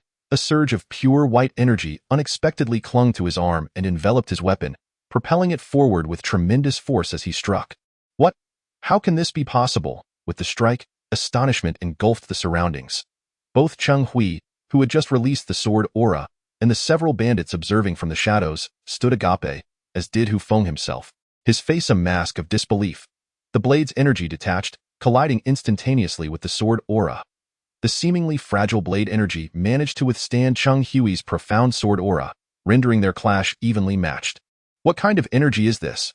What divine elixir could grant a mere refinement stage warrior the ability to unleash an attack equivalent to that of a late-stage source?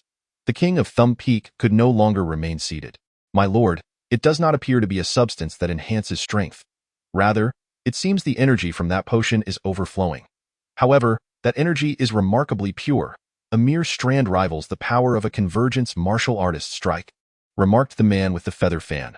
The tall, middle-aged man nodded in agreement, clearly endorsing his assessment. At this moment, Hu Feng felt an overwhelming surge of vitality coursing through him, an inexhaustible energy that seemed to swell within, continuously amplifying. This sensation left him feeling unbearably constrained, an urge to unleash it building within him. Waves of excruciating pain tore through his body, yet Hu Feng understood he could not falter. Should he fail to overcome Cheng Hui, all would be lost. Not only would he forfeit the chance to save his father, but his father would also perish because of him. Go hell with it. He brandished his battle blade and charged forward with resolute strides. With fierce eyes and gritted teeth, he aimed to cleave the mountains. The ferocious and dominating blade technique surged forth with boundless might, compelling Cheng Hui to remain vigilant as he unleashed his ultimate move. The 7 swords of thick earth, 1 sword to cleave the mountain. A colossal sword light descended from above, colliding violently with Hu Feng's blade technique. The resounding clash echoed painfully, boom. Ultimately, Cheng Hui retained a slight edge, sending Hu Feng flying. However, his formidable attack had lost its momentum. The residual force, while enough to launch Hu Feng away, did not inflict further harm. Hu Feng executed a roll and swiftly regained his footing. The feeling of expansion within him intensified, and his internal state was a chaotic wreck. He could scarcely fathom the extent of his injuries. With unwavering resolve, he unleashed the second form of the long hate blade technique, severing 10,000 rivers. The true essence transformed into a raging bull, charging forth with great speed. Boom. Without question, Hu Feng was once again sent flying. How is this possible? Cheng Hui's eyes widened. Having been surprised that the first sword was blocked, he found it astonishing that Hu Feng could withstand his second technique, which was far more potent than the first. Remarkable moves. Both combatants displayed extraordinary techniques. The onlookers from higher ground watched with rapt attention. Chapter 48. Seizing the body. Amidst the chaotic void, a blood-red figure re-emerged. What do you want this time? Hu Feng's spirit coldly demanded. Humph, if I don't come, you will surely perish. Nonsense. I can handle this myself. Is that so? I see you are on the brink of bursting. Hu Feng fell silent, his body swelling increasingly, blood gushing forth uncontrollably. At that moment, he appeared as though he were 7 months with child. This trend continued to escalate. Mind your own business. Your body will soon be immobile, leaving you no chance to slay Cheng Hui. Before long, you will meet your own demise. Only I can save you. What is there to fear in death? Hu Feng has never feared death. Heh, is that so? What about your loved ones? Do you truly believe Cheng Hui would spare them? Let me ponder this. Hu Yuanming, your dear friend Hu Mingyi, and Hu Xian, among others, shall perish because of you. Hu Yen is already dead, and it is your doing. How many more lives do you wish to ruin? A sharp pang struck Hu Feng's heart, leaving him utterly speechless. The 7 swords of the thick earth, 1 sword to level the plains. Hu Feng's abdomen continued to swell as he struggled to rise, his grip on the blade nearly slipping away. With every ounce of strength he could muster, the 3rd strike of eternal sorrow was finally unleashed. Fury igniting like a tempest, a blade of light surged forth with his swing, crashing violently against the massive sword aura shot by Cheng Hui. Blood rained down from the heavens as Hu Feng was violently hurled away, colliding with several large trees before coming to a halt. The weight of his injuries and his swollen form rendered him unable to rise again. Do you still hesitate? 1 more strike, and you shall be utterly annihilated. If you agree to relinquish control of your body to me, I will assist you in slaying Cheng Hui, ensuring your father and other brothers and friends will no longer face threats. The blood shadow urged within the realm of the soul.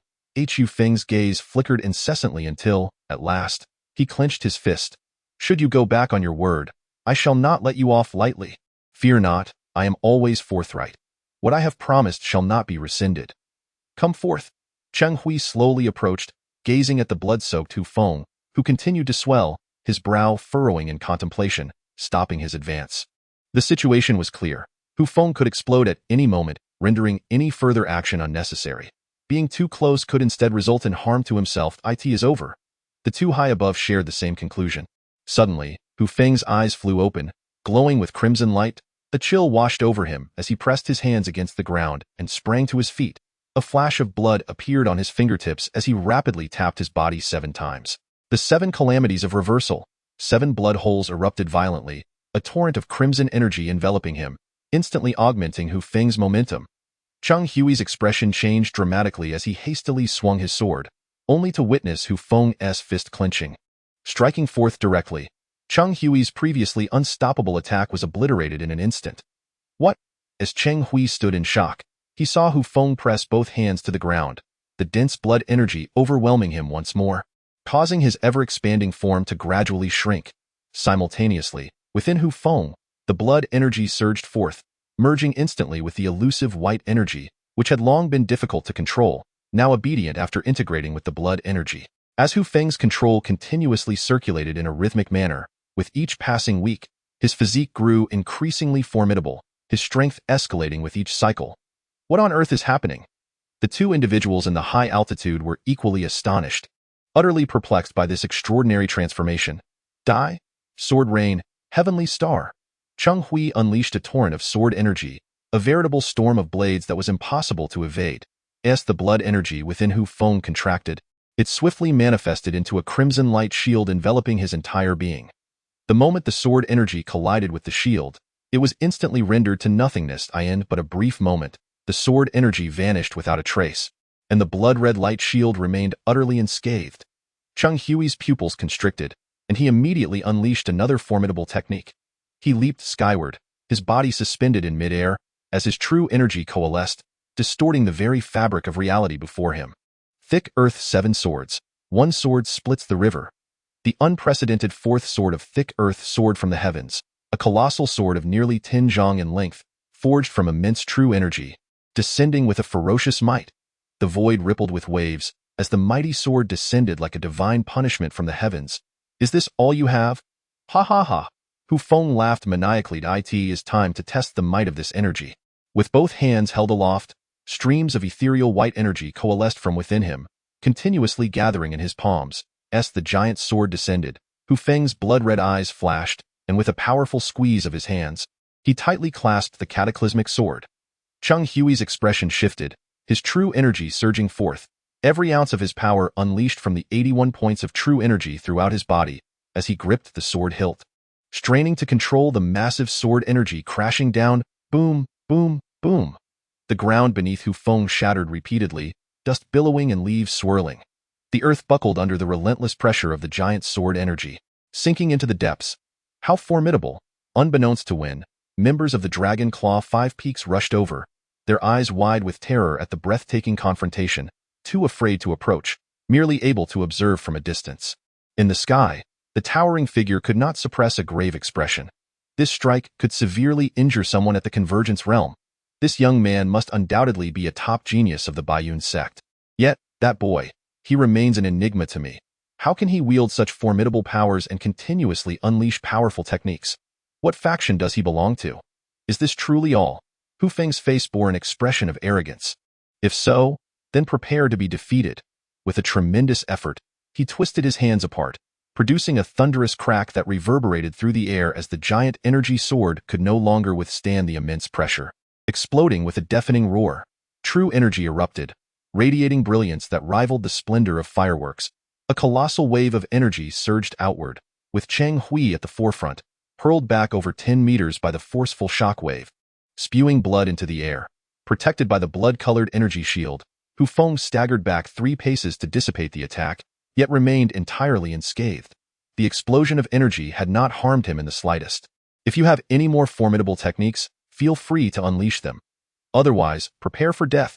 Cheng Hui lay on the ground, continuously coughing up blood, his body weakened to the utmost limit.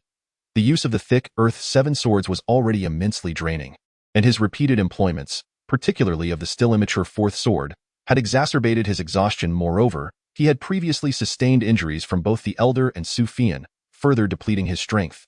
After the explosive backlash of true energy, my body could no longer endure. Cheng Hui, Admit defeat this time. When we meet again, I shall undoubtedly take your life. Cheng Hui struggled to rise, his pride unabated as he spoke. Have I permitted you to leave? A white fist imprint soared through the air. Cheng Hui hastily crossed his sword to defend. The force of the fist imprint was profound. Cheng Hui found himself somewhat unable to withstand it. Blood gushing from the corner of his mouth as he staggered backward. It was unclear whether it was Hu Feng's unique technique or the influence of that special energy. Cheng Hui furrowed his brow, saying, "Do not be overly oppressive.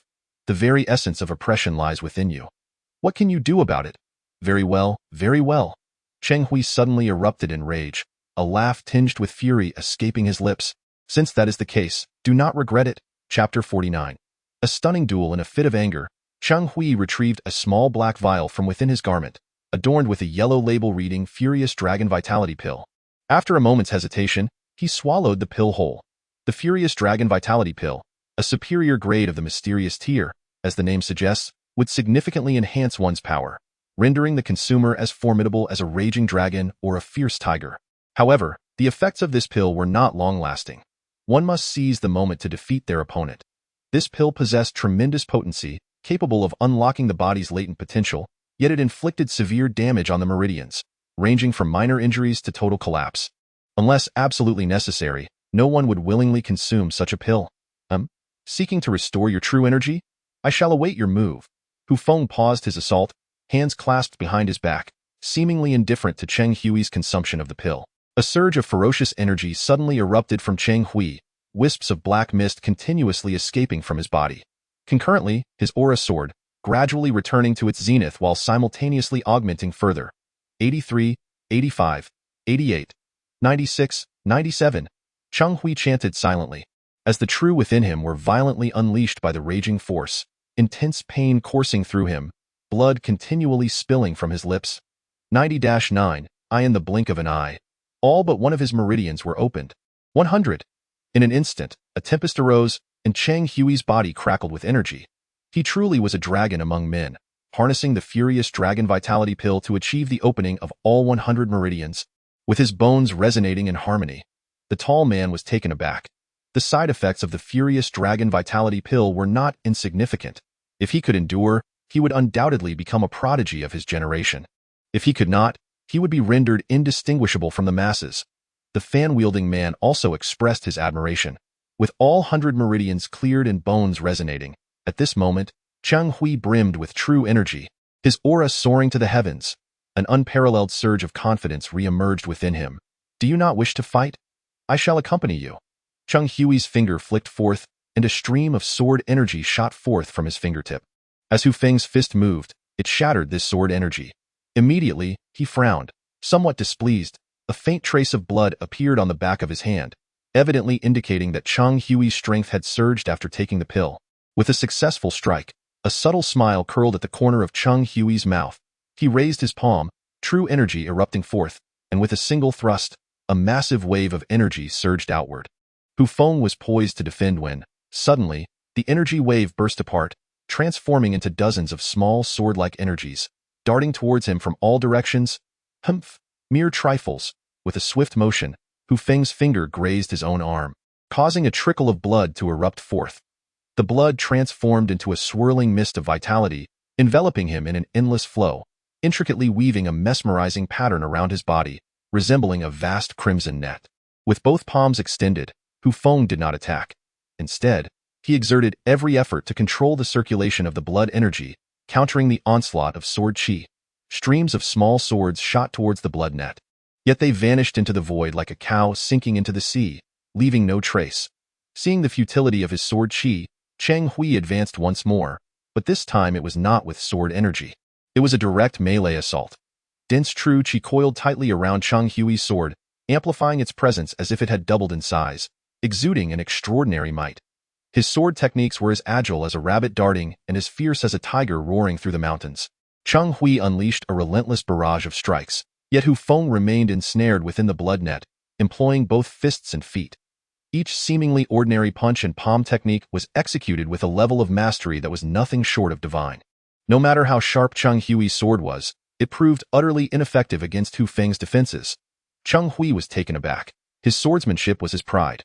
a technique that had allowed him to vanquish countless opponents. Now, it was rendered powerless against a mere practitioner of body refinement. With a swift slash, Hu Feng would often merely lean slightly to the side, effortlessly deflecting Cheng Hui's sword, disrupting his stance and breaking his rhythm. The sheer simplicity yet overwhelming power of Hu Feng's techniques left Cheng Hui feeling utterly helpless. Moments later, Cheng Hui swung his sword in a wide arc, retreating quickly as Hu Feng dodged backward. Earthly essence, heed my command, coalesce around me, and vanquish this formidable foe. With a flick of his wrist, he released a talisman, which instantly summoned an abundance of earthy energy. The talisman, a spiritual treasure forged by array masters, was a one-time explosive tool capable of greatly enhancing the user's strength. This particular talisman, the Earth Talisman, could gather vast amounts of earthy energy for its wielder. With his sword raised high, Cheng Hui drew upon his true chi, channeling immense power into a single strike. 7 earthly swords, one sword. Part the seas. The unprecedented fifth sword began to take form, bolstered by the dual enhancement of the furious dragon pill and the talisman. A magnificent, colossal energy sword radiated with brilliance, its golden divine flames dancing in the AI art. Hu Feng's expression turned grave as he raised his fist, blood energy surging forth. Blood opens 8 paths, waves roar to the heavens. Blood fiend reverse wave fist. The blood-red malevolence surged into the sky, illuminating half the heavens, startling the 2 figures above into hastily retreating. In an instant, the blood energy spiraled downward, coalescing into a massive crimson fist above Hu Feng. Gather! He bellowed, and the blood fist descended, rapidly shrinking until it adhered to Hu Feng's own fist. Go! Cheng Hui roared, his colossal sword thrusting forward, the tempest of true chi whipping up a storm, sending sand and stones flying, uprooting trees in the forest and cracking the ground beneath as it sank several feet. The blood fist fully materialized on Hu Feng's right arm, which glowed like a red-hot iron brand. As he thrust his fist powerfully forward, the air trembled and the winds roared, boom. The clash of their ultimate techniques ignited a cataclysmic confrontation, resounding like thunder, shaking the very earth and mountains. The dazzling divine light shot up into the sky, blinding the 2 combatants at the forefront, rendering them unable to open their eyes. The onlookers in the vast wilderness were profoundly shaken, their expressions filled with horror. Even the 2 formidable figures high above were gravely solemn. The man with the feather fan swallowed hard, his lips trembling. Such power! How could one comprehend it? The tall man's countenance was exceedingly grim as he remarked, "It is likely akin to the might of the innate realm." Suddenly, Cheng Hui spat out a mouthful of blood, the chaotic energy surrounding him gradually dissipating, causing his aura to plummet. The formidable fifth sword, which he had never wielded before, had consumed an astonishing amount of energy, leaving him astounded. Only through various enhancements could he barely unleash it. Its power left even him in shock. Impossible! As the dust began to settle, a figure remained proudly standing before him, and Cheng Hui's expression changed dramatically. The reverse wave blood finger. In an instant, a crimson beam of energy shot forth, catching Cheng Hui unawares and piercing through his body. The blood finger, enigmatic and unfathomable, punctured his dantian. Simultaneously, a peculiar force rampaged within him, causing his vital energy to spiral into chaos, his body teetering on the brink of collapse. No! Cheng Hui screamed in panic.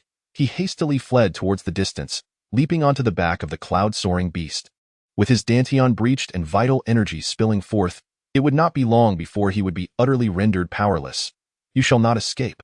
Today, your life ends here. Hu Feng hastened after him, unleashing another pointed strike.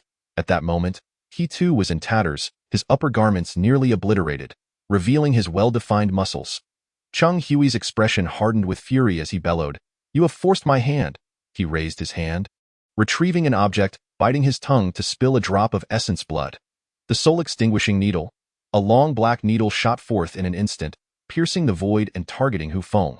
An oppressive aura that sent chills through the bones enveloped Hu Feng, causing his expression to shift for the first time. This is bad. It's a soul attack spiritual treasure. He swiftly adjusted his offensive stance, fortifying his defenses. Chapter 50. Thumb peak. The black needle flew before Hu Feng, transforming into a shadowy streak, which swiftly plunged into his brow. Ah! Hu Feng's mouth opened wide as he let out a heart-wrenching wail, his voice filled with agony. "I will make you pay, die, die, die." He gritted his teeth against the pain, unleashing another crimson beam of energy.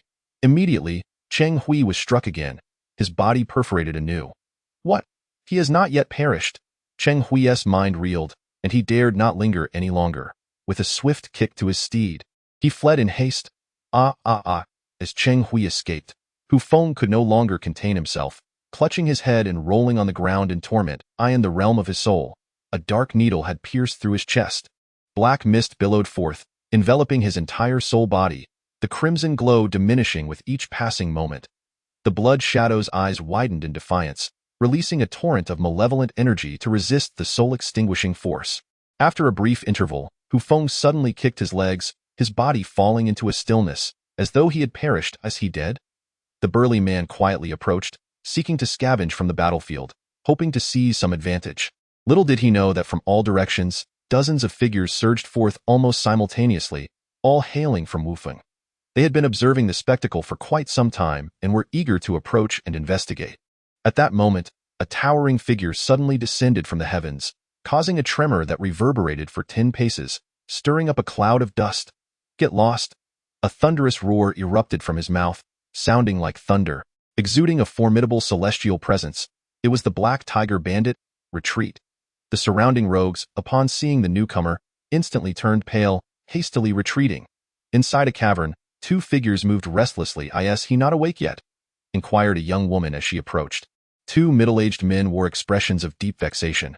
They were notable figures at Longswafing, yet they had been assigned to look after this young man. Not yet, and who knows how long we must wait, remarked a man with a white headscarf. This fellow can truly sleep. Another man, bearing a scarred face, could not help but exclaim. All right, I understand, and as soon as he awakens, be sure to inform the master. Understood. The young woman turned and exited the cave. Sunlight streamed through the cave's apex, and after a prolonged slumber, Hu Feng slowly opened his eyes once more. Uncertain of how long he had slept, his entire body throbbed with excruciating pain, and he was once again swathed in bandages. Rubbing his bleary eyes, he beheld the 2 individuals within the cave. One, the scarred man, was pacing about with an expression of discontent, while the other, the man in the white headscarf, was meticulously polishing a large blade. Where did I ask this? He weakly inquired. You are awake? Splendid news. We need no longer endure this wretchedness. The scarred man exclaimed with excitement. I shall inform that girl. Lao Bai, you keep an eye on him. With that, he dashed out in a flurry of enthusiasm. Hu Feng struggled to rise, but after much effort, he found himself unable to succeed. His body felt as though it had been dismantled, as if it were not his own. You are still too weak. Lie down and rest. The man with the white headscarf advised. Hu Feng closed his eyes and gradually pieced together the events that had transpired. The blood shadow had occupied his body, and he had believed his life to be at its end. Little did he know that the adversary had been severely injured by the black soul-destroying needle.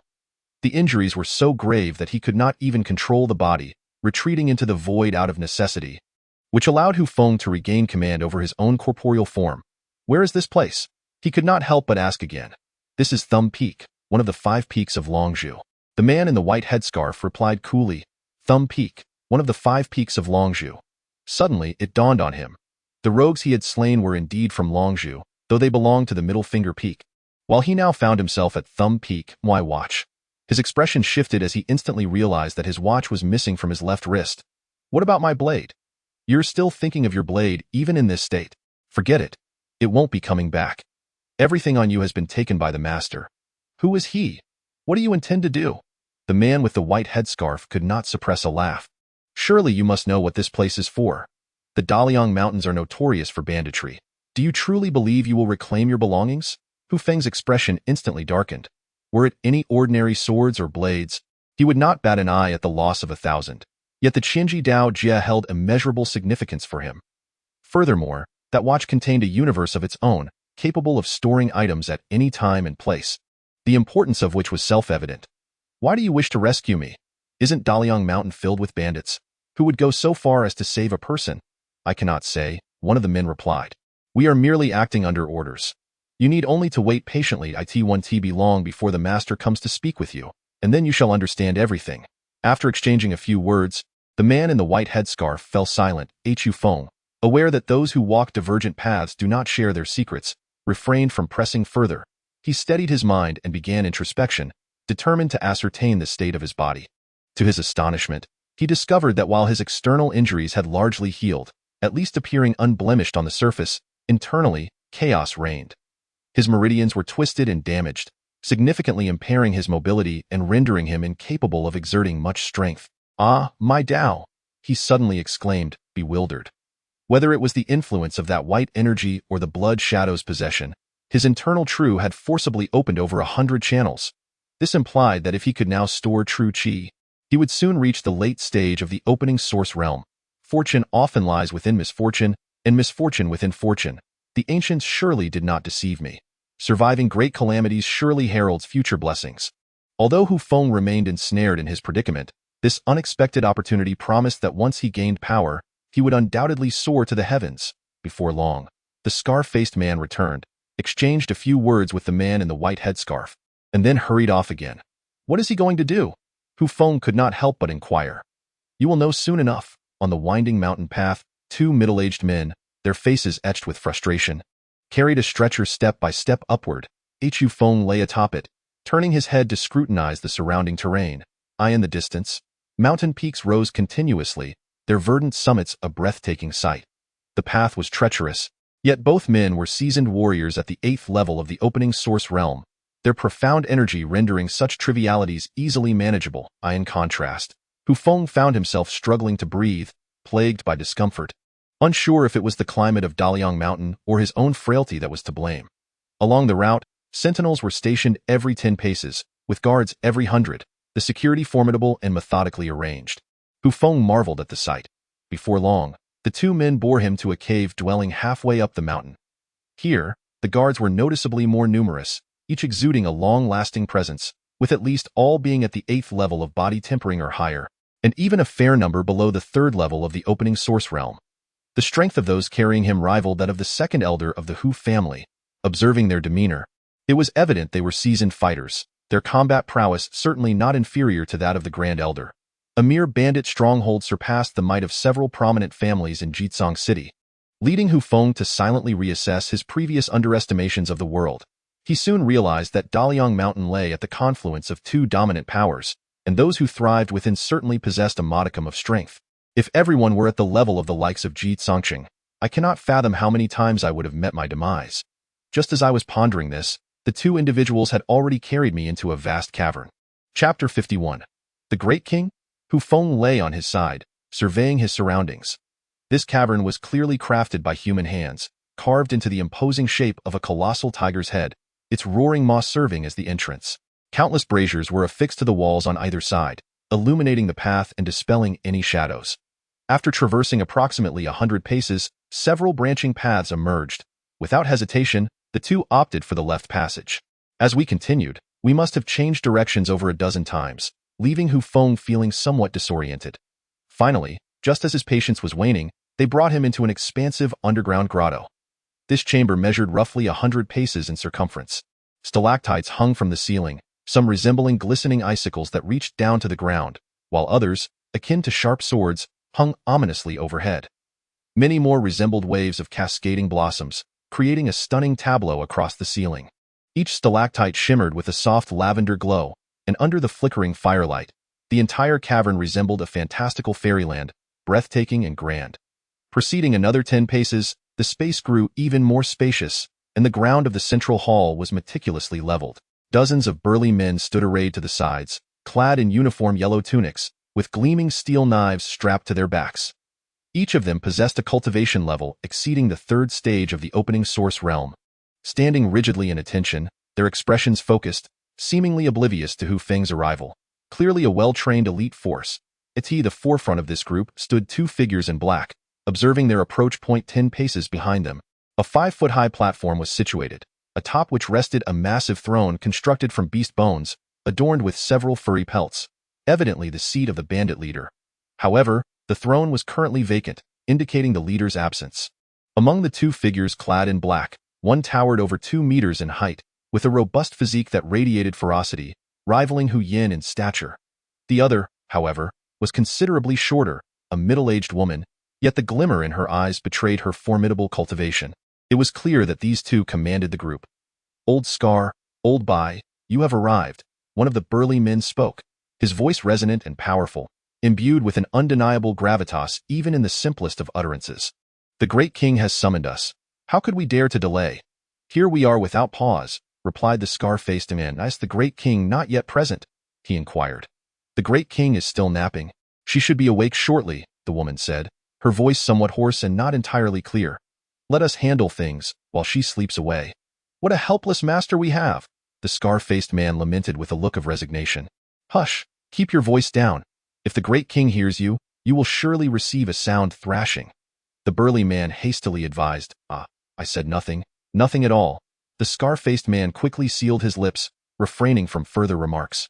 Hu Feng could not help but feel a surge of curiosity regarding this great king, pondering the peculiarities of her conduct. Much of his equipment had likely fallen into her possession. He wondered if he would be able to reclaim it. However, he did not dwell too much on this concern, as both pieces of equipment had already recognized him as their master. Others are utterly oblivious to the subtleties at play and are unlikely to take it to heart. With the king absent, the four trusted thieves gathered in hushed conversation. The burly man and the woman occasionally cast curious glances at Hu Feng, their strange gaze sending shivers down his spine. Indeed, the king proved to be unreliable. After a long wait, there was still no sign of him, and Hu Feng could not help but feel drowsy, his eyelids growing heavy in a daze. Hu Feng suddenly sensed an enveloping silence. As if even a pin drop could be heard, he quickly lifted his head to gaze upon the elevated platform, where he beheld a pair of delicate, fair-skinned legs gracefully ascending with light steps. Is the king a woman? The alabaster legs, long and shapely, immediately roused Hu Feng's spirits, prompting him to rub his bleary eyes and stare intently. The pair of golden deer-hide boots adorned her feet, and her slender legs crossed elegantly, revealing expanses of pristine white skin. Straining to see further, he noted that a verdant knee-length skirt obscured part of her thighs, eliciting a faint sigh of regret from him. A slender waist was exposed to the air, while two graceful arms embraced her chest. The upper garment mirrored the green of her skirt, exuding youthful vitality. As he looked up, Hu Feng was taken aback. How is she so young? Seated before him was a maiden with cascading black hair, strikingly beautiful yet undeniably youthful. Her large, glistening eyes sparkled with clarity, her delicate nose was dainty, and her slightly upturned cherry lips bore a feigned, cold smile. Despite her tender age, she was already a quintessential beauty, destined to become a breathtaking figure in the future. Yet, regrettably, a black eye patch marred her otherwise perfect visage. Hu Feng silently lamented the tragedy of her blindness at such a young age, lamenting the cruelty of fate. Who dares to linger below? State your name at once. The youthful voice, tinged with an intentional chill, rang out boldly. Hu Feng could not help but find it amusing. At such a tender age, she seemed eager to mimic the adults. Nevertheless, this girl was indeed extraordinary. At merely 14 or 15, she had already attained the third level of cultivation, truly remarkable. Ahem, this humble subject, Hu Feng, pays his respects to the king. Under the eaves, one must bow their head. Hu Feng coughed lightly twice, responding in earnest. Since you are aware of my arrival, why do you not kneel? It was only then that Hu Feng noticed the surrounding crowd had already bowed low, while he alone lay on the stretcher, gazing up at the young queen. This humble subject's injuries have yet to heal, and I am unable to pay my respects properly. I beg for your understanding. Your Majesty, he hastily explained. There are no exceptions before me. You too must show respect, the young girl insisted, her tone leaving no room for negotiation. I beseech you to forgive my limitations. I find it difficult to comply. Hu Feng resolutely declined. Since time immemorial, one kneels to heaven, to earth, and to one's parents. Kneeling to a mere girl is beneath consideration. Guards, subdue him. How dare he be so audacious before me? Two guards in yellow robes approached without hesitation, seizing Hu Feng's arms to lift him. Release me. If you force me to kneel, you will surely regret it, Hu Feng declared, his anger mounting. Hmph, those who oppose me shall be the ones to regret, the girl replied, her face alight with triumph.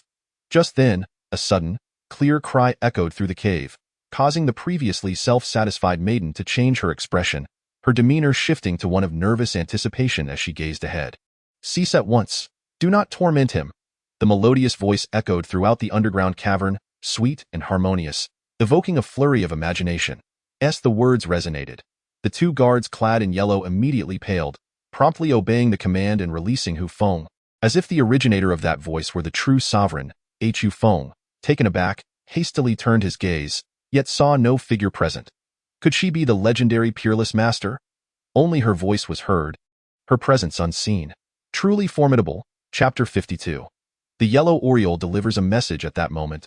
A petite yellow oriole fluttered its wings and gracefully entered the cave, opening its beak to call out, "Do not kill, do not insult. Once he recovers, bring him to me." Hu Feng's eyes widened in astonishment, his mouth agape as he stared at the seemingly aged oriole speaking with such authority, unable to close his lips for quite a while. After delivering its message, the oriole shot a glance at the young girl seated upon the throne, then swiftly turned and flew away. Throughout its presence, it emitted no formidable aura, yet commanded the attention of everyone in the cave. Even the young lady upon the dais dared not retort. "What is this?" Hu Feng tugged at the side of the bandit, Old Bai, who wore a white headscarf, and inquired. Old Bai hesitated for a moment before lowering his head to whisper, "It is merely an ordinary oriole. Do not overthink it." Hu Feng scoffed. Who would believe such nonsense? At that moment, the girl in green on the high platform could no longer remain seated. Infuriated, she rose and stamped her feet. "I am exasperated, damn it. Here I am, occupying the position of the king yet accomplishing nothing." Her lips pouted, displaying her dissatisfaction. One of her maidservants quickly approached and whispered, "Mistress, to not kill or insult does not imply that there are no other alternatives. For instance." Her voice trailed off, and the girl's eyes brightened. Yet, this left Hu Feng increasingly anxious. What wicked scheme was this young lady concocting? "This young master is not so easily dealt with." As the maidservant's words faded, the girl in green suddenly stood up, declaring, "Hold him down and administer the joyous punishment." Hu Feng's expression changed in an instant, but alas, he found himself unable to move as two burly men restrained his limbs, rendering him utterly defenseless. While one held him down, the other swiftly removed his shoes. "What are you doing?" Hu Feng shouted in alarm, but his protests fell on deaf ears. Just as he pondered the nature of this joyous punishment, he suddenly felt an itch beneath his feet, unable to contain a fit of laughter. "Ha ha ha, let me go. You have no humanity." As it turned out, while two men restrained him to prevent any resistance, another two were teasing his soles with a feather, while one fingered his armpit. The relentless tickling left Hu Feng trembling, his body shaking uncontrollably as he burst into laughter. "Ha ha ha, release me, or you shall regret it. You are doomed. Still daring to speak defiantly? Continue with the punishment. Ha ha ha, have you felt a sharp pain in your left chest every time you recently employed the aiming 6 palms? Hu Feng hurriedly exclaimed. The young queen, who had been watching his punishment with a grin, suddenly changed her expression. "How do you know that?" "Heh, not only am I aware of this matter, but I also comprehend its gravity. Your shimming 6 palms have strayed from their path. Without my guidance, in merely 3 months, you shall succumb to the perils of your own cultivation, leading to the rupture of your meridians and your untimely demise." "What, impossible? You must be deceiving me," the young maiden exclaimed hastily, her heart racing with trepidation. "Humph, how could I possibly deceive you? If you do not release me, your fate is sealed." The guards surrounding them exchanged glances, and the expressions of several leaders, including the scar-faced one, shifted dramatically. "Master, do you truly bear an injury? Master, what peril do you face? Perhaps we could assist you," the leading bandits inquired in unison. However, lacking Hu Feng's keen perception to discern the martial prowess of others, they remained oblivious to the young maiden's unusual state, thus failing to earn her trust. Gritting her teeth, she commanded them to release Hu Feng. "How do you know this? Do you possess a means to save me?" "Alas, my constitution is too frail. I feel as though words elude me." The maiden scoffed, tossing a vial towards him, which was caught by the elder Bai and promptly handed over. Upon closer inspection, Hu Feng realized, to his astonishment, that it contained 10 essence blood pills. How ironic that during the Hu family's arena trials, he had toiled for the first place, only to receive a single pill as a reward, while now, the other party carelessly offered an entire vial. Indeed, the disparity between people can be infuriating. Witnessing such a despicable display of generosity, Hu Feng began to regret asking for too little. The eye of the nightmare dragon could consume essence blood pills to restore vitality. But clearly, this was not the appropriate moment to do so. He directly returned the pills to his bosom. "Though these items are commendable, I yearn far more for my own belongings. Where are my possessions?" The maiden pouted, flicking her wrist, as a short gun and a combat knife tumbled forth before him. This time, Hu Feng observed closely and noticed a quaint ring adorning her finger, which gleamed significantly as she tossed the items. Could it be that this is the legendary storage ring imbued with inner space? Truly extraordinary. Hu Feng mused internally, ahem. He cleared his throat ostentatiously, reminding her of another item upon your wrist. Return it to me, and I shall provide you with the antidote. That is out of the question. The maiden responded immediately, resembling a cat whose tail had been stepped on. It is my first encounter with a moving ornament. How could I simply part with it? Hu Feng, exasperated, replied, Please, that item rightfully belongs to me. I refuse to relent. It is in my possession now, thus it is mine. After much negotiation, Hu Feng finally reached an accord with her. He would remedy her ailment, and she would return his belongings. However, the healing must be postponed, for Hu Feng was still unable to rise from his bed as the green-clad maiden departed. She wore an expression of dissatisfaction, leaving Hu Feng feeling somewhat innocent, as he was clearly the victim. Nevertheless, he was content with the outcome. With a few clever words, he had indeed managed to deceive her. In truth, the green-clad maiden was in no danger of succumbing to her cultivation. She had merely ingested a few potent herbs recently, resulting in some damage to her meridians. The location Hu Feng referred to was merely where her martial arts technique most frequently guided her vital energy. Thus it was somewhat more severely affected, leading to intermittent bouts of pain as Hu Feng was escorted back to the cave. The sky had already begun to darken. He had regained consciousness, while the scar-faced man did not linger and swiftly departed. However, Lao Bai engaged him in a brief conversation. Just who was that female monarch? Through their exchange, Hu Feng learned that the girl in green was none other than the biological daughter of the master of Thumb Peak. Named Imo Ronger, the king of Thumb Peak was deeply engrossed in martial arts and would not appear in the council hall unless there were pressing matters at hand, which is why it was Imo Ronger who usually occupied that space. This young lady was rather playful, often imitating others in her speech and actions, which led her to affect a facade of maturity. Coupled with her rebellious phase, she frequently devised tricks to discipline her subordinates, instilling a sense of dread among the bandits who would shudder at the mere mention of her name. What exactly was that little yellow Oriole? Unable to contain his curiosity after just a few exchanges, Hu Feng inquired that it is merely an ordinary Oriole, and no one would believe you. However, that Oriole is raised by Guardian Du, who possesses some extraordinary beast-taming techniques, particularly excelling in bird training. That Oriole was specifically trained by Guardian Du to serve as a messenger.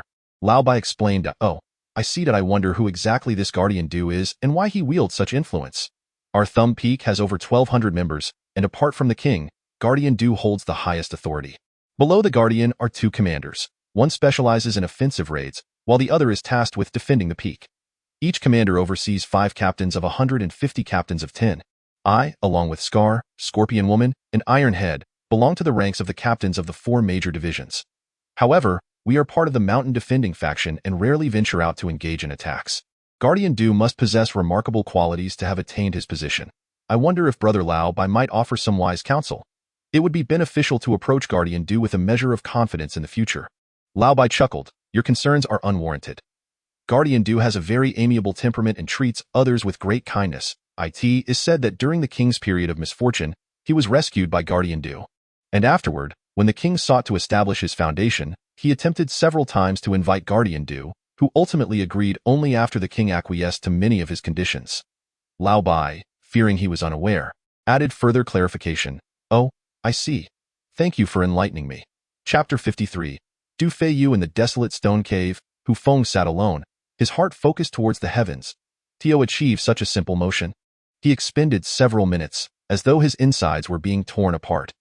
Gradually, his heart began to settle, and wisps of spiritual energy, under his control, slowly entered his body, nourishing the fractured meridians. As the spiritual energy continued to wash over them, the meridians began to mend. Due to the limited amount of true energy Hu Feng could control, his left arm seemed disinterested, showing no signs of reaction, which considerably eased his repair work. Unbeknownst to him, deep into the night, Hu Feng stretched his arms and moved about slightly before gradually getting out of bed and walking around. During this midnight hour, he had nearly repaired the critical meridians in his body. Although he could not engage in vigorous movement, at least he was no longer hindered in his actions. Having controlled true energy for such an extended period for the first time, Hu Feng felt an overwhelming fatigue. After a brief activity, he returned to bed and fell asleep once more. At the break of dawn on the following day, he rose early to engage in some light exercises, inhaling the fresh mountain air. His mind was clear and unclouded, and before he realized it, various scenarios of martial arts techniques began to unfold in his imagination. as if he were a celestial being wandering through the void. Hu Feng's understanding of martial arts was reaching new heights, and an even more intricate set of techniques began to emerge in his mind, transcending his previous knowledge. "Breakfast is ready." A voice interrupted Hu Feng's profound contemplation. He opened his eyes, a hint of vexation crossing his features, clearly aware that some important insights had been disrupted. "What's wrong? You look rather pale. Did you not sleep well last night?" Lao Bai inquired with genuine concern. Given Lao Bai's attentive care, Hu Feng refrained from expressing his irritation, pretending to brush it off with a few nonchalant remarks. "You can already get out of bed and walk. Come with me to meet Protector Du in a bit," Lao Bai suddenly announced. Hu Feng paused momentarily, then nodded. He felt a tinge of curiosity about the enigmatic Protector Du. As they traversed the mountain path, Hu Feng walked while subtly channeling his meager true energy for internal healing. After a considerable time had passed, he began to struggle with the dual focus. This multitasking was even more exhausting than before. If it continued much longer, he feared he would become dizzy and disoriented. "Are we not there yet?" Hu Feng ceased his energy manipulation and engaged Lao Bai in conversation. "We're almost there. We must be nearing the summit," Hu Feng exclaimed, taken aback. "Indeed, Protector Du resides at the peak. And where does the king reside?" "Naturally, he is with his master, both residing in the cave halfway up the mountain." "Ah, is that so?" "Protector Du certainly has a grand presence, living atop the king." Lao Bai smiled slightly. "You are unaware of the circumstances. Protector Du has always preferred high places. When the king invited him down from the mountain, he clearly stated that he wished to reside at the summit, willingly allowing the king to stay beneath him. Such a thing exists." Hu Feng found himself momentarily speechless, yet his anticipation for the mysterious Protector Du only heightened. As they continued their ascent, a sudden authoritative shout echoed from above. "Forbidden Peak, halt your advance." Lao Bai promptly stopped, bowing respectfully to the shadowy figure above. "Captain Bai Pahin of the 5th Brigade pays his respects to the esteemed guardian. I am here on orders to bring the designated protector." The indistinct figure above nodded. "Leave the person behind. You may depart." "Yes, I take my leave." Lao Bai turned and exited without hesitation. "Come forth," the voice commanded. Hu Feng responded affirmatively and approached slowly. Before long, a slender figure emerged, clad in black, with a cold, piercing gaze that scrutinized Hu Feng for a moment. "Enter." Hu Feng's expression shifted slightly. This mere guard was inexplicably difficult to gauge. The Yinshan Longmo detected an energy level that was too low to probe further, clearly indicating that the guard was at least a convergence martial master. A guard of such caliber suggested that Protector Du was indeed no ordinary individual. Hu Feng straightened his attire and stepped into the passageway that the guard had vacated. As he crossed the threshold, his expression changed abruptly. The entire summit was obscured by a thick, swirling mist. Just as his bewilderment grew, a languid female voice drifted through the air. Taking 10 steps forward, turning left for 5, and then moving ahead, the persistent reminders echoed in his ears. Hu Feng mused that this must be a formation laid out in this place. It is said that only a profession known as a formation master can arrange such a maze. Yet he was astonished to find that this Du Hufa could also manage it. Following the auditory cues, he pressed on, and before long, a woman clad in gray-brown attire stood before him. Her captivating eyes sparkled with allure. Her lips curved in a subtle smile, her figure voluptuous and enticing, with a plunging neckline that accentuated her bosom, undeniably tempting. Being in an unfamiliar realm, Hu Feng dared not linger his gaze, politely greeting her. "I am Fian, one of the Lord's guards. The ice block you encountered earlier is called Baleo, rather peculiar individual. You should pay him no mind." She offered a brief introduction. "Follow me. The Lord has prepared some fragrant tea ahead." Hu Feng nodded, yet his heart grew heavier, as he sensed that this person's strength was equally inscrutable. Advancing only a few dozen steps, the surroundings suddenly opened up, the mist dissipating entirely. A thatched cottage lay before him. In front of the cottage, on a stone platform, a pot and 2 cups were set. The host, leaning against a post, donned a deep green robe adorned with golden embroidery. He was tall and slender, wearing a high crown, and gently waved a black feather fan in his right hand. "This morning, as the magpies circled above, I knew a distinguished guest was approaching. At last, the esteemed visitor has arrived." Gradually, he turned to reveal a fair visage, marred by deep furrows of contemplation upon his forehead, suggesting a mind burdened with thoughts. At that moment, he smiled warmly, extending his hand in an inviting gesture that warmed Hu Feng's heart. "You may leave now," he instructed Fian. "Yes, master." Beep, beep. Unable to penetrate the energy barrier, Hu Feng understood this was indicative of a concealed aura, much like Su Fian before, leaving no traces behind. Du Feiyu noticed Hu Feng's peculiar expression and inquired, "What troubles you, esteemed guest? Has Feiyu caused any offense?" "No, not at all," Hu Feng hurriedly clarified. "I am Hu Feng, honored to meet the guardian." He respectfully bowed. "I find you somewhat familiar, and could not help but extend an invitation for friendship. I hope I am not being too presumptuous. Guardian, you jest that I, a mere commoner, would never presume to associate with one of your stature," Hu Feng replied humbly. Du Feiyu shook his head. "You are far too modest. Having bested by Yun Tian with your prowess, how can you be considered an ordinary person?" Hu Feng's expression shifted dramatically as he quickly asked, "May I inquire where you heard such rumors, Guardian? An innocent man bears no guilt, yet possessing treasures can invite trouble." Although Hu Feng appears merely as an ordinary body refining apprentice, if deemed to possess extraordinary martial arts, one would certainly find themselves in peril. Du Feiyu chuckled. "It was witnessed firsthand, not just by myself, but also by my lord, who observed that splendid battle." Hu Feng's countenance fluctuated, uncertain of the other's thoughts, struggling to articulate a response. "You did not summon me merely to discuss this matter, did you?" "No, I wish to forge a friendship with a youthful hero like you, and I also have a message to convey." Hu Feng's brow furrowed immediately. "I implore you, esteemed protector, to speak plainly." Chapter 54. The restoration of cultivation. My lord is infatuated with martial arts and expresses great interest in your blood chi techniques. Hu Feng's expression shifted dramatically once more. "What are your intentions, esteemed protector?" "Do not be alarmed, young master," he replied with a gentle smile. "I possess a vial of millennia-old elixir, capable of relaxing the muscles, invigorating the spirit, and nurturing the soul. It is an invaluable remedy for the restoration of injuries, and I shall bestow it upon you." With that, he produced a green jade vial from his bosom and offered it forth. "Are you perhaps concerned that I have tampered with it?" Du Feiyu teased. Noting Hu Feng's hesitation in accepting the vial, "Thank you." Hu Feng solemnly accepted the elixir. "May I inquire where the peak master currently resides?" "He has awakened. Whether it be the young master or Du Feiyu, either has had an audience with him. Given that the martial-obsessed king wishes to acquire his martial arts, it stands to reason he would summon him, which is the most unexpected aspect of this situation. Several days ago, my lord observed your battle against the disciples of the Baiyun sect and was moved. He is currently in seclusion, likely to emerge in a few days." "Ah, I see." Hu Feng let out a slight sigh of relief. "If that esteemed king is not present, then I shall have some time to prepare. In truth, you need not fret so, young master. It would be prudent to focus on your recuperation. Once your strength is fully restored, what fear could there be, even in the vastness of Liangshan?" "You flatter me, esteemed protector. I have two matters I wish to inquire about, if you would be so kind to enlighten me." Since the protector seemed inclined to befriend him, he decided to pose his pressing questions without hesitation. "Please, go on." Du Feiyu gently waved his feather fan, exuding a strong sense of confidence. "Do you know where one might procure the formula for the Nirvana rebirth pill?" Du Feiyu raised an eyebrow slightly. "This particular elixir is seldom utilized. It is typically reserved for those on the brink of death. I shall not pry into your personal matters, but I will share this with you." After sipping from the fragrant tea on the table, he continued, 8 centuries ago, within the Baiyun sect, there was an individual known as Dan Yunzi. He traversed many lands in search of a remedy for his beloved's illness and ultimately acquired the formula for the Nirvana rebirth pill. Alas, he exerted all his efforts, yet his alchemical endeavors ended in failure, resulting in the tragic death of his beloved, after which he too succumbed to despair.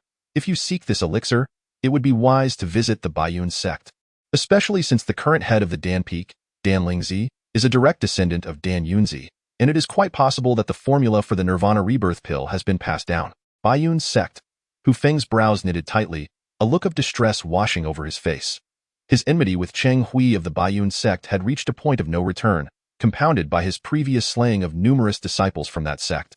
Should he dare to venture there, it would surely lead to his demise. "Oh, how could I be so forgetful?" Du Feiyu exclaimed, as if a realization had struck him. "Young master Hu, given your conflict with the Baiyun sect, that path may indeed be fraught with peril. Perhaps it would be best for you to remain here a while longer, and allow me to gather more information for you. I am most grateful for your kindness." Hu Feng then inquired, "By the way, might you have encountered a brother of mine?" He proceeded to describe Hu Yan's distinctive features. Upon hearing this, Du Feiyu shook his head and said, "I truly have not observed that. Allow me to investigate further on your behalf." With that, he whistled, and immediately, the sound of wings flapping echoed throughout the surroundings.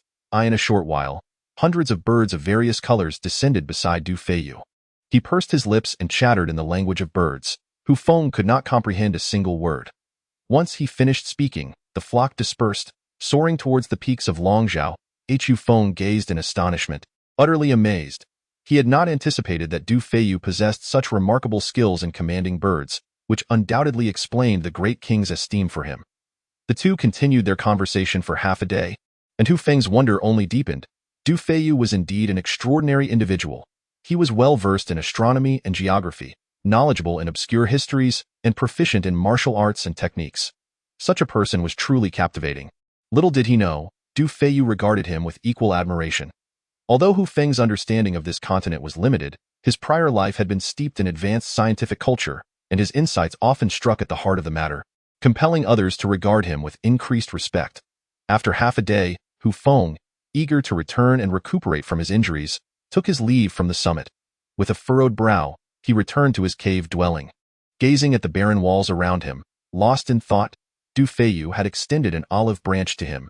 Yet the unknown true king might very well exert immense pressure on him, even resorting to lethal measures if displeased. The immediate priority remained to swiftly restore his strength. In Daliang Mountain, where formidable warriors abounded, even if Hu Feng regained his power, he would have to tread carefully. Du Feiyu's words were merely exaggerated praise.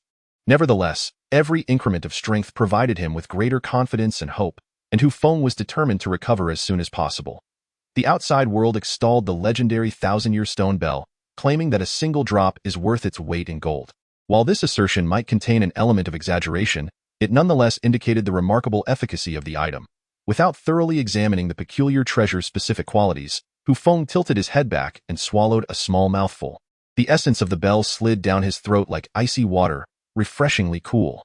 Simultaneously, a surge of profound energy coursed through his body, nourishing his damaged meridians as if they were parched land receiving much-needed rain, rapidly restoring them. The speed of this recovery was akin to that of a rocket launch, far surpassing the pace at which he had previously nurtured himself with true qi. Half a day later, when only a third of the thousand-year bell essence remained, Hu Feng had entirely recuperated. His meridians had returned to their proper state, and the damaged areas had been meticulously repaired, even becoming considerably thicker and more resilient than before. Waves of surging power coursed through him, making Hu Feng feel as if he possessed boundless strength. Clenching his fists, the bones in his hands cracked audibly. As he stretched his waist, a sound reminiscent of popping beans erupted from his entire being. His body, not merely restored, had transcended its previous limits and entered a new realm. Why was he so formidable? Why did he feel that his current strength was several times greater than before? Was it merely an illusion? Or did that bottle of white liquid he had consumed possess some additional effects? Hu Feng was unaware of the extent of his newfound power, finding it entirely beyond his expectations. Suddenly struck by inspiration, he wrapped his arms around the stone bed that had originally been placed in the cave. It was said to weigh nearly 4,000 pounds, making it an excellent test of his strength. Taking a deep breath, Hu Feng summoned all his power and lifted his arms straight up. The immense stone bed, weighing over 4,000 pounds, surprisingly lifted inch by inch from the ground, eventually cradled in his embrace. Hu Feng wished to continue raising it, but alas, his current strength only permitted him to elevate it to chest height. Any further exertion seemed beyond his capabilities. How astonishing it is that my strength has grown so significantly.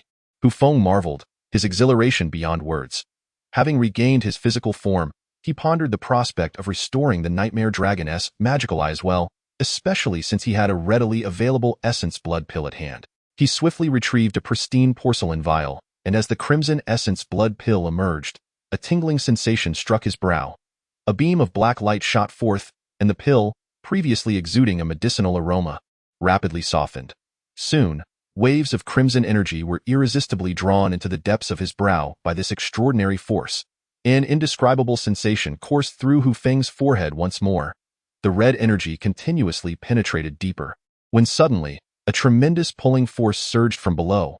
The red energy, which had been drilling into his brow, abruptly divided, with a portion gradually seeping into Hu Feng's body, vanishing from sight.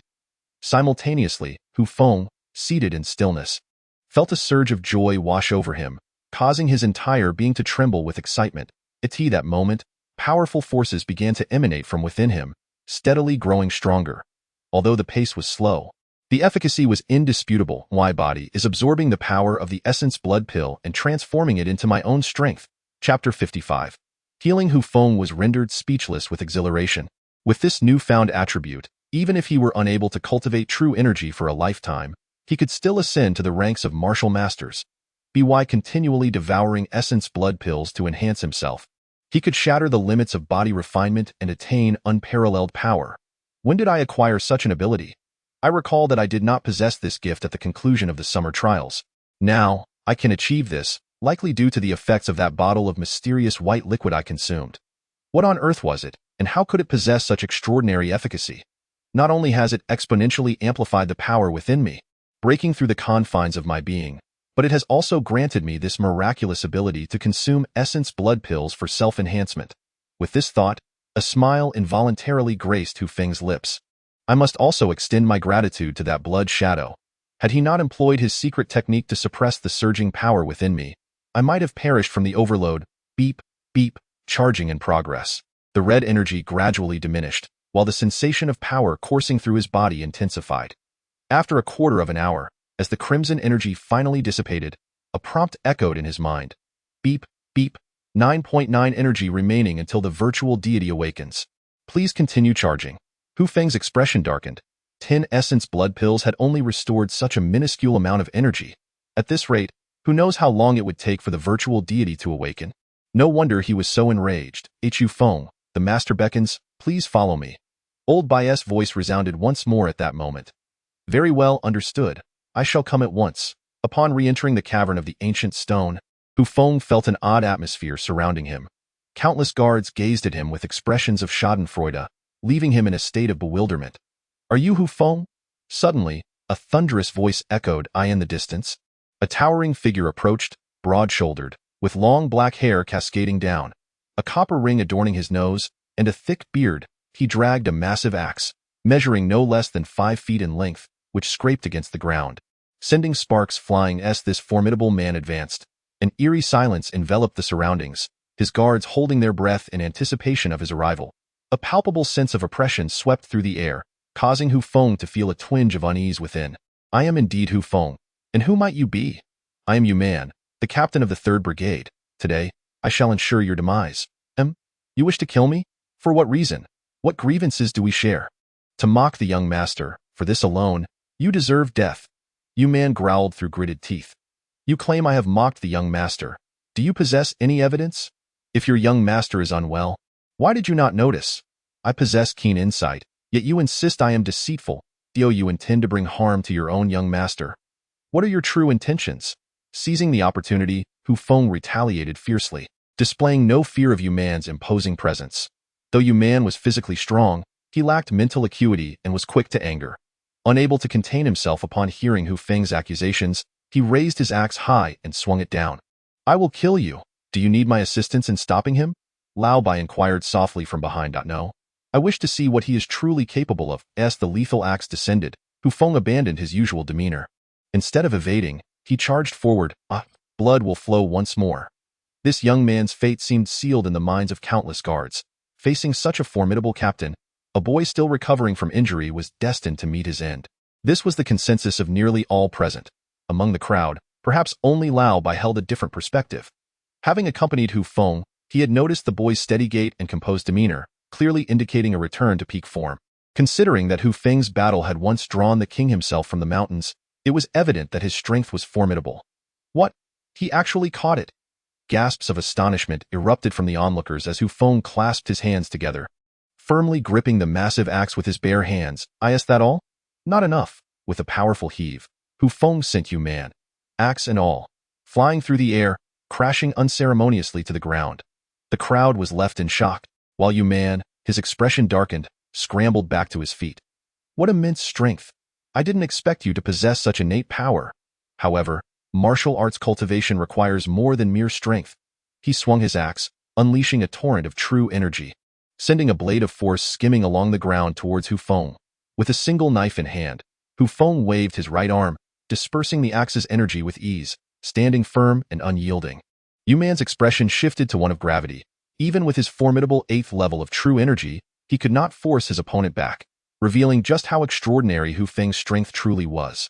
Yet, how was it possible that such a powerful figure was merely a boy at the 9th level of body refinement? This young man's talent was astonishing, his innate strength promising limitless potential for the future. Though Hu Feng's expression remained unchanged, he could not suppress the surge of excitement within. The restored body has ascended to an unprecedented level, achieving an extraordinary transformation that has left even itself in awe. Facing the 9th layer of body tempering against the 8th layer of open source, there is not a shred of pressure. I am eager to see what skills you possess. In a fit of rage, Yu Man swung his axe and charged forward, vowing to slay Hu Feng here and now. Halt! At this critical moment, a crisp and youthful voice rang out from above. Emdo Ronger timely appeared, intervening to stop the furious Yu Man. Young master, this person speaks utter nonsense. Do not trust him. Yu Man hastily advised. Silence. Emdo Ronger pouted, declaring, does my intellect not surpass that of your clumsy bear? However, enough. You may leave now and guard your mountain properly.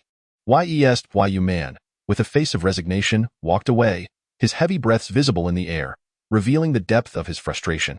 After driving Yu Man away, Emdo Ronger beckoned Hu Feng with her finger, instructing him to follow. At this juncture, Hu Feng had no choice but to muster his courage and descend. Yet, a calm demeanor adorned his face as he took confident strides forward. Within a spacious underground chamber, Emdo Ronger pouted, expressing her dissatisfaction. You are utterly untrustworthy. Now that your body has recovered, you still have not come to treat my injuries. Hu Feng offered an awkward smile and hastily explained. Young master, you misunderstand. I have not been idle these past days, but have been diligently preparing medicine for you. Without proper remedies, I would not dare to treat your wounds. Otherwise, should the results prove ineffective, would you not drag me out and execute me? Emdo Ronger could not help but cover her mouth with a laugh, her eyes narrowing with delight. Very well, I shall believe you. Where is your medicine? Show me quickly. This is not suitable. My medicine cannot be ingested directly. It must be combined with my unique secret technique to penetrate the true essence. Oh, there exists such an intriguing technique? Teach me quickly. Emdo Ronger suddenly became animated, eagerly tugging at Hu Feng's sleeve. After all, she was young at heart. Once excitement took hold, no one could deter her. This cannot be done. It requires a man to practice. I shall tend to your injuries first. What? It can only be cultivated by men. You are not deceiving me, are you? Emdo Ronger gazed at Hu Feng with skepticism, her large eyes fixed intently upon him. Chapter 56. Unbearable agony. Hu Feng, feeling helpless, pointed a finger toward the heavens and swore. Hu Feng, vow to the heavens, should I deceive you, I would not be a good person. Very well, very well. I believe you. Now tell me, how will you treat my injuries? A smile crept onto Hu Feng's lips, for Emdo Ronger, in her youthful innocence, remained oblivious to the perils of the world and failed to notice the subtlety in his VOW. Hu Feng never claimed to be a good person. It is quite simple. You must remove your upper garment, exposing the area on your chest where the true essence lies. I shall dip my fingers in the unique secret medicine and, through my special technique, transmit the medicinal power into the depths of your true essence. The hidden dangers within you will gradually dissipate. What? Scoundrel! How dare you take advantage of me? Emdo Ronger's expression shifted dramatically, leaping up like a cat whose tail had been stepped on, pointing an accusatory finger at Hu Feng's face as she unleashed a torrent of reprimands. Hu Feng was utterly perturbed by the fierce words and spittle that erupted from her mouth, prompting him to bellow in frustration, Enough! If you are unwilling, then so be it. Even through clothing will suffice, but should the outcome be unsatisfactory, do not hold me accountable. How can you be so wicked? Had I known earlier, I would have let you man chop you up. Her face flushed crimson with anger, but eventually, she relented and softly inquired, would it be acceptable to remove one outer garment? Ahem! Hu Feng found himself in an indescribably awkward situation, for he had never suggested she remove everything. If you choose not to, simply exposing the area over your true self will suffice. You scoundrel! Can't you express yourself clearly? She retorted with indignation, before hesitantly adding, turn around. You are not permitted to peek. With no other choice, Hu Feng complied with her request. Moments later, having received Emdo Ronger's permission, he turned back around. The sight before him rendered him momentarily speechless, his gaze momentarily transfixed. Ultimately, he managed to suppress his astonishment, his eyes darting away in a mix of reverence and guilt, repeatedly muttering, my apologies to Emdo Ronger had discarded her front-opening vest, leaving her upper body clad only in a diminutive green belly band. The expanse of her snowy skin from her shoulders to her collarbone was fully revealed. leaving Hu Feng somewhat lightheaded. Her cheeks blushed a deep shade, akin to a perfectly ripened red apple, devoid of any trace of her former bandit demeanor. "What are you staring at? Hurry up and tend to my wounds," she exclaimed, incensed by his wide-eyed gaze, once again adopting a queenly demeanor. The left side, needs to be adjusted down by an inch. Hu Feng found himself at a loss for words, feeling somewhat embarrassed to voice his thoughts. "What?" Mo Ronger's eyes widened in disbelief as she pointed an accusatory finger at Hu Feng, shouting, "Very well.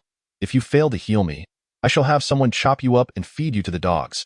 Feeling as though a great weight had been lifted, Hu Feng quickly raised his hand, confidently assuring her, "Rest assured, I guarantee with my life and livelihood.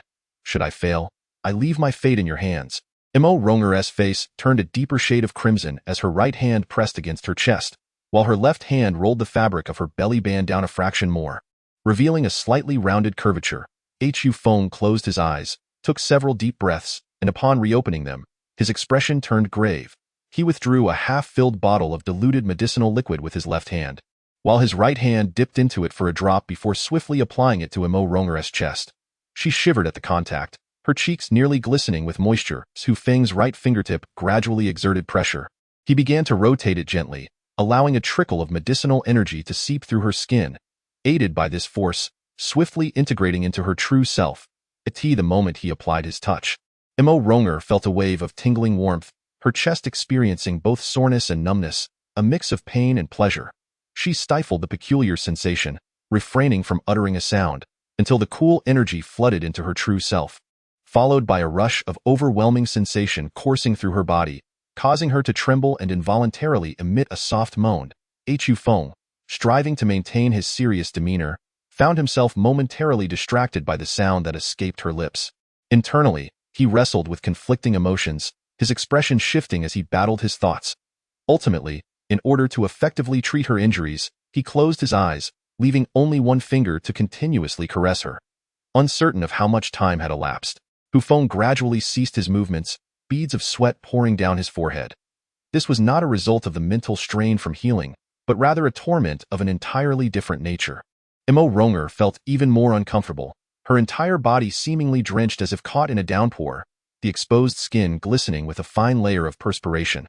The small belly wrap clung closely to her form, subtly revealing glimpses of other features, while her slightly rounded chest hinted at the nascent curves of girlhood. Hu Feng hastily turned his face away, daring not to gaze further, and softly inquired, "How are you feeling now?" Mo Ronger hurriedly donned her garments, her profound embarrassment causing her lips to tremble slightly as she mumbled indistinctly, "Much better, I should be fine now." "Not yet. You require 3 more treatments for complete recovery," Hu Feng replied, an expression of chagrin crossing his face. He had previously informed Mo Ronger that multiple treatments would be necessary for healing. It was not entirely his fault. When he first encountered such a situation, he had no knowledge of how long it would take for him to recuperate. Thus, to ensure his own safety, he fabricated the need for repeated treatments, for if he were to heal Mo Ronger in one go, it would be akin to revealing his own deception. "Very well, 3 treatments it shall be. If you're still not healed after that, I shall have you minced and fed to the dogs. But you must not disclose the details of this treatment to those captains. Otherwise, my authority will be compromised," Mo Ronger suddenly exclaimed, hastily lowering her head, unable to meet Hu Feng's gaze any longer. "Understood," Hu Feng nodded, yet he silently mused that at her tender age, how could she possibly possess any authority? It was merely the result of her elders indulging her. By the way, Hu Feng suddenly recalled, "You must also keep this healing matter a secret. No one must know, not even your father," he added swiftly. This thought had just struck him. If the king were to emerge from seclusion and discover that his daughter had nearly been subjected to such an ordeal, he might very well devour him alive. "Rest assured, I would never speak of it to that old man, lest he meddle in my affairs," Mo Ronger declared proudly, dismissing her father entirely. "Well then, I feel relieved," Hu Feng replied. "If there is nothing else, I shall take my leave." "Yes, you may return now." Just as Hu Feng turned to depart, Mo Ronger called out again, "Wait, I just remembered. My father instructed me to summon him once you awoke. But I had been ignoring him. Now that you are lively and well, I will call him out tomorrow. Prepare yourself. He is full of cunning, so be cautious." Hu Feng wiped the cold sweat from his brow. It was the first time he had encountered a daughter who spoke of her father in such a manner, truly a rebellious spirit. "All right, I understand." Thank you for the warning. Chapter 57. Imo Hu Chung. The following morning, while Hu Feng was practicing with his blade, a robust man clad in yellow approached to convey a message, informing him that the Peak Master was requesting his presence. Hu Feng realized that this summons was inevitable and willingly followed the man to the entrance of the Peak Master's cave dwelling. The man in yellow exchanged greetings with the two imposing guards stationed at the door, requesting them to announce his arrival. After a brief moment, the formidable figure returned, leading Hu Feng into the chamber. The spacious stone room was enveloped by walls and flooring crafted from a dark, obsidian-like material. Hu Feng, having heard of this stone, understood that it was said to be 3 times harder than steel. As he surveyed the surrounding walls, he noticed numerous handprints and footprints etched upon them, a testament to the extraordinary prowess of those who had practiced here. At the center of the chamber sat a brawny man, his knees crossed in meditation, bare-chested. His muscles were sinewy and well-defined, and a scar over a foot in length marred his chest, lending him an air of ferocity. Suddenly, he opened his eyes, and a piercing light emanated from them, akin to 2 blazing torches. "You are called Hu Feng." His voice resonated like the tolling of a great bell, a thunderous sound that reverberated in the air, commanding attention. "Indeed, I am Hu Feng, and I pay my respects to the great king." Hu Feng replied, maintaining an air of dignity as he bowed, then met the man's gaze with calm resolve. Their eyes locked, and Hu Feng felt the intensity of the man's stare, sharp and blinding. Yet, he was not one to easily submit. He suppressed a flicker of trepidation and boldly held the man's gaze. "Quite impressive. I witnessed your battle at the foot of the mountain. You possess notable martial talent." The man, Imo Hu Chung, remarked casually. "Should you choose to serve under me, I would bestow upon you the title of commander immediately. What say you?" Hu Feng fell silent. He was certainly unwilling to remain here. Yet escaping from this perilous peak seemed daunting.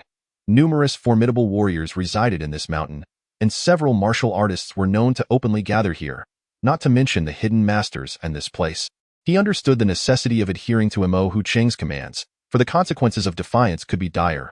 Hu Feng recognized that, despite the man's seemingly casual words, there lay an unmistakable undertone of authority that brooked no refusal. Even a resolute rejection would be futile in this world. The strong prey upon the weak, and resistance would inevitably lead to one's own demise. "Thank you for your gracious offer, great king," Hu Feng said, bowing deeply in acceptance. Given the circumstances, he could only take one step at a time, hoping that fate would guide him as he navigated through the challenges ahead. Imo Hu Cheng nodded in acknowledgement and continued. "The Thumb Peak already has its guardians and 2 formidable commanders responsible for defense and offense. Henceforth, I appoint you as the commander of Transmission, tasked with imparting martial skills to your fellow brothers. How does that sound?" "All decisions lie in the hands of the great king," Hu Feng replied dutifully. Imo Hu Cheng nodded again, then produced 2 books from his storage ring, handing them to Hu Feng. A look of confusion crossed Hu Feng's face, yet he accepted them nonetheless. Upon opening the tomes, he found them to be titled Divine Ape Strength Technique and Mad Ape Bone Crushing Claw, one a skill and the other a technique. "Great king, what is the meaning of this?" Hu Feng inquired, bewildered. Imo Hu Cheng rose to his feet and stated, "I do not favor beating around the bush. I was quite taken with the blood chi technique you employed that day. However, I am also aware that nothing in this world comes without a price. The Divine Ape Strength Technique contains detailed instructions on cultivating true energy at 81 points throughout the body, a technique of the profound grade. Mastering it will not only enhance your true energy but also amplify your strength. As for the Mad Ape Bone Crushing Claw, it is similarly a technique of the profound grade, and when combined with the Divine Ape Strength Technique, its power becomes boundless. Today, I offer you these 2 exceptional skills in exchange for a set of your blood chi techniques. What say you?" Hu Feng's heart sank.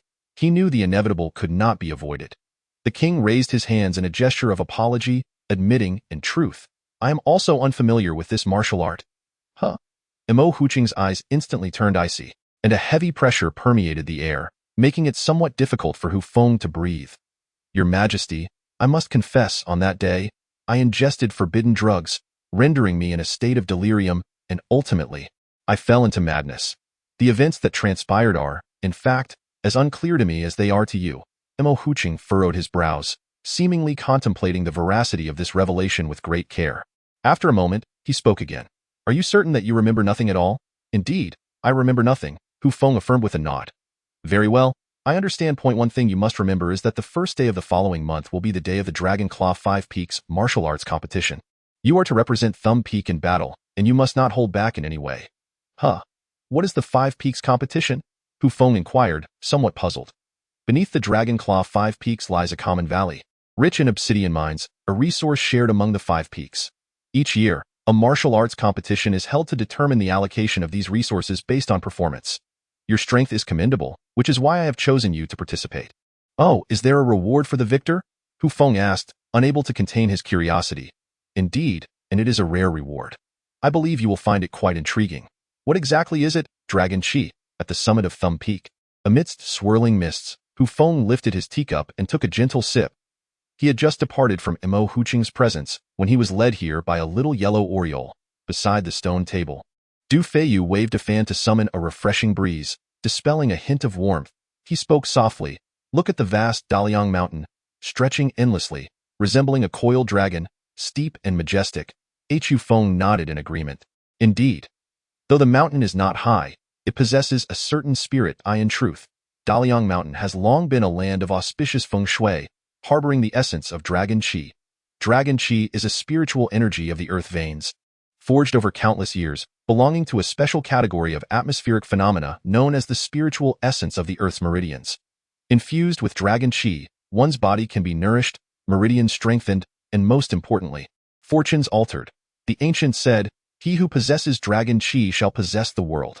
While this may be an exaggeration, it is not entirely unfounded. In ancient times, many emperors were supported by dragon veins, their fortunes extraordinary, which led to their eventual ascendancy. Hu Feng's pupils constricted, his heart stirred, clearly intrigued by the notion of Dragon Chi. If Dragon Chi is so precious, why would the 5 peak masters be willing to bestow it upon others? The infusion of Dragon Chi into one's body is a matter of opportunity, and each individual has but one chance, regardless of the quantity of Dragon Chi they encounter. The 5 peaks, situated within the Dragon Claw position of the Daliang Mountain's earth veins, possess flowing Dragon Chi that belongs to its tributaries. To ensure sustainability, a seal has long been established here, allowing access only once a year to extract a small amount of Dragon Chi. Du Feiyu explained, so that is how it is. Thank you, Guardian Du, for your guidance. However, now that you mention it, I find myself puzzled once more. Oh, what is it that you wish to ask? Given the treasure that is Daliang Mountain, why have the Baiyun sect and the Lengyue Mountain not claimed it? Instead, have allowed outsiders to seize this precious land? This is a conundrum that Hu Feng has long pondered. It is said that Daliang Mountain is home to numerous extraordinary minerals. Why, then, would such precious resources be forsaken by the 2 dominant powers? Du Feiyu chuckled softly and elucidated. This involves another secret matter. Baiyun sect and Lengyue Mountain do not lack the desire to seize this land. Rather, they lack the capability to do so. Hu Feng's expression shifted dramatically, causing the teacup he held to tremble and spill some tea. Chapter 58. Ancient Secrets. Although Daliang Mountain belongs to the territory of Shichu, it operates under rules that are distinctly its own. Here, outsiders are unable to exert strength beyond the convergence stage. Even innate masters must succumb to defeat. Only the Mo clan of the Daliang hegemony can unleash their full prowess without restriction. Thus, Baiyun sect and Lengyue Mountain dare not wreak havoc in this realm. Such an astonishing phenomenon is truly incredible. Hu Feng could not help but exhale a sigh. The peculiarities of Daliang Mountain are not of natural origin. They are the result of human influence, Du Feiyu stated calmly. What? Who possesses such formidable power? Hu Feng exclaimed in astonishment. This is a tale from long ago. Are you certain you wish to hear it? Knowing these secrets may not bode well, as a thread of misfortune may entwine itself around you. Hu Feng's countenance changed slightly. He had not anticipated that this world harbored such wonders. The notion that merely listening to a story could bring about misfortune seemed absurd. Were it not for Du Feiyu's grave demeanor, he might have thought the other was jesting. However, Hu Feng had always been a skeptic of superstitions, and such a warning could not deter him. Please, Du Guardian, do share. If you remain silent, I fear I shall be unable to sleep tonight. The Tianheng continent has a history that stretches back millennia. The exact passage of time is beyond even my comprehension.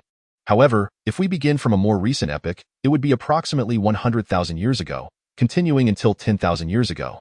This era is referred to as the Ancient Age. During the Ancient Age, there were 9 most illustrious powerhouses known as the 9 Emperors. Among them was one called the Tao Emperor, whose cultivation surpassed all others and established the methodology of Tao arts, reaching a pinnacle within the ancient cultivation system. At that time, the Tao Emperor established his Taoist temple here, within the vast expanse of Daliang Mountain, measuring a staggering 80,000 miles. 80,000 miles. You heard correctly. The The Tao Emperor's domain is truly extraordinary. 80,000 miles is merely an understatement. Hu Feng was momentarily rendered speechless. He had never before encountered tales of such formidable beings, and thus struggled to comprehend the astonishing notion of an 80,000-mile Taoist temple. It was simply sensational. Throughout history, no powerful being has achieved true immortality, and the Tao Emperor was no exception.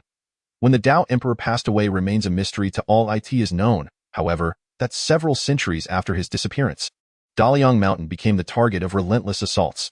Numerous powerful figures clashed fiercely in a bid to claim this coveted land, resulting in cataclysmic battles that shook the very mountains and caused rivers to reverse their flow. Ultimately, Daliang Mountain fell under the dominion of Mo Tianxia. Mo Tianxia later became known as the Eighth Emperor, the Evil Emperor, who seized control of the ravaged Daliang Mountain. The Eighth Emperor, the eighth sovereign of the ancient age? Indeed, this place was renamed during that time and is still recounted by countless individuals across the continent. What name? Yulongsan. What? It is actually the first sacred ground of the evil path, Yulongsan. Hu Feng was taken aback. Even he had perused records pertaining to this matter and had heard that the Yulong Mountain was once the foremost sanctuary of malevolent forces in ancient times, where countless evil spirits and heretics vied for dominance, leading to chaos across the land. The very name Yulong Mountain had nearly become a taboo, with later generations forgetting its precise location. It appears you are also aware that Yulong Mountain is indeed Daliang Mountain, which is known today as Daliang Mountain. But what transpired thereafter? Why has it ceased to be called Yulong Mountain? Long ago, a celestial being descended from the heavens, bearing a great treasure, and alighted in the western Chu. The evil emperor possessed unparalleled prowess, unmatched by any adversary. He sought to subdue the celestial being and claim the treasure for himself. A titanic battle erupted above Yulong Mountain. The identity of the celestial being remains unknown, but it is said that his every move summoned a tempest of dragons, exuding an aura that shook the heavens, leading later generations to honor him as the Dragon Lord. The clash between the evil emperor and the Dragon Lord caused the heavens to tremble and the earth to quake, casting darkness over the sun and moon, and they fought for 3 days and nights without a clear victor. In a fit of rage, the Dragon Lord unleashed his ultimate technique, the 9 Dragons Dance. As the sun descended upon the world, the overwhelming might incinerating the evil emperor in a single strike. What was it not said that the Dragon Lord and the evil emperor were evenly matched? How then could the evil emperor be vanquished in one blow? It is said that the Dragon Lord's martial prowess was extraordinarily exceptional, rivaling that of the divine, yet his techniques required considerable time to cultivate. After engaging in battle for an extended period, he finally found the opportune moment to unleash his divine skill and obliterated the evil emperor. It is simply inconceivable and hard to believe. Hu Feng let out a long sigh, his face still etched with astonishment. The current expanse of Daliang Mountain is but the remnants of that fateful battle. The Dragon Lord's 9 dragons destroy the sun technique, pulverized the peak of Daliang Mountain into dust, leaving behind an endless abyss spanning several dozen miles, now famously known as Qinglongjuan, to create a chasm of such depth with a single strike. Was that still human? Hu Feng was profoundly shaken. His discourse with Du Feiyu today had truly opened his eyes. He realized that in this world, there are countless formidable beings, realms beyond realms, and individuals beyond individuals. The path of martial arts is long and arduous. Moreover, could the Mo clan possibly be connected to the Great King? Hu Feng suddenly pondered this question and hurriedly inquired. Indeed, the Great King was once a member of the Mo clan. However, due to limited innate talent, he was expelled from the family. After the downfall of the evil emperor, in fear of the Dragon Lord's might, the evil forces scattered, terrified of being annihilated. The Mo clan, well aware of the Dragon Lord's power, chose not to flee and remained seated upon Daliang Mountain. After the Dragon Lord vanquished the evil emperor, he did not trouble the remaining individuals and departed alongside another celestial visitor. The remnants on Daliang Mountain continued to honor the Mo clan. Yet from that point onwards, their influence significantly waned. The Dragon Lord's lingering presence possessed boundless might. Even after countless years, the vicinity of the abyss remained barren, shrouded in an aura of annihilation. The entire Daliang Mountain seemed to exist in an entirely different realm. Even those of transcendent prowess could not harness the spiritual energy nearby. Only the Mo clan, who understood the secret arts of the evil emperor, could retain their original strength in this area. When the once great Betrothed emperor, the foremost among the 5 legendary figures, visited this place, he lamented, "The might of the Dragon Lord is unmatched throughout history. Even the Betrothed has its shortcomings." Upon hearing this, Hu Feng gazed longingly, unable to suppress a sigh. I wonder when I shall reach the realm of the 9 emperors, let alone that of the Dragon Lord. Du Feiyu observed his demeanor and could not help but chuckle. He advised, why must the young master belittle himself so? In my humble opinion, the triumph of any formidable individual is the culmination of countless fortuitous and inevitable events. Innate talent, diligent effort, and serendipitous opportunities are all indispensable. Your exceptional talent and extraordinary martial skills could not have been achieved without significant time and perseverance. Thus, you are merely a step away from soaring to great heights, and that step is the opportunity. The chance to cleanse the dragon's qi is indeed a rare and invaluable opportunity that must not be forsaken. Hu Feng nodded in agreement, deeply resonating with these words. Though many had articulated similar sentiments in his previous life, hearing Du Feiyu express them in this manner for the first time elevated his regard for him even further. I will do my utmost, he declared, clenching his fist to motivate himself. Guardian Du, I have one more request. Hu Feng hesitated for a moment before continuing. Are you seeking the formula for the Nirvana rebirth pill? Ah, you guessed it before I even spoke, Hu Feng replied, feeling a twinge of frustration. I have a suggestion. It would be prudent for you to seek this remedy at the Bayun sect yourself. Upon your return from the Five Peaks Martial Conference, I will arrange for you to infiltrate the Bayun sect. We can discuss the specifics at that time. Hu Feng pondered this and realized it was indeed a wise strategy. Gaining entry into the Bayun sect would allow him to search for the formula personally and perhaps even access their repository of ancient texts, which would be invaluable for supplementing his knowledge of the Nightmare Dragon's Eye and deciphering esoteric martial techniques.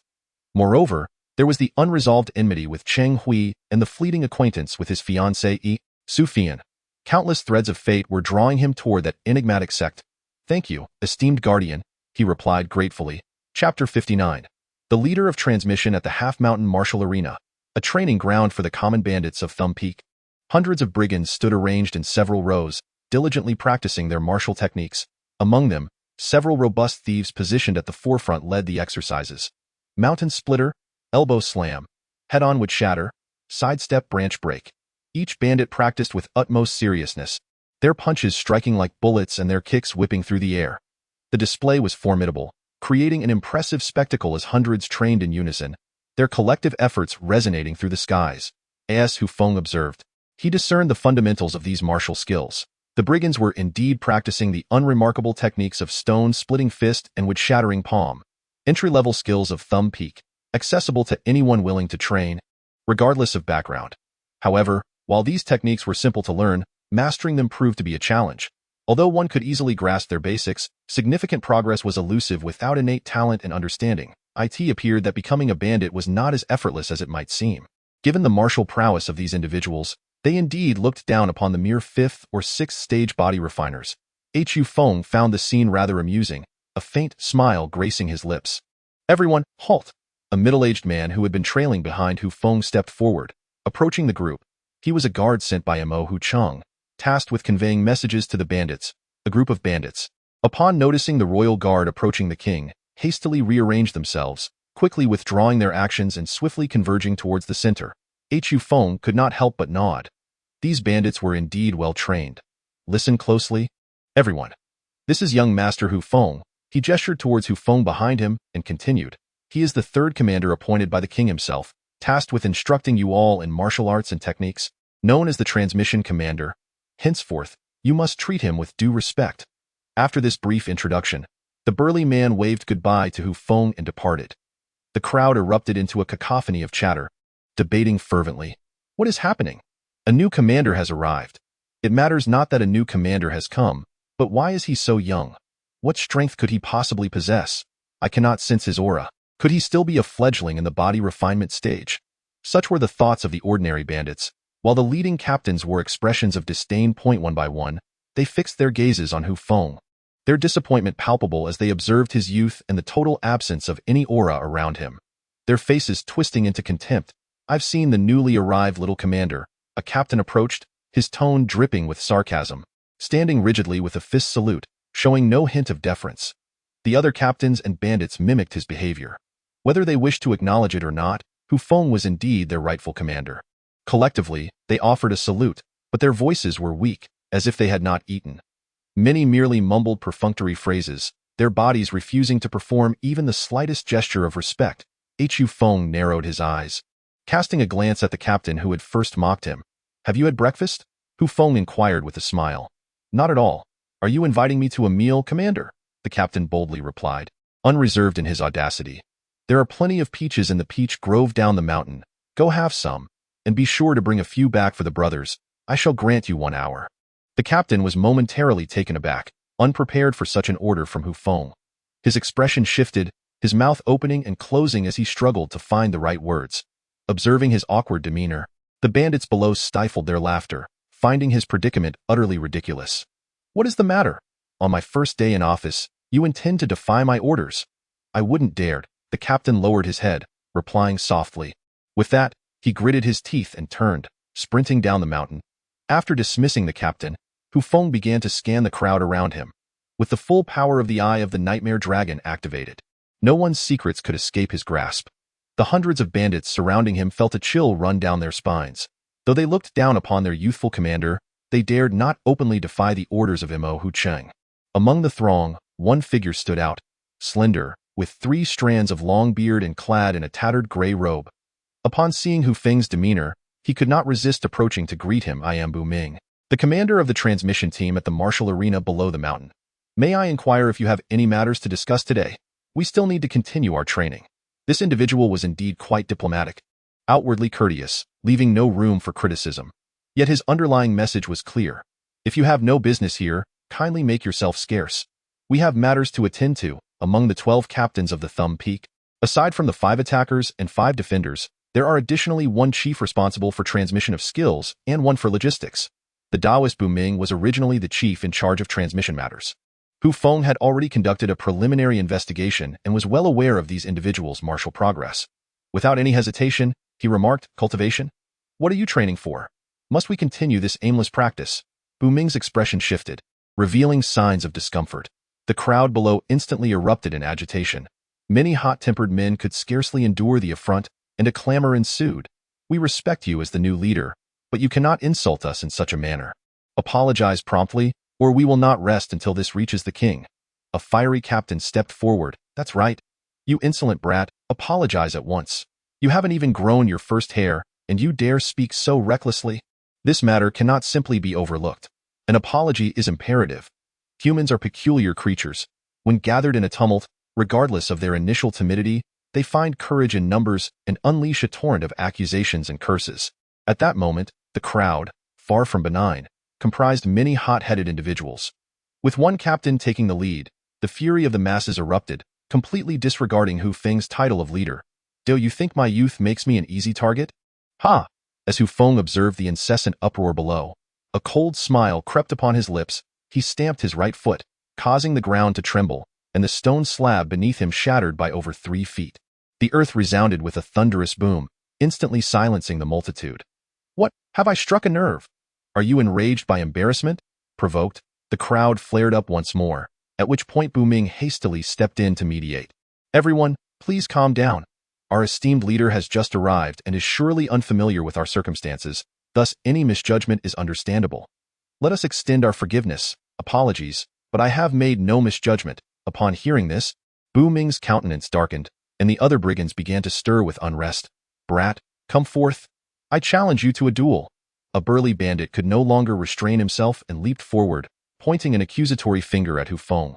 Hu Feng raised both hands, stretching comfortably and slightly loosening his limbs, then responded nonchalantly, Very well, if you seek a beating, I shall oblige. This. The surrounding bandits fell into silence.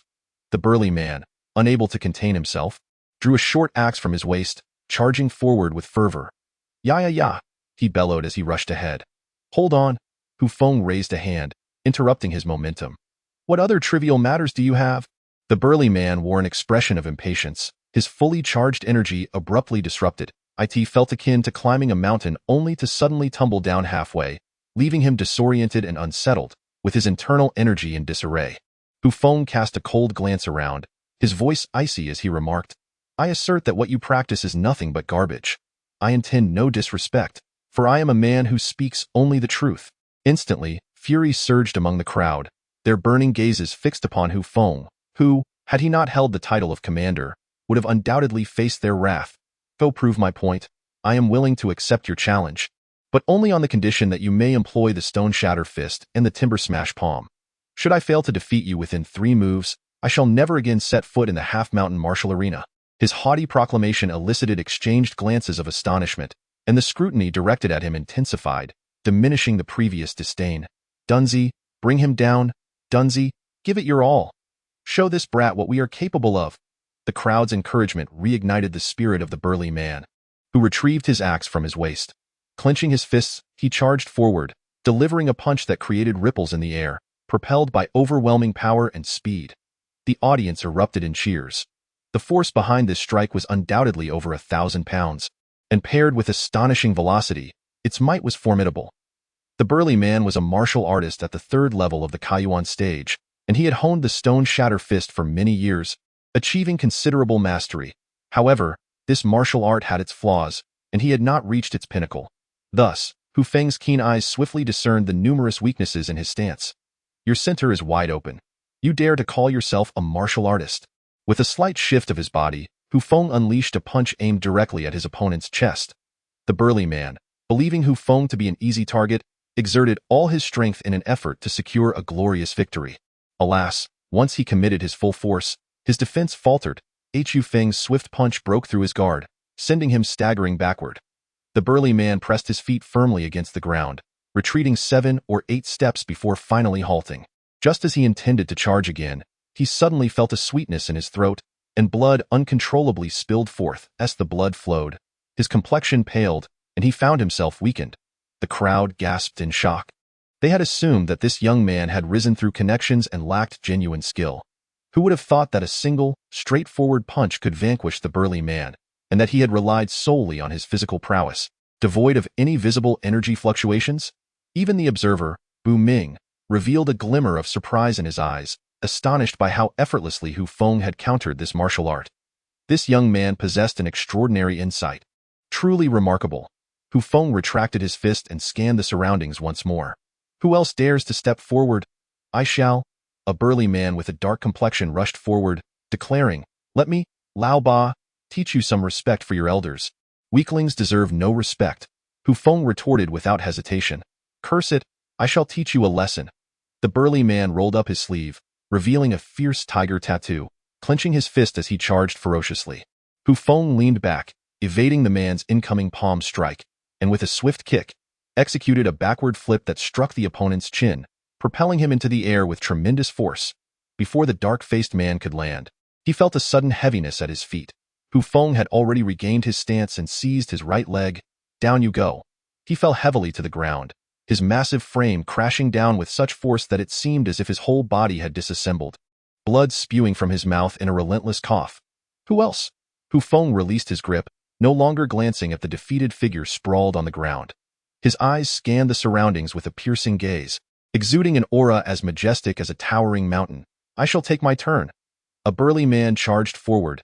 Hu Feng elegantly evaded his attack, sweeping his right leg to trip him. The motion of his leg resembled a windmill, gracefully arcing from his left shoulder over his head to his right shoulder, tracing a flawless semicircle in the air. The external kick landed forcefully on his opponent's back, causing him to crash back to the ground, his head striking the stone slab with a sickening thud, blood gushing forth as he instantly succumbed to unconsciousness. "Who else?" A stout, middle-aged man rushed into the arena, seething with fury, determined to reclaim Hu Feng's insult.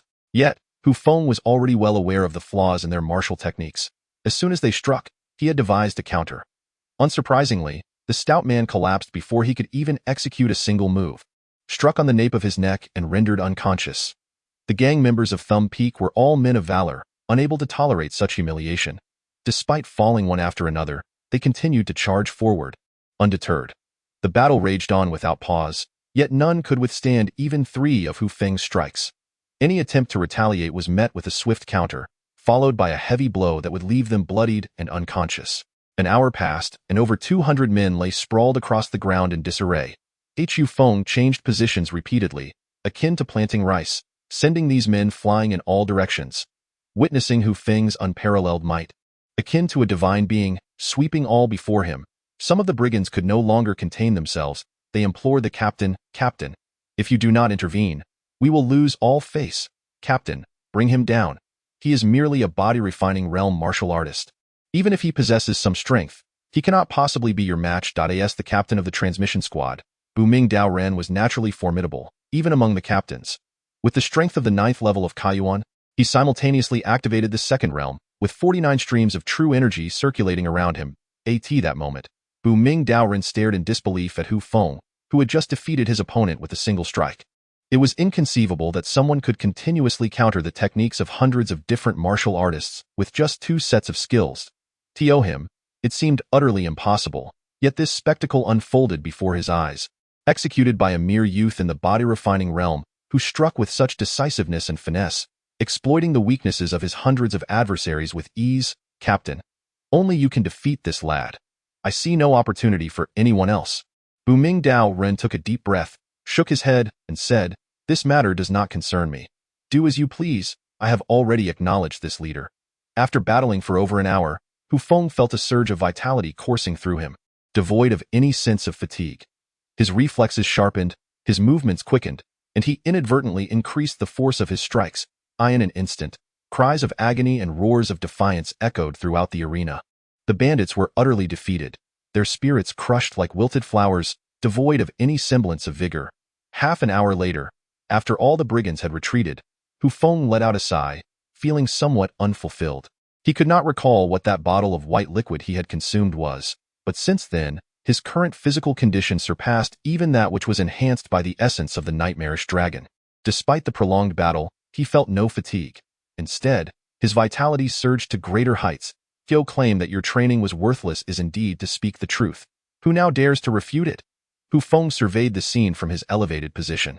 All the remaining conscious bandits fell silent, not daring to retort. Simultaneously, their gazes towards Hu Feng were devoid of disdain, replaced instead with fervent admiration. This display of power had allowed everyone to witness Hu Feng's formidable combat skills and extraordinary physical prowess. With such a young and talented individual as their leader, they harbored no grievances whatsoever. Chapter 61. A descent into ruined Bayun Mountain. The mountain stretched endlessly, shrouded in mist, towering majestically, a veritable paradise of the immortals. On the mountainside of the main peak, pavilions and towers stood in close succession, tightly knit together in front of the Hall of Punishment. A figure suddenly tumbled out from the hall. It collided against the stone steps outside multiple times before finally landing on the ground. A haughty voice suddenly emanated from within the hall. "Useless trash, do not come in here. Be gone." The disheveled figure staggered to its feet, wiping the blood from its bruised face, and left in silence.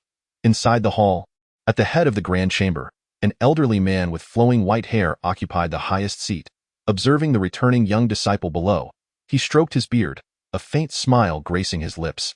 "Master, that scoundrel Cheng Hui once humiliated disciples before numerous witnesses. Now that he has been stripped of his cultivation, it is truly poetic justice." The old man nodded in agreement. This individual, who once boasted of his reputation in Bayun sect, was indeed arrogant. He has received his just deserts. However, we have lost many disciples to this matter, and it could escalate. We must send someone to investigate. On the mountain path, a young man with unkempt hair walked unsteadily. With each few steps, he could not help but cough, occasionally spitting out blood. He was none other than Cheng Hui, the once prominent talent of Bayun, now rendered powerless by Hu Feng's attack that shattered his dantian. I wondered who it was. It turns out to be senior brother Cheng. 3 young disciples had appeared by his side, their tones dripping with sarcasm. Cheng Hui remained silent, attempting to bypass them. Suddenly, a slap struck him, causing him to stagger almost to the ground. "Talking to you is a sign of respect. Don't overstep your bounds. Weren't you quite the hotshot? 7th on the inner sect elite rankings? A son of heaven? Do you remember how you once dealt with me? Today, I shall repay you in full. Brothers, let us get him." The 3 young disciples instantly surrounded Cheng Hui, launching a flurry of punches and kicks upon him. "Stop! What are you doing?" A sharp voice rang out from a distance. The voice was clear and resonant, clearly from someone of considerable cultivation. "Not good. It's Sister Sue. Run."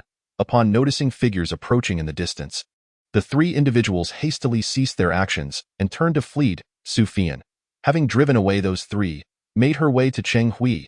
The sight before her revealed a disheveled person, bloodied in multiple places, rendering his features nearly unrecognizable.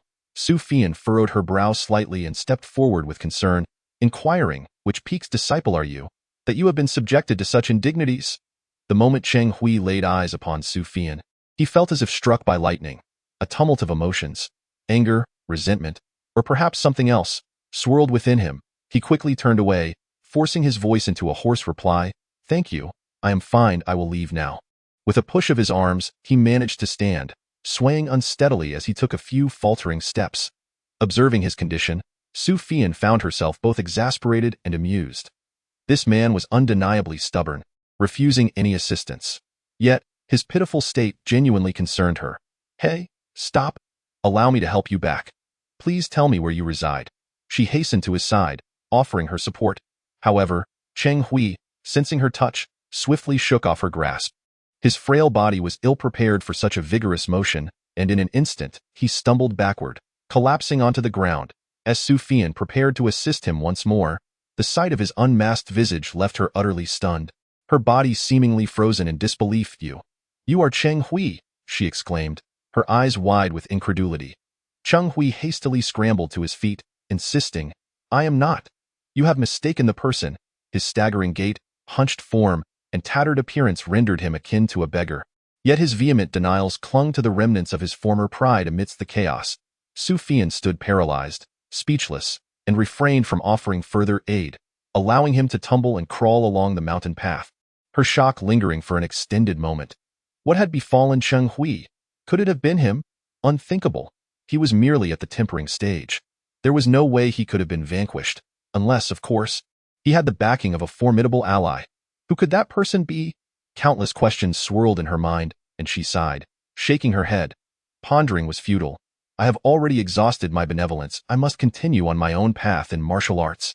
At the foot of the Bayun sect, an inconspicuous blacksmith shop stood quietly. The proprietor, a frail old man in his 60s or 70s, leaned heavily on a cane as he hammered away at his forge. Age had taken its toll on him, and his frail body could scarcely produce quality goods, resulting in a lackluster business. This place served as a dwelling for the lowest echelon of the Bayun sect, the so-called errand disciples. The Bayun sect was not entirely detached from the world. Even the esteemed elders required assistance, hence the need for errand workers. Among those with martial talent among the errand disciples, a foundation in basic martial arts would be imparted.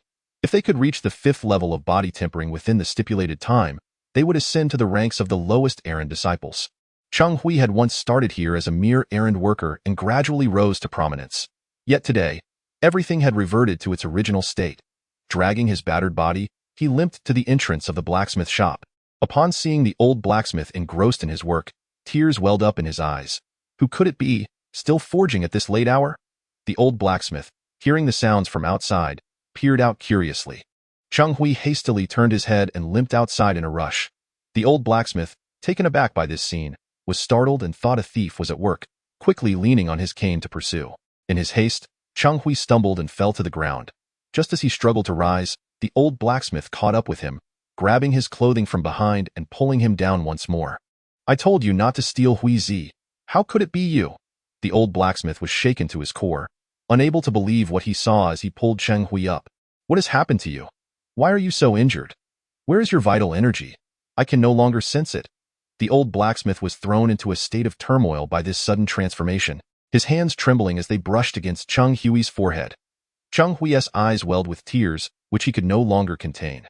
With tears streaming down his face, he cried out to the old blacksmith, "Uncle Feng, I'm so sorry I have let you down ever since I became an inner disciple. I have not taken a moment to come back and see you. I am truly a scoundrel. Uncle Feng, I apologize for bringing shame upon you. I was defeated by a mere youth at the body refinement stage, and my dantian has been destroyed." Each heartfelt expression of regret poured forth from Cheng Hui's lips, recounting the endless humiliation he had suffered since his dantian was ruined. Regardless of his current state, at that moment, he resembled a drowning orphan, clinging desperately to Uncle Feng as his last hope. The old blacksmith gently patted his head, offering words of comfort, "My child, it matters not that your dantian is ruined. Focus on blacksmithing with me from now on. Together, we shall thrive. Do not worry too much. Perhaps we can still locate a purple vein continuation pill to restore your dantian. If the 7 swords of thick earth cannot prevail, we still possess the 5 divine swords of guardian soil." The two of them leaned on each other, with Uncle Feng continuously listening to Cheng Hui's confessions, offering solace from time to time. Cheng Hui, who had once been on the brink of despair, akin to a helpless soul teetering on the edge of an infinite abyss, slowly began to climb back up from that abyss under Uncle Feng's unwavering comfort. Chapter 62. The Shattering and the Rebirth. Hey, old man, hand over this month's rent. A discordant voice abruptly interrupted, and Cheng Hui then noticed that 5 or 6 young men had gathered around them, one of whom was pointing at the old blacksmith and demanding answers. These individuals were mere errand disciples of the Bayun sect, their cultivation level around the 6th or 7th stage of body refinement. Yet now, with Cheng Hui rendered powerless, he found himself incapable of resisting them. The old blacksmith quickly bent his back, incessantly explaining in hopes that they might postpone the rent collection. Unfortunately, these brutes paid no heed to the old man as please. The leading youth sneered, "Oh, you can't pay, can you? Very well, we shall take what we want ourselves with that." They rushed into the shop like bandits, seizing the crafted weapons they found. The old blacksmith hurriedly rushed forward to dissuade them, but these marauders showed no regard for such an elderly figure. One of them even raised a foot and kicked him to the ground. Cheng Hui rushed forward to assist but was easily overpowered, falling to the ground as he was mercilessly trampled. After a brief moment, several young ruffians departed with satisfaction, leaving behind 2 individuals lying on the ground, their bellies filled with resentment. As the night deepened, Cheng Hui sat alone at the head of his bed, gazing vacantly at the flickering candlelight. In a single day, he had lost everything. Friends and family had distanced themselves, and the elder from the inner gate had forsaken him, being unceremoniously expelled by his former senior brother before even crossing the threshold. Presently, in all of Bayun Mountain, only Feng Bo treated him with genuine kindness. It was said that Feng Bo had once been a formidable master in his youth, but alas, he had crossed paths with formidable adversaries, leading to the ruin of his family and the destruction of his life. Cheng Hui himself had been rendered incapable, his dantian crippled and his legs broken. He had fled to Bayun Mountain, adopting a new identity as a blacksmith. During his days as a lowly servant, he had assisted Feng Bo. Over time, the elder had grown fond of him, imparting all his knowledge, which ultimately shaped the later genius of Bayun. Cheng Hui, with his younger brother deceased, vengeance could not be overlooked. Feng Bo, now frail and often bullied, could not bear the weight of despair. "I must avenge. I must grow stronger." At this moment, a gentle breeze blew, causing the candle flame to flicker uncertainly, wavering multiple times as if on the verge of extinguishing. Yet, as the gust subsided, the candle reignited, the flame leaping higher, burning even more vigorously than before. Cheng Hui's heart stirred as he retrieved a verdant jade box from his storage ring, his eyes sparkling once again. Inside lay the precious Ziluo Shuxing flower. On that fateful day, Hu Feng had slain several members of the Bayun sect in the Wong residence without ever searching the bodies. The jade box containing the Ziluo Shuxing flower had later been discreetly retrieved by Cheng Wan and entrusted to Cheng Hui for safekeeping. "I have not yet lost. A 1/3 chance. I shall wager it." The solitary consumption of the Ziluo Shuxing flower offers a 30% probability of restoring one's dantian. With a stroke of fortune, he might yet have the opportunity to rise again. With a resolute thought, he once more reached into his storage ring, producing a pill, the 5 poisons body refining pill. This concoction, crafted from 5 potent toxins combined with dozens of restorative herbs, was lethal yet not fatal, provided the imbiber possessed unwavering willpower and could endure the excruciating pain. It would enhance their physical constitution. "First, I shall ingest this pill. As long as I withstand the agony, my physique will strengthen, potentially facilitating the restoration of my dantian with the Ziluo Shuxing flower." He tilted his head back, his throat convulsing twice as the pill descended completely into his stomach. Instantly, a searing flame ignited within him, as though he were trapped in a furnace, his body drenched in sweat, feeling as though he were a red-hot iron. The intense pain surged forth, causing him to curl up in agony, trembling uncontrollably. After a prolonged moment, a sudden chill enveloped him. An icy aura radiated from his body, leaving him shivering. The alternating sensations of ice and fire coursed through him, fracturing his body like a cracked porcelain vessel. Countless tiny wounds erupting, blood streaming across his filthy linen robe. In the throes of this agonizing duality, the sharp pain heightened Cheng Hui's awareness of his own body. In an instant, his eyes brightened with a profound revelation that shook his very soul. The limits of the human body were not as absolute as he had believed. There existed other realms of truth. This secret, uncovered amidst the extreme agony, revealed that the human body's true potential was not confined to what had been passed down through lore. I could indeed advance further. This newfound revelation allowed him to suppress the overwhelming pain coursing through him, as he endeavored to sense the concealed realms surrounding him amidst the excruciating torment. 1, 2.10, 20. As the effects of the medicine gradually dwindled, and the pain became imperceptible, Cheng Hui had uncovered over 30 instances of the unrecorded truths within this environment. He raised his head, took a few deep breaths to calm his exhilarated heart, and gently opened the jade box containing the Ziluo Shushing flower. The outcome, whether triumphant or not, now rested solely upon him. With that, he seized the Ziluo Shushing flower and swallowed it whole. Since that day when he single-handedly faced 100 foes and fought countless bandits, Hu Feng's status atop Thumb Peak had grown increasingly esteemed. On the mountain path, anyone who laid eyes upon him would bow in respect, not daring to show even the slightest negligence.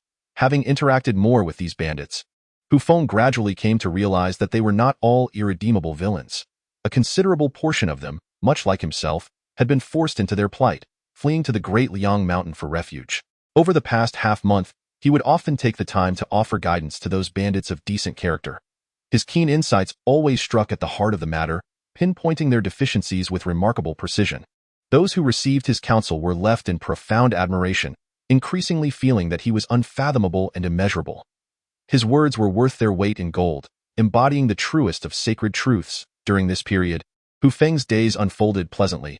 Each day, he honed his physique, guided his subordinates, and tended to Mo Ronger's injuries, maintaining a commendable routine. After this period of cultivation, his body grew increasingly robust, and his strength approached 5,000 pounds. This astonished him, for he suspected that even the martial artists of the Gathering Stream realm would likely fall short of his physical prowess. In the underground chamber, Mo Ronger adjusted her somewhat disheveled attire. Her cheeks flushed a vibrant red. Throughout their time together, the minor conflicts between them gradually unraveled. Although Mo Ronger occasionally acted out, it was merely the capriciousness of a child rather than the malice of a villain. Thus, Hu Feng diligently attended to her healing, never daring to overstep. Occasionally, he would impart a few words of wisdom to aid her in her martial training. Your injuries have fully healed. You no longer require my assistance? Hu Feng stated earnestly as he turned to her. I understand. Here, this is for you. Mo Ronger reluctantly removed the mechanical watch from her wrist. Thank you for keeping it safe for so long. Hu Feng accepted the watch and placed it back on his own wrist. This item holds great significance for me. Otherwise, I would not hesitate to gift it to you. Mo Ronger's eyes sparkled with excitement as she asked, Do you have any other gifts for me? Well, Hu Feng felt an awkwardness rise within him. Throughout this time, Mo Ronger had believed he had not yet recovered from his injuries and had gifted him several blood essence pills to aid in his recuperation. Thanks to her generosity, his body had made significant strides, and now that his healing was complete, it would be rather remiss of him not to offer something in return. Chapter 63. The aura of a strong man. Hu Feng scrutinized Mo Ronger intently. Suddenly his eyes brightened as he asked, Have you learned the falling snow spear? It seems your mastery is quite commendable. How did you know? Mo Ronger was taken aback, then proudly patted her chest. I am a master of both spear and sword. My skills in both are on par. Cough, cough, at such a tender age, must you always refer to yourself in such a manner? You exhibit not a trace of ladylike grace. Why bother with being ladylike? I am a mountain king, and I must possess an imposing presence. In your current state, no man would ever be drawn to you. Why should I care for the affections of those wretched men? Mo Ronger huffed indignantly, and then, as if a thought crossed her mind, she quietly asked, Do you not like me this way? Cough, cough. It is essential to possess a modicum of elegance, Hu Feng awkwardly remarked. Very well, I shall amend my ways. Hu Feng retrieved the short gun from behind him, his thoughts settling as he voluntarily released its bond, transforming the weapon back into an unclaimed object. This is for you. He extended it toward her. Why this wretched stick? Mo Ronger's expression soured momentarily, but she accepted it, muttering, I know you are a pauper, so I am already quite pleased to receive this. Hu Feng offered a faint smile, halting her motion to stow it back into her storage ring. Wait. You must drop a drop of blood onto this weapon. Mo Ronger looked at him in confusion, but eventually complied with his request. Moments later, her face radiated astonishment. With a mere thought, the short gun elongated, transforming into a spear of considerable length. With another shift of intent, the spear's handle shrank to half a foot, while the blade extended to 3 feet, revealing a magnificent sword. Mo Ronger was overwhelmed with joy, exclaiming excitedly and unable to resist waving the weapon around. After a while, she gradually came to a halt, her body drenched in sweat yet still brimming with exhilaration. It was evident how perfect this treasure was for her. "Brother Hu, you have been exceedingly kind to me," she shouted in delight. "It is nothing, as long as you are pleased. How shall I express my gratitude?" "No need, you have already gifted me plenty. If there is nothing else, I shall take my leave." Hu Feng clasped his fists in farewell, intending to return to his dwelling. Suddenly, a small head darted forward. Smack! A kiss landed on Hu Feng's cheek. He stood there in utter shock, while the instigator, blushing profusely, quickly dashed away. Tsang City, the Hu family. The sky was clear and the breeze gentle. Countless disciples of the Hu family were diligently training in the martial arts arena. Suddenly, a fierce gale arose, with dust swirling about. A colossal shadow loomed over the ground. Numerous disciples hastily looked up, only to behold a gigantic bird slowly descending from the sky, with 3 figures seated atop it. The trio was clad in black and white Taoist robes, adorned with white cloud patterns on their chests. These were the garments of the outer elders of the Bayun sect. As the shadow gradually approached the ground, it revealed itself to be an immense skylark, its wings unfurling like a sail, spanning over 10 meters. This was a second-tier demon beast raised by the Bayun sect, known not for its combat prowess, but for its ability to carry passengers in flight. A strong gust knocked over a dozen nearby disciples, who immediately cried out in distress. Who was in charge of the Hu family? The foremost elder, wielding a sword, Wong bellowed as he leapt down in front of the library. An elderly man in black, who had been dozing in a reclining chair, suddenly awoke. He stood up, stretching his limbs, preparing to take action. Suddenly, his expression hardened as he gazed toward the library. Creak! The tightly shut doors of the library creaked open, and a man, as pale as a spectre, emerged slowly. Clad in a tattered robe, he appeared emaciated to the point that a mere gust of wind could topple him. "How have you emerged from seclusion? Did you not proclaim that you would not venture out until perfection was achieved?" The elder Su inquired, slightly taken aback. Hu Yuanshi twisted his neck and stretched his limbs. A cacophony of popping sounds erupting, akin to firecrackers. He tugged at the corners of his mouth, speaking somewhat awkwardly. "Having stayed too long, I have grown somewhat unaccustomed. I believe I should engage in more activities." "Oh, is that so? Very well. Let the world witness the might of our Hu family's strongest warrior." Hu Yuanshi chuckled. "A few insignificant fish. It will be over swiftly. Who is in charge here?" An elder from the Bayun sect waved his hand, unleashing a surge of vital energy that sent more than a dozen Hu family members tumbling. "Stop! Who are you? What do you intend to do?" Hu Yuanfeng, who had been instructing the younger members of the Hu family on the training grounds, hurriedly stepped forward to intervene. "Humph! Are your eyes blinded? As elders of the Bayun sect, how dare you show such disrespect?" The white-bearded elder Chen Buchuan spoke as he unleashed a formidable palm strike. A torrent of vital energy crashing forth. Hu Yuanfeng, despite unleashing his full strength at the 8th level of the source, found it futile. The overwhelming force struck him on the cheek, propelling him several feet away, his mouth swelling and bleeding profusely. Though he had suspected the adversaries might be elders of the Bayun sect, the confirmation sent his heart plummeting into despair. The worst had indeed come to pass. He had always feared retaliation from the Bayun sect, and now they had come knocking at his door. "You Hu family dare to slay several disciples of our Bayun sect. Your crimes are utterly unforgivable. You all deserve death." Zhao Xiongfeng, with disheveled hair, bellowed, and as he gathered his palm energy, swirling sands and winds erupted, a vortex of azure energy spreading like a colossal whirlpool. The winds rage, with both palms thrusting forward, the immense palm energy radiated outward. The surrounding Hu family disciples were sent sprawling, coughing blood and collapsing to the ground. Chaos ensued, with everyone gripped by fear, faced with the seemingly godlike elders of the Bayun sect. The Hu family members had lost all will to fight and fled in unison.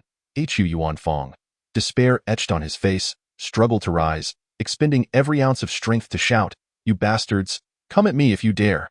He unsheathed his long knife, unleashing a flurry of blade light directed at Zhao Xiongfeng, who was relentlessly attacking the Hu family disciples. Zhao Xiongfeng flicked his sleeve, the vital energy rippling, and the shimmering blade light dissipated into nothingness. "Dare to resist? I shall make an example of you first." Zhao Xiongfeng unleashed his vital energy, a palm strike slicing through the air, the massive blade of energy shimmering menacingly, instilling fear and leaving Hu Yuanfeng with little power to counter. "It's over." Boom. Dust and debris filled the air, obscuring vision. A gust of wind passed, and tranquility returned to the world. "Who gave you the audacity to wreak havoc on my territory?" A frail, pale figure stood defiantly before Zhao Xiongfeng, blocking the lethal strike aimed at Hu Yuanfeng. Thank you, family. No, who are you? The perceptive Hu Yuanshi swiftly discerned the distinction between this individual and the clan patriarch. Regrettably, Hu Yuanshi paid him no heed, advancing step by step towards the front. Astonishingly, there was someone in the Hu family capable of withstanding my strike. You are quite impressive. Do reveal your name. Zhao Xiongfeng beckoned with his finger, an air of arrogance enveloping him. The deceased need not be burdened with excessive knowledge. Let them depart this world steeped in despair. Chapter 64. Unification of Qizong. Hu Yuanshi's pace abruptly quickened, sending a jolt of surprise through Zhao Xiongfeng's heart. His vital energy surged dramatically, and a swirling azure aura manifested like a colossal cauldron before him. Crack! The crisp sound of shattering resonated, just as Hu Yuanshi appeared before Zhao Xiongfeng, in the midst of his astonishment. A frail fist unleashed a powerful gust of wind that surged towards him. Creak! That was the sound of the protective energy shield fracturing. The most significant difference between the Gathering Stream realm and the Opening Source realm lies in the fact that practitioners in the Gathering Stream realm have their vital energy circulating autonomously within, forming an invisible protective barrier on the surface of their bodies. When faced with peril, this barrier activates instinctively to shield the practitioner from harm. In truth, even those at the lower body refinement realm can eliminate individuals in the Opening Source realm through unexpected assassination techniques. However, this principle becomes utterly inapplicable in the Gathering Stream realm. The ever-active protective barrier is the greatest nightmare for assassins. Without comparable cultivation level, breaching this shield in a single blow is exceedingly difficult. Blood splattered through the air, a head severed, falling to the ground. The imperious Zhao Xiongfeng could not withstand a single punch from Hu Yuanshi, his entire skull obliterated, dead beyond resurrection. Elder Zhao. Only then did Chen Buchuan and Wang He notice this shocking scene. Their minds shaken. Chen Buchuan rapidly swung his arms, and a giant serpent shimmering with silver light shot forth from his hands, charging directly at Hu Yuanshi. Undeterred, Hu Yuanshi maintained his stride, lightly waving his left arm, causing the serpent composed entirely of vital energy to vanish into thin air. Pray tell, who might you be? Are you aware that we are elders of the Baiyun sect? Do you truly wish to annihilate the Hu family? Chen Buchuan hastily implored. Alas, his words had scarcely left his lips when a figure was already before him, frail hands tightening around his throat. His body was lifted higher, legs flailing in vain. Bang! Chen Buchuan's corpse was torn asunder, his neck crushed, his body severed in two, collapsing lifelessly to the ground. On the other side, Wang He, who had just drawn his long sword, trembled at the sight of Hu Yuanshi's gaze upon him, fear gripping him as he hastily sheathed his sword, his legs giving way beneath him as he knelt. Forgive me, senior. I truly had no knowledge of your presence. Disturbing you is a grave offense.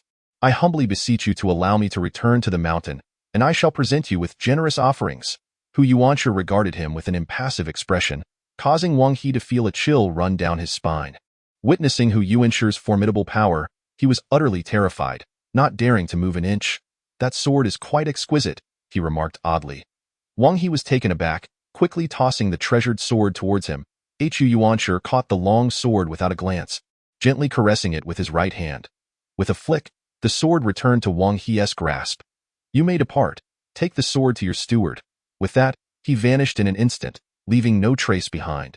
Wang He wiped the cold sweat from his forehead, secretly letting out a sigh of relief, and lowered his gaze to glance at the long sword, his expression instantly shifting to one of alarm. The incredibly hard osmium silver sword was crafted through years of meticulous collection and forging by Wang He. Though it was merely of the mid-level Xian grade, the hardness of osmium was sufficient to rival that of a low-grade spirit tier weapon. Weapons are traditionally categorized into 4 tiers: Xian, Spirit, Holy, and Divine. Within the entire Baiyun sect, there were few weapons of spirit tier hardness, yet here, 6 imposing characters were deeply etched, resembling iron paintings and silver hooks. If you wish to avoid death, do not provoke me. Such simple words contained boundless arrogance, embodying both absolute confidence and a testament to strength. In the southern courtyard of the Wong residence, this corner had always been a forbidden area for the Wong family. As the resident master was Wang Yang's father, the former pinnacle expert of the Wong family, Wang Yi. Over the years, Wang Yi had remained reclusive, and many of the younger generation were even unaware of his existence. However, in the eyes of the family's higher-ups, he was eternally regarded as the backbone of the Wong family. His unfathomable strength and profound thoughts had been crucial to the Wong family's enduring presence in the realm of Qizong.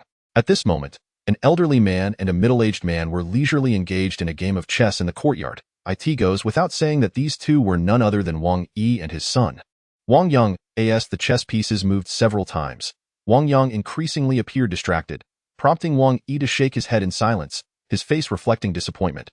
Father, why do we not join forces with the Baiyun sect to strike against the Hu family? Instead of waiting here? Wang Yang inquired. Wang Yi stroked the tuft of white beard on his chin and replied earnestly, "Caution is the mother of safety. You previously advised against attacking the Hu family. Now that the Baiyun sect has arrived, do we still endure? Though the Hu family ranks one position lower than us, their foundation is not to be underestimated. In the past, Hu Yidao emerged with such prominence that surrounding cities dared not oppose him. Even now, though the Hu family has declined, that old master remains, and we must not act rashly. Otherwise, given the Hu family's history, I shall have no choice but to slay their young master to atone for my grandson Wang Qiu. Is that old master truly so formidable?" Wang Yang felt a hint of defiance within him. Though I have entered the confluence realm, I still find myself somewhat inferior to him. This person is indeed unfathomable. Wang Yi sighed, a look of helplessness crossing his face. What does strength matter? This time, the Baiyun sect is acting on our behalf. He is as good as dead. Let us bide our time. I believe many, like us, are awaiting the opportunity to seize the Hu family's territory. At that moment, a shadow suddenly leaped into the courtyard, bending one knee to kneel. Report. Urgent news. 3 elders of the Baiyun sect, 2 dead, 1 injured, have already fled from the Hu family. What? Wang Yang's expression changed dramatically, utterly unprepared for such a possibility. Who did this? Wang Yi inquired hastily. Who was responsible? It was I, a resounding voice suddenly echoed from outside the courtyard, startling several experts within. Wang Yi's expression shifted as he quickly stood, his eyes scanning the entrance. A white-clad cultivator strode in, his emaciated figure appearing exceptionally frail. Behind him, over 100 Wong family guards remained motionless, while several late-stage Hu family experts trailed far behind. Hu Yuansher. How is it you? Wang Yang exclaimed in astonishment. Have you broken through to the confluence realm? Wait, he is not Hu Yuansher. Wang Yi gazed solemnly at the individual before him, fully aware of the Hu family head's credentials. The person standing in front of him appeared strikingly gaunt and pallid. Hu Yuansher strode forward with purpose, his voice booming. I am Hu Yuansher, the history that forges the annals of time. Will your Wong family submit or perish? How audacious to be so brazen. Wang Yang could scarcely endure such an affront. With a swift motion, he unleashed his palm energy, preparing to strike. Wang Yi's countenance shifted abruptly, and he grasped Wang Yang's arm. Hold on. Are you not the master who has slain 2 elders of the Baiyun sect?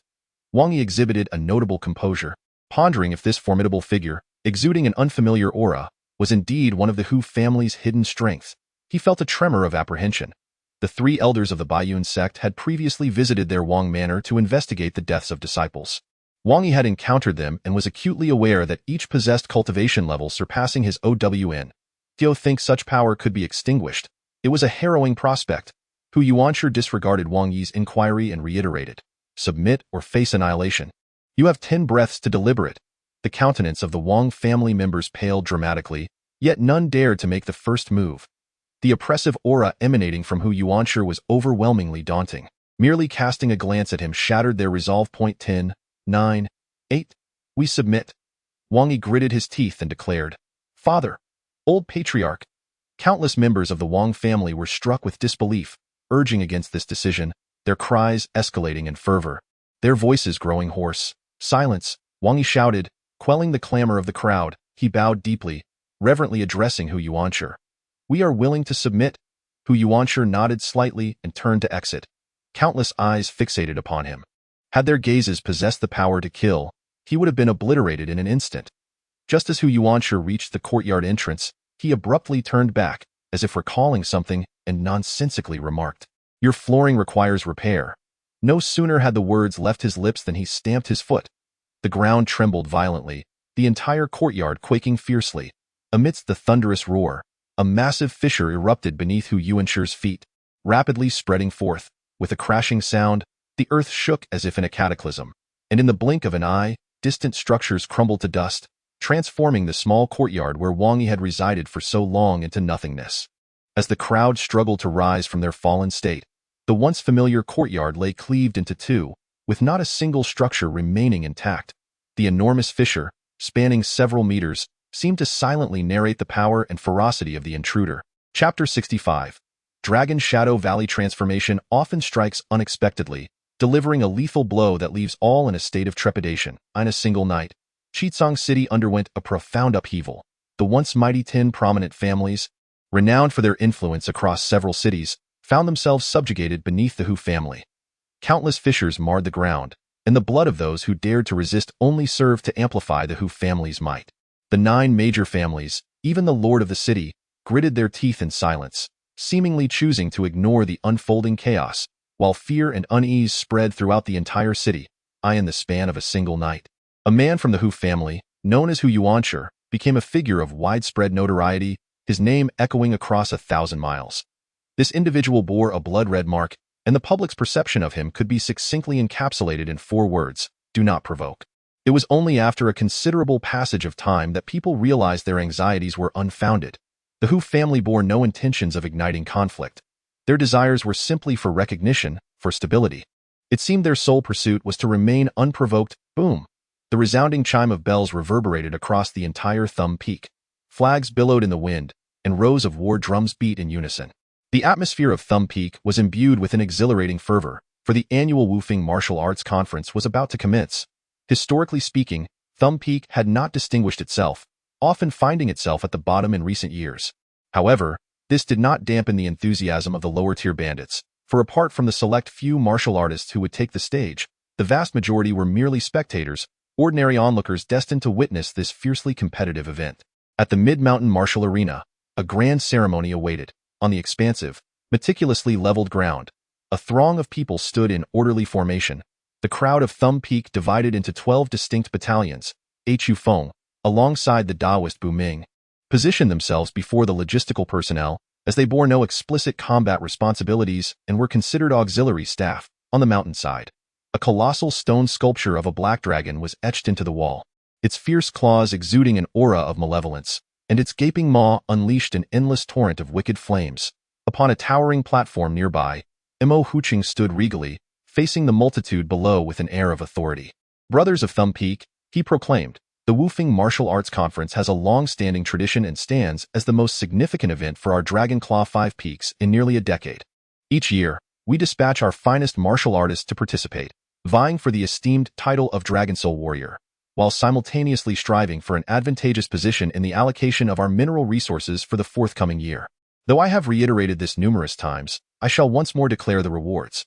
The champion will not only earn the recognition of Dragon Soul Warrior from the 5 Peaks, but I shall also appoint him as a guardian, granting him commanding authority, along with a comprehensive set of mid-level martial arts techniques and methodologies.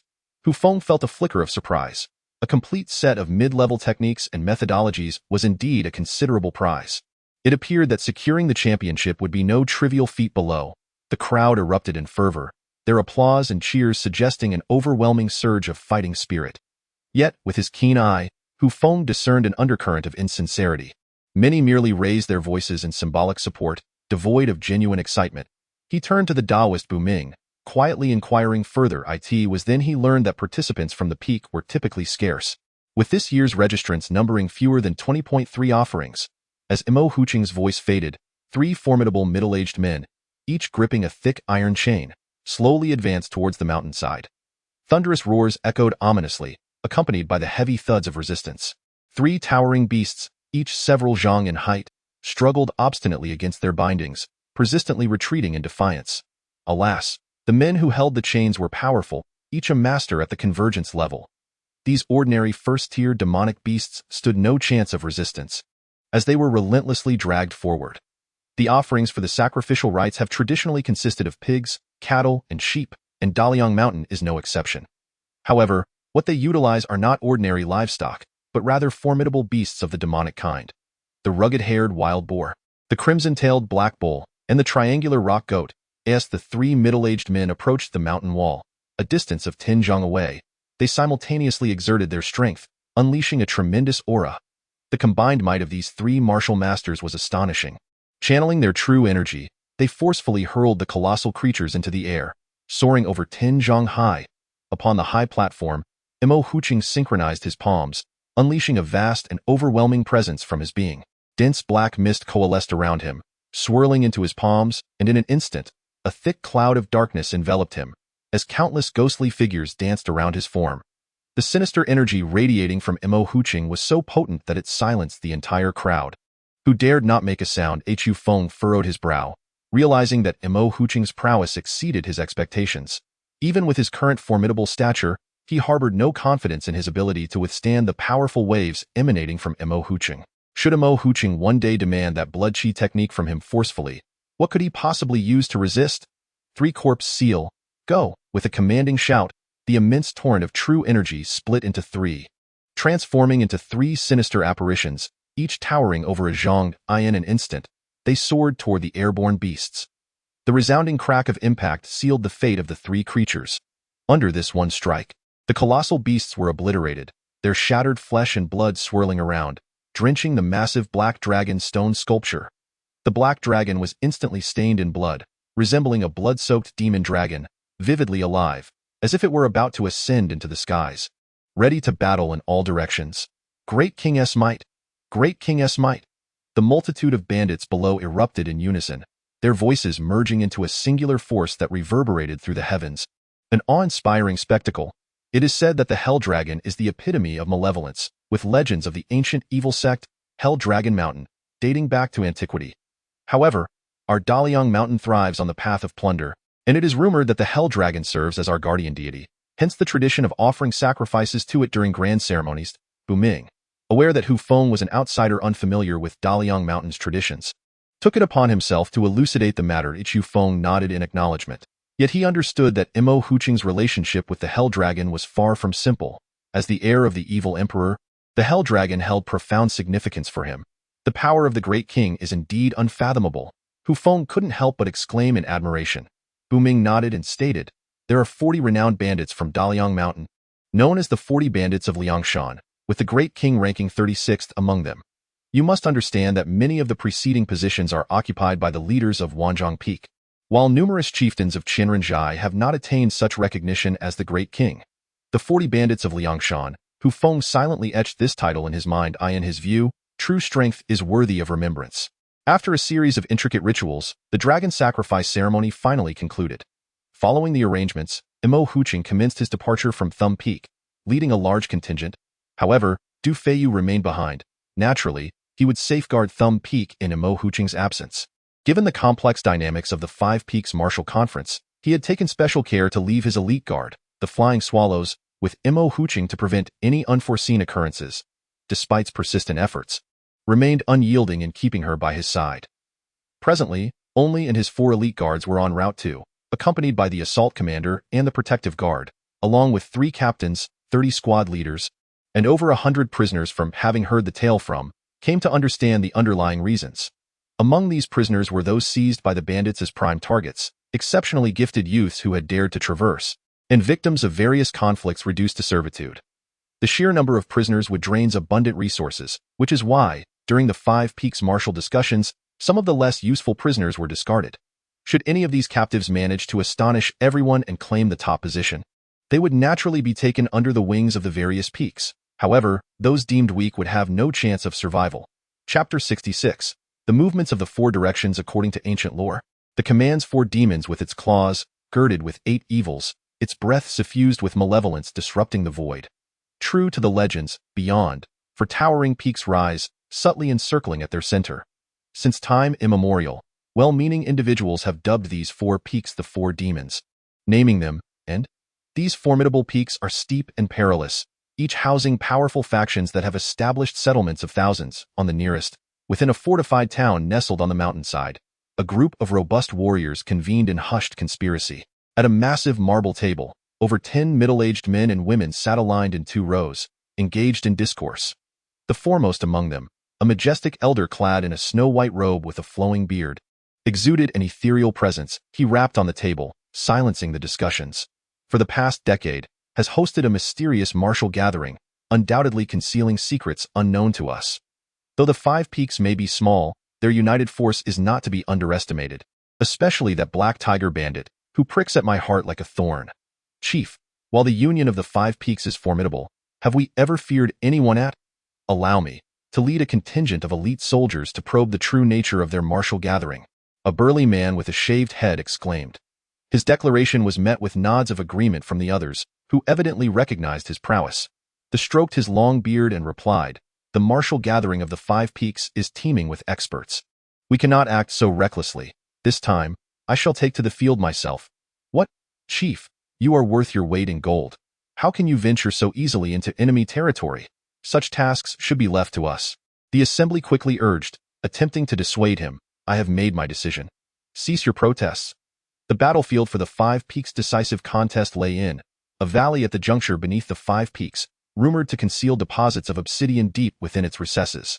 Viewed from a great distance, the entire resembles an immense claw of a beast, with 5 colossal pillars reaching skyward, while represents the heart of that claw. Upon the arrival of S contingent at the valley, the other 3 peaks had already gathered, with only the most distant yet to arrive. At the very center of the valley stood 10 towering stone columns, reaching high into the sky. The stone columns, measuring over a meter in diameter and standing more than 10 zhang high, are adorned with a series of bizarre and intricate patterns, the purpose of which remains a mystery. These columns are arranged in a circular formation, perfectly outlining a flat area spanning 100 zhang. "Why, Lord, that is the arena for the Five Peaks martial arts competition." The Taoist pointed towards the stone columns, explaining. Hu Feng nodded, his gaze gradually sweeping across the surroundings. At this moment, Dragon Shadow Valley had gathered over 1,000 individuals. Aside from those bound by iron chains and clad in tattered garments, the majority exhibited formidable cultivation levels, with nearly all possessing the strength of the opening source realm. The 3 factions stood neatly in their designated positions, and upon noticing the arrival of the Thumb Peak group, the 3 peak masters stepped forward to greet them. "Mo, you are late again." A hearty laughter approached. The newcomer, donned in a black ornate robe and wearing an eagle-headed crown, strode forward briskly. Behind him, several individuals of unfathomable presence followed suit. "Feng, I am not as conveniently located as you at the Middle Finger Peak," Mo Hu replied nonchalantly, eliciting another round of hearty laughter from the newcomer. "Old Mo, it seems your strength has once again increased. Have you consumed some tonic recently?" inquired the one-eyed leader of the nameless peak as he approached. Old Mo must have been off causing trouble for virtuous women again. Otherwise, how could he look so spirited? Teased the final figure, a woman in our Hu Feng cast a calm glance around.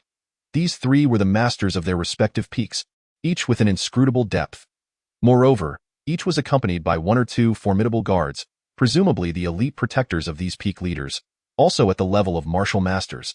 Hu Feng silently mused. Just then, a distant group of individuals rushed forward. "Have you all prepared a banquet for this king?" the newcomer called out, projecting his voice with robust true energy from afar. The other peak masters appeared helpless. This fellow always arrived last, yet possessed an astonishingly thick skin, leaving them exasperated. The newcomer, with a full beard and a robust stature, notably carried a barrel-sized wine jar on his back, charging forward on a fiery bull. As the 5 peaks converged, the peak masters engaged in lively conversation, appearing as if they were old friends with nothing to hide, though the occasional glint in their eyes revealed their guardedness. While the peak masters conversed, Hu Feng and his companions lined up in their designated positions. Under the command of the assault leader Zhou Chuang, the bandits formed an orderly line and began to chat among themselves. The proximity of the 5 peak factions allowed for exchanges among the various bandits from different mountains. Now holding the esteemed position of transmission leader, Hu Feng felt little constraint, his gaze wandering as he surveyed the area. Previously, the assault leader Zhou Chuang regarded Hu Feng with considerable wariness, but now he seemed to overlook him entirely, leaving Hu Feng uncertain whether to feel pleased or disheartened. "This time, I shall surely become the champion, making a name for myself and asserting dominance over the 5 peaks. Humph, the position of champion is mine. No one shall snatch it from me. Do you scoundrels even think you are worthy of being the champion? Prepare for your demise." A cacophony of intense debates arose from all directions, catching Hu Feng somewhat off guard. He turned to the Taoist of silence behind him and inquired, "Is it true that everyone here possesses such unwavering confidence? Why does each individual firmly believe they can emerge as the victor?" The Taoist of silence regarded Hu Feng with a curious glance and replied, "What other option is there? The ranks beyond the first bear no significance." Hu Feng shook his head, pondering, what does it matter if one cannot become a Dragon Soul warrior? Securing a place in the top 10 is still a testament to one's prowess. The Taoist of silence paused, then cautiously asked, "Commander, you do realize the rules of the 5 Peaks Martial Arts Conference, do you not?" Is there something I should be aware of? Hu Feng asked, somewhat surprised. The rules of the Five Peaks Martial Arts Conference vary with each iteration, yet the one constant is its unrelenting bloodshed. His expression grew serious as he articulated each word deliberately. In the Five Peaks Martial Arts Conference, there exists but one ironclad law. The victor lives, the vanquished perish. A tremor coursed through Hu Feng as he uncertainly queried, "Are you implying that?" "Indeed," the Taoist affirmed, "the sole champion of each session is the only survivor." In the Five Peaks Martial Arts Conference, hundreds take the stage each year, yet only one shall remain. Hu Feng was profoundly shaken, finally grasping why, apart from the prisoners detained at each peak, the number of participants was so scant. This was not merely a competition. It was evidently a death sentence. His gaze turned cold as he scrutinized Mo Hu Chung, who was still conversing with the other peak leaders from afar. He had been puzzled by Mo Hu's inexplicable leniency regarding his concealed martial arts, only to realize that Mo Hu had meticulously plotted to use the Five Peaks Martial Arts Conference to compel him to reveal his skills. The lady in red, known as Mei Shui, was the leader of the Shiji Peak, wielding a sinister silver chain, as unpredictable as a venomous serpent. The leader of the Zhengji Peak, nicknamed the Flying Eagle Bandit, donned a pair of gloves entwined with gold and silver, each laced with a deadly toxin. The one-eyed brute, the leader of the Wuming Peak, known as the one-eyed wolf Lu Buping, was a master of the formidable ghost head broadsword. Lastly, the leader of the Weiji Peak was referred to as the drunken madman, possessing an exceptionally powerful force. Noticing Hu Feng's gaze drifting towards the peak leaders, the Taoist of Silence took the initiative to introduce them. Hu Feng nodded, committing their names to memory. The perilous nature of the Five Peaks Martial Arts Conference, coupled with its peculiar rules, compelled Hu Feng to exercise extreme caution, in the face of imminent death. Individuals often unleash unimaginable energy. Thus, even the slightest oversight against any adversary could lead to one's demise. The uncertainty of how many participants from each peak would join, along with the identities of the formidable masters participating, left Hu Feng with no alternative but to imagine the strongest opponents as being of the elite guard caliber. The looming danger instilled a sense of urgency within him. He closed his eyes, mentally rehearsing various life-and-death combat techniques, systematically dismantling them in his mind. Lost in contemplation, Hu Feng lost track of time, until he was abruptly roused by the Taoist of Silence. At that moment, the voice of the leader of the Zhengji Peak, the Flying Eagle, resounded. The first round of the Five Peaks Martial Arts Conference officially commences. As Hu Feng opened his eyes, he beheld the five peak masters at the periphery of the arena. Issuing commands one by one, the participants began to emerge from the throng, traversing through the stone pillars to the center of the field. Each contestant wore a grave expression, for there was but one position of supremacy to contend for, and the competition would not be easily won. In stark contrast, the prisoners who had been ushered into the arena appeared remarkably unperturbed, even taking the liberty to survey their surroundings. These captives were wholly unaware of the rules of the Five Peaks Martial Arts Assembly. They believed it to be merely a friendly contest, thinking that should they perform well, they might earn their release or even be favored again, completely oblivious to the grim fate that awaited them in this venue. The Taoist named Bu Ming, witnessing this scene, could not help but lament. Ignorance is a form of bliss, though despair shall inevitably descend. Hu Feng twisted his neck and began to step into the arena. "Commander Hu, regardless of how others perceive you, I have faith in your abilities," came the voice of Bu Ming from behind. Without turning, Hu Feng strode forward, a hearty laugh escaping his lips as he proclaimed, "Thanks for your kind words. I shall certainly seize the crown. Truly, ignorance is bliss." As a man passed by Hu Feng, hearing his bold declarations, he could not resist uttering a subtle remark. Hu Feng turned his gaze upon him, noting that the individual stood a towering 9 feet tall, exuding an aura of formidable strength. His head was completely bald, and his upper body was bare, revealing muscles that appeared forged from steel. Clad only in black linen trousers, he bore no footwear, his large feet striking the hard stone ground, causing the gravel beneath to crumble to dust. "Brother, your martial prowess is indeed impressive," Hu Feng remarked, sensing an overwhelming pressure emanating from the man. The stranger turned to him, revealing a pair of profound eyes, a flicker of lightning manifesting momentarily from the void, causing Hu Feng's eyes to sting slightly. "I retract my previous statement. You are no ordinary opponent," the bald giant declared earnestly. "Ha ha, this truly amuses me. A mere prisoner dares to boast so brazenly." A young man clad in splendid attire chortled as he passed by. It was only then that Hu Feng noticed the heavy iron shackles still adorning the bald man's wrists. Despite being unlatched, with several layers of thick chains coiled around his arms. Pray tell, who might you be? Hu Feng instantly sensed the depth of the man's cultivation, realizing he had entered the convergence realm, and could not help but feel a sense of vigilance. The young man scoffed, I am Feng's son. The master of the Flying Eagle Peak is my uncle. This crown shall be mine. With that, he strutted away, brimming with arrogance, while the bald giant merely cast a glance at the youth, shaking his head as he continued onward. Before long, the entire arena was filled with spectators. Hu Feng scanned the crowd, estimating there were at least 500 individuals present. The first round of competition shall last the time it takes to burn a stick of incense. With no rules, enjoy yourselves. Boom. The war drums resounded, and the Five Peaks martial arts assembly commenced in earnest. Just as Hu Feng drew his battle blade, he heard a blood-curdling scream from beside him. As a nearby prisoner collapsed limply, a crimson stain gradually spreading across his throat. Kill! A frail, middle-aged man charged at Hu Feng, brandishing a spear. Hu Feng's face twisted into a cold smirk, pondering whether they truly believed him to be an easy target. It is hardly surprising that, apart from a few individual prisoners present, he possesses the lowest cultivation level among them, still merely at the body refinement stage, which is inferior to that of many other inmates. A sharp crack heralded the shattering of a weapon, and the man collapsed alongside it. The middle-aged man succumbed.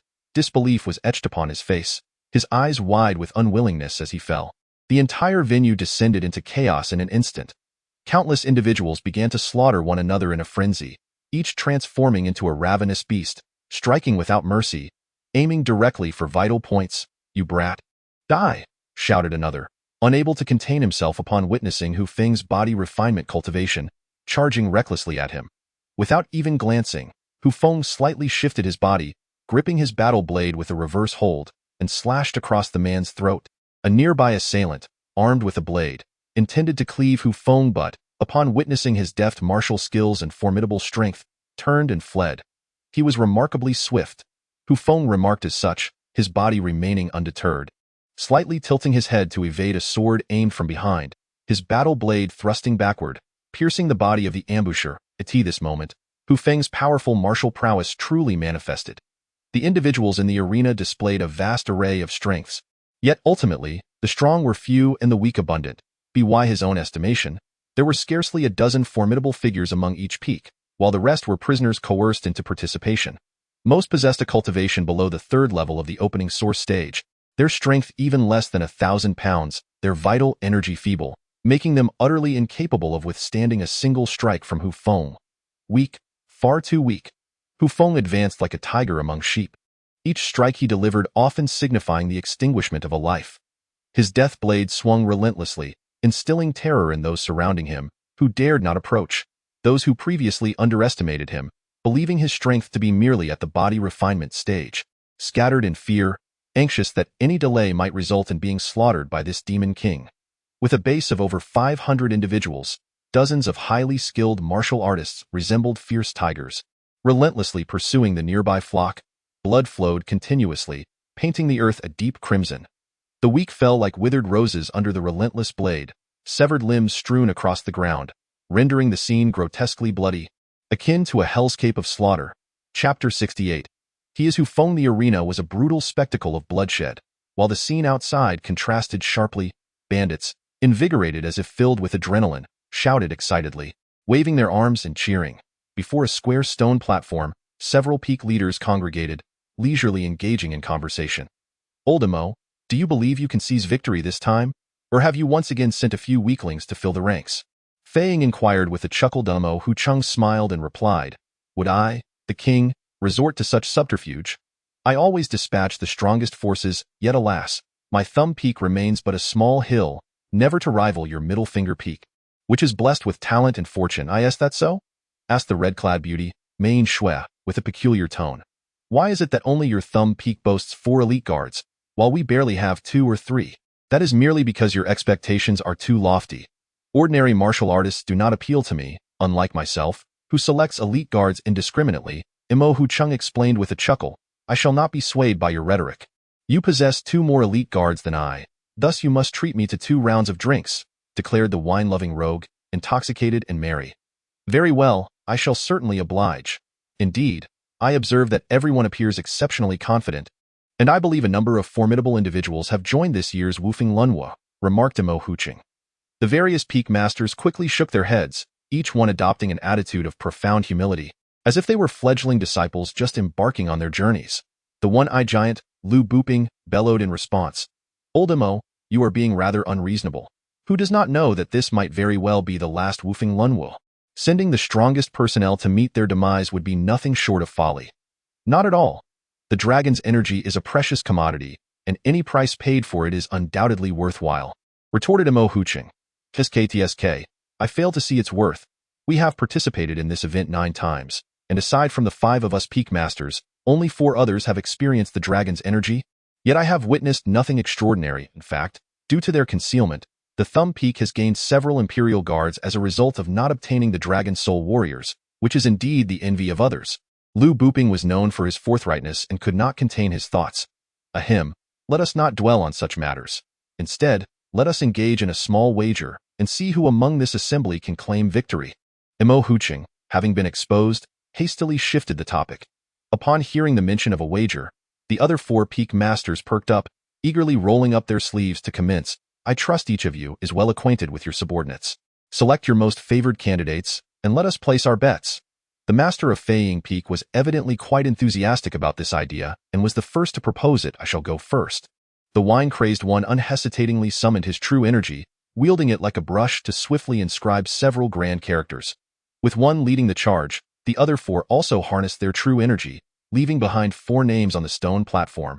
Guoyang from the Thumb Peak. Is he not the Imperial Guard that the wine-crazed one recently promoted? Han Quan from the Nameless Peak.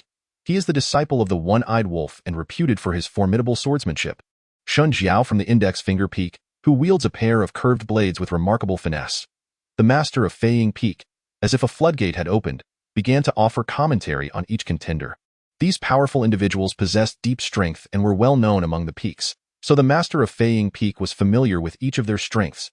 Master of Feiying, you are indeed modest, extolling our champions to the heavens while neglecting to mention your nephew, Feng Sun. His reputation has grown considerable of late, daring even to challenge the recently ascended Xiao AI peaked IT. Seems you are quite willing to allow him to participate in this gathering. Perhaps already viewing the champion's position as yours to claim, mocked Mei Inxua. Oh, not at all.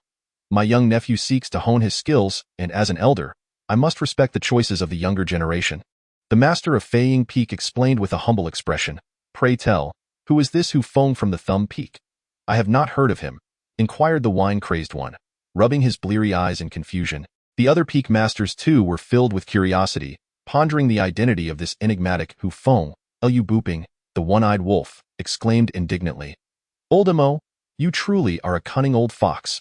Not only have you sent a weakling, but you have also begun to recruit mere ants to masquerade as dragons. Ahem, I actually think he is quite commendable. Hu Feng coughed awkwardly, unable to refute the statement, allowing them to voice their opinions. Indeed, Feng Sun is impressive.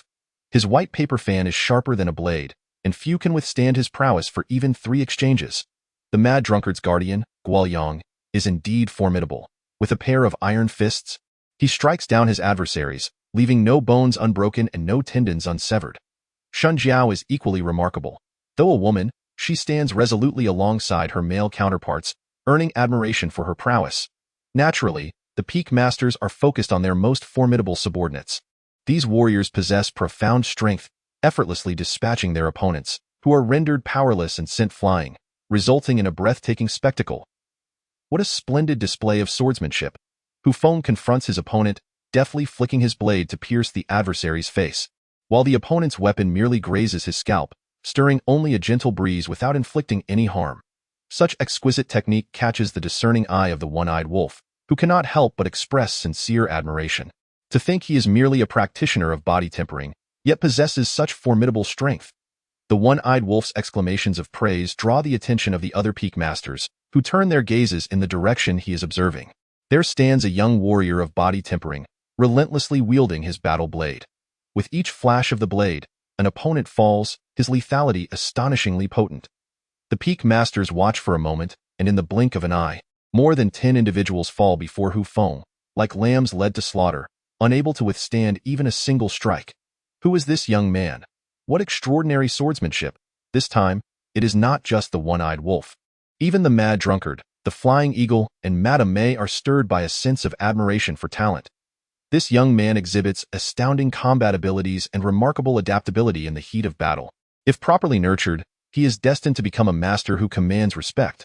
Yet, who is so reckless as to allow such a promising talent to compete in the Five Peaks Martial Arts Assembly? Just because he can vanquish those below the third level of the Kaiyuan realm does not mean he can effortlessly dominate those within it. This young man is far too overconfident. What a pity, by the way, Lao Amo. Do you know which peak this disciple hails from? Ahem. He is Hu Feng. What? In an instant, the expressions of the four peak masters are nothing short of extraordinary. The chaos on the battlefield continues unabated, with savage slaughter persisting, filling the air with a pungent stench of blood. Following a scream of anguish, a disheveled giant staggers backward, perilously close to Hu Feng. Instinctively, Hu Feng thrusts his blade forward, poised to pierce the man clad in prison garb. At that moment, the giant suddenly turns, revealing a youthful face. Hu Feng's expression shifts dramatically as he hastily retracts his blade and catches the collapsing figure of the giant. Hu Yin, what are you doing here? Chapter 69. For you, I am capable of anything. Hu Feng had believed Hu Yin to be dead, never imagining he would have the chance to see him again, let alone under such circumstances. This moment, Hu Yin's chest is drenched in blood, his injuries severe. His complexion is ashen, and he appears gaunt, having evidently endured great hardship recently. Upon seeing Hu Feng once more, a spark of life ignites in Hu Yin's eyes, and his trembling lips utter, Hu Feng, is that you? It is I, it is I. Hu Feng reassures him, fear not, Hu Yin, as long as I am here, no one shall harm you. A glimmer of moisture gathers in Hu Feng's eyes. Reuniting with Hu Yin, Hu Feng alleviates the regrets in his heart, yet the burden upon his shoulders grows heavier once more. Go to hell! A middle-aged man charged forward with a sword, the dazzling blade cutting through the air, sending ripples cascading in its wake. Was it you who harmed my brother? Die! Hu Feng lowered his body, slashing his battle knife backward, severing the assailant's thigh with a single stroke. He spun around, gripping the knife with both hands, sweeping towards the opponent's body as they were about to fall, and the next moment, a massive head soared high, followed by the body crashing to the ground with a thud. Hu Feng, with his left hand, quickly pulled back the nearly collapsing Hu Yan. Hu Feng, danger. Don't worry about me. Cough cough.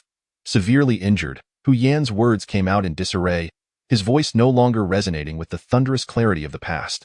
Everything is under my control. You need not fret. With his left hand grasping Hu Yin, Hu Feng's right arm wielded the battle knife, striking down in a flurry, sweeping away all adversaries that approached. The Five Peak Masters who had just set up the wager frowned at this scene. This youth still had the presence of mind to save another. Did he not value his own life? The one-eyed wolf furrowed his brow. Miao Hu Qing's expression darkened further. Hu Feng's actions were utterly beyond his expectations. He had not anticipated that Hu Feng had acquaintances within the Dragon Claw Five Peaks, and a burden at that. Just moments ago, he had wagered valuable treasures on Hu Feng's victory, and now faced such unforeseen complications, leaving him deeply concerned. Hu Feng maneuvered with Hu Yin across the arena, quickly attracting the attention of many onlookers. Numerous formidable warriors at the venue were captivated by the sight of a tempering realm fighter escorting an injured captive. Was there a more vulnerable target than this? Kid, go die. A late-stage Kaiyuan warrior unleashed a wave of sword Q-eyed.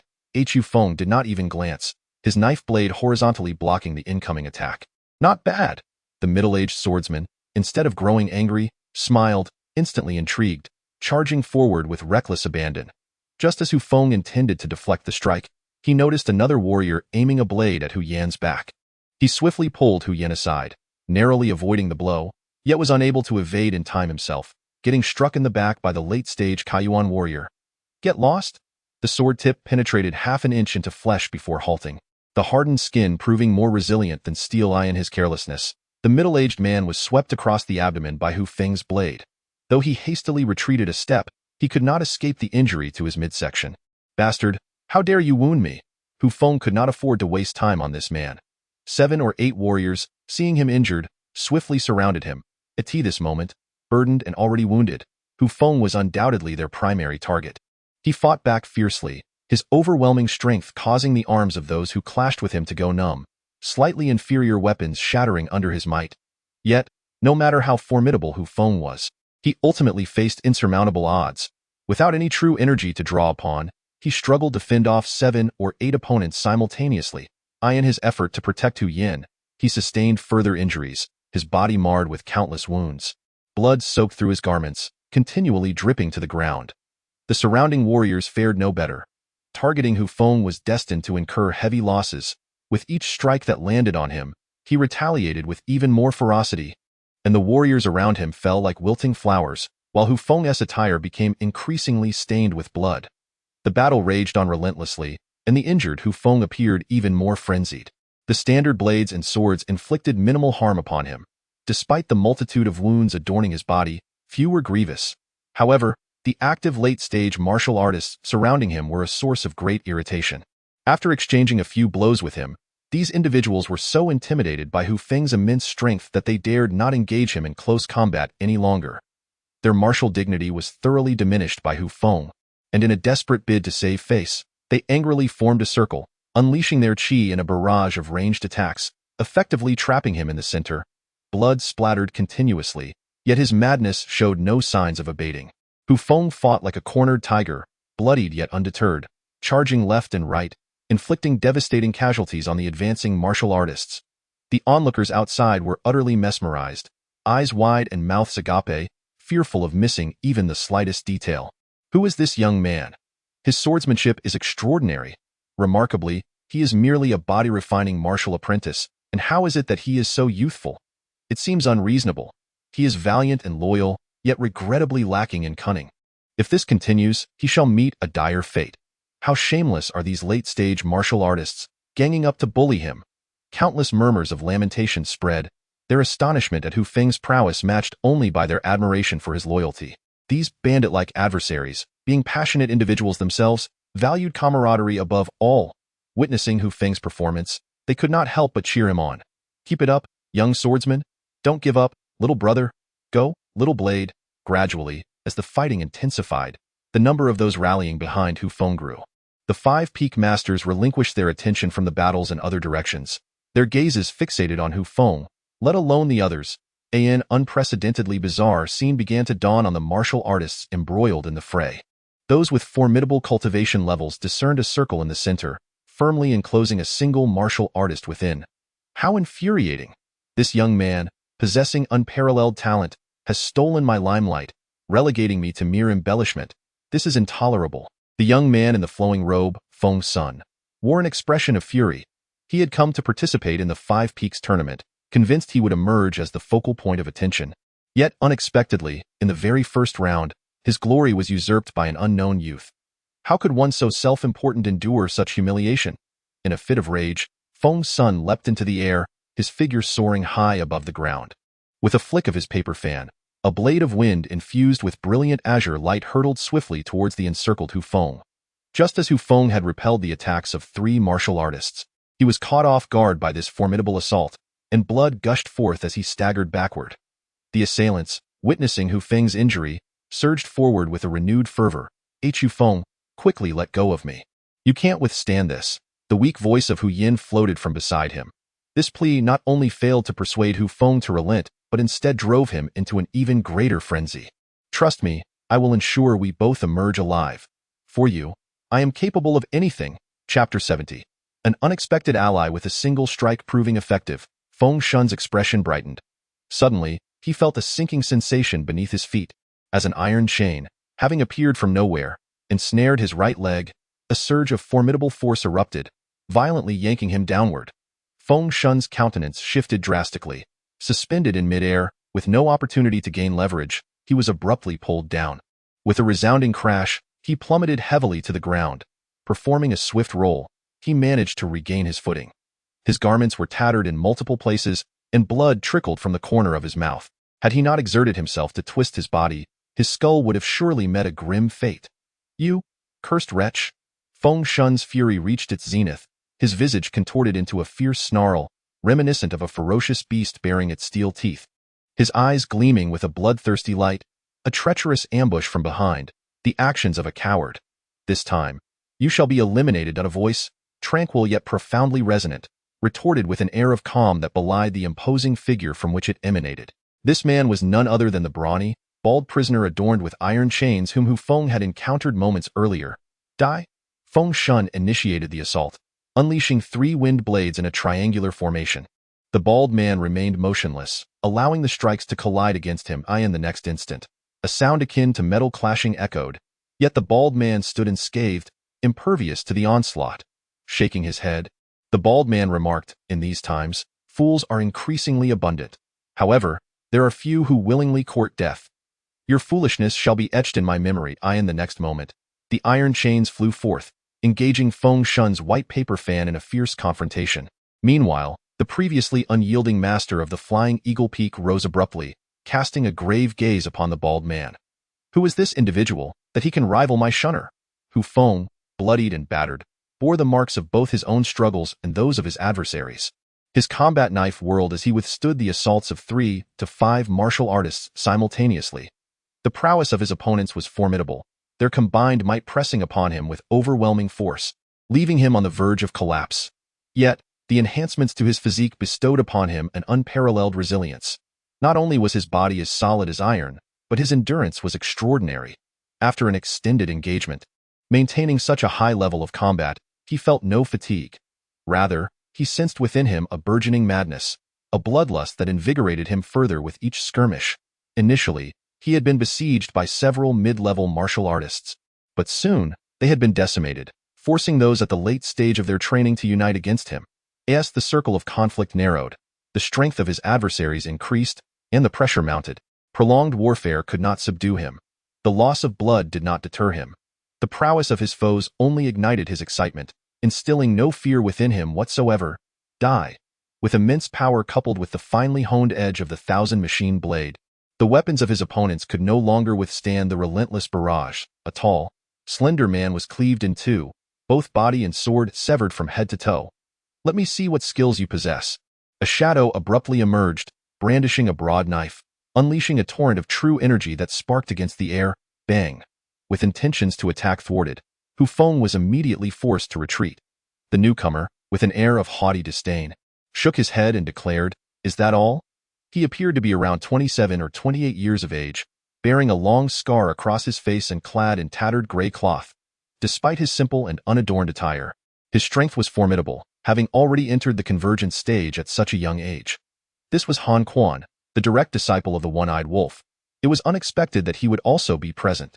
The bystanders regarded him with trepidation, instinctively retreating to maintain a safe distance, fearful that he might suddenly turn on them. Impeded in his movements, Hu Feng's demeanor grew increasingly frenzied. "Get away, or you will die," he shouted, his voice laced with madness, undeterred even by the mightiest of figures. Han Quan's expression darkened with anger. It had been a long time since anyone had dared to speak to him in such a manner. "Die!" Han Quan swung his great blade once more, aiming directly at Hu Feng. Hu Feng gripped his circular-bladed knife tightly and met the attack head-on. The clash of their blades echoed, and with a single-handed combat style, Hu Feng was forced to retreat 3 steps, displaying signs of strain. Han Quan laughed heartily. "Is that all you can do? Go to hell."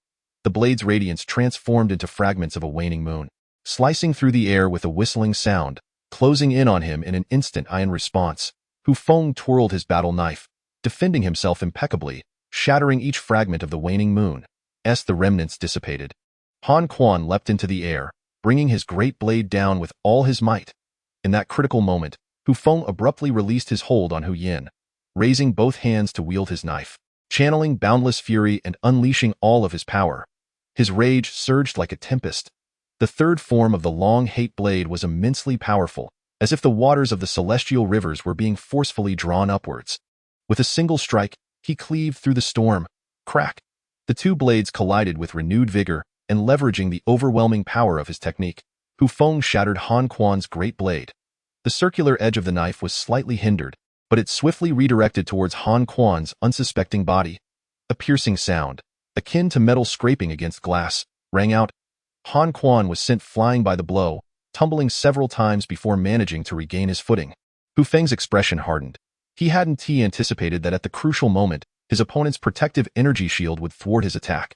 The force of his blade, having severed the opponent's weapon, was insufficient to shatter the protective barrier, causing a golden opportunity to slip away. So, this is the protective energy shield that sustains those in the convergence realm. At that moment, Hu Feng grasped the true strength of the protective barrier. He had only heard of its existence beyond the convergence stage, but had never witnessed it firsthand. Now, through personal experience, he understood that slaying those in the convergence stage was far more challenging than he had imagined. At the very least, he couldn't even graze the surface of his opponent's defenses. What? Han Quan has actually been knocked back. The onlookers gasped in astonishment, their mouths agape. The leap from the body refinement stage to the convergence stage encompassed a vast chasm. The disparity between the two was not to be underestimated. The fact that one could hold their ground against a convergence stage fighter was indeed terrifying. Truly a prodigy. The one-eyed wolf couldn't help but sigh, uncertain of how many times he had praised this individual. Old wolf, your prized disciple has been struck. Aren't you the least bit concerned? Just look at Feng. His face has turned pale, Lady May teased. The one-eyed wolf replied nonchalantly, strength commands respect. If he lacks skill, that is his own burden to bear. This Hu Feng, I must take him under my wing. He then cast a glance toward Mo Hu Chung, indicating that further discussions would be had later. The ink-clad tiger spoke softly, seemingly indifferent to the matter at hand. Time slipped away unnoticed, and amidst the conversation of several peak masters, a stick of incense had already burned down. As the hour approached, only 10 breaths remained. This exclamation instantly sent a tremor through the hearts of the fewer than 100 individuals still present, who promptly steeled themselves to endure the final 10 breaths. Observing the blade that had lost a third of its length, Han Quan's face turned pale, his fury surging forth. I will have you dead. He rose once more, channeling all his true energy into a single strike. Greedy wolf howls at the sky. His formidable true energy transformed into a massive blade, several feet long, which he swung down with an awe-inspiring momentum that struck fear into the hearts of onlookers. Hu Feng swiftly pulled Hu Yin behind him, then hurriedly raised his blade in defense. Under Han Quan's full-force strike, rocks shattered and the ground trembled, blood erupting in a violent spray. Hu Feng was sent flying by the overwhelming blow, his blood splattering across Hu Yan's face. Chapter 71. Life and death on the line. The master of Flying Eagle Peak wore a stormy expression, his demeanor as dark as water, for the first time losing faith in his nephew. Feng Sun in a vacant area of the battlefield. 2 warriors were engaged in a desperate duel. One a bald giant, the other a young man clad in a splendid robe.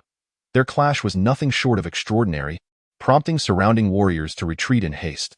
The whistling iron chains and swift blades of wind made it abundantly clear that danger lurked, and none dared to take the risk with a cough. Feng Sun spewed forth a mouthful of blood, retreating repeatedly. His opponent's physique far exceeded his expectations, rendering many of his most powerful techniques ineffective. Meanwhile, the opponent's iron chains danced through the air, each strike sending jolts of numbness through Feng Sun's arms, forcing him to back away relentlessly. Upon hearing the announcement of just 10 breaths remaining, Feng Sun, previously filled with concern, suddenly regained his focus. A surge of true energy erupted from within him, forming a visibly radiant azure shield around his body. Time was running short, and to be prudent, Feng Sun had activated his strongest defense. Bald giant, just you wait. In the next round, I shall claim your life. His declaration of intent was anything but idle chatter. The bald man swung his iron chains with tremendous force. The elongated links shot forth like a ferocious serpent. Lunging at Feng Sunday, the jet-black chains spiraled out like a black dragon, unleashing an overwhelming pressure that engulfed a 10-zhang radius. With a thunderous crash, the sheer force sent Feng Sun flying, shattering his azure shield in an instant. The unparalleled strength, unstoppable and surging forth, hurled Feng Sun 100 meters away, propelling him straight out of the arena. Meanwhile, Han Quan's strike, greedy wolf howls at the sky, had sent Hu Feng crashing through the air, leaving the hastily countering Hu Feng bloodied and reeling. Kill that giant! Witnessing Hu Feng being flung into the air, the previously retreating assailants surged forward, aiming their attacks at Hu Yin. No, Hu Yin, suspended midair, could not reach them in time. With a swift flick of his arm, he hurled his battle blade, pinning it into the thigh of the advancing assailant. Even on the brink of death, he sought to assist another. Han Quan moved like the wind, his shadow as elusive as a spectre. Having seized the advantage, he rushed forward at breakneck speed. The edge of his blade sliced through the air, a fiery blade of light shooting forth, targeting Hu Feng, who was suspended and unable to gain leverage. Time is up. The first round concludes. The voice of the leader of Feiying Peak resonated through the valley, causing the engaged crowd to halt abruptly as the blade's radiance approached. Hu Feng found himself unable to move an inch. The searing aura had already enveloped him, and in the next moment, He could very well face the scorching flames or the fatal outcome of the blade piercing through him. Amidst the blaze, Hu Feng heard the sound signaling the end of the first round, yet it was of no consequence. The blade had been unleashed and would not relent. He could even faintly discern Han Quan's mocking expression through the fire. I cannot perish. Just as Hu Feng steeled himself to withstand the lethal blade, an unexpected weight bore down upon him, as an iron chain suddenly coiled around his body. The sudden force yanked him back to the ground, allowing him to evade this deadly onslaught. Han Quan's sneering visage abruptly froze, his expression darkening severely. The time had come. The peak leaders began to tally the survivors, and he could no longer make a move. Han Quan cast a fierce glance toward the distance, where a burly man, bound by iron chains, stood resolutely in the arena, utterly indifferent to his gaze. Hu Feng, still trembling with fear, exhaled a sigh of relief and turned to the figure who had saved him.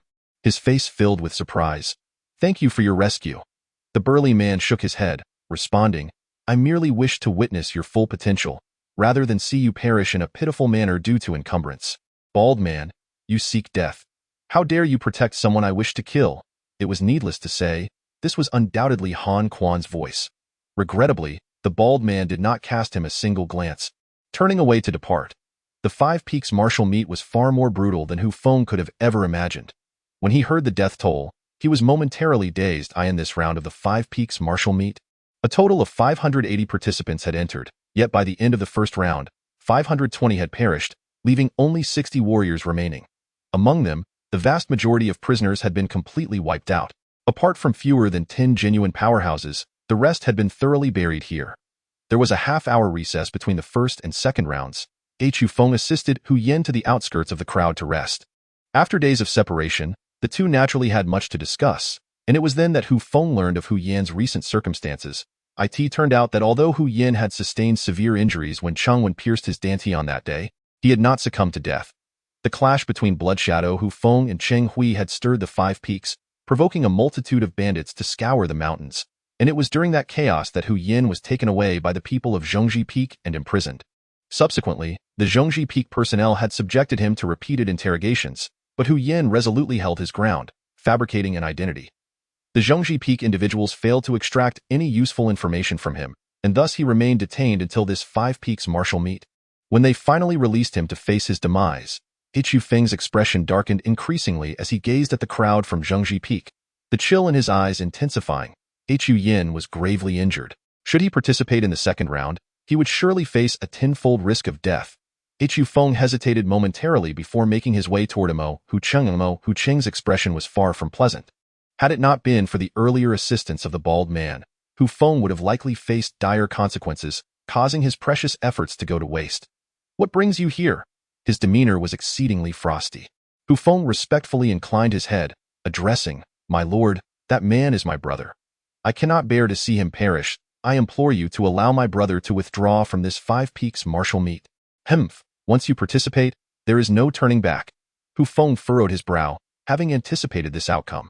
"Young man, if you are willing to take me as your master, I can intervene on your behalf.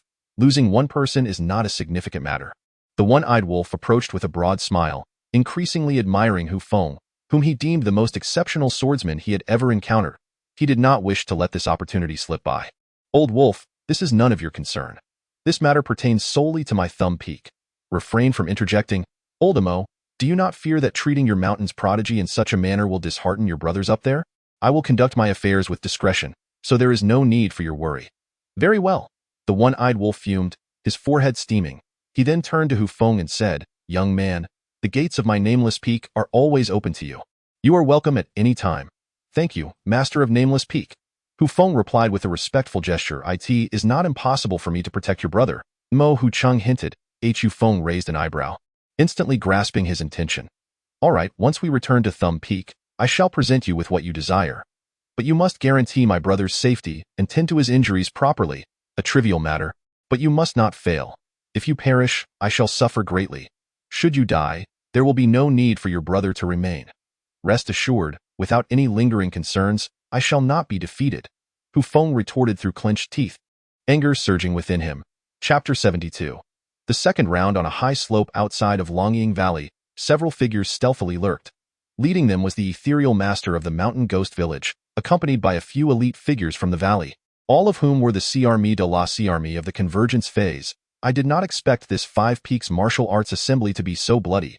I wonder what significance lies in the immense effort the Five Peaks have invested in hosting such an event? A perplexed middle-aged man remarked. A middle-aged woman beside him shared a similar expression of confusion. If the intention is to nurture talent, such brutality is unnecessary. If they are merely delineating spheres of influence, there is no need for such a grand mobilization. They are indeed up to something. Master, what is your perspective on this matter? The crowd, puzzled, turned their gaze to the elder at the forefront. The elder stroked his long beard and inquired, "Have you all noticed something peculiar about this venue?" What do you mean? Others expressed their bewilderment. Those 10 stone pillars are quite strange. For a mere sparring ground, there is no need for such massive structures. These must serve a purpose, indeed. The villagers exclaimed, "Master, what have you discerned? I find these pillars somewhat familiar. If my conjecture holds true, they may very well be part of a formation, the blood-soaked forbidden breaking array." The woman suddenly recalled something and spoke up with urgency. "Exactly, it is highly likely that this is the case." The mountain ghost village master's expression turned grave. There was likely a significant secret hidden beneath this valley. "Danzua, go and notify the experts within the village to hasten here. But be cautious. We must not alert the other 3 ghost villages." Indeed, Hu Feng took a brief respite, his wounds having largely healed. His physique now exuded an astonishing vitality, with formidable defenses, remarkable endurance, and an incredible capacity for recovery. The second round of the Five Peaks martial arts tournament commenced. "Commander, this round will be even more challenging. You must exercise caution, for the remaining opponents are all formidable adversaries," reminded Bu Ming Dao ran from behind. "Hu Feng, be careful, do not be overly ambitious." Hu Yan also cautioned simultaneously. "I understand. I will be vigilant." The master of Feying Peak surveyed the arena before declaring, "The rules for the second match remain unchanged. All means are permitted. The 60 remaining participants will be divided into 6 groups, taking turns in the arena. Only one from each group may survive." Subsequently, the master of Feying Peak handed a roster to a guard behind him, instructing him to call out names. Upon hearing their names, participants were to enter the arena. Chen Sheng, Lin Fan. Soon, the first group of 10 gathered at the guard's command. The 10 individuals began to scan each other, realizing that trust was a luxury. Only by eliminating one another could they hope to survive. Among them was unexpectedly a practitioner of the convergence realm. Hu Feng's Yanlong eye swept across the crowd, and he noticed one individual whose strength eluded his perception. "Who is he?" Hu Feng inquired, pointing at the man and addressing Bu Ming Dao. "That individual is quite remarkable. He is the esteemed disciple of the master of Mog Peak. Known as Guoyang.it, is said he has already reached the convergence realm. His prowess is formidable, making him one of the favorites to claim victory in this tournament." Hu Feng silently committed the name to memory. Apart from Guoyang, there were no other practitioners of the convergence realm in this group. The 10 exchanged glances, and soon the air was filled with the sounds of battle as 9 of them launched a surprise attack on Guoyang. "Guoyang, we acknowledge your strength, so do not hold it against us for being merciless.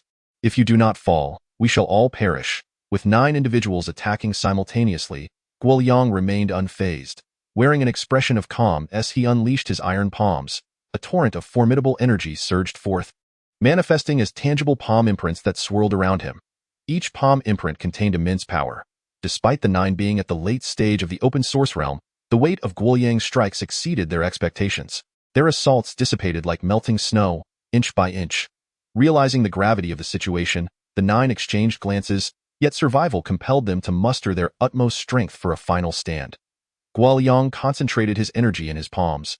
Then, with a sudden shift of his weight, he thrust his palms upward, unleashing an endless wave of true energy. A circular shockwave emanated from his body, repelling the combined assault of the 9. The battle raged on, with both sides evenly matched, neither side yielding an inch. After 100 exchanges, beads of sweat formed on Guoyang's forehead, his strength waning as he faced increasing peril. The other 9, invigorated, intensified their offensive. Guoyang stomped fiercely, leaping into the air, and roared in fury, "Perish!" Suddenly, an object resembling a silver metal sphere appeared in his hand, which he hurled downward with great force. Among the besieging 9, one individual's expression shifted dramatically as he shouted, "It's a thunder bomb! Get away! A thunder bomb? What is that?" Outside the arena, some recognized the object and gasped in alarm, while many others remained oblivious to its nature. Regrettably, the majority of the 9 assailants besieging Guoyang failed to react in time to evade the impending danger. Following a thunderous explosion, a plume of black smoke ascended gracefully, revealing a gaping chasm approximately 10 feet in diameter that had abruptly formed in the ground. The casualties among the 9 were devastating, with more than half either dead or grievously injured. Despicable. The remaining members spat in fury. "It was all learned from you." With a significant portion of their ranks decimated, those who remained were no longer a formidable threat. In mere moments, the others were slaughtered to the last, and the Imperial Guards announced Guo Yang's triumph with resounding clarity. Hu Feng was shaken, for the explosive was unmistakably akin to a hand grenade, possessing an astonishing power. Had he encountered it, he too would likely have faced dire consequences. Buming Daorun, recognizing Hu Feng's concerns, advised, "Do not fret excessively, Commander. The thunderous grenade is a rare commodity. Within the entirety of the Dragon Claw 5 peaks, only the drunken fool possesses a scant supply, and even that is limited. As for Guoyang, I surmise he has at most one remaining for his own survival, as the drunken fool would not bestow upon him many." "Ah, I see." Soon, the second group was summoned to the arena, and once again, Hu Feng fortuitously remained outside. It was unclear who had orchestrated this roster, but it seemed intentional to separate the elite combatants at this juncture. The victor of the second bout was a young maiden clad in red, known as Shanjiao, a disciple of Madame Mei. Although her proficiency with her dual curved blades was indeed extraordinary, her victory required considerable effort, even necessitating the ingestion of an unknown elixir to secure triumph. Hu Feng finally grasped the essence of the 5 Peaks martial discussions. Any means could be employed. As long as one survived, in terms of resources, he was by no means inferior to others, yet his arsenal was significantly limited. The 1,000-mechanism blade transformation could potentially be exchanged for a multitude of valuable items. Yet Hu Feng dared not reveal its transformative capabilities in such a public arena. A mere commoner, guilty of possessing treasure, would undoubtedly attract the covetous eyes of several peak masters should it be exposed. Aside from his blade, Hu Feng possessed nothing else of worth. Those elixirs, formations, spirit talismans, and spiritual treasures were all lacking in his possession. If his adversaries were equipped with such items, he would find himself in perilous straits. Chapter 73. The Wheel of Fortune turns. As Hu Feng pondered these matters, the third group's competition commenced. Yang Hui, Su Bin, Hu Feng. Hu Feng was already prepared, adjusting his garments slightly as he approached. "Feng's son." A sudden exclamation caused Hu Feng's heart to constrict, and his brow furrowed in concern. Later, he sought confirmation from Buming Daorun, who revealed that this individual had indeed ambushed him, and that the opponent was a converging martial artist. This battle would be formidable. "I object." The bald giant suddenly stood forth, raising his voice, simultaneously pointing towards Feng's son's position. Upon hearing this, the surrounding crowd erupted in murmurs. Many had witnessed Feng's son being knocked out of the ring, rendering any denial futile. There has long existed an unwritten rule on the continent. In arena competitions, any participant who is expelled is deemed to have lost their qualification. Thus, Feng's son, having been ejected by the giant, theoretically forfeited his right to compete. Opposition is futile. The expression on the face of the master of the Flying Eagle Peak darkened as he glared at the individual who had injured his nephew, naturally harboring resentment within. The rules of the 5 Peaks martial arts contest differ from those of the outside world. Merely surviving the first round signifies passing. Wong, the robust man, furrowed his brow and refrained from further argument. Gradually, the crowd ceased their murmurs. On Long Claw Peak, the 5 Peak masters hold absolute authority, leaving no room for dissent.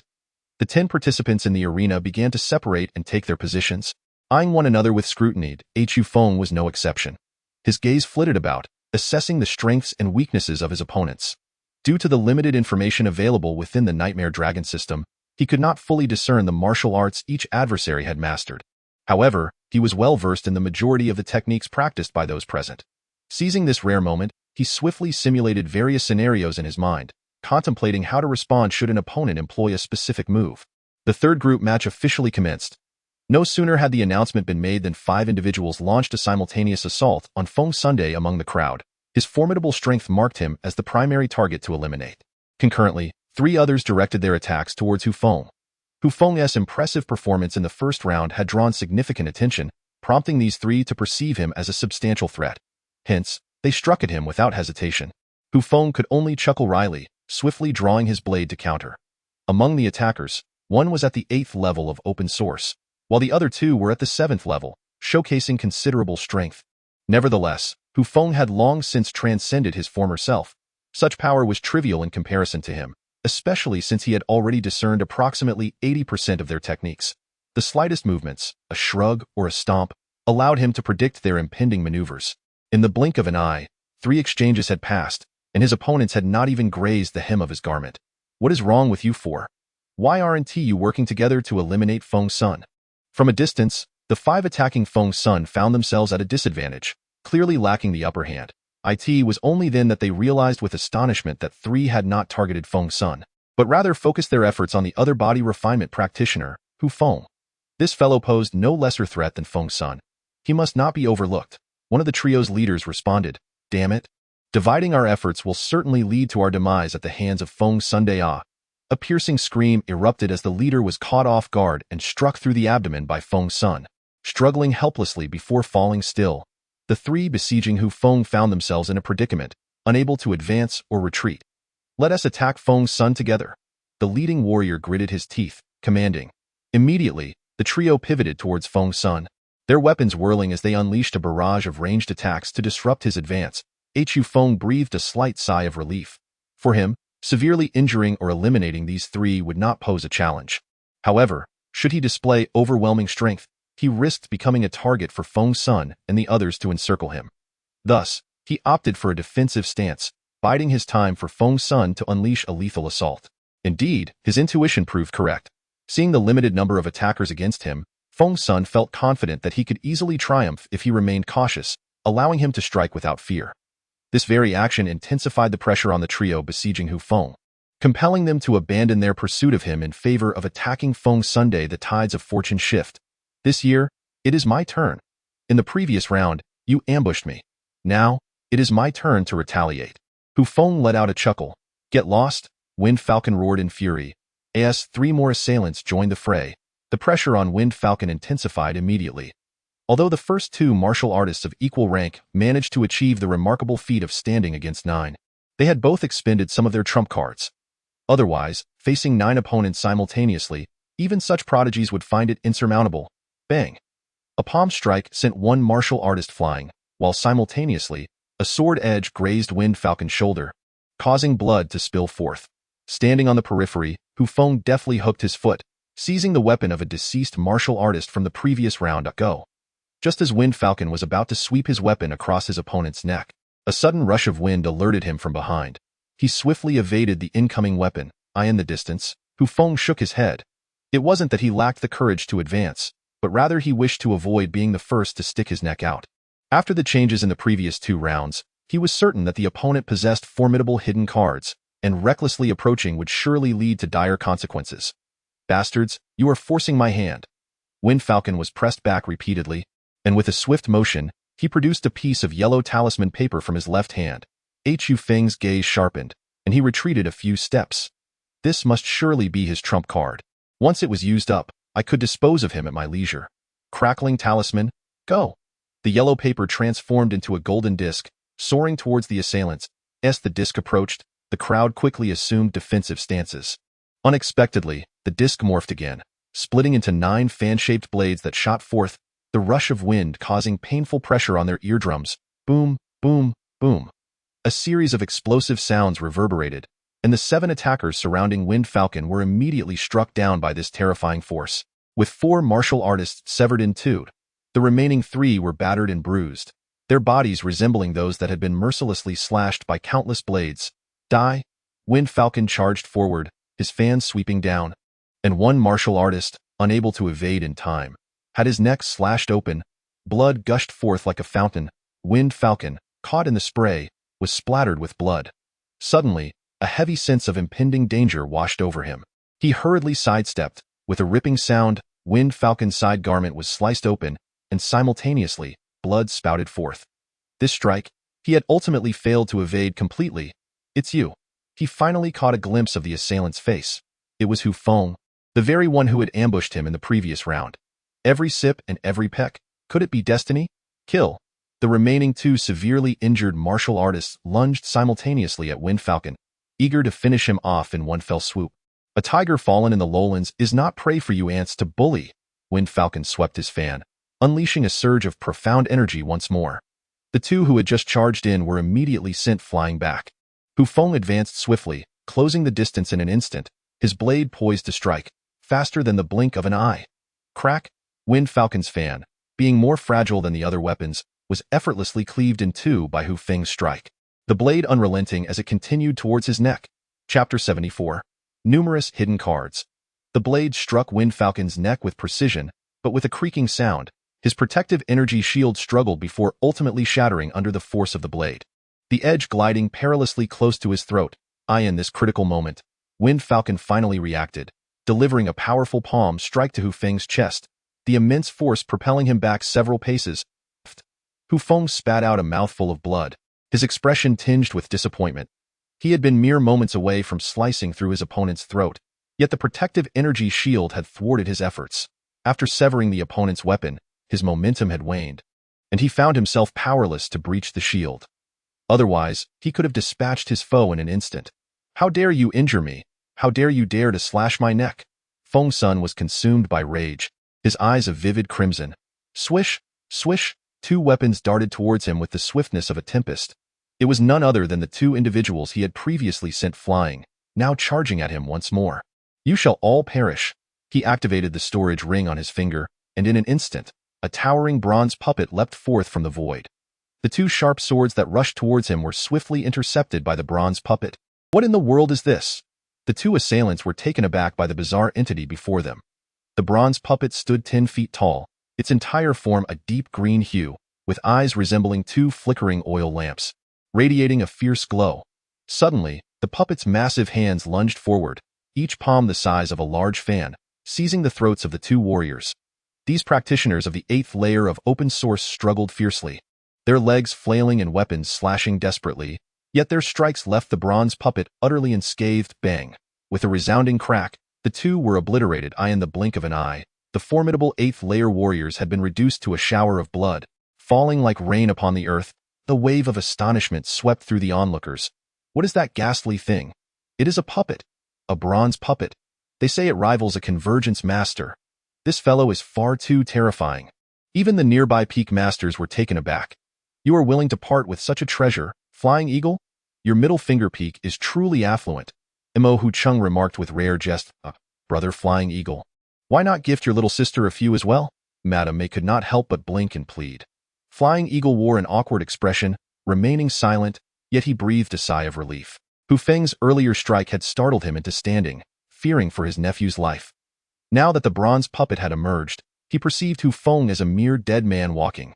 Hu Feng took a deep breath, calming his turbulent energy. Gazing at the colossal figure not far away, his brows knitted tighter in apprehension. He had perused numerous texts, and in an instant, information about puppets flooded his mind. This was the crystallization of an ancient era, much of which had been lost to time. The puppet before him belonged to the Xian, roughly equivalent to the strength of someone newly entering the convergence realm. Yet, this entity was impervious to blades and spears, immensely powerful and tireless, presenting a formidable threat. "Leave your name and rest in peace." Feng Sun's voice dripped with arrogance, as if the outcome were already sealed. Hu Feng wiped the trickle of blood from the corner of his mouth and replied, "The victor remains uncertain." Arrogant, with a commanding shout, Feng Sun ordered the bronze puppet to advance, its heavy steps creaking as it charged towards Hu Feng, its colossal bronze hands stretching down to strike. How can this be happening? Hu Feng was drenched in cold sweat, startled, and he hurriedly rolled aside to evade the impending blow. The bronze palm scraped against the edge of his garment and suddenly struck the ground, shattering the hard stone floor into fragments, leaving behind an imprint as large as a fan. The force of this blow was surely comparable to my own. This fellow is likely on par with a martial artist who has dedicated himself solely to the cultivation of strength. It is unwise to confront him head-on. As I pondered this, several blades of wind sliced through the air from afar, startling Hu Feng, who hastily drew his blade to defend himself. Although the Wind Falcon had lost its weapon, its chi strength remained undiminished. The overwhelming force of its true energy forced Hu Feng to retreat step by step. Simultaneously, the bronze puppet retracted its palm deeply embedded in the ground, and its other hand came crashing down as well. Hu Feng exerted himself to leap into the air, narrowly evading this attack, while gathering all his might. He struck downwards at the puppet's head with his blade. Bang! After this single move, Hu Feng felt as though his arm might shatter. Yet the puppet had only sustained a small dent on its head.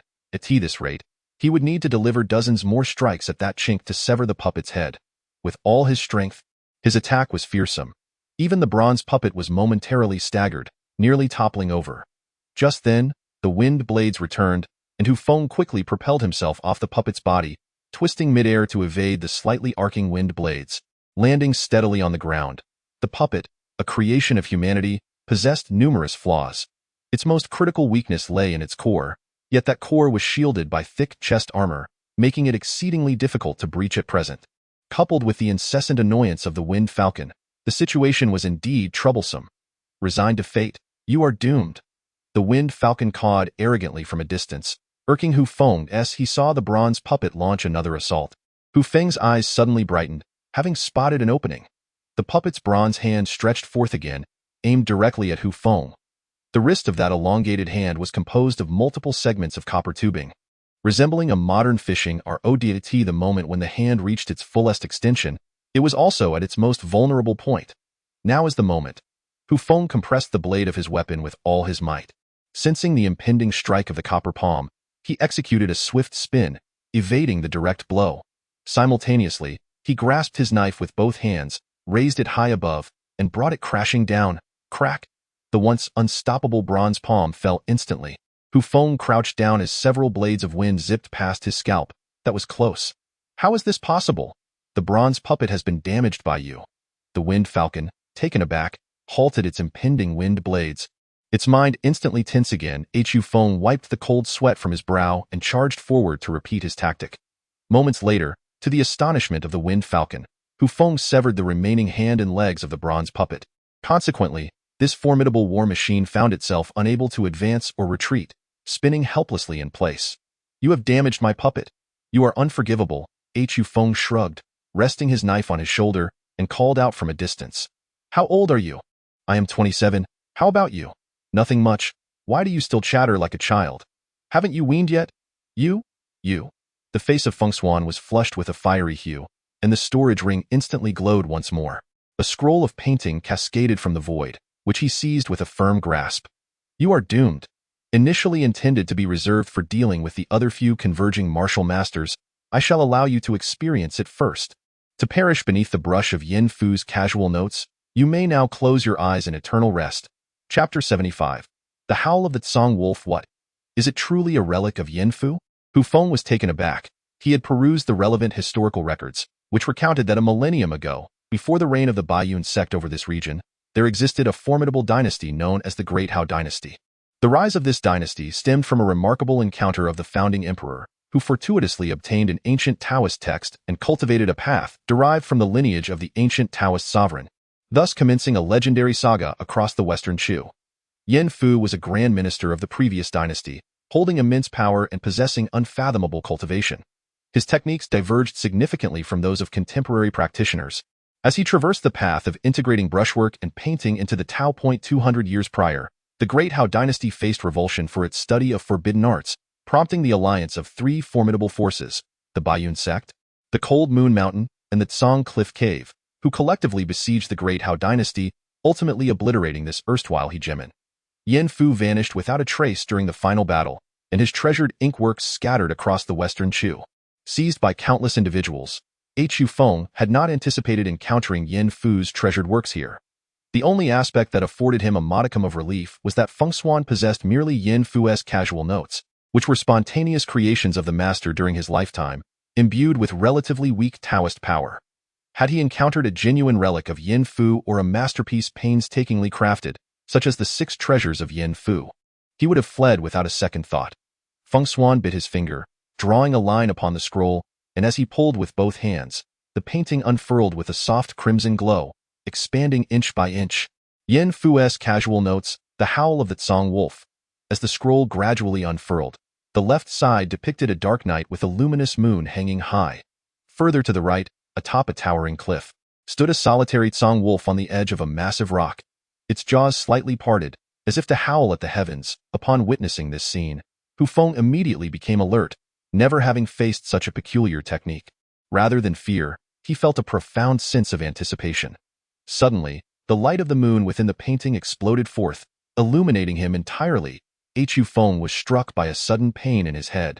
his consciousness wavering and his vision blurred, rendering him unable to discern anything clearly. I never imagined that, flying eagle, you would possess a relic of Yin Fu. Truly a rarity. This is something I have only heard of in legends, remarked the drunken spectator outside, now suddenly sober and brimming with vitality. The other peak masters echoed in agreement, as Yin Fu's relic was indeed a precious treasure to them as well. Hu Cheng, too, abandoned his indifference, revealing a look of concern. Yin Fu's relics are not to be trifled with. Once caught in their grasp, one might not even comprehend how they met their demise. The crowd outside widened their eyes in astonishment as the painting morphed once more, and a gigantic Song wolf, measuring over 3 zhang in length and entirely black, abruptly emerged from the scroll.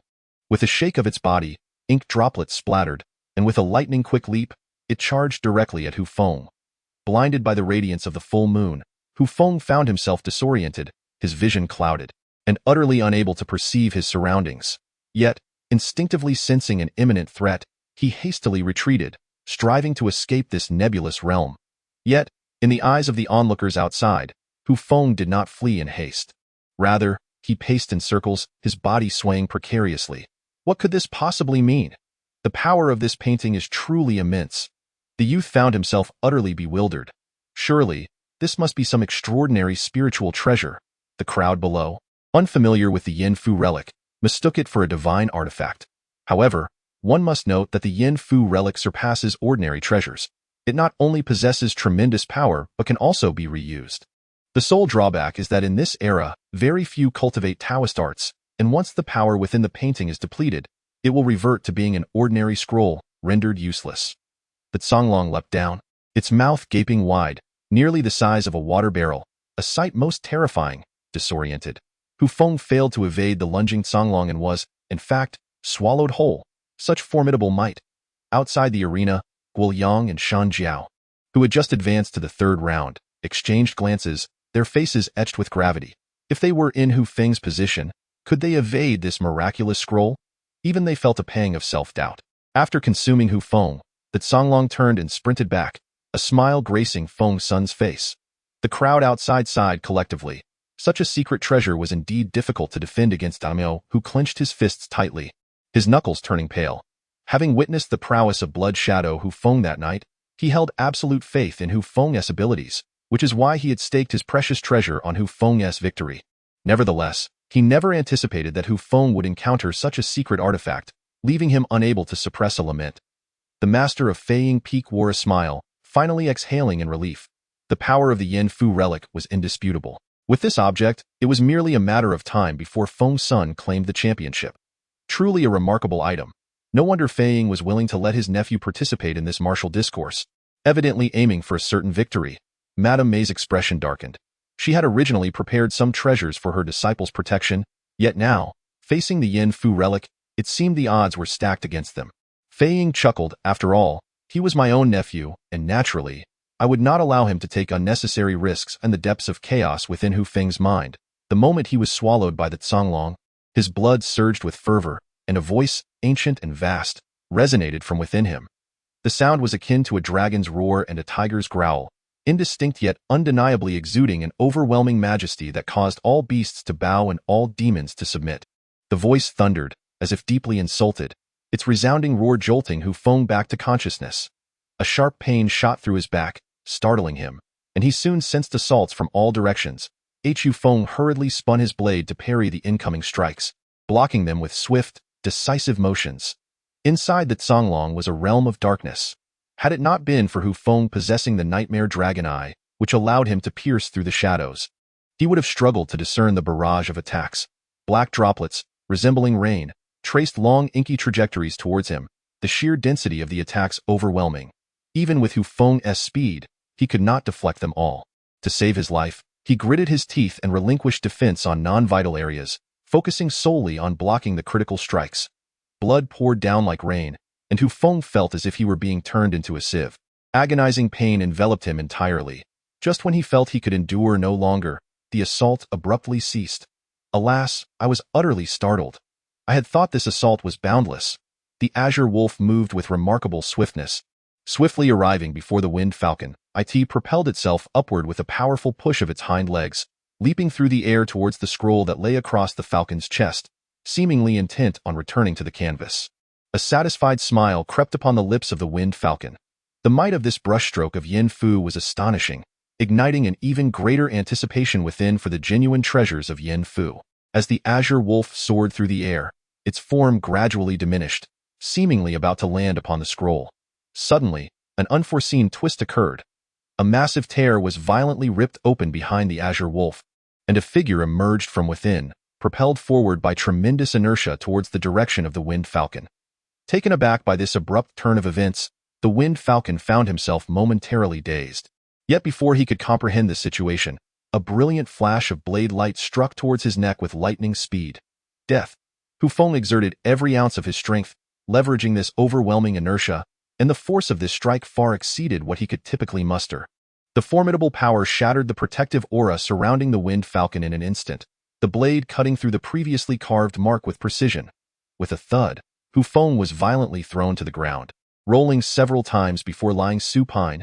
Chapter 76. Breaking the rules. The arena fell into a profound silence, utterly speechless. A vast throng of spectators rose onto their toes, striving to gain a clearer view. Due to the angle and the splattering ink and blood that obscured the scene as Hu Feng emerged from the azure wolf, even the peak masters were uncertain of the outcome of this strike. The fact that Hu Feng could escape from the treasures of Yin Fu took everyone by surprise, as this extraordinary youth shattered the world's perceptions once more, breaking free from the confinement of Yin Fu's treasures with mere body refinement. While his name remained unknown, his silhouette was forever etched in the minds of all present. Even the two martial masters who had fortuitously progressed to the third round regarded him with a newfound wariness. The wind blew as the winged falcon collapsed, its head rolling away from its neck. Gushing blood erupted like a fountain, enveloped in a cloud of crimson mist carried by the breeze. Struggling to his feet, Hu Feng, whose body was riddled with countless minute wounds, astonishingly exhibited signs of healing in mere moments. However, his blood-soaked form appeared quite ghastly. Falcon, the master of the Flying Eagle Peak, sprang to his feet, striding into the arena without hesitation, launching a palm strike towards Hu Feng. Given Hu Feng's current injuries and impaired mobility, there was no way for him to evade the oncoming blow. Stop from a distance. A pitch-black palm imprint surged forward, intercepting the attack from the master of the Flying Eagle Peak. In an instant, a towering figure also descended into the arena. Flying Eagle, what do you mean by this? Just because your nephew has perished, do you intend to disrupt the rules? Hu Feng exclaimed, his face alight with fury, exuding an aura that suggested he was ready to engage in combat. Hu Feng finally breathed a sigh of relief. Knowing that Hu Feng would employ his blood techniques to protect him, he allowed his body to relax, settling into a meditative posture to recuperate. That was my only nephew, slain by you, an unknown junior. The expression on the Flying Eagle's face twisted in rage, veins bulging, his demeanor exceedingly menacing. If you take the stage, you must be prepared to face death. Do you wish to start a war? At that moment, the other peak masters also approached. Feiying, this is where you went wrong. Feiying, one must know when to grasp and when to let go. Feiying, if you wish to break the rules, we can play this game as well. Let us see who fears whom in the end. Faced with the furious Feiying, the group united in their assault, instantly rendering Feiying's countenance awkward and filled with resentment, compelling him to abandon his pursuit of Hu Feng.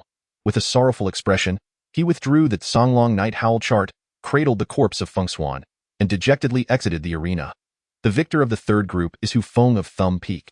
Soon, the participants of the fourth group slowly entered the arena, with the top contender being Han Quan. His original broadsword had been destroyed by Hu Feng, and he had borrowed a profound greatsword from the One-Eyed Wolf, which was significantly superior to his previous weapon. Wielding this profound greatsword, Han Quan displayed remarkable prowess in the arena and ultimately vanquished all his adversaries. The fifth group appeared rather ordinary, lacking any well-known experts. However, Hu Feng keenly discerned that among them was a middle-aged prisoner with a tiger's back and a wolf's waist, possessing a remarkable cultivation level. Yet, this individual was exceedingly cautious, revealing not the slightest hint of his formidable power, outwardly only exhibiting strength at the 7th level of Kaiyuan. This round turned out to be the most brutal thus far, with no clear common enemy, leading the 10 participants to incessantly shift their targets in battle. The middle-aged man that Hu Feng focused on feigned a struggle, barely holding on until the opportune moment when 2 9th-level Kaiyuan warriors were simultaneously gravely injured in their fierce clash, allowing him to luckily slay the 2 formidable foes and advance to the third round. As the final bout commenced, all opponents simultaneously charged toward the bald giant. His prior feat of repelling Feng Xuan prompted everyone to unleash their most powerful attacks at once. Under the watchful eyes of the crowd, the bald giant astonishingly made no attempt to evade, allowing 9 individuals to strike his formidable frame. With a resounding crack, one long sword broke under the excessive force. The other 8 felt their arms tremble violently, nearly losing grip on their weapons, while the bald giant remained utterly unscathed. Countless spectators stared in disbelief, and even the peak masters were equally astonished. Such formidable horizontal training skills rendered him impervious to blades and spears. The drunken madman exclaimed in astonishment. Among the peak masters present, he was undoubtedly the strongest in physique, and his assessment could not be doubted.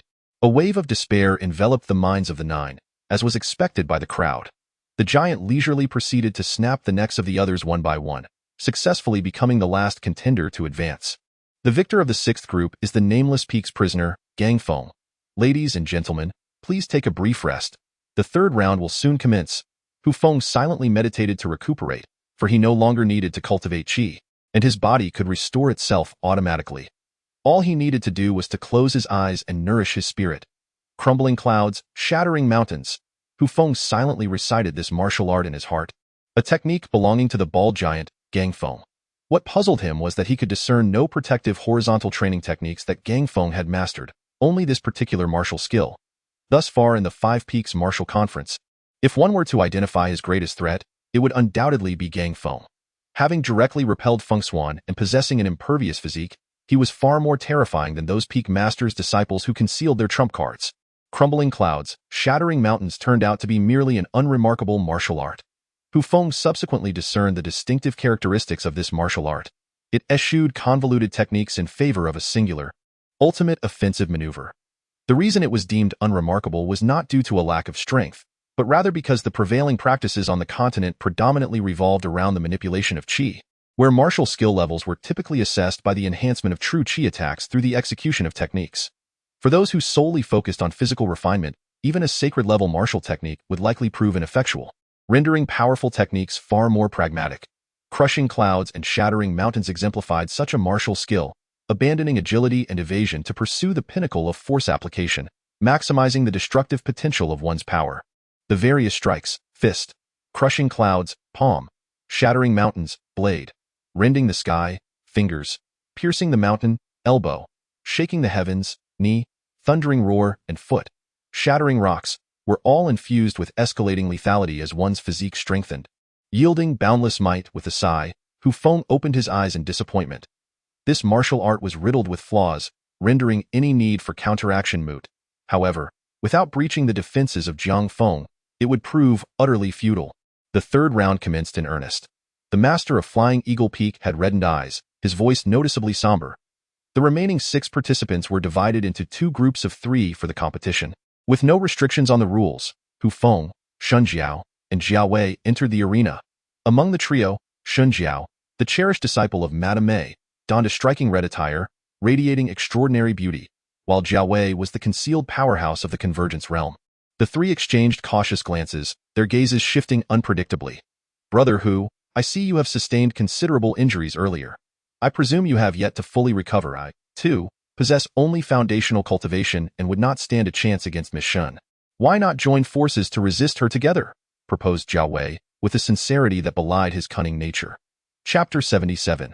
Ruthless hands destroy flowers. Hu Feng scrutinized him earnestly, acutely aware of the man's profound scheming and cunning intellect, rendering him unsuitable for collaboration. Yet, failing to ally with him would leave Hu Feng vulnerable to a joint assault from both Jiao Wei and Shun Jiao, a precarious position indeed. Upon hearing their exchange, Shun Jiao feigned a pitiful demeanor. Dear brothers, please do not bully your little sister. Her voice was intoxicatingly sweet, nearly weakening Hu Feng's resolve. Cough, cough, am I that old? An old hag?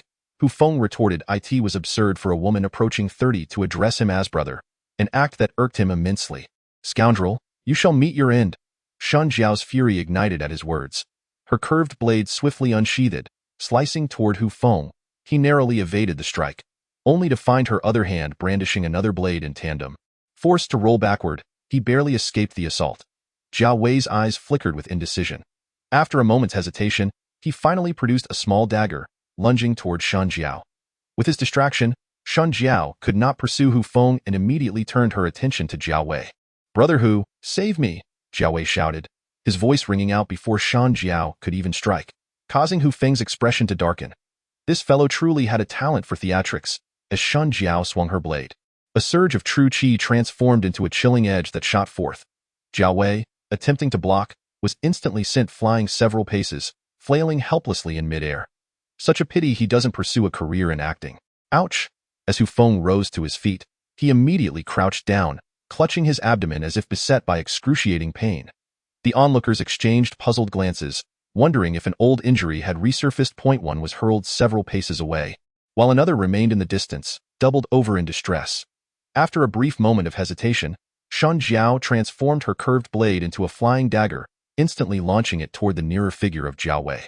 His expression shifted dramatically as he hastily rolled aside, narrowly evading the attack. In the next instant, Shun Jiao charged forward once more, retracting her blade, and unleashed a flurry of swift strikes against the ground. The situation grew perilous. Jiao Wei could no longer afford to conceal his cultivation. With a sudden leap, he sprang to his feet, delivering a fierce kick aimed at Shun Jiao's abdomen. His movement accelerated abruptly, and such a swift assault caught Shun Jiao off guard, sending her sprawling. She skidded along the ground for several paces before finally coming to a halt, leaving behind 2 long scratches. Her cherry-like lips had already begun to seep blood. "You are also a martial artist of the convergence level." Shun Jiao's countenance paled, realizing the depths of her opponent's concealment had deceived even her. "You seek death." With hands intertwined, she wielded her curved blades in unison, unleashing a cross-shaped arc of blade light. Jiao Wei leaped into the air, narrowly evading the strike, while simultaneously hurling a dagger at Shun Jiao. She swiftly sidestepped, evading the attack, yet a strand of her hair was severed by his blade. Just as she prepared to retaliate, she was suddenly confronted by a torrent of flames that resembled a charging leopard, aimed directly at her chest. Unbeknownst to her, Jiao Wei had simultaneously unleashed this attack while throwing the dagger. Shun Jiao hurriedly attempted to block it, but the overwhelming force sent her flying once more, scorching her chest and leaving behind a darkened patch. Jiao. Lady Mei watched anxiously from the sidelines, initially believing her disciple had the potential to claim victory. However, she was taken aback by the number of formidable opponents in this competition, particularly the concealed threat posed by Jiao Wei. Suspended in midair, Shun Jiao realized she could no longer hold back. She quickly retrieved a crimson elixir from her storage ring and swallowed it without hesitation. She forced her body to stabilize, and a powerful aura gradually emanated from her being. "How dare you reduce me to such a state? I will kill." But before she could finish her sentence, she coughed up a mouthful of blood. Looking down in shock, she was horrified to see the tip of a blade protruding from her chest. The crowd gasped in astonishment as they beheld Hu Feng gripping the hilt of his sword, pressed tightly against Shun Jiao's back, the weapon piercing through to emerge from her front, revealing only a blood-red blade tip. In the arena of combat, life and death bore no grievances. How could this happen? Shun Jiao's voice trembled, laced with confusion. "It was a mistake. An oversight that could cost her life. I was merely cultivating my body, not refining my true energy, making it difficult for you to perceive my movements. More crucially, you ingested forbidden substances, causing an imbalance of energy, which rendered your protective barrier ineffective." Hu Feng explained with unhurried calmness, slowly withdrawing his blade. "This alone will not kill you. I can simply take my own life instead." "Shun Jiao." Lady Mei's face turned pale at this scene. Although she had anticipated some outcomes, witnessing the unfolding events proved overwhelmingly difficult to bear. The forbidden drugs are indeed powerful auxiliary tools, capable of exponentially enhancing one's strength with a single dose. However, the sudden surge of formidable energy disrupted the continuous flow of true qi within the body of the martial artist, rendering the protective aura unable to function automatically, thus inevitably jeopardizing a crucial safeguard of life. In the fleeting moment as the blade was drawn, Shun Jiao abruptly turned and struck with an open palm, pouring forth the remnants of her lifelong strength, only to be thwarted by the war blade that intercepted her. A glimmer of the blade swiftly grazed her elongated neck. Even after her heart was pierced, she could still struggle for a few breaths. "This, I am aware of better than you." As the blade tip descended, her exquisite head fell simultaneously. With a resounding clap, Jiao Wei, standing not far away, applauded. "Brother Hu, splendid skill. Really? How do I compare to you?" "Brother Hu is a youthful hero. I cannot even begin to measure up to you." Jiao Wei's expression was filled with heartfelt admiration, a appearing utterly sincere. Since you cannot match even a fraction of my prowess, it seems unnecessary for us to engage in a final duel. You might as well take your own life. I can grant you a complete corpse, unlike them, whose heads require stitching. I appreciate brother whose kind intentions, but I still wish to exchange a few moves. Jiao Wei's expression gradually grew cold. Flames erupted around him, a thick conflagration sweeping forth. Damn! Hu Feng immediately rolled to evade. Jiao Wei's speed was astonishing. He swiftly closed the distance, his hands waving rapidly, unleashing torrents of fire from his palms. Fire counters metal. Jiao Wei should be my nemesis, yet I have not cultivated true qi and thus do not suffer from such vulnerabilities. Jiao Wei's fiery palms were immensely powerful, and his speed was unparalleled, leaving Hu Feng in a state of utter disarray as he leaped and dodged. Unfortunately, such intensity could not be sustained, and after several dozen strikes, while Hu Feng was left covered in dirt and soot, he bore only a few actual wounds. This series of explosive assaults rapidly depleted Jiao Wei's true qi, forcing him to abandon this external release of energy. He once again drew a dagger from his waist, a fierce flame adhering to its blade, and lunged swiftly at Hu Feng. The clash of their weapons echoed with a series of sharp sounds. Although Jiao Wei possessed commendable true qi cultivation, Hu Feng's immense strength served as a formidable support, making their exchanges evenly matched. In terms of mobility, Jiao Wei, equipped with a set of low-grade profound movement techniques, was significantly swifter than Hu Feng. However, what good was speed in a contest of martial prowess? Hu Feng's robust physique allowed him to strike quickly, matching Jiao Wei's pace without falter. He remained unyielding, deftly shifting within a 3-step radius, impervious to Jiao Wei's ferocious assaults. Chapter 78. The Collapse of Clouds and the Destruction of Mountains. Hu Feng and Jiao Wei, one adept with the blade, the other skilled with the dagger, engaged in a fierce exchange, each responding to the other with remarkable agility. Their fierce confrontation, a true contest of equals, showcased their exceptional talents, yet neither could gain the upper hand after hundreds of fierce exchanges. Jiao Wei, your concealment is indeed profound. Shun Jiao's defeat is not unwarranted. Jiao Wei's expression mirrored the gravity of the moment. Hu Feng, you truly astonish me. To find such a formidable adversary in the body refinement realm, your blade techniques have surpassed many flowing martial artists. Jiao wielded his dagger with the agility of a venomous serpent, darting, probing, and striking. Yet Hu Feng remained steadfast, unwavering in his defense, executing each move with an elegance akin to the elusive dance of an antelope's horns, deflecting, thrusting, flicking, and cleaving at will, rendering his opponent incapable of crossing the threshold of danger. The spectators were entranced by the duel. One was a master of blades, while the other was a seasoned warrior. Their continuous exchanges brimming with peril, stirring the crowd's emotions into a tumultuous tide. As time slipped away, the tension escalated. After 300 exchanges, Jia's countenance grew increasingly grim, sweat beading on his brow, fatigue evident as he lost the ferocity he once exhibited. In stark contrast, Hu Feng, brimming with vigor, exuded an overwhelming aura that pressed Jia further into a corner. After another 100 exchanges, Jia gasped for breath, utterly drained, his pallor as pale as parchment. A blade grazed his chest, and before he could react, a gash, half a foot long, marred his flesh, forcing him to stagger backward. Hu Feng, I concede. Please, cease your assault. Should I refrain, you may perish. Should I relent, I too shall meet my end. What do you presume I shall choose? With that, Hu Feng disregarded Jia's pleas and continued his relentless onslaught, inflicting further wounds upon him, leaving Jia increasingly beleaguered. This Hu Feng seemed impervious to fatigue, growing ever more formidable as the battle progressed. How can he possess such stamina? Perhaps he is indeed transformed by some arcane force. A voice mused, Ha! He resembles a beast of the demon kind, frenzied by the scent of blood. The crowd murmured, the outcome of the contest appearing all but certain. Several peak leaders, observing Hu Feng's dominance, expressed their astonishment. They had not anticipated that the underestimated Hu Feng would exhibit such prowess. With his humble cultivation realm, he had surpassed the capabilities of a typical martial artist, his mastery of blade techniques and an exceptional weapon allowing him to fell 2 skilled warriors. The third now stood in peril. Had I known, I would not have wagered on my disciple, one lamented. Old Mo, where did you find this anomaly? Perhaps I should take him as my disciple. It was unmistakably the voice of the one-eyed wolf. Mo Hu Cheng maintained his composure, revealing no signs of disturbance, choosing to ignore the chatter around him. Only he understood that Hu Feng still possessed an immensely powerful technique yet to be unleashed. The image of Hu Feng in his blood shadow state lingered vividly in his mind, though he remained unaware that the figure he recalled was no longer Hu Feng himself. With a swift motion, a bloodied arm was severed and sent flying, the war blade plunging forward, its tip piercing Jia's heart without resistance. I shall not accept this.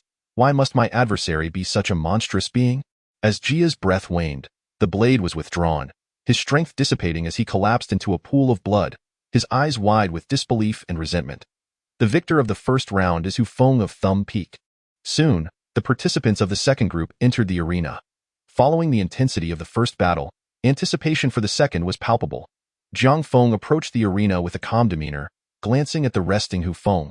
A smile gracing his lips died in that instant. Hu Feng comprehended the meaning behind that smile. Sometimes, communication between men requires no words. A mere glance can convey a multitude of sentiments. Wait for me. This is what Gang Feng was about to say just now. The disciples of the master of the endpoint, Guoliang, and Han Quan, the disciple of the master of the nameless peak, along with the enigmatic prisoner Gang Feng, constitute the second group. The three exchanged glances, their thoughts known only to themselves. Han Quan scrutinized Gang Feng with a grave expression.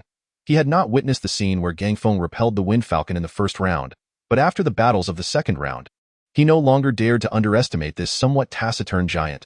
The battle for the second group commenced. As the words fell, the three stood motionless, firmly rooted in the ground like three ancient pine trees. Suddenly, they opened their eyes simultaneously, two figures darting towards the steadfast Gang Feng like twin bolts of lightning. In an instant, iron chains danced, transforming into two black serpents that twisted and coiled, launching a fierce assault. With their intentions set, there was no room for mercy. Han Quan wielded a profound grade blade, striking down with force, severing a section of the iron chain that flew off into the distance. Guoliang, adept in the use of iron palms, was not without his own weapon. With a flick of his sleeve, two swords, each over a foot long, emerged from his garments, resting against the backs of his hands. With a swift motion, Guoliang's sharp-sleeved swords cut through another segment of the chain, clearly indicating that his weapons were extraordinary as well. Gang Feng shifted his foot slightly, yet the shortened chains continued their onslaught. Both Guoliang and Han Quan, as young powerhouses with remarkable martial arts skills, were not to be underestimated, and Gongfeng's dual focus could hardly match their prowess. The iron chains fell away continuously, soon clinging tightly to their arms, while the two young men closed in. Death! Guoliang swung his sword down, but Gang Feng raised his arm, the iron shackles effortlessly blocking the strike. Fist, collapsing clouds. Suddenly, Gongfeng's right arm swelled, visibly thickening and bulging with veins, his muscles inflating like a balloon. This punch appeared ordinary, with a slight curve, aimed squarely at Guoliang's chest. Guoliang hurriedly raised his left arm to block with the sleeve sword. Yet this force was astonishingly fearsome. Mighty and unstoppable, its momentum could shatter mountains. The punch first bent the sleeve sword, then the fist, along with the sword's blade, pressed against Guoliang's chest. With a crack, the protective aura shattered, and Guoliang was sent flying 10 zhang away, crashing to the ground like a cannonball, his life hanging in the balance. Outside the arena, Hu Feng's pupils constricted in shock. The might of collapsing clouds was simply terrifying, combined with the formidable defenses of Gang Feng. It was an almost invincible force. Die! Just as Guoliang was sent flying by the punch, Han Quan leaped high, his blade aimed at the back of Gongfeng's head. The gust of wind rushed from behind, yet Gang Feng did not turn to look. Instead, he stepped back with his right foot, simultaneously bending his right arm and striking fiercely backward. Elbow, shattering heavens, bang! The profound grade blade struck Gongfeng's head as intended, blood splattering forth. However, the next moment, an elbow collided with Han Quan's abdomen just as he was about to land. This elbow was even more ferocious than the previous punch. The unstoppable force piercing through Han Quan's body, shredded flesh erupting from his back, leaving a gaping hole in his abdomen. In just 2 moves, one was severely injured and the other met a tragic end. With neither having the chance to utilize their hidden techniques, left to begrudgingly accept their fate on the spot. Chapter 79. The moment of reckoning in the blink of an eye, both Guoliang and Han Quan met their grim fates. As their lifeless bodies collapsed to the ground, those outside the arena remained momentarily stunned. The swiftness and brutality of the act caught everyone off guard. Remarkably, the only cost incurred by Gang Feng was a minor laceration to his scalp. The victors of the second round, the prisoner Gang Feng. His formidable presence cast a pall over the arena, compelling even the peak leader to take heed, let alone the currently beleaguered Hu Feng. A heavy burden weighed upon Hu Feng's heart, seemingly more taxing than ever before. However, he understood that he could not afford to lose, for this was not merely a battle for himself. His demise would also spell doom for Hu Yin. This was destined to be yet another fight where defeat was not an option, reminiscent of the harrowing scenes from his previous life. Alas, it was unexpected that all our disciples had perished, leaving only Hu Feng alive. The drunken sage wore a look of regret, his sorrow for Guo Yang's death palpable, yet his naturally open-hearted demeanor allowed him to recognize that one could not blame others for the perils of the arena. Yet, Hu Feng too was destined to perish, the flying eagle remarked coldly. Not necessarily, retorted Madame Mei. Each time we believed his demise was inevitable, he miraculously survived, vanquishing opponents far superior to himself. Laomo, what say you? Does Hu Feng stand a chance? Only if he can uncover Gongfeng's defensive weaknesses. Otherwise, it would be exceedingly difficult, Mo Huqing replied blandly. Faced with such a ferocious adversary as Gangfeng, he too harbored doubts about Hu Feng's triumph. By the way, Lao Lang, isn't Gangfeng one of your prisoners? How did you manage to capture him? Mo Huqing inquired, puzzled. Well, I am also in the dark about that. I have not heard of any captures of such a formidable individual, nor any losses incurred in the process, Lu Buping responded awkwardly. He had been the most astonished when Gongfeng's prowess was revealed, and even now he remained bewildered about how such a strong contender had been apprehended. The fourth round begins, Commander. The position of champion is undoubtedly yours. Give it your all. The unnamed Taoist offered his blessings. Hu Feng. It is I who have burdened you, Hu Yin said, a look of guilt etched upon his face. While the unnamed Taoist extolled Hu Feng's virtues, Hu Yin was no fool. The monstrous physique and unparalleled destructive capability of Gangfeng were such that few could withstand his advance. Fear not.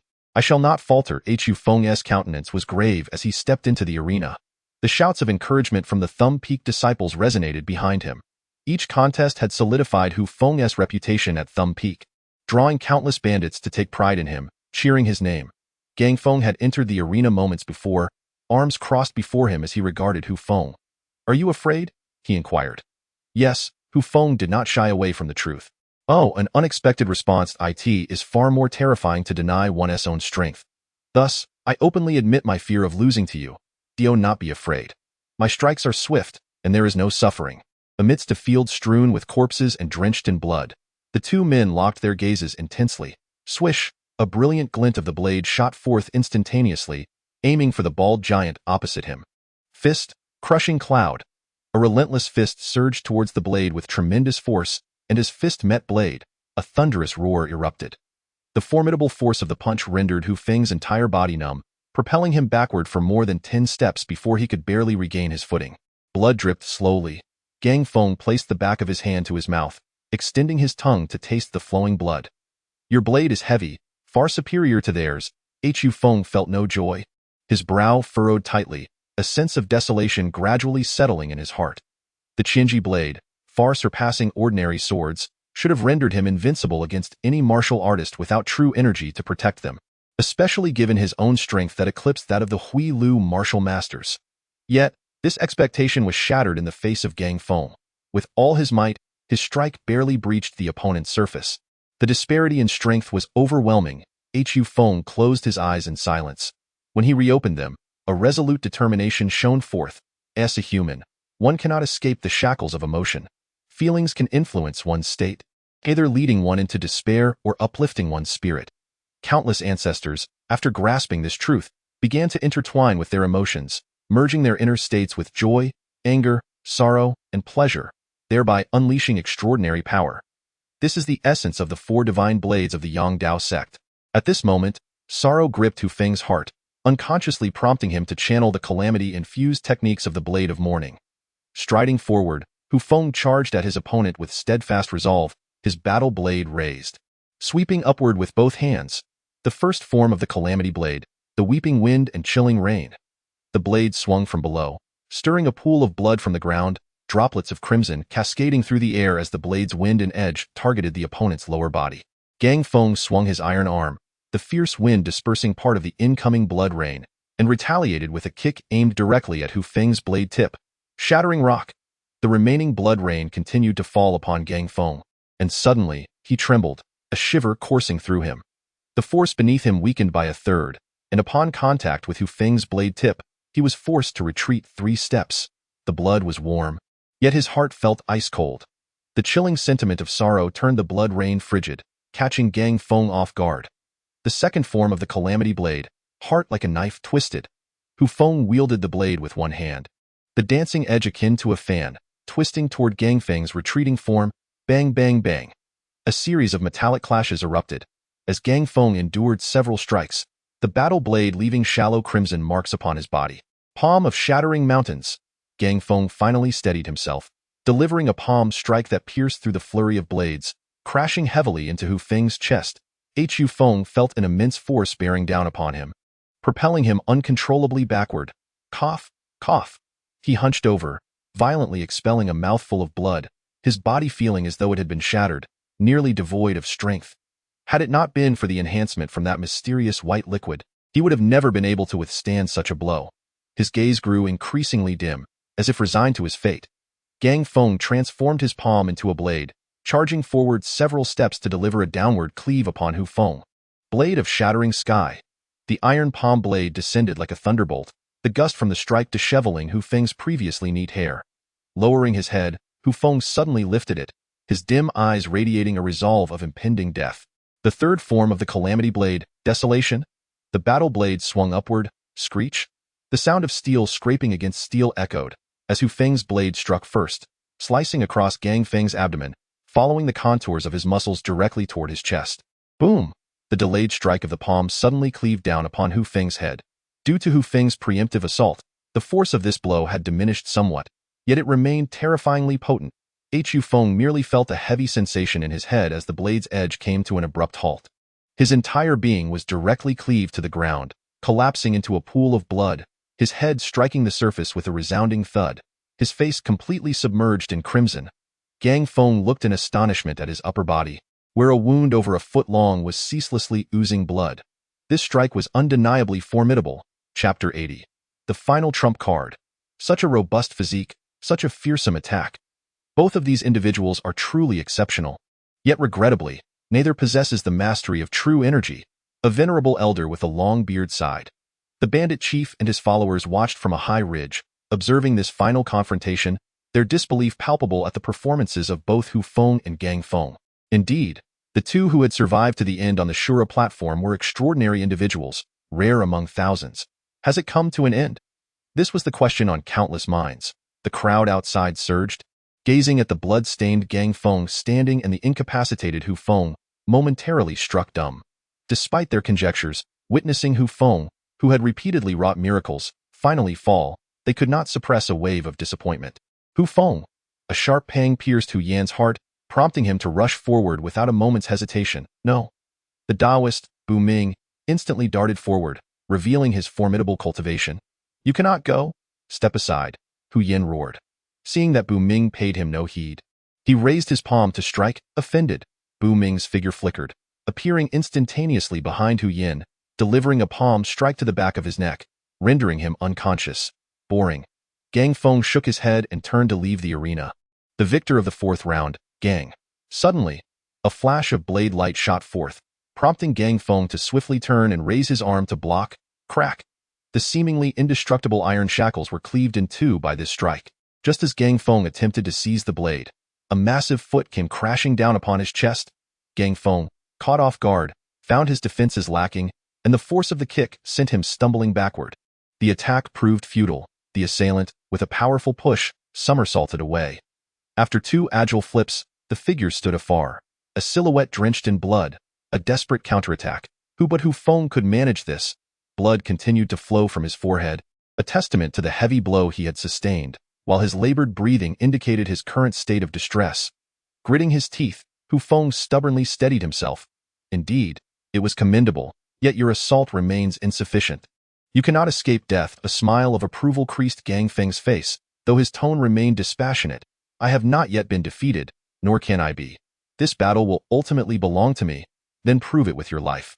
With a powerful stomp, Gang Feng surged forward with the speed of a bolt, each step reverberating like that of a colossal beast. Hu Feng inhaled deeply, gazing at the distant onlookers, then at Hu Yan. Lying beside Bu Ming Dai in that moment, he made a resolute decision. Before him stood a long blade, firmly plunged into the ground, while his right hand, with fingers poised like a spear, thrust violently towards a vital point on his chest. A sudden puff echoed as blood erupted, revealing a gaping wound, a bloody abyss. Has this young man lost his sanity? Why resort to self-harm? Perhaps, indeed, that strike from Gang Feng was devastating. Alas, it seems he is doomed. I had believed he could turn the tide. The crowd outside struggled to comprehend the scene. Even the various peak masters exchanged bewildered glances, lost in confusion. Yet, one individual, Hu Feng, suddenly brightened with anticipation. The last time Hu Feng was seized by blood shadow, he had not entirely lost consciousness. Rather, he observed the unfolding events from the perspective of a third party within his soul's realm. Thus, the unique method employed by blood shadow to manipulate blood and stimulate vital points had left an indelible impression upon him. However, remembering is one thing. No one willingly inflicts wounds upon themselves without cause. In this dire moment, Hu Feng had no choice but to take a perilous gamble. Reversing the currents of fate, he executed the 7 fiends. Upon striking the first vital point, Hu Feng instantly felt a surge of power coursing through him. With unbroken resolve, he swiftly targeted the remaining 6 vital points. As 7 bloody wounds emerged, blood gushed forth, eliciting gasps of despair from the onlookers. Madness. His mind must be shattered. Defeat is inevitable. Yet, only Hu Feng himself sensed an unprecedented strength welling up within him, his body experiencing a profound enhancement, his vitality boiling over, and his prowess escalating dramatically. The earth trembled, stirred by the impending arrival of Gang Feng. With a fervent spirit, he unleashed the fist that shatters clouds. As the overwhelming force of the shattering clouds descended upon him, Hu Feng brimmed with confidence, leaving his blade undrawn.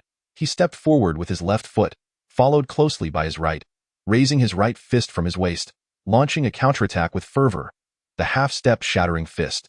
The renowned technique from his past life re-emerged, enveloping the arena in an aura of formidable might, rivaling Gang Feng's own boom. The 2 fists collided like cannonballs, generating a violent shockwave that cracked the ground beneath them. Both fighters staggered back, Hu Feng retreating 3 steps before anchoring himself firmly, akin to a diamond. In stark contrast, Gang Feng stumbled back 7 steps, nearly losing his balance. The crowd erupted in astonishment, their eyes wide with disbelief. Hu Feng's self-inflicted wounds had yielded such remarkable results, leaving the onlookers utterly stunned. Indeed, Hu Feng nodded, having anticipated this outcome. The tremendous boost in strength brought a radiant smile to Hu Feng's face. Perhaps he would not perish after all. In moments of joy, one's spirit is invigorated, and his energy surged forth.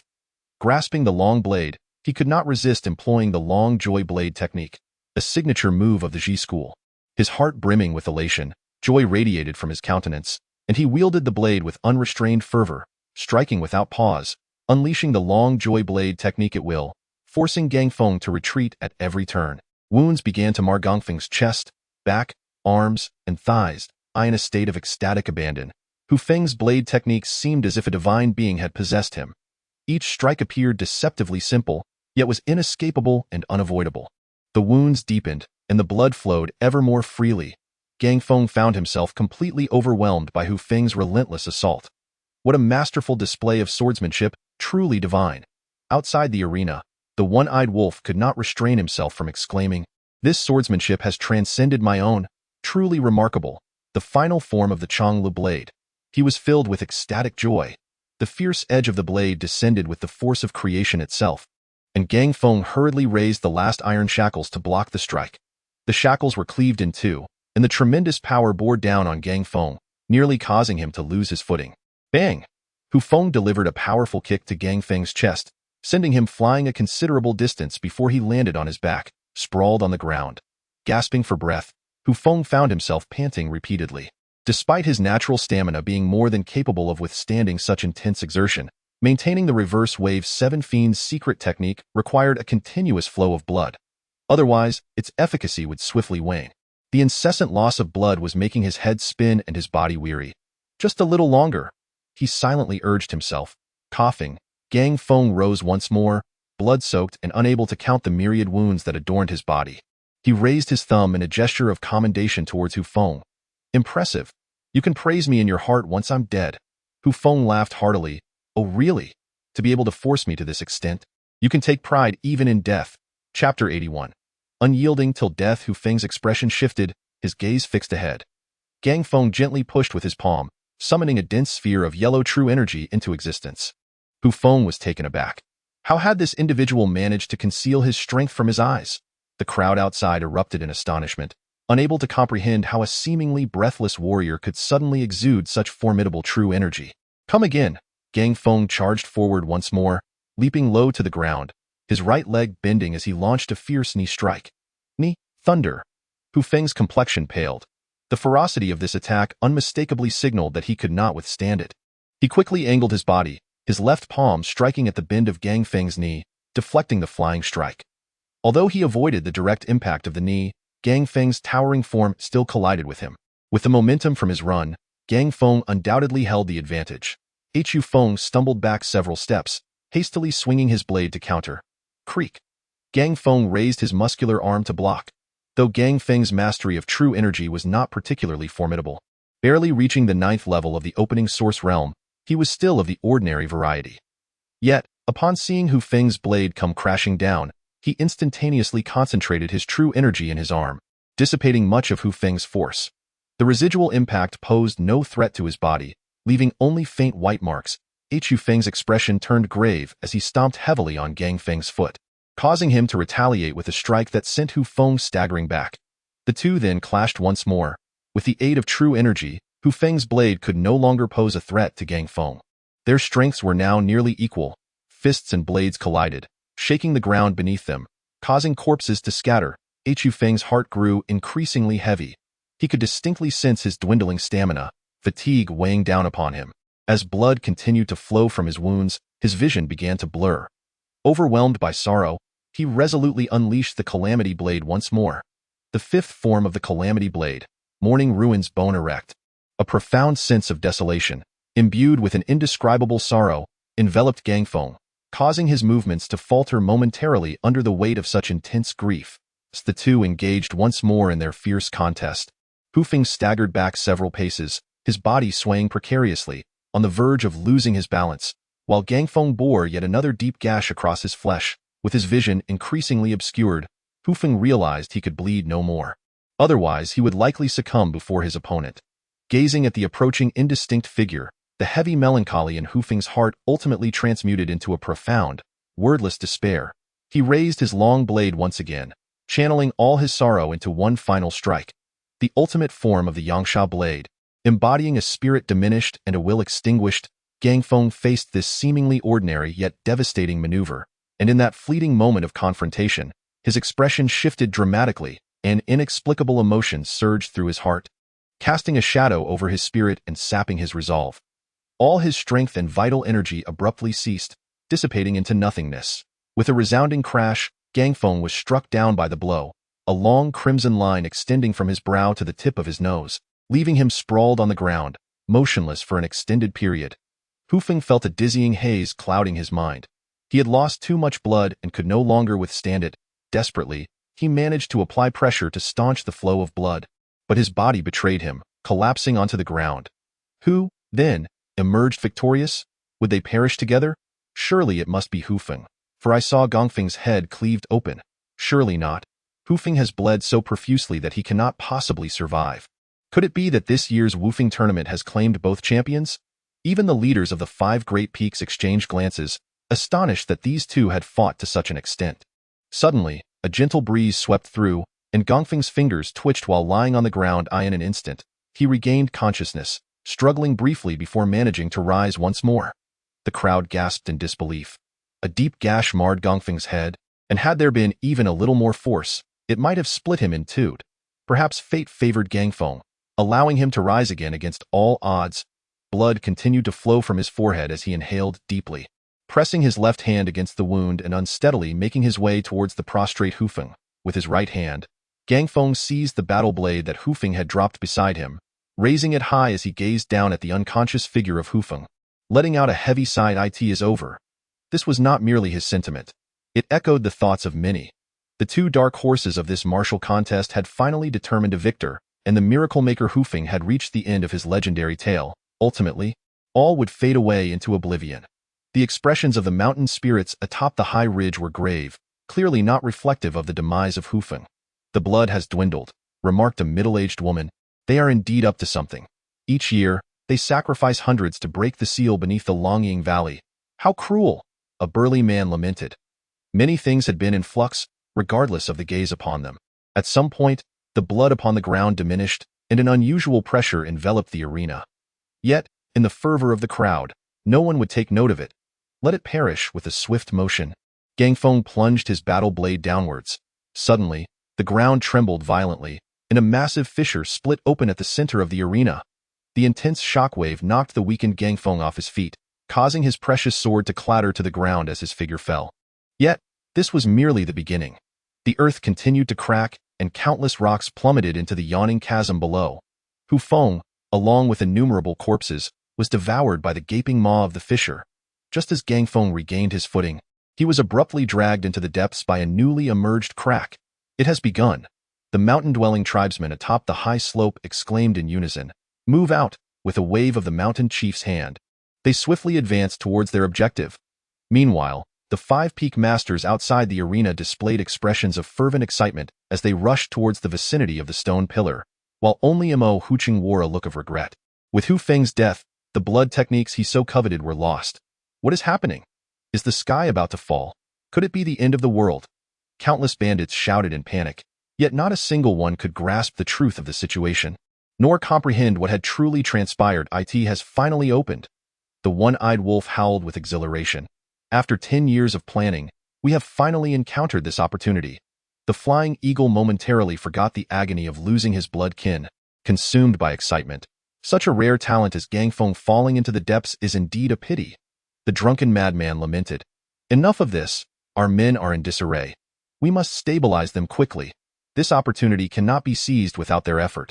Indeed, that is true. Mo Huching nodded in agreement. As the master of the middle finger peak, Flying Eagle commanded the largest faction among the 5 peaks, and without hesitation, he took command in the arena. Soon, the numerous bandits, now aware of the underground opportunity, were ablaze with anticipation, their eyes gleaming. Chapter 82. The anomaly. The ground continued to collapse, and over 1,000 members of the Dragon Claw 5 Peaks gazed expectantly at the large pit that was gradually forming, their eyes shining with excitement. Ha ha ha! A hearty laugh echoed from afar as over 100 formidable warriors approached, led by a dozen individuals with profound auras, clearly seasoned martial artists, each accompanied by a beastly mount. This is bad. What brings the mountain ghost tribe here? Mo Huching's eyes widened in surprise as he spotted the leading white-robed elder. For the past decade, the 5 Peaks had remained unchallenged, yet this time, an anomaly had allowed the mountain ghost tribe to infiltrate. What? Are you not pleased to see this old man? The long-bearded elder chuckled. The faces of the Dragon Claw 5 Peaks personnel turned ashen, shocked by the unexpected arrival of an interloper. The mountain ghost tribe sought to claim a share of the spoils without shedding a single drop of blood. Old devil, my Dragon Claw 5 Peaks sacrifices over 500 lives each year and has spent a decade unraveling this barrier. And you think to snatch away the opportunity that rightfully belongs to us? Mo Huching exclaimed angrily. As his words fell, the members of the 5 Peaks simultaneously assumed a battle-ready stance, brimming with the intent to clash at the slightest provocation. Ladies and gentlemen, you all refer to this as fate. Since it is indeed destiny, it ultimately hinges on fortune. What is rightfully yours cannot be taken away by anyone else. We are merely here to test our luck. I advise you to lower your guard. Although our numbers may be few, each of us is a formidable warrior, and should it come to conflict, we would not fear you. The 2 factions found themselves in a stalemate. Though the Mountain Ghost stronghold was a powerful force, it dared not exert excessive pressure in the face of the 5 local overlords. Meanwhile, although the 5 Peaks aimed to seize the Mountain Ghost stronghold with a single thrust, it was not so simple. A misstep could lead both sides into a deadly impasse. Should the other 3 major ghost strongholds intervene, the Dragon Claw 5 Peaks would surely face annihilation. Madame May chuckled lightly as she stepped forward. Sole leader of the stronghold, given the current situation, it would be unreasonable not to share a portion with you. However, we must first discuss the terms. The 5 Peaks have endured significant losses to unlock this treasure trove, and we cannot allow you to walk away with its hard-earned fruits based solely on a few flattering words. The leader of the Mountain Ghost stronghold, Shan Ming, frowned slightly, contemplating for a moment before nodding. I am not an unreasonable man, but your demands must not be excessive.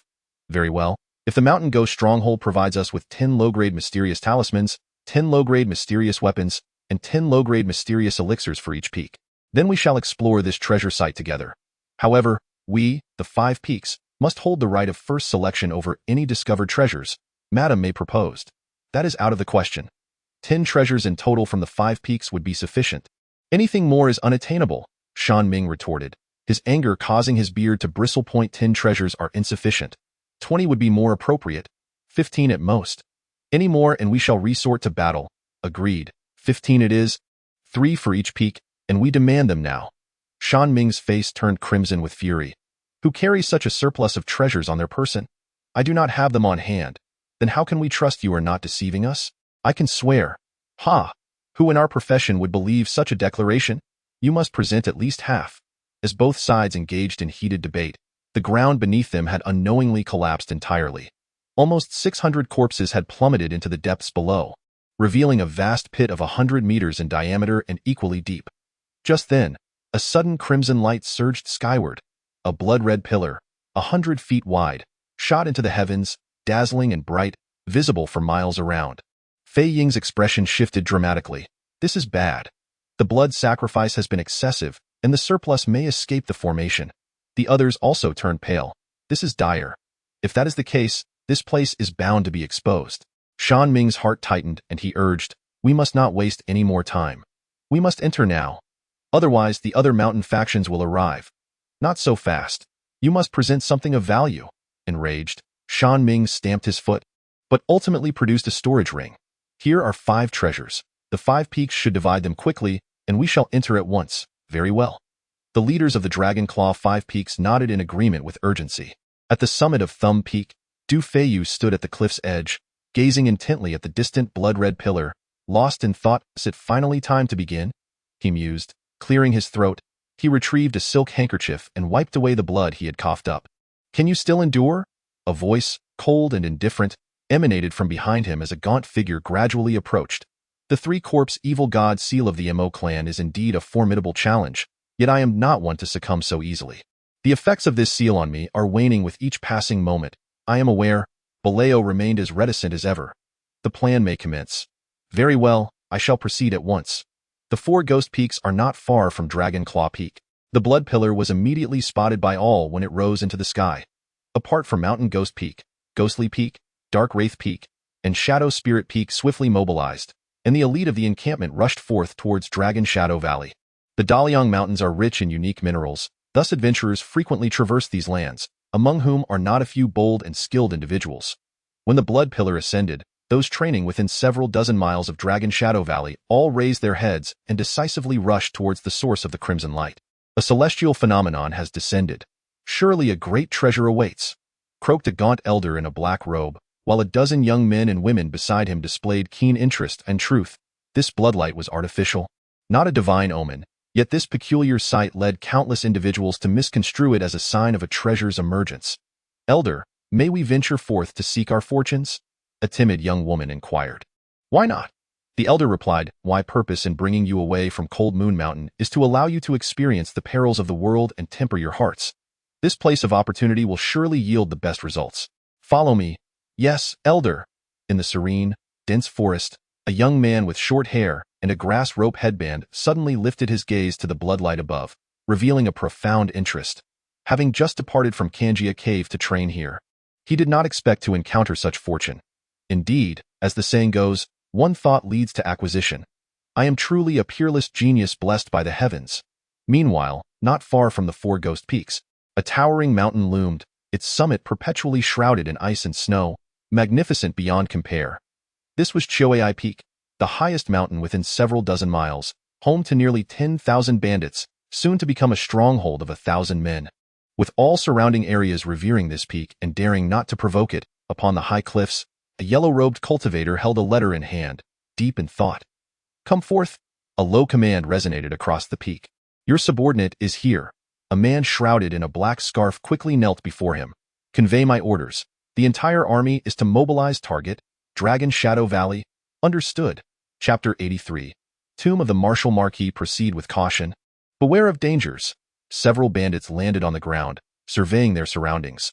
They found themselves in the subterranean cavity formed by the collapse of Dragon Shadow Valley. The personnel from the 5 peaks swiftly descended, casting down ropes to commence their reconnaissance. This place resembled a small basin, with a pristine white lake at its center, surrounded by rubble, and aside from that, the ground was barren. All clear. A one-eyed brute gestured to the rear. Understanding immediately, a bandit behind him released a signal arrow. Soon, a rustling sound echoed as bandits swiftly descended from above, sliding down ropes in no time. Over 100 martial artists landed in the depths below. The Lord of the Five Peaks and the experts from the mountain ghost village walked at the forefront of the group. That lake is rather peculiar, remarked Shan Guizhai Master Dan Ming. In the distance, corpses floated upon the water's surface, remnants of the warriors who had perished during the Five Peaks martial arts competition. The rise and fall of life and death. This is the effect of the dragon's aura mingling with the water. Beneath this lake should lie the dragon's aura veins, explained Mo Hu Ching. What? Your Dragon Claw Five Peaks actually possesses dragon's aura. You have truly hidden it well, Dan Ming exclaimed in astonishment. Mo Hu Ching shook his head, saying, it's pointless to discuss this now. In previous years, we could only extract a trace of dragon's aura through the power of the formation after each blood sacrifice. Now, with the changes in terrain, the earth has split to form a lake, and the dragon's aura has already dissolved into the water. Then can't we simply enter the water to absorb the dragon's aura? Dan Ming inquired further. Though the dragon's aura is indeed beneficial, we have no idea how much resides below. If the quantity is vast, the dragon's aura may actively enter our bodies, causing us to explode from within. Even if you conceal your pores to prevent the dragon's aura from entering, the submerged dragon water could trap you at the bottom, leading to suffocation, Mo Hu Ching cautioned. Dan Ming, upon hearing this, expressed regret. I hadn't anticipated this complication. Alas, to guard a treasure mountain yet be unable to obtain it is truly lamentable. Our goal is not the dragon's aura. Finding the entrance is the priority. Feng promptly redirected the conversation, instructing his subordinates to search the surroundings. Indeed, the legend of the dragon's aura is ethereal and may not be true. It is wiser to seek opportunities earnestly. You have all studied this place for many years. You should enlighten us regarding its mysteries. The Lord of the Five Peaks exchanged glances